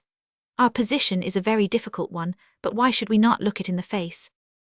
It is time to come to our senses, and to look more closely to ourselves. We are indeed nothing but scribes and Pharisees, who, sitting in Moses' seat and having the key of the kingdom of God, do not enter themselves and refuse entrance to others. We, priests of art and science, are most wretched deceivers, who have much less right to our position than the most cunning and depraved priests ever had. For our privileged position there is no excuse whatever. We have taken up this position by a kind of swindling, and we retain it by deceit. Pagan priests, the clergy, Russian as well as Roman Catholic, however depraved they may have been, had rights to their position because they professed to teach men about life and salvation, and we, who have cut the ground from under their feet and proved to men that they were deceivers, we have taken their place, and not only do not teach men about life, we even acknowledge that there is no necessity for them to learn. We suck the blood of the people, and for this we teach our children Greek and Latin grammars, so that they also may continue the same parasitic life which we are living. We say there have been castes, we will abolish them, but what means the fact that some men and their children work, and other men and their children do not work? Bring a Hindu who does not know our language, and show him the Russian and the European lives of many generations, and he will recognize the existence of two important definite castes of working people and of non-working people as they are in existence in his own country. As in his country, so also among us, the right of not working is acquired through a peculiar initiation which we call art and science, and education generally. It is this education, and the perversions of reason associated with it, that have brought to us this wonderful folly, whence it has come to pass that we do not see what is so plain and certain. We are eating up the lives of our brethren, and consider ourselves to be Christians, humane, educated, and quite in the right. Chapter 38. What is to be done? What must we do? This question, which includes acknowledgement of the fact that our life is bad and unrighteous, and at the same time hints that there is no possibility of changing it, this question I hear everywhere, and therefore I chose it for the title of my work. I have described my own sufferings, my search, and the answer which I have found to this question. I am a man like others, and if I distinguish myself from an average man of my own circle in anything, it is chiefly in the fact that I, more than this average man, have served and indulged the false teaching of our world, that I have been more praised by the men of the prevalent school of teaching, and that therefore I am more depraved, and have gone farther astray, than most of my fellows. Therefore I think that the answer to this question which I have found for myself will do for all sincere persons who will put the same question to themselves. First of all to the question, what is to be done? I answer that I must neither deceive other men nor myself, that I must not be afraid of the truth, whatever the result may be. We all know what it is to deceive other men, and notwithstanding this we do deceive from morning to evening, not at home when I am in, very glad when I am not at all glad, esteemed when I do not esteem, I have no money when I have it, and so on.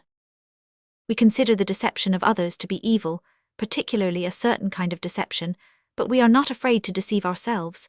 Yet the worst direct lie to men, seeing its result, is nothing in comparison with that lie to ourselves according to which we shape our lives. Now, this very lie we must avoid if we wish to be able to answer the question, what is to be done?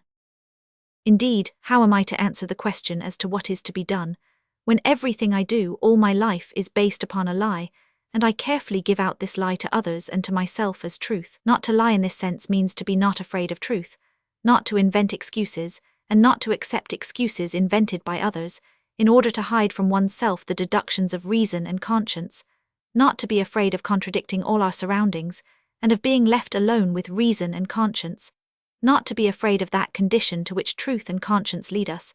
However dreadful it may be, it cannot be worse than that which is based upon deceit. To avoid lying, for men in our privileged position of mental labor, means not to be afraid of truth. Perhaps we owe so much that we should never be able to pay it all, but however much we may owe, we must make out our bill.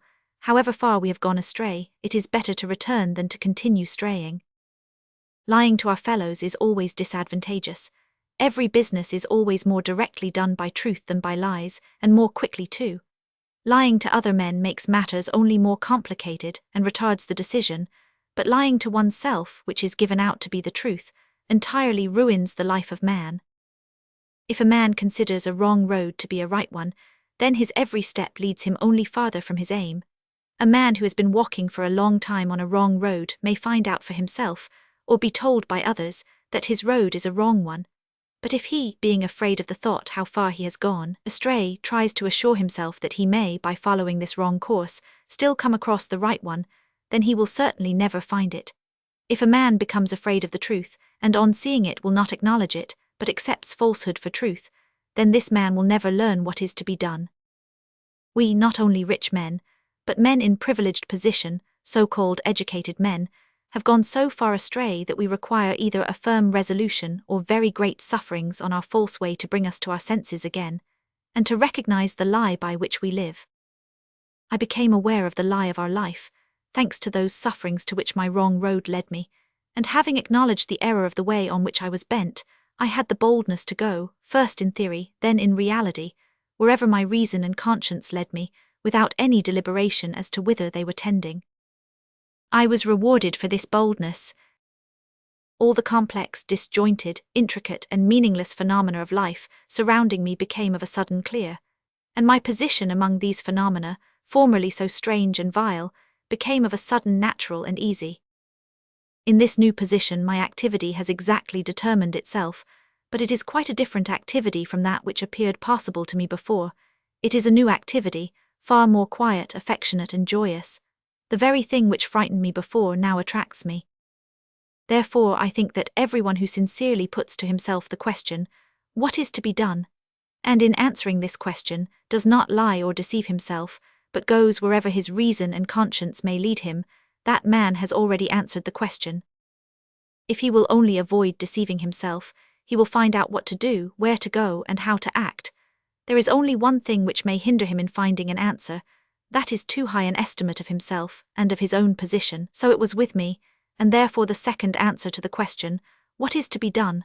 resulting from the first, consisted for me in repenting in the full meaning of this word, that is, entirely changing the estimate of my own position and activity. Instead of considering such to be useful and of importance, we must come to acknowledge it to be harmful and trifling. Instead of considering ourselves educated, we must come to see our ignorance. Instead of imagining ourselves to be kind and moral, we must acknowledge that we are immoral and cruel. Instead of seeing our importance, we must see our own insignificance. I say that besides avoiding lying to myself, I had moreover to repent, because, though the one results from the other, the wrong idea about my great importance was so much a part of my own nature, that until I had sincerely repented, and had put aside that wrong estimate of myself, I did not see the enormity of the lie of which I had been guilty. It was only when I repented, that is, left off considering myself to be a peculiar man, and began to consider myself to be like all other men, it was then that my way became clear to me. Before this I was not able to answer the question, "What is to be done?" because the very question itself was put incorrectly. Before I repented, I had put the question thus: "What activity should I choose, I, the man with the education and talents I have acquired? How can I compensate by this education and these talents for what I have been taking away from the people?" This question was a false one, because it included the wrong idea of my not being like other men, but a peculiar man, called to serve other men with those talents, and that education which I had acquired in 40 years. I had put the question to myself, but in reality I had already answered it in advance by having determined beforehand that I was called upon to serve men by the kind of activity agreeable to myself. I really asked myself, how can I, so fine a writer, one so very well informed, and with such talents, how can I utilize those talents for the benefit of mankind? But the question ought to have been put thus, as it would have to be put to a learned rabbi who had studied all the Talmud, and knew the exact number of letters in the Holy Scripture, and all the subtleties of his science. What can I do, who, from unlucky circumstances, have lost my best years in study instead of accommodating myself to labor? In learning the French language, the piano, grammar, geography, law, poetry, in reading novels, romances, philosophical theories, and in performing military exercises. What can I do, who have passed the best years of my life in idle occupations, depraving the soul? What can I do, notwithstanding these unlucky conditions of the past, in order to requite those men, who during all this time have fed and clothed me, and who still continue to feed and to clothe me? If the question had been put thus after I had repented, what can I, so ruined a man, do? The answer would have been easy.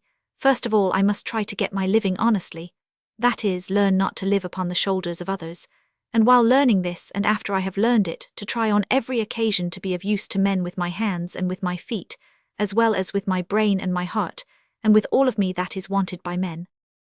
Therefore I say that for one of my own circle, besides avoiding lying to others and ourselves, it is further necessary to repent, to lay aside pride about our education, refinement, and talents, not considering ourselves to be benefactors of the people, advanced men who are ready to share our useful acquirements with the people, but acknowledging ourselves to be entirely guilty, ruined, good-for-nothing men, who desire to turn over a new leaf, and not to be benefactors of the people, but to cease to offend and to humiliate them.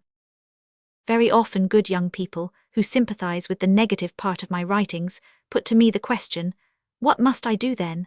What have I, who have finished my study in the university or in some other high establishment, what have I to do in order to be useful?" These young people ask the question, but in the depths of their souls they have already decided that the education which they have received is their great advantage, and that they wish to serve the people by this very advantage. Therefore there is one thing which they do not do: honestly and critically examine what they call their education, asking themselves whether it is a good or a bad thing. If they do this, they will be unavoidably led to decry their education and to begin to learn anew, and this alone is what is wanted. They will never be able to answer the question as to what there is to be done while they put it wrongly. The question should be put thus: how can I, a helpless, useless man, recognizing the misfortune of having lost my best years in studying the scientific Talmud, pernicious for soul and body, how can I rectify this mistake and learn to serve men? But the question is always put thus: how can I, who have acquired so much fine information, how can I be useful to men with this my information? Therefore a man can never answer the question, what is to be done, until he leaves off deceiving himself and repents. And repentance is not dreadful, even as truth is not dreadful, but it is equally beneficent and fruitful of good. We need only accept the whole truth and fully repent in order to understand that in life no one has any rights or privileges, and that there is no end of duties, and no limits to them, and that the first and unquestionable duty of a man is to take part in the struggle with nature for his own life, and for the lives of other men. And this acknowledgement of men's duty forms the essence of the third answer to the question, what is to be done? I have tried to avoid deceiving myself. I have endeavored to extirpate the last remnant of the false estimate of the importance of my education and talents, and to repent. But before answering the question, what is to be done, there stands a new difficulty. There are so many things to be done, that one requires to know what is to be done in particular. And the answer to this question has been given me by the sincere repentance of the evil in which I have been living. What is to be done? What is there exactly to be done? Everybody keeps asking. And I too kept asking this, while under the influence of a high opinion of my own calling, I had not seen that my first and unquestionable business is to earn my living, clothing, heating, building, and so forth, and in doing this to serve others as well as myself, because, since the world has existed, the first and unquestionable duty of every man has been comprised in this. In this one business man receives, if he has already begun to take part in it, the full satisfaction of all the bodily and mental wants of his nature. To feed, clothe, take care of himself and of his family will satisfy his bodily wants. To do the same for others will satisfy his spiritual. Every other activity of man is only lawful when these have first been satisfied, in whatever department a man thinks his calling lies, whether in governing the people, in protecting his countrymen, in officiating at divine services, in teaching, in inventing the means of increasing the delights of life, in discovering the laws of the universe, in incorporating eternal truths in artistic images. The first and most unquestionable duty of a reasonable man will always consist in taking part in the struggle with nature for preserving his own life and the lives of other men. This duty must always rank first, because the most necessary thing for men is life, and therefore in order to protect and to teach men, and to make their lives more agreeable, it is necessary to keep this very life, while by not taking part in the struggle, and by swallowing up the labor of others, other lives are destroyed. And it is folly and impossible to endeavor to serve men while destroying their lives.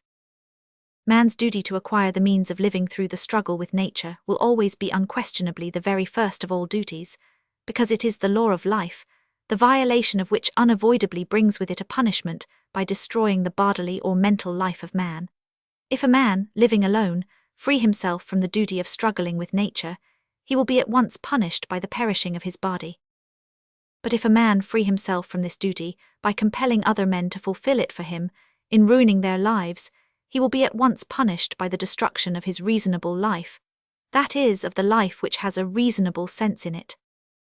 I had been so perverted by my antecedents, and this first and unquestionable law of God or nature is so hidden in our present world, that the fulfilling of it had seemed to me strange, and I was afraid and ashamed of it, as if the fulfillment, and not the violation, of this eternal and unquestionable law were strange, unnatural, and shameful. At first it seemed to me that in order to fulfill this law, some sort of accommodation was necessary, some established association of fellow thinkers, the consent of the family, and life in the country, not in town. Then I felt ashamed, as if I were putting myself forward in performing things so unusual to our life as bodily labor, and I did not know how to begin. But I needed only to understand that this was not some exclusive activity, which I have to invent and arrange, but that it was merely returning from the false condition in which I had lived to a natural one, merely rectifying that lie in which I had been living. I had only to acknowledge all this, and all the difficulties vanished. It was not at all necessary to arrange and accommodate anything, nor to wait for the consent of other people, because everywhere in whatever condition I was, there were men who fed, dressed, and warmed me as well as themselves. And everywhere, under all circumstances, if I had sufficient time and strength, I was able to do these things for myself and for them. Nor could I feel a false shame in performing actions unusual and strange to me, because in not doing so I already experienced not a false but a real shame. Having come to this conclusion, and to the practical deduction from it, I have been fully rewarded for not having been afraid of the deductions of reason, and for having gone where they led me. Having come to this practical conclusion, I was struck by the facility and simplicity of the solution of all those problems which had formerly seemed to me so difficult and complicated. To the question, "What have we to do?" I received a very plain answer: do first what is necessary for yourself, arrange all you can do by yourself, your tea-urn, stove, water, and clothes. To the question, would not this seem strange to those who had been accustomed to do all this for me? It appeared that it was strange only for about a week, and after a week it seemed more strange for me to return to my former condition.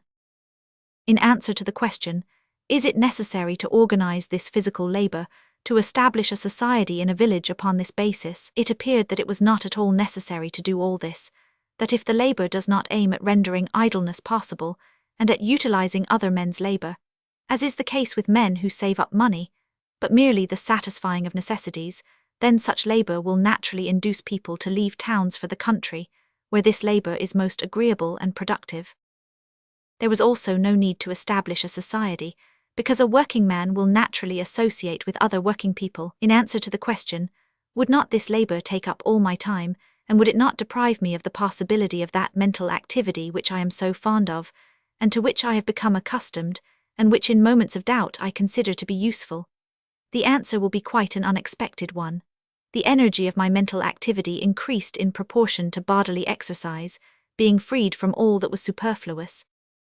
In fact, having spent 8 hours in physical labor, half a day, which formerly I used to spend in endeavoring to struggle with dullness, there still remained for me 8 hours, out of which in my circumstances I required 5 for mental labor. And if I, a very prolific writer, who had been doing nothing but write during 40 years, and who had written 300 printed sheets, then if during these 40 years I had been doing ordinary work along with working people, and not taking into consideration winter evenings and holidays, had been reading and learning during the 5 hours a day, and had written only on holidays 2 pages a day, and I have sometimes written 16 pages a day, I should have written the same 300 printed sheets in 14 years. A wonderful thing, a most simple arithmetical calculation which every boy of 7 years of age may do, but which I had never done. Day and night have together 24 hours, we sleep 8 hours, there remain 16 hours. If any man labor mentally 5 hours a day, he will do a vast amount of business. What do we then do during the remaining 11 hours? So it appears that physical labor not only does not exclude the possibility of mental activity, but improves and stimulates it. In answer to the question, whether this physical labor would deprive me of many innocent enjoyments proper to man, such as enjoyment of art, acquirement of knowledge, of social intercourse, and generally of the happiness of life, it was really quite the reverse. The more intense my physical labor, the more it approached that labor which is considered the hardest, to wit, agricultural labor, the more I acquired enjoyments and knowledge, and the closer and more affectionate was my intercourse with mankind, and the more happiness did I feel in life. In answer to the question, which I hear so often from men who are not quite sincere, what result can there be from such an awfully small drop in the sea? What is all my personal physical labor in comparison with the sea of labor which I swallow up? To this question I also received a very unexpected answer. It appeared that as soon as I had made physical labor the ordinary condition of my life, at once the greatest part of the false and expensive habits, and wants which I had while I had been physically idle, ceased of themselves, without any endeavor on my part, to say nothing of the habit of turning day into night, and vice versa of my bedding, clothes, my conventional cleanliness, which all became impossible and embarrassing when I began to labor physically. Both the quantity and the quality of my food was totally changed. Instead of the sweet, rich, delicate, complicated, and highly spiced food, which I formerly liked, I now required and obtained plain food as being the most agreeable: sour cabbage soup, porridge, black bread, tea with a bit of sugar. So that, apart from the example of common working men satisfied with little, with whom I came in closer intercourse, my very wants themselves were gradually changed by my life of labor, so that in proportion to my growing accustomed to this labor and acquiring the ways of it, my drop of physical labor became, indeed, more perceptible in the ocean of common labor, and in proportion as my labor grew more fruitful, my demands for other men's labor grew less and less, and without effort or privation, my life naturally came nearer to that simple life of which I could not even have dreamed without fulfilling the law of labor. It became apparent that my former most expensive demands, the demands of vanity and amusement, were the direct result of an idle life. With physical labor there was no room for vanity, and no need for amusement because my time was agreeably occupied, and after weariness, simple rest while drinking tea or reading a book or conversing with the members of my family was far more agreeable than the theatre, playing at cards, concerts, or large parties. In answer to the question, would not this unusual labor be hurtful to health, which is necessary in order that I may serve men? It appeared that, despite the positive assurance of eminent doctors that hard physical labor, especially at my age, might have the worst results, and that Swedish gymnastics, riding, and other expedients intended to supply the natural conditions of man would be far better, the harder I worked, the sounder, more cheerful, and kinder I felt myself. It became undoubtedly certain that even as all those inventions of the human mind, such as newspapers, theatres, concerts, parties, balls, cards, magazines, novels, are nothing but means to sustain the spiritual life of men outside its natural condition of labor for others, so in the same way all the hygienic and medical inventions of the human mind for the provision of food, drink, dwelling, ventilation, warming of rooms, clothes, medicines, mineral water, gymnastics, electric and other cures are all merely means to sustain the bodily life of man outside of its natural conditions of labor. And all these are nothing else than an establishment hermetically closed, in which, by means of chemical apparatus, the evaporation of water for the plants is arranged, when you need only to open the window, and do that which is natural, not for men alone but to beasts too, in other words, having absorbed the food and thus produced a charge of energy, to discharge it by muscular labor. All the profound study of hygiene and of the art of healing for the men of our circle are like the efforts of a mechanic, who, having stopped all the valves of an overheated engine, should invent something to prevent this engine from bursting. When I had plainly understood all this, it seemed to me ridiculous that I, through a long series of doubt, research, and much thinking, had arrived at this extraordinary truth, that if man has eyes they are to be seen through, ears to hear by, feet to walk with, and hands and back to work with, and that if man will not use these his members for what they are meant, then it will be the worse for him. I came to this conclusion that with us, privileged people, the same thing has happened which happened to the horses of a friend of mine. The steward, who was not fond of horses and did not understand anything about them, having received from his master's orders to prepare the best cobs for sale, chose the best out of the drove of horses, put them into the stable, fed them upon oats. But being over-anxious, he trusted them to nobody, neither rode them himself, nor drove, nor led them. Of course, all these horses became good for nothing. The same has happened to us with this difference, that you cannot deceive horses, and in order not to let them out, they must be fastened in, while we are kept in unnatural and hurtful conditions by all sorts of temptations, which fasten and hold us as with chains. We have arranged for ourselves a life which is against the moral and physical nature of man, and we use all the powers of our mind in order to assure men that this life is the real one. All that we call culture, our science and arts for improving the delights of life, all these are only meant to deceive man's natural moral requirements. All that we call hygiene, and the art of healing, are endeavors to deceive the natural physical want of human nature. But these deceits have their limits, and we are come to these limits. If such be real human life, then it is better not to live at all, says the fashionable philosophy of Schopenhauer and Hartmann. If such is life, then it is better not to live at all, is the witness borne by the increasing number of suicides among the privileged classes. If such be life, it is better for future generations, too, not to live, says the indulgent healing art, and invents means to destroy women's fecundity. In the Bible, the law to human beings is expressed thus: "In the sweat of thy face shalt thou eat bread, and in sorrow thou shalt bring forth children." The peasant Bonderf, who wrote an article about this, threw great light upon the wisdom of this sentence. During the whole of my life, two thinking men, Russians, have exercised a great influence over me. They have enriched my thoughts and enlightened my contemplation of the world. These men were neither poets, nor learned men, nor preachers. They were two remarkable men, both now living, peasants, Suteif and Banderf, but nous avons changed tout car, as says one of Molière's personages, talking at random about the healing art, and saying that the liver is on the left side. We have changed all that.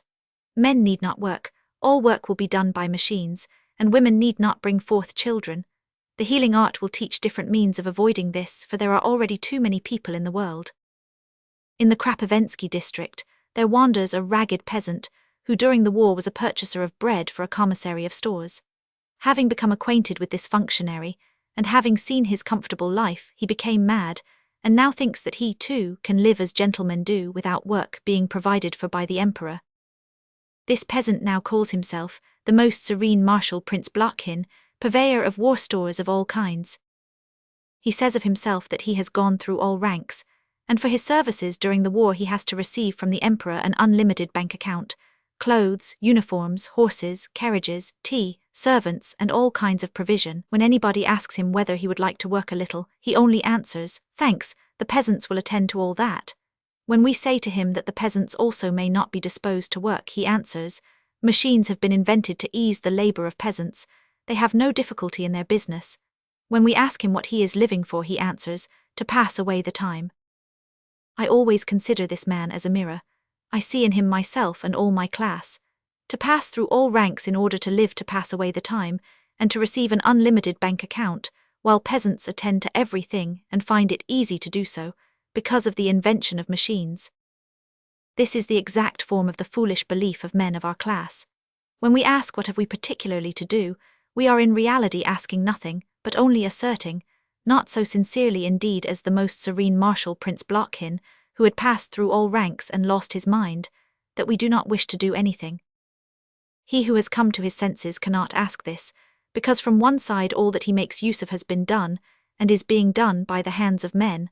On the other side, as soon as a healthy man has got up and breakfasted, he feels the inclination to work, as well with his feet as with his hands and brain. In order to find work, he has only not to restrain himself from labor. Only he who considers labor to be a shame, like the lady who asked her guest not to trouble herself to open the door, but to wait till she called a servant to do it, only such persons can ask what is there to be done in particular. The difficulty is not in inventing work. Everyone has enough to do for himself and for others, but in losing this criminal view of life that we eat and sleep for our own pleasure, and in gaining that simple and correct view in which every working person grows up, that man first of all is a machine which is charged with food, and that therefore it is shameful, difficult, and impossible to eat and not to work. That to eat and not to work is a most dangerous state, and as bad as incendiarism. It is necessary only to have this consciousness, and we shall find work, and this work will always be pleasant, and capable of satisfying all the wants of our soul and body. I picture to myself the whole matter thus: every man's day is divided by his meals into 4 parts or 4 stages as it is called by the peasants. First, before breakfast; secondly, from breakfast to dinner; thirdly, from dinner to poldnik, a slight evening meal between dinner and supper; and fourthly, from poldnik to night. The activity of man to which he is drawn is also divided into 4 kinds. First, the activity of the muscles, the labor of the hands, feet, shoulders, back, hard labor by which one perspires. Secondly, the activity of the fingers and wrists, the activity of skill and handicraft. Thirdly, the activity of the intellect and imagination. Fourthly, the activity of intercourse with other men. The goods which man makes use of may also be divided into 4 kinds. First, every man makes use of the productions of hard labor, bread, cattle, buildings, wells, bridges, and so on. Secondly, the productions of handicraft, clothes, boots, hardware, and so on. Thirdly, the productions of mental activity, science, art. And fourthly, the intercourse with men, acquaintanceship, societies. I thought that it would be the best thing so to arrange the occupations of the day that one might be able to exercise all these 4 faculties, and to return all the 4 kinds of production of labor, which one makes use of, so that the 4 parts of the day were devoted first to hard labor, secondly to mental labor, thirdly to handicraft, fourthly to the intercourse with men. It would be good if one could so arrange his labor, but if it is not possible to arrange thus, one thing is important: to acknowledge the duty of laboring, the duty of making a good use of each part of the day. I thought that it would be only then that the false division of labor which now rules our society would disappear, and a just division would be established, which should not interfere with the happiness of mankind. I, for instance, have all my life been busy with mental work. I had said to myself that I have thus divided the labor, that my special work is writing, that is, mental labor, and all other works necessary for me I left to be done by other men, or rather compelled them to do it. But this arrangement, seemingly so convenient for mental labor though unjust, became most inconvenient, especially for mental labor. I have been writing all my life, have accommodated my food, sleep, amusements with reference to this special labor, and besides this work I did nothing. The results of which were, first, that I had been narrowing the circle of my observation and information, and often I had not any object to study, and therefore, having had to describe the life of men is a continual problem of every mental activity.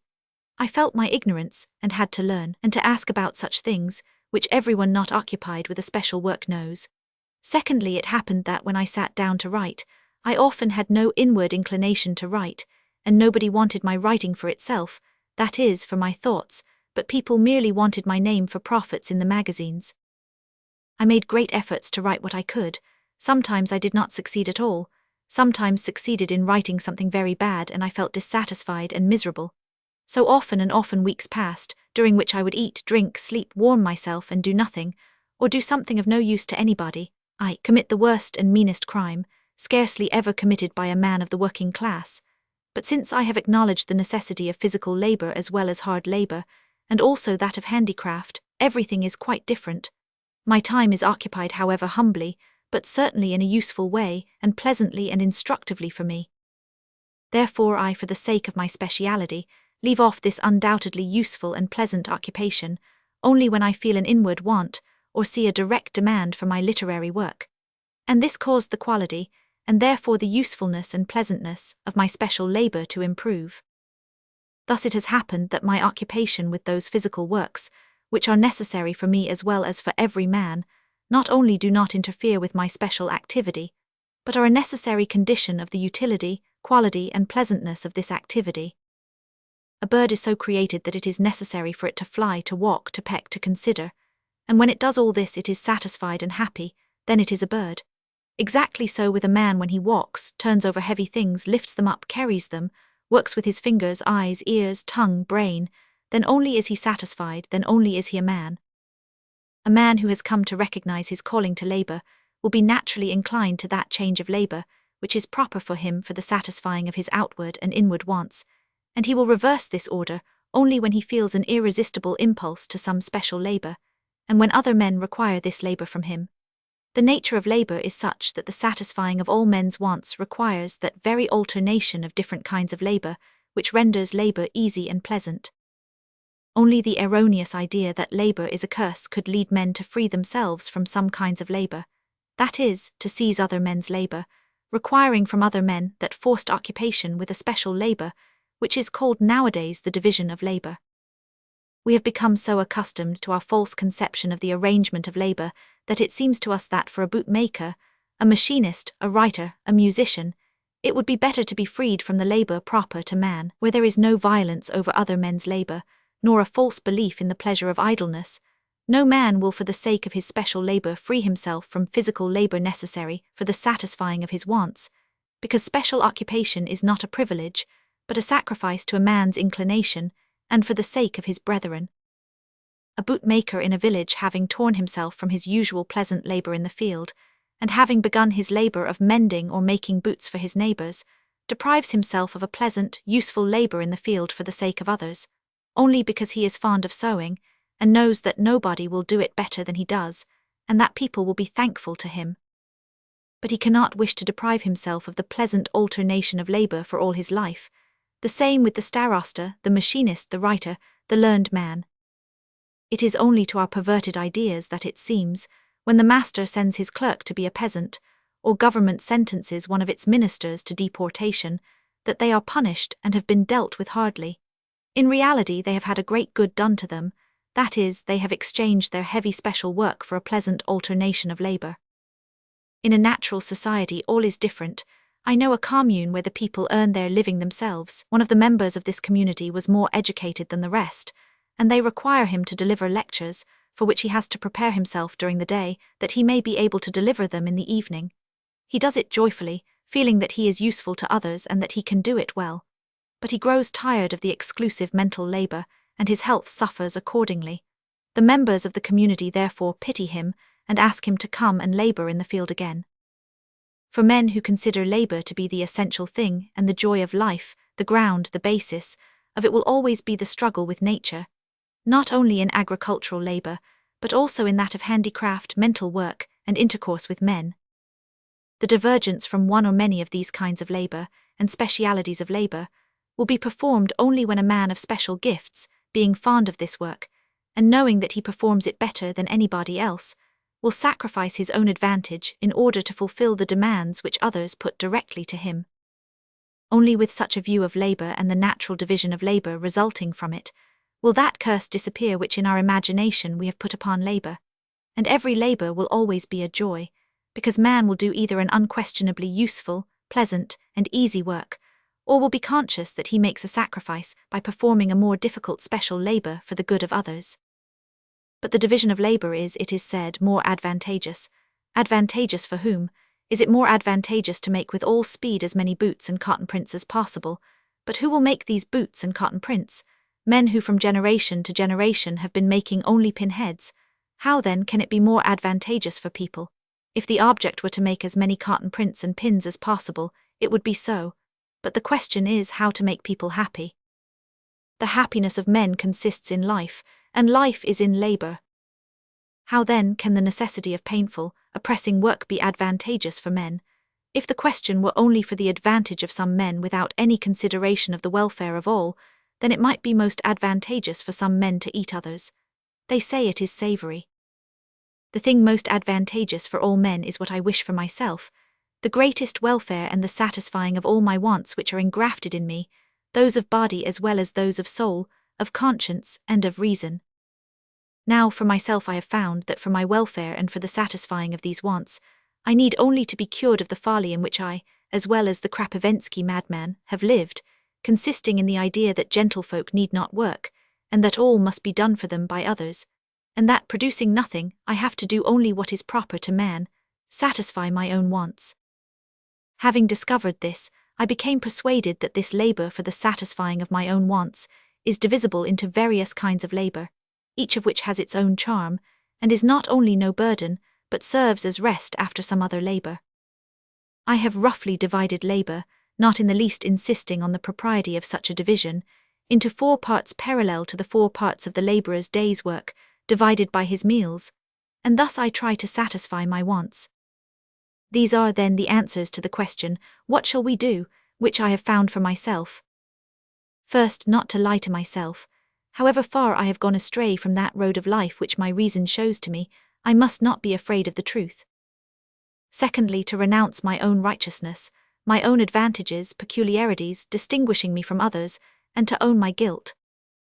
Thirdly, to fulfill the eternal, unquestionable law of man, by laboring with all my being to struggle with nature, to sustain my own life and the lives of others. Chapter 39. I have now finished, having said all that concerns myself, but I cannot restrain my desire to say that which concerns everyone, and to verify my own deductions by several considerations. I wish to explain why I think that a great many of my own class must arrive where I myself am, and I must also speak of what will result if even a few men arrive there. In the first place, if men of our circle, our caste, will only seriously think the matter out themselves, the younger generation, who seek their own personal happiness, will become afraid of the ever-increasing misery of lives, which obviously lead them to ruin. Scrupulous persons among us, if they would examine themselves more closely, will be terrified at the cruelty and unlawfulness of their own lives, and timid persons will be frightened at the danger of their mode of life. The misery of our lives, however we rich men may try to mend and to support with the assistance of science and art, this our false life, it must become weaker every day, unhealthier and more painful. With each year suicide and the sin against the unborn babe increase. With each year the new generations of our class grow weaker.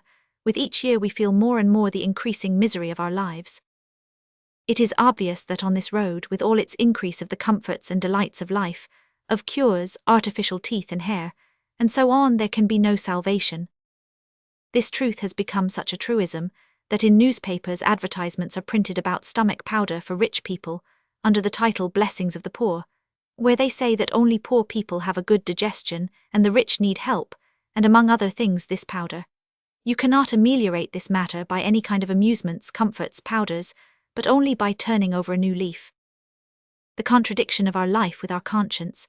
However we may try to justify to ourselves our treason against mankind, all our justification falls to pieces before evidence. Around us, people are dying from overwork and want, and we destroy the food, clothes, and labor of men merely to amuse ourselves. Therefore the conscience of a man of our circle, though he may have but a small remainder of it in his breast, cannot be stifled, and poisons all these comforts and charms of life, which our suffering and perishing brethren procure for us. Not only does every conscientious man feel this himself, but he must feel it more acutely at present, because the best part of art and science, that part which still retains a sense of its high calling, constantly reminds him of his cruelty, and of the unlawfulness of his position. The old secure justifications are all destroyed, and the new ephemeral justifications of the progress of science for science's sake, and art for art's sake, will not bear the light of plain common sense. The conscience of men cannot be calmed by new devices. It can be calmed only by turning over a new leaf, when there will be no longer any need for justification. The danger to our lives, however much we may try to hide from ourselves the plain and obvious danger of exhausting the patience of those whom we oppress, however much we may try to counteract this danger by all sorts of deceit, violence, and flattery, it grows day by day, hour by hour. It has long been threatening us, but now it is so ready that we are scarcely able to hold our course, as in a vessel tossed by a roaring and overflowing sea, a sea which will presently swallow us up in wrath. The workman's revolution, with its terrors of destruction and murder, not only threatens us, but we have already lived above it for the last 30 years, and it is only by various cunning devices that we have postponed the explosion. Such is the state in Europe, such is the state in Russia, and still worse there because we have no safety valves. The classes who oppress the people, with the exception of the Tsar, have no longer any justification in the eyes of our people. They all keep up their position merely by violence, cunning, and expediency, i.e. skill, but the hatred towards us of the worst representatives of the people, and the contempt of us from the best, increases every hour. Among the Russian people, a new word full of significance has been circulating during the last 3 or 4 years. By this word, which I never heard before, people are swearing in the streets, and by it they give us a definition: parasites. The hatred and contempt of the oppressed people are increasing, and the physical and moral strength of the richer classes are decreasing. The deceit which supports all is wearing out, and the rich classes have nothing wherewith to comfort themselves in this mortal danger. To return to the old order of things is impossible, to restore the old prestige is impossible. It only remains for those who are not willing to change the course of their lives, and to turn over a new leaf, to hope that during their lives they may fare well enough, after which the people may do as they like. So think the blind crowd of the rich, but the danger ever increases, and the awful catastrophe comes nearer and nearer. There are 3 reasons which should prove to rich people the necessity of turning over a new leaf. First, desire for their own personal welfare and that of their families, which is not secured by the way in which rich people are living. Secondly, the inability to satisfy the voice of conscience, which is obviously impossible in the present condition of things. And thirdly, the threatening and constantly increasing danger to life which cannot be met by any outward means. All these together ought to induce rich people to change their mode of life. This change alone would satisfy the desire of welfare and conscience, and would remove the danger. There is but one means of making such change: to leave off deceiving ourselves, to repent, and to acknowledge labor to be not a curse, but the joyful business of life. To this it is replied: what will come out of the fact of my physical labor during 10, 8, or 5 hours, while thousands of peasants would gladly do it for the money which I have? The first good result would be that you will become livelier, healthier, sounder, kinder, and you will learn that real life from which you have hidden yourself, or which was hidden from you. The second good result will be that, if you have a conscience, it will not only cease to suffer as it now suffers when looking at the labor of men, the importance of which we always, from our ignorance, either increase or diminish, but you will constantly experience a joyful acknowledgement that with each day you are satisfying more and more the demands of your conscience, and are leaving behind you that awful state in which so much evil is accumulated in our lives that we feel that we cannot possibly do any good in the world. You will experience the joy of free life, with the possibility of doing good to others.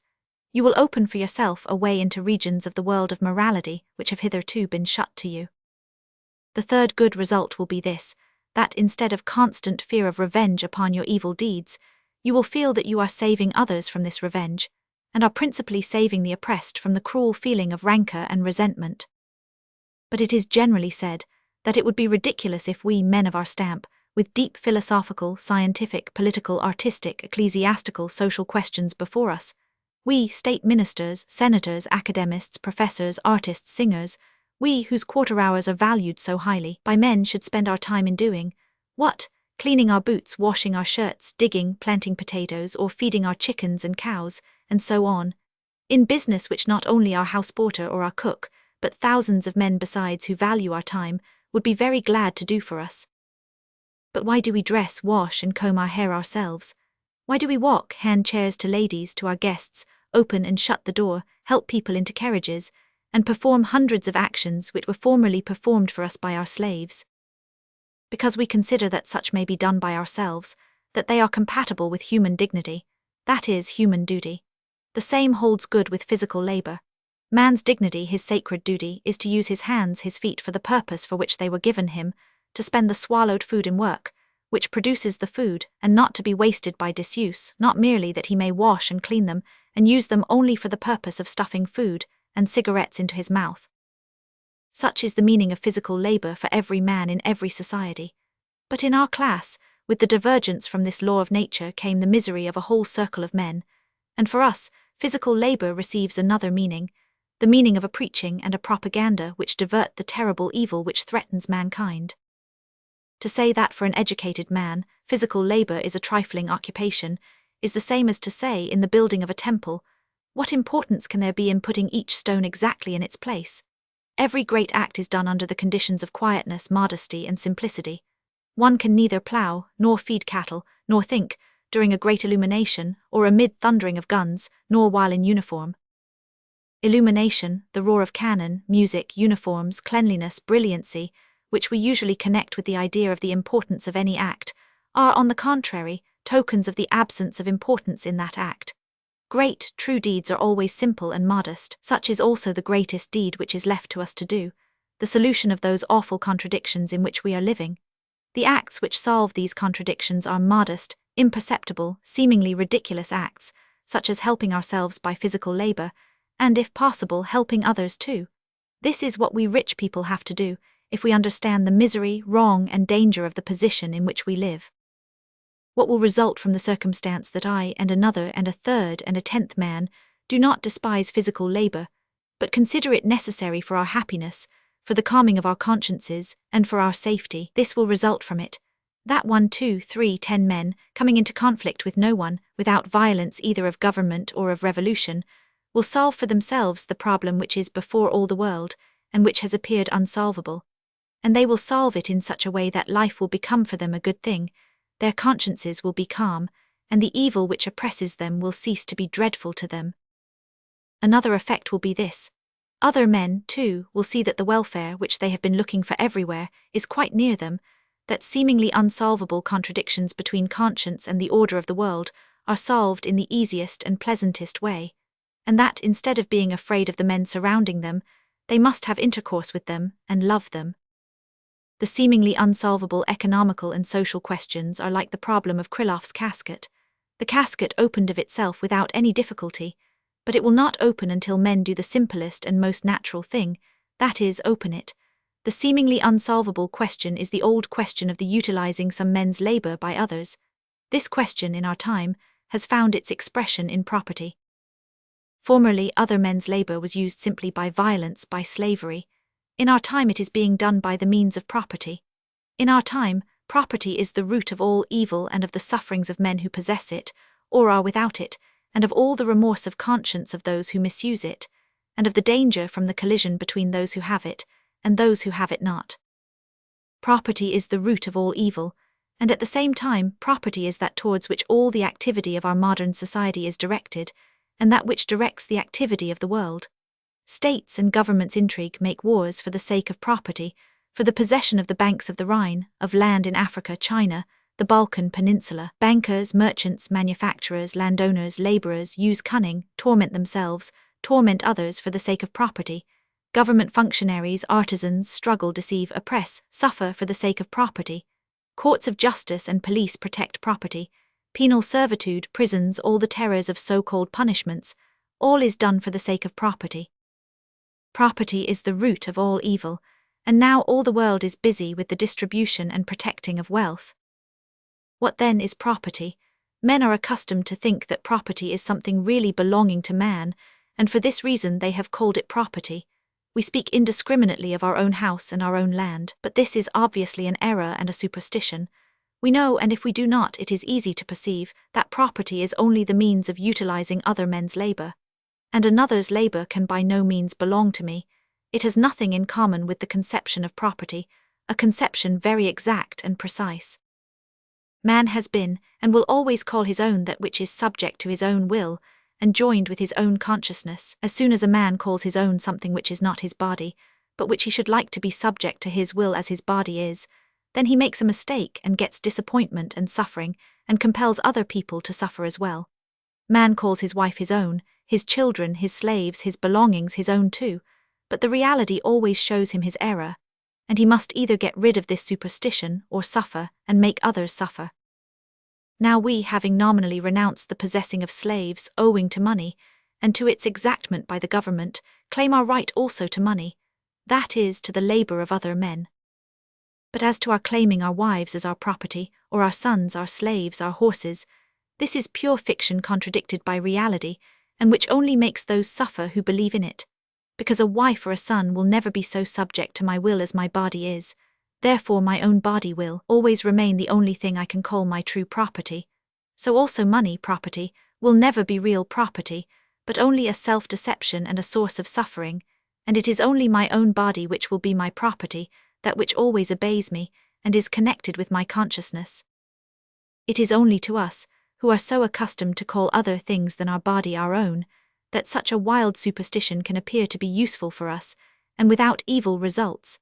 But we have only to reflect upon the nature of the matter to see how this, like every other superstition, brings with it only dreadful consequences. Let us take the most simple example. I consider myself my own, and another man like myself I consider my own too. I must understand how to cook my dinner. If I were free from the superstition of considering another man as my property, I should have been taught this art as well as every other necessary to my real property, that is, my body. But now I have it taught to my imaginary property, and the result is that my cook does not obey me, does not wish to humor me, and even runs away from me or dies, and I remain with an unsatisfied want, and have lost the habit of learning, and recognize that I have spent as much time in worry about this cook as I should have spent in learning the art of cooking for myself.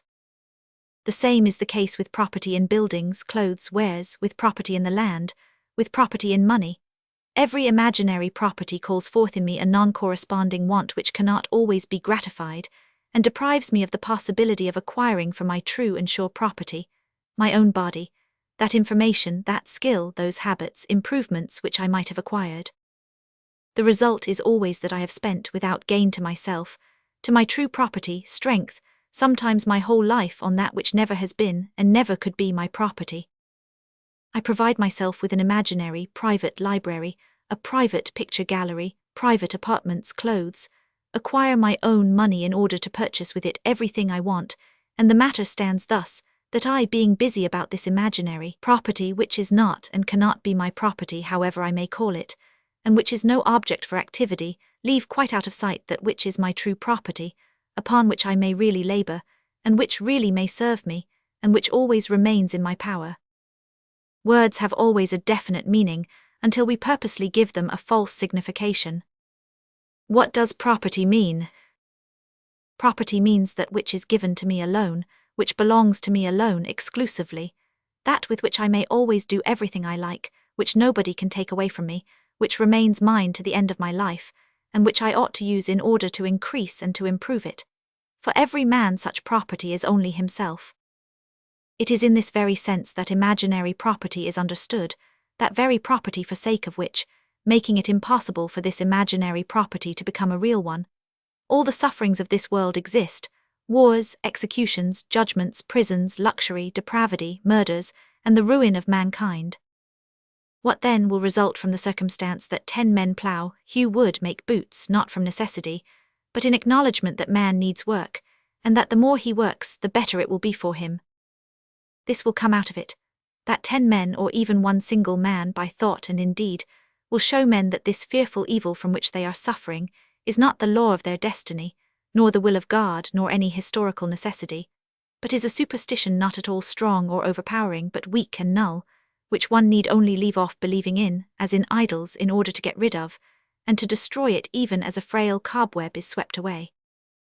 Men who begin to work in order to fulfill the pleasant law of their lives, who work for the fulfillment of the law of labor, will free themselves from this superstition of property which is so full of misery, and then all these worldly establishments which exist in order to protect this imaginary property outside of one's own body will become not only unnecessary for them, but burdensome, and it will become clear to all that these institutions are not necessary, but pernicious, imaginary, and false conditions of life.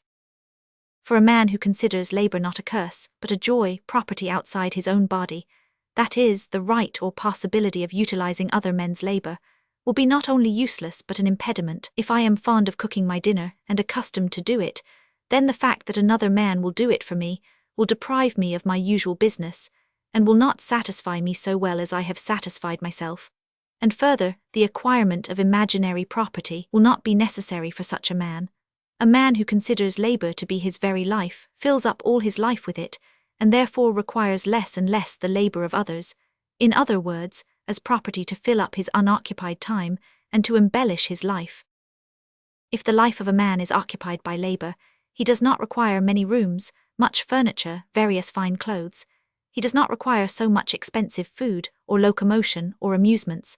Especially a man who considers labor to be the business and the joy of his life will not seek to ease his own labor by utilizing that of others. A man who considers life to consist in labor will aim, in proportion as he acquires more skill, craft, and endurance at having more and more work to do, to occupy all his time. For such a man, who sees the object of his life in labor, and not in the results of his labor in acquirement of property, there cannot be even a question about the instruments of labor. Though such a man will always choose the most productive instrument of labor, he will have the same satisfaction in working with the most unproductive. If he has a steam plough, he will plough with it. If he has not such, he will plough with a horse plough. If he has not this, he will plough with the plain Russian socker. If he has not even this, he will use a spade. And under any circumstances he will attain his aim, that is, will pass his life in labor useful to man, and therefore will have fullest satisfaction. The position of such a man, in exterior and interior circumstances, will be happier than the condition of a man who gives his life away to acquire property. According to exterior circumstances, he will never want, because men, seeing that he does not shirk work, will always try to make his labor most productive to them, as they arrange a mill by running water, and that his labor may be more productive, they will provide for his material existence, which they will never do for men who aim at acquiring property. The providing for material wants is all that a man requires. According to interior conditions, such a man will be always happier than he who seeks for property, because the latter will never get what he is aiming at, and the former in proportion to his strength. Even the weak, old, dying, according to the proverb, with a correed in his hands, will always receive full satisfaction and the love and sympathy of men. One of the consequences of this will be that certain odd, half-insane persons will plough, make boots, and so on, instead of smoking, playing cards, and riding about, carrying their dullness with them, from one place to another, during the 10 hours which every brain worker has at his command. Another result will be that these silly people will demonstrate indeed that imaginary property for the sake of which men suffer and torment themselves and others is not necessary for happiness and even impedes it, and is but a superstition, and that true property is only one's own head, hands, feet, and that, in order to utilize this true property usefully and joyfully, it is necessary to get rid of that false idea of property outside one's own body, on which we waste the best powers of our life. Another result will be that these men will demonstrate that, when a man leaves off believing in imaginary property, then only will he make real use of his true property, his own body, which will yield him fruit an hundredfold, together with happiness such as we have no idea as yet. and he will be a useful, strong, kind man who will everywhere stand on his own feet, will be always a brother to everybody, will be intelligible to all, desired by all, and dear to all. Then men, looking at 10 such silly men, will understand what they have all to do to unfasten that dreadful knot in which they have all been tied by the superstition respecting property, and to get rid of the miserable condition under which they are now groaning, and from which they do not know how to free themselves. There is no reasoning which can so plainly demonstrate the unrighteousness of those who employ it as does this. The boatmen are dragging vessels against the stream. Is it possible that there could be found a stupid boatman who would refuse to do his part in dragging, because he alone cannot drag the boat up against the stream? He who, besides his rights of animal life, to eat and to sleep, acknowledges any human duty, knows very well wherein such duty consists, just in the same way as a boatman knows that he has only to get into his breast collar and to walk in the given direction. He will only seek to know what to do and how to do it after having fulfilled his duty. As with the boatmen, and with all men who do any labor in common, so with the labor of all mankind, each man need only keep on his breast collar and go in the given direction. And for this purpose, one and the same reason is given to all men, that this direction may always be the same. That this direction is given to us is obvious and certain from the lives of those who surround us, as well as in the conscience of every man, and in all the previous expressions of human wisdom, so that only he who does not want work can say that he does not see it. What then will come out of this? That first one man then another will drag. Looking at them, a third will join, and so one by one the best men will join, until the business will be set a-going, and will move as of itself, inducing those also to join who do not yet understand why and wherefore it is being done. First, to the number of men who conscientiously work in order to fulfill the law of God, will be added those who will accept half conscientiously and half upon faith.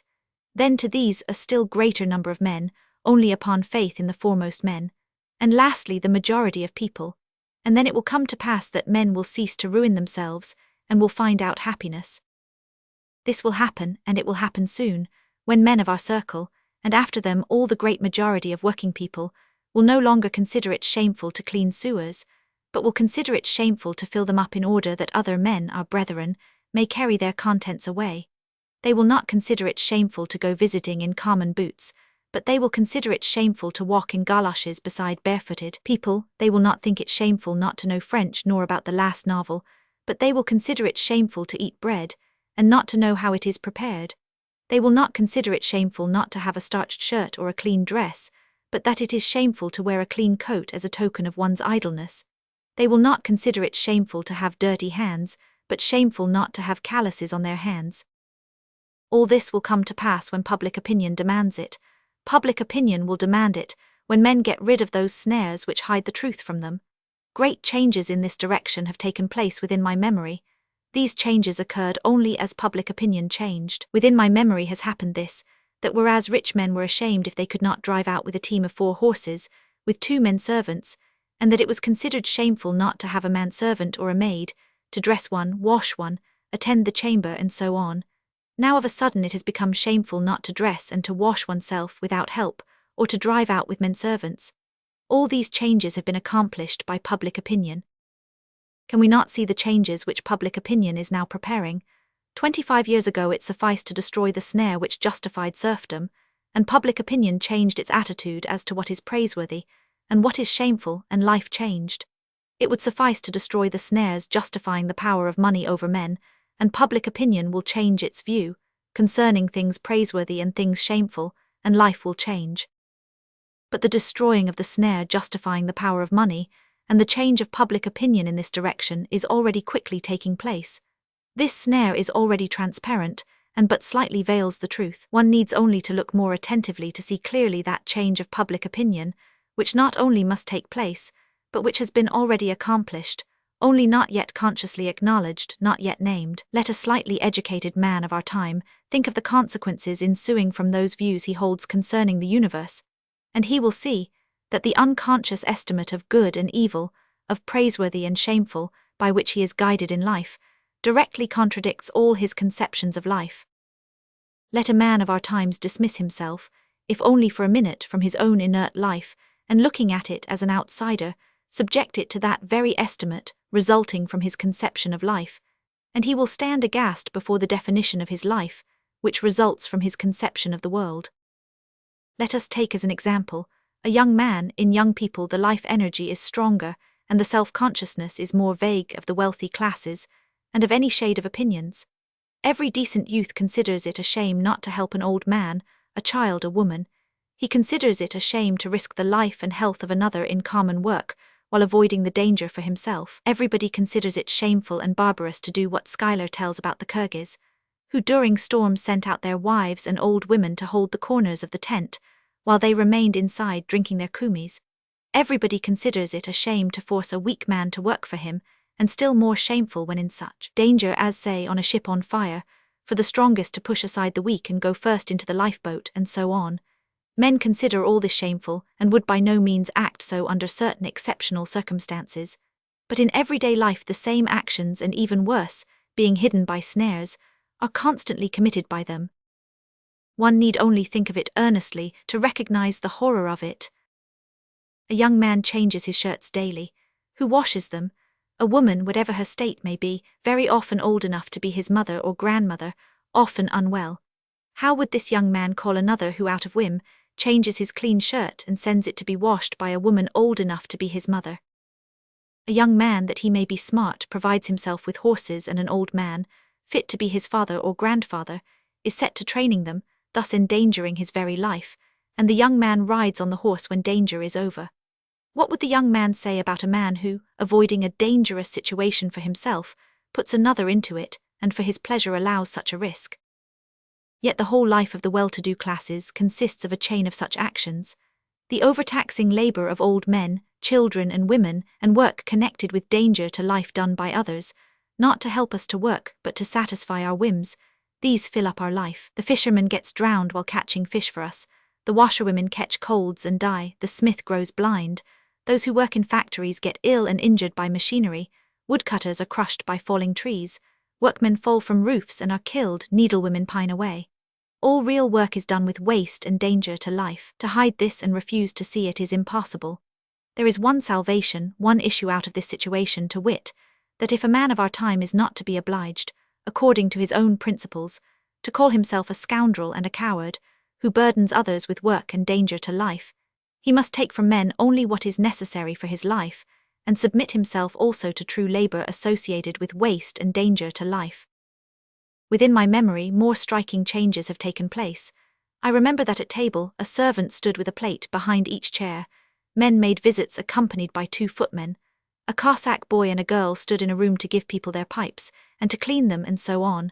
Now this seems to us strange and remarkable, but is it not equally strange that a young man or woman, or even an elderly man, that he may visit a friend, should order his horses to be harnessed, and that well-fed horses are kept only for this purpose? Is it not as strange that one man lives in 5 rooms, or that a woman spends tens, hundreds, thousands of rubles for her dress, when she only needs some flax and wool wherewith to spin dresses for herself, and clothes for her husband and children? Is it not strange that men live doing nothing, riding to and fro, smoking and playing, and that a battalion of people are busy feeding and warming them? Is it not strange that old people quite gravely talk and write in newspapers about theatres and music, and other insane people drive to look at musicians or actors? Is it not strange that tens of thousands of boys and girls are brought up so as to make them unfit for every work? They return home from school, and their 2 books are carried for them by a servant. There will soon come a time, and it is already drawing near, when it will be shameful to dine on 5 courses served by footmen, and cooked by any but the masters themselves. It will be shameful not only to ride thoroughbreds or to drive in a coach when one has feet to walk on, to wear on weekdays dress, shoes, gloves, in which it is impossible to work. It will be shameful to play on a piano which costs £150, or even £10, while others work for one, to feed dogs upon milk and white bread when there are men who have neither milk nor bread, and to burn lamps and candles without working by their light, to heat stoves in which no meal is cooked, while there are men who have neither light nor fuel. Then it will be impossible to think about giving openly not merely £1, but even 6 pence for a place in a concert or in a theatre. All this will be when the law of labour becomes public opinion. Chapter 40. As it is said in the Bible, there is a law given unto man and woman, To man the law of labor, to woman the law of childbearing, although with our science, nous avons changed tout car, the law of man as well as of woman remains as immutable as the liver in its place, and the breach of it is inevitably punished by death. The only difference is that for man, the breach of law is punished by death in such a near future that it can almost be called present, but for woman, the breach of law is punished in a more distant future. A general breach by all men of the law destroys men immediately. The breach by women destroys the men of the following generation.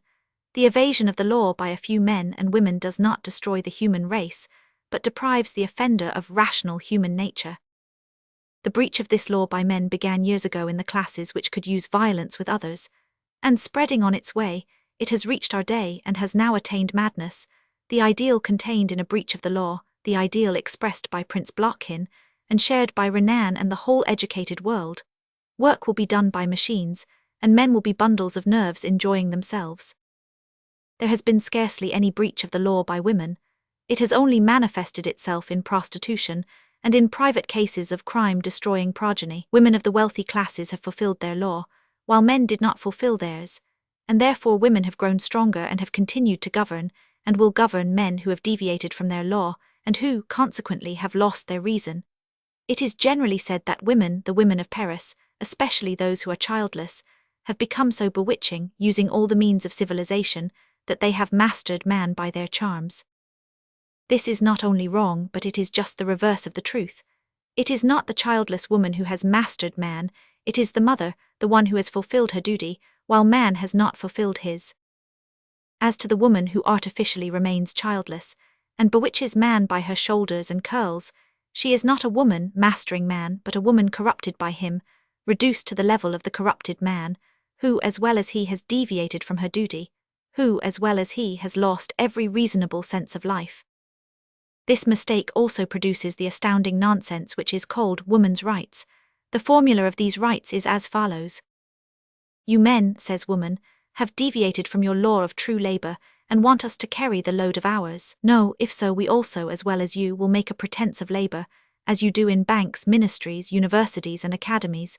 We wish, as well as you, by the pretense of division of work, to profit by other people's work, and to live only to satisfy our lust.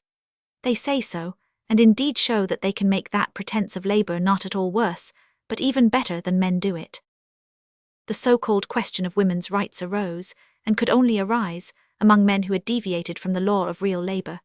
One has only to return to it, and that question must cease to exist. A woman who has her own particular, inevitable labor will never claim the right of sharing man's labor, in mines or in ploughing fields. She claims her share only in the sham labor of the wealthy classes. The woman of our class was stronger than man, and is now still stronger not through her charms, not through her skill in performing the same Pharisaic similitude of work as man, but because she has not stepped outside of the law, because she has borne that true labor with danger of life, with uttermost effort, true labor from which the man of the wealthy classes has freed himself.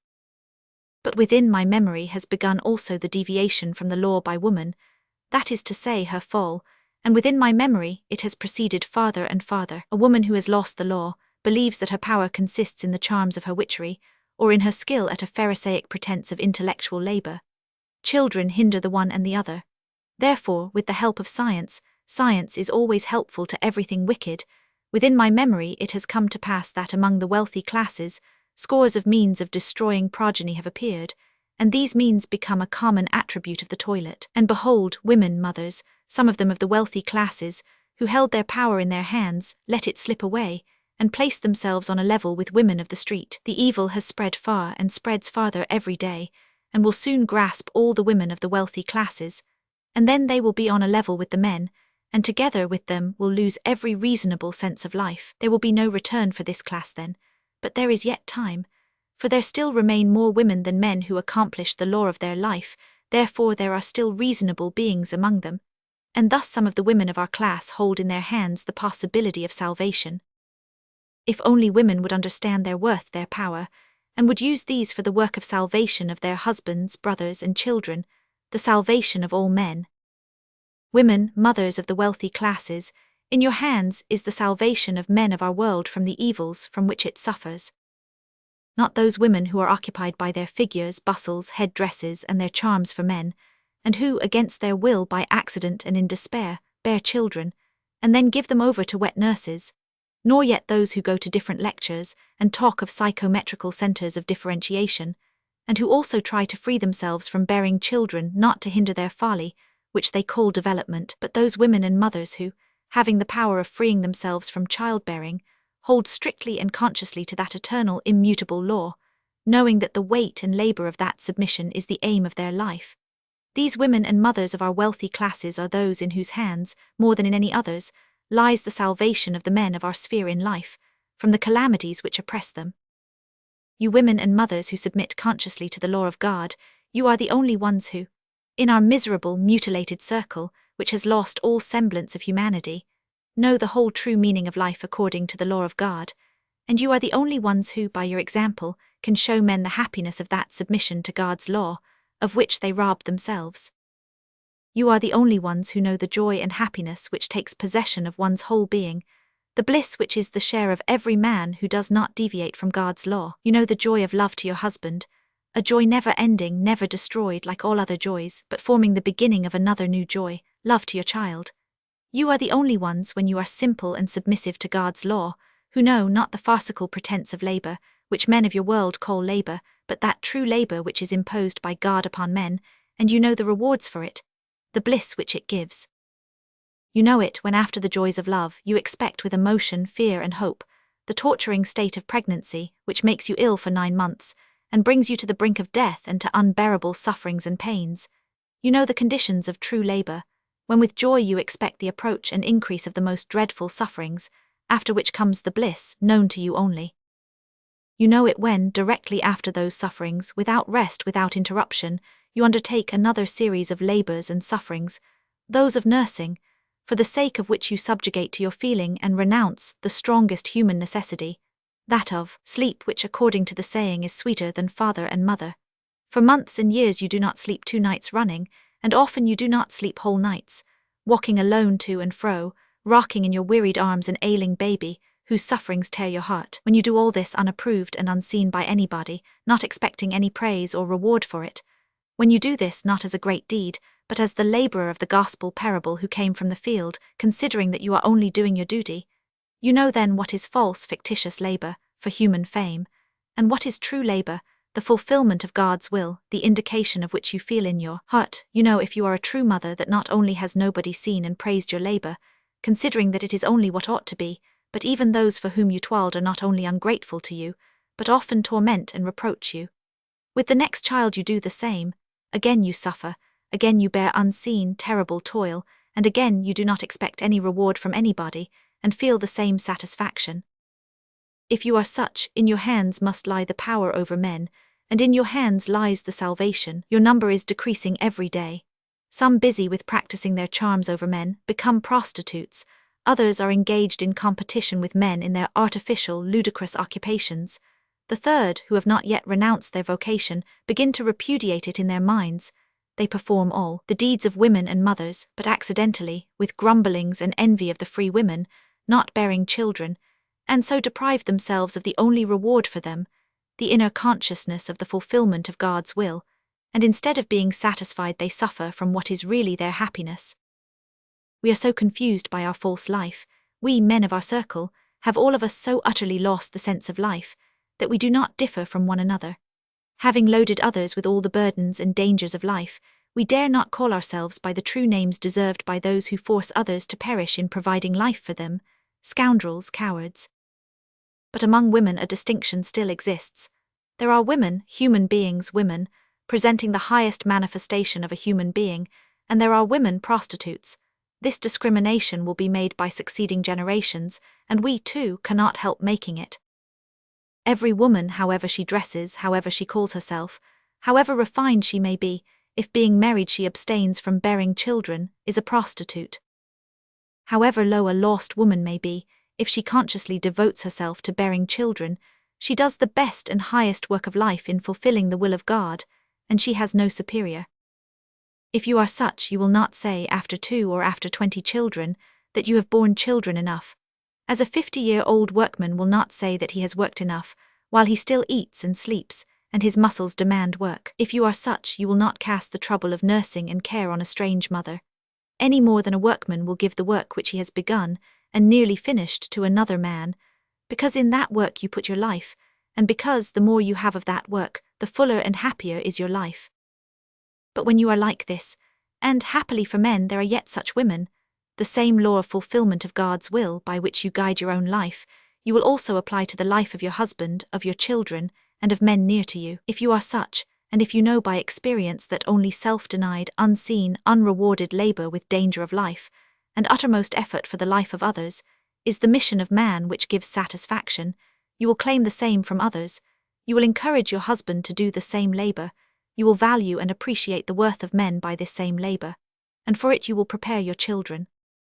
Only that mother who looks on childbearing as a disagreeable accident, and upon the pleasures of love, comfort, education, sociability, as the meaning of life, will bring up her children so that they shall have as many pleasures, and enjoy them as much as possible, will feed them luxuriously, dress them smartly, will artificially divert them, and will teach them, not that which will make them capable of self-sacrificing man's and woman's labor with danger of life and uttermost effort, but that which will deliver them from that labor, which will give them diplomas and idleness. Only such a woman who has lost the significance of her life will sympathize with that false, sham man's labor by means of which her husband, freeing himself from man's duty, may profit together with her by the labor of others.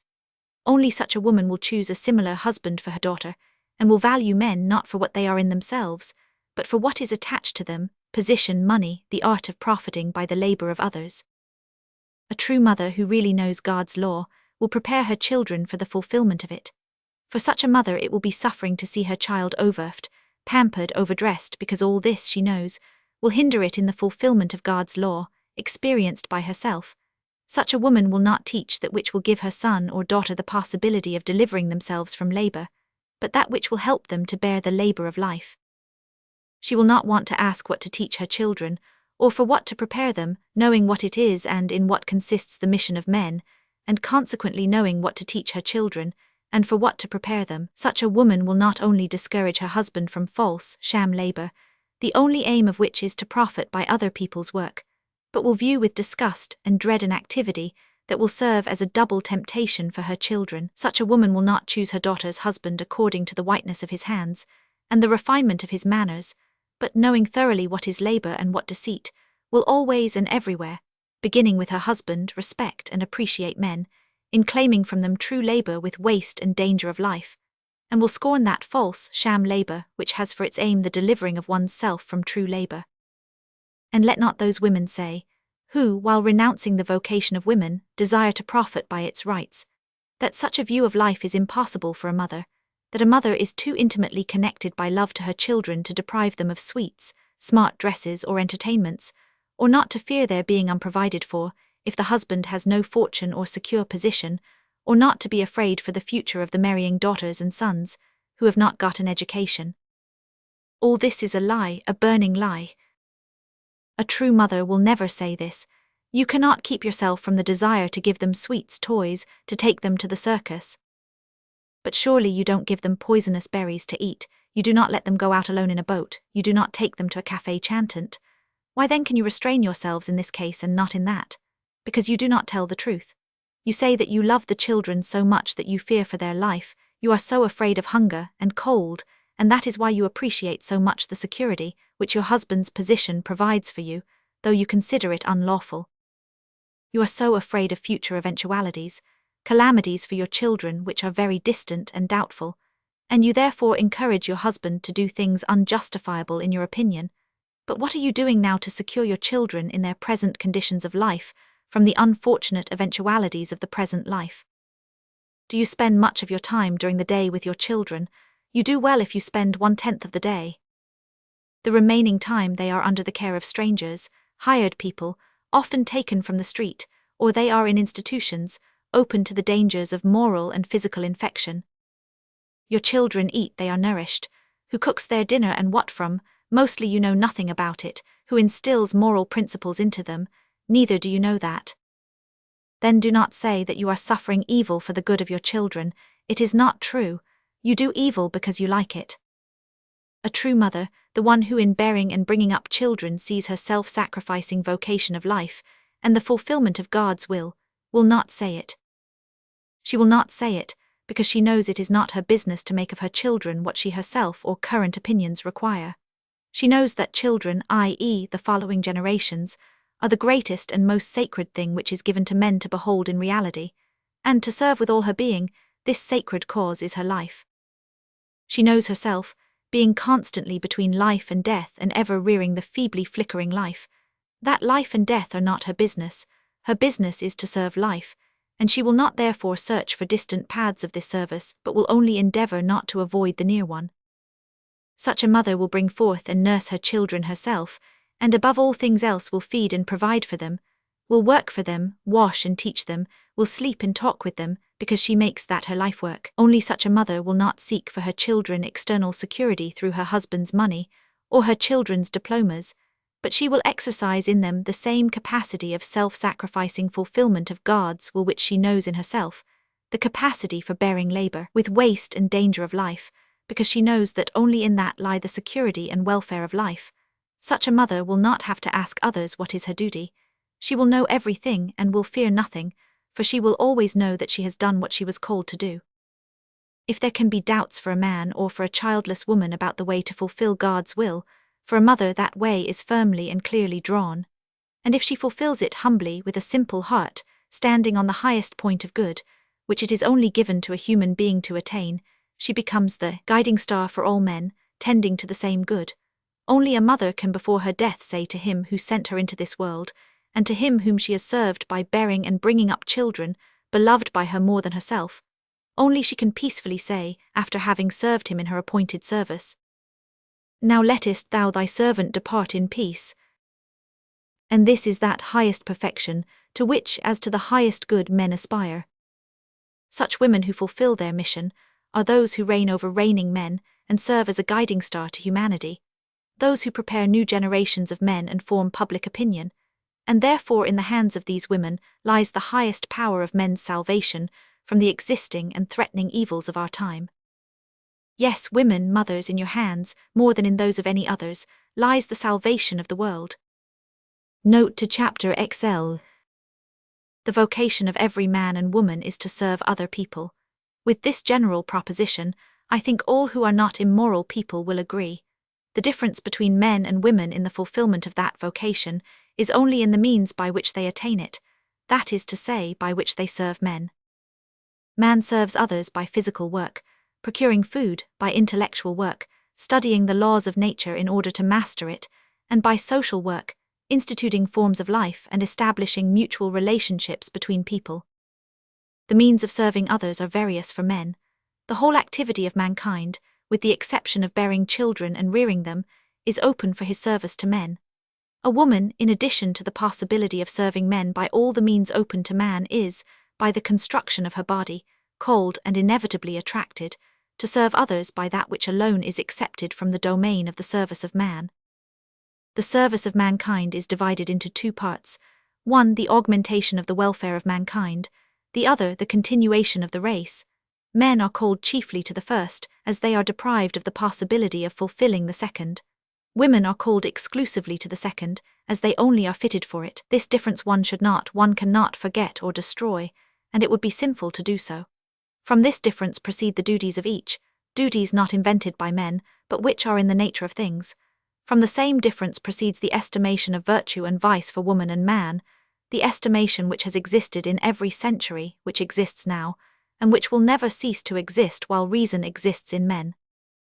It always has been the case, and it always will be, that a man who spends a great part of his life in the various physical and mental labors which are natural to him, and a woman who spends a great part of her life in the labor of bearing, nursing, and rearing children, which is her exclusive prerogative, will alike feel that they are doing their duty, and will alike rise in the esteem and love of other people, because they both fulfill what is appointed, because such is the substance of the matter. The vocation of man is broader and more varied, the vocation of woman more uniform and narrower but more profound, and therefore it has always been, and always will be, the case that man, having hundreds of duties, will be neither a bad nor a pernicious man, even when he has been false to 1 or 10 out of them, if he fulfills the greater part of his vocation, while woman, as she has a smaller number of duties, if she is false to one of them, instantly falls lower than a man who has been false to 10 out of his hundreds of duties. Such has always been the general opinion, and such it will always remain, because such is the substance of the matter. A man, in order to fulfill God's will, must serve him in the domain of physical work, thought and morality. In all these ways he can fulfill his vocation. Woman's service to God consists chiefly and almost exclusively in bearing children, because no one except herself can render it. Only by means of work is man called to serve God and his fellow men. Only by means of her children is a woman called to serve them. Therefore, that love to her own children which is inborn in woman, that exclusive love against which it is quite vain to strive by reasoning, will always be, and ought to be, natural to a woman and a mother. That love to a child in its infancy is not egotism, it is the love of a workman for the work which he is doing while it is in his hands. Take away that love for the object of one's work, and the work becomes impossible. While I am making a boot, I love it above everything. If I did not love it, I could not work at it. If anybody spoils it for me, I am in despair, but I only love it thus while I am working at it. When it is completed, there remains an attachment, a preference which is weak and illegitimate. It is the same with a mother. A man is called to serve others by multifarious labors, and he loves those labors while he is accomplishing them.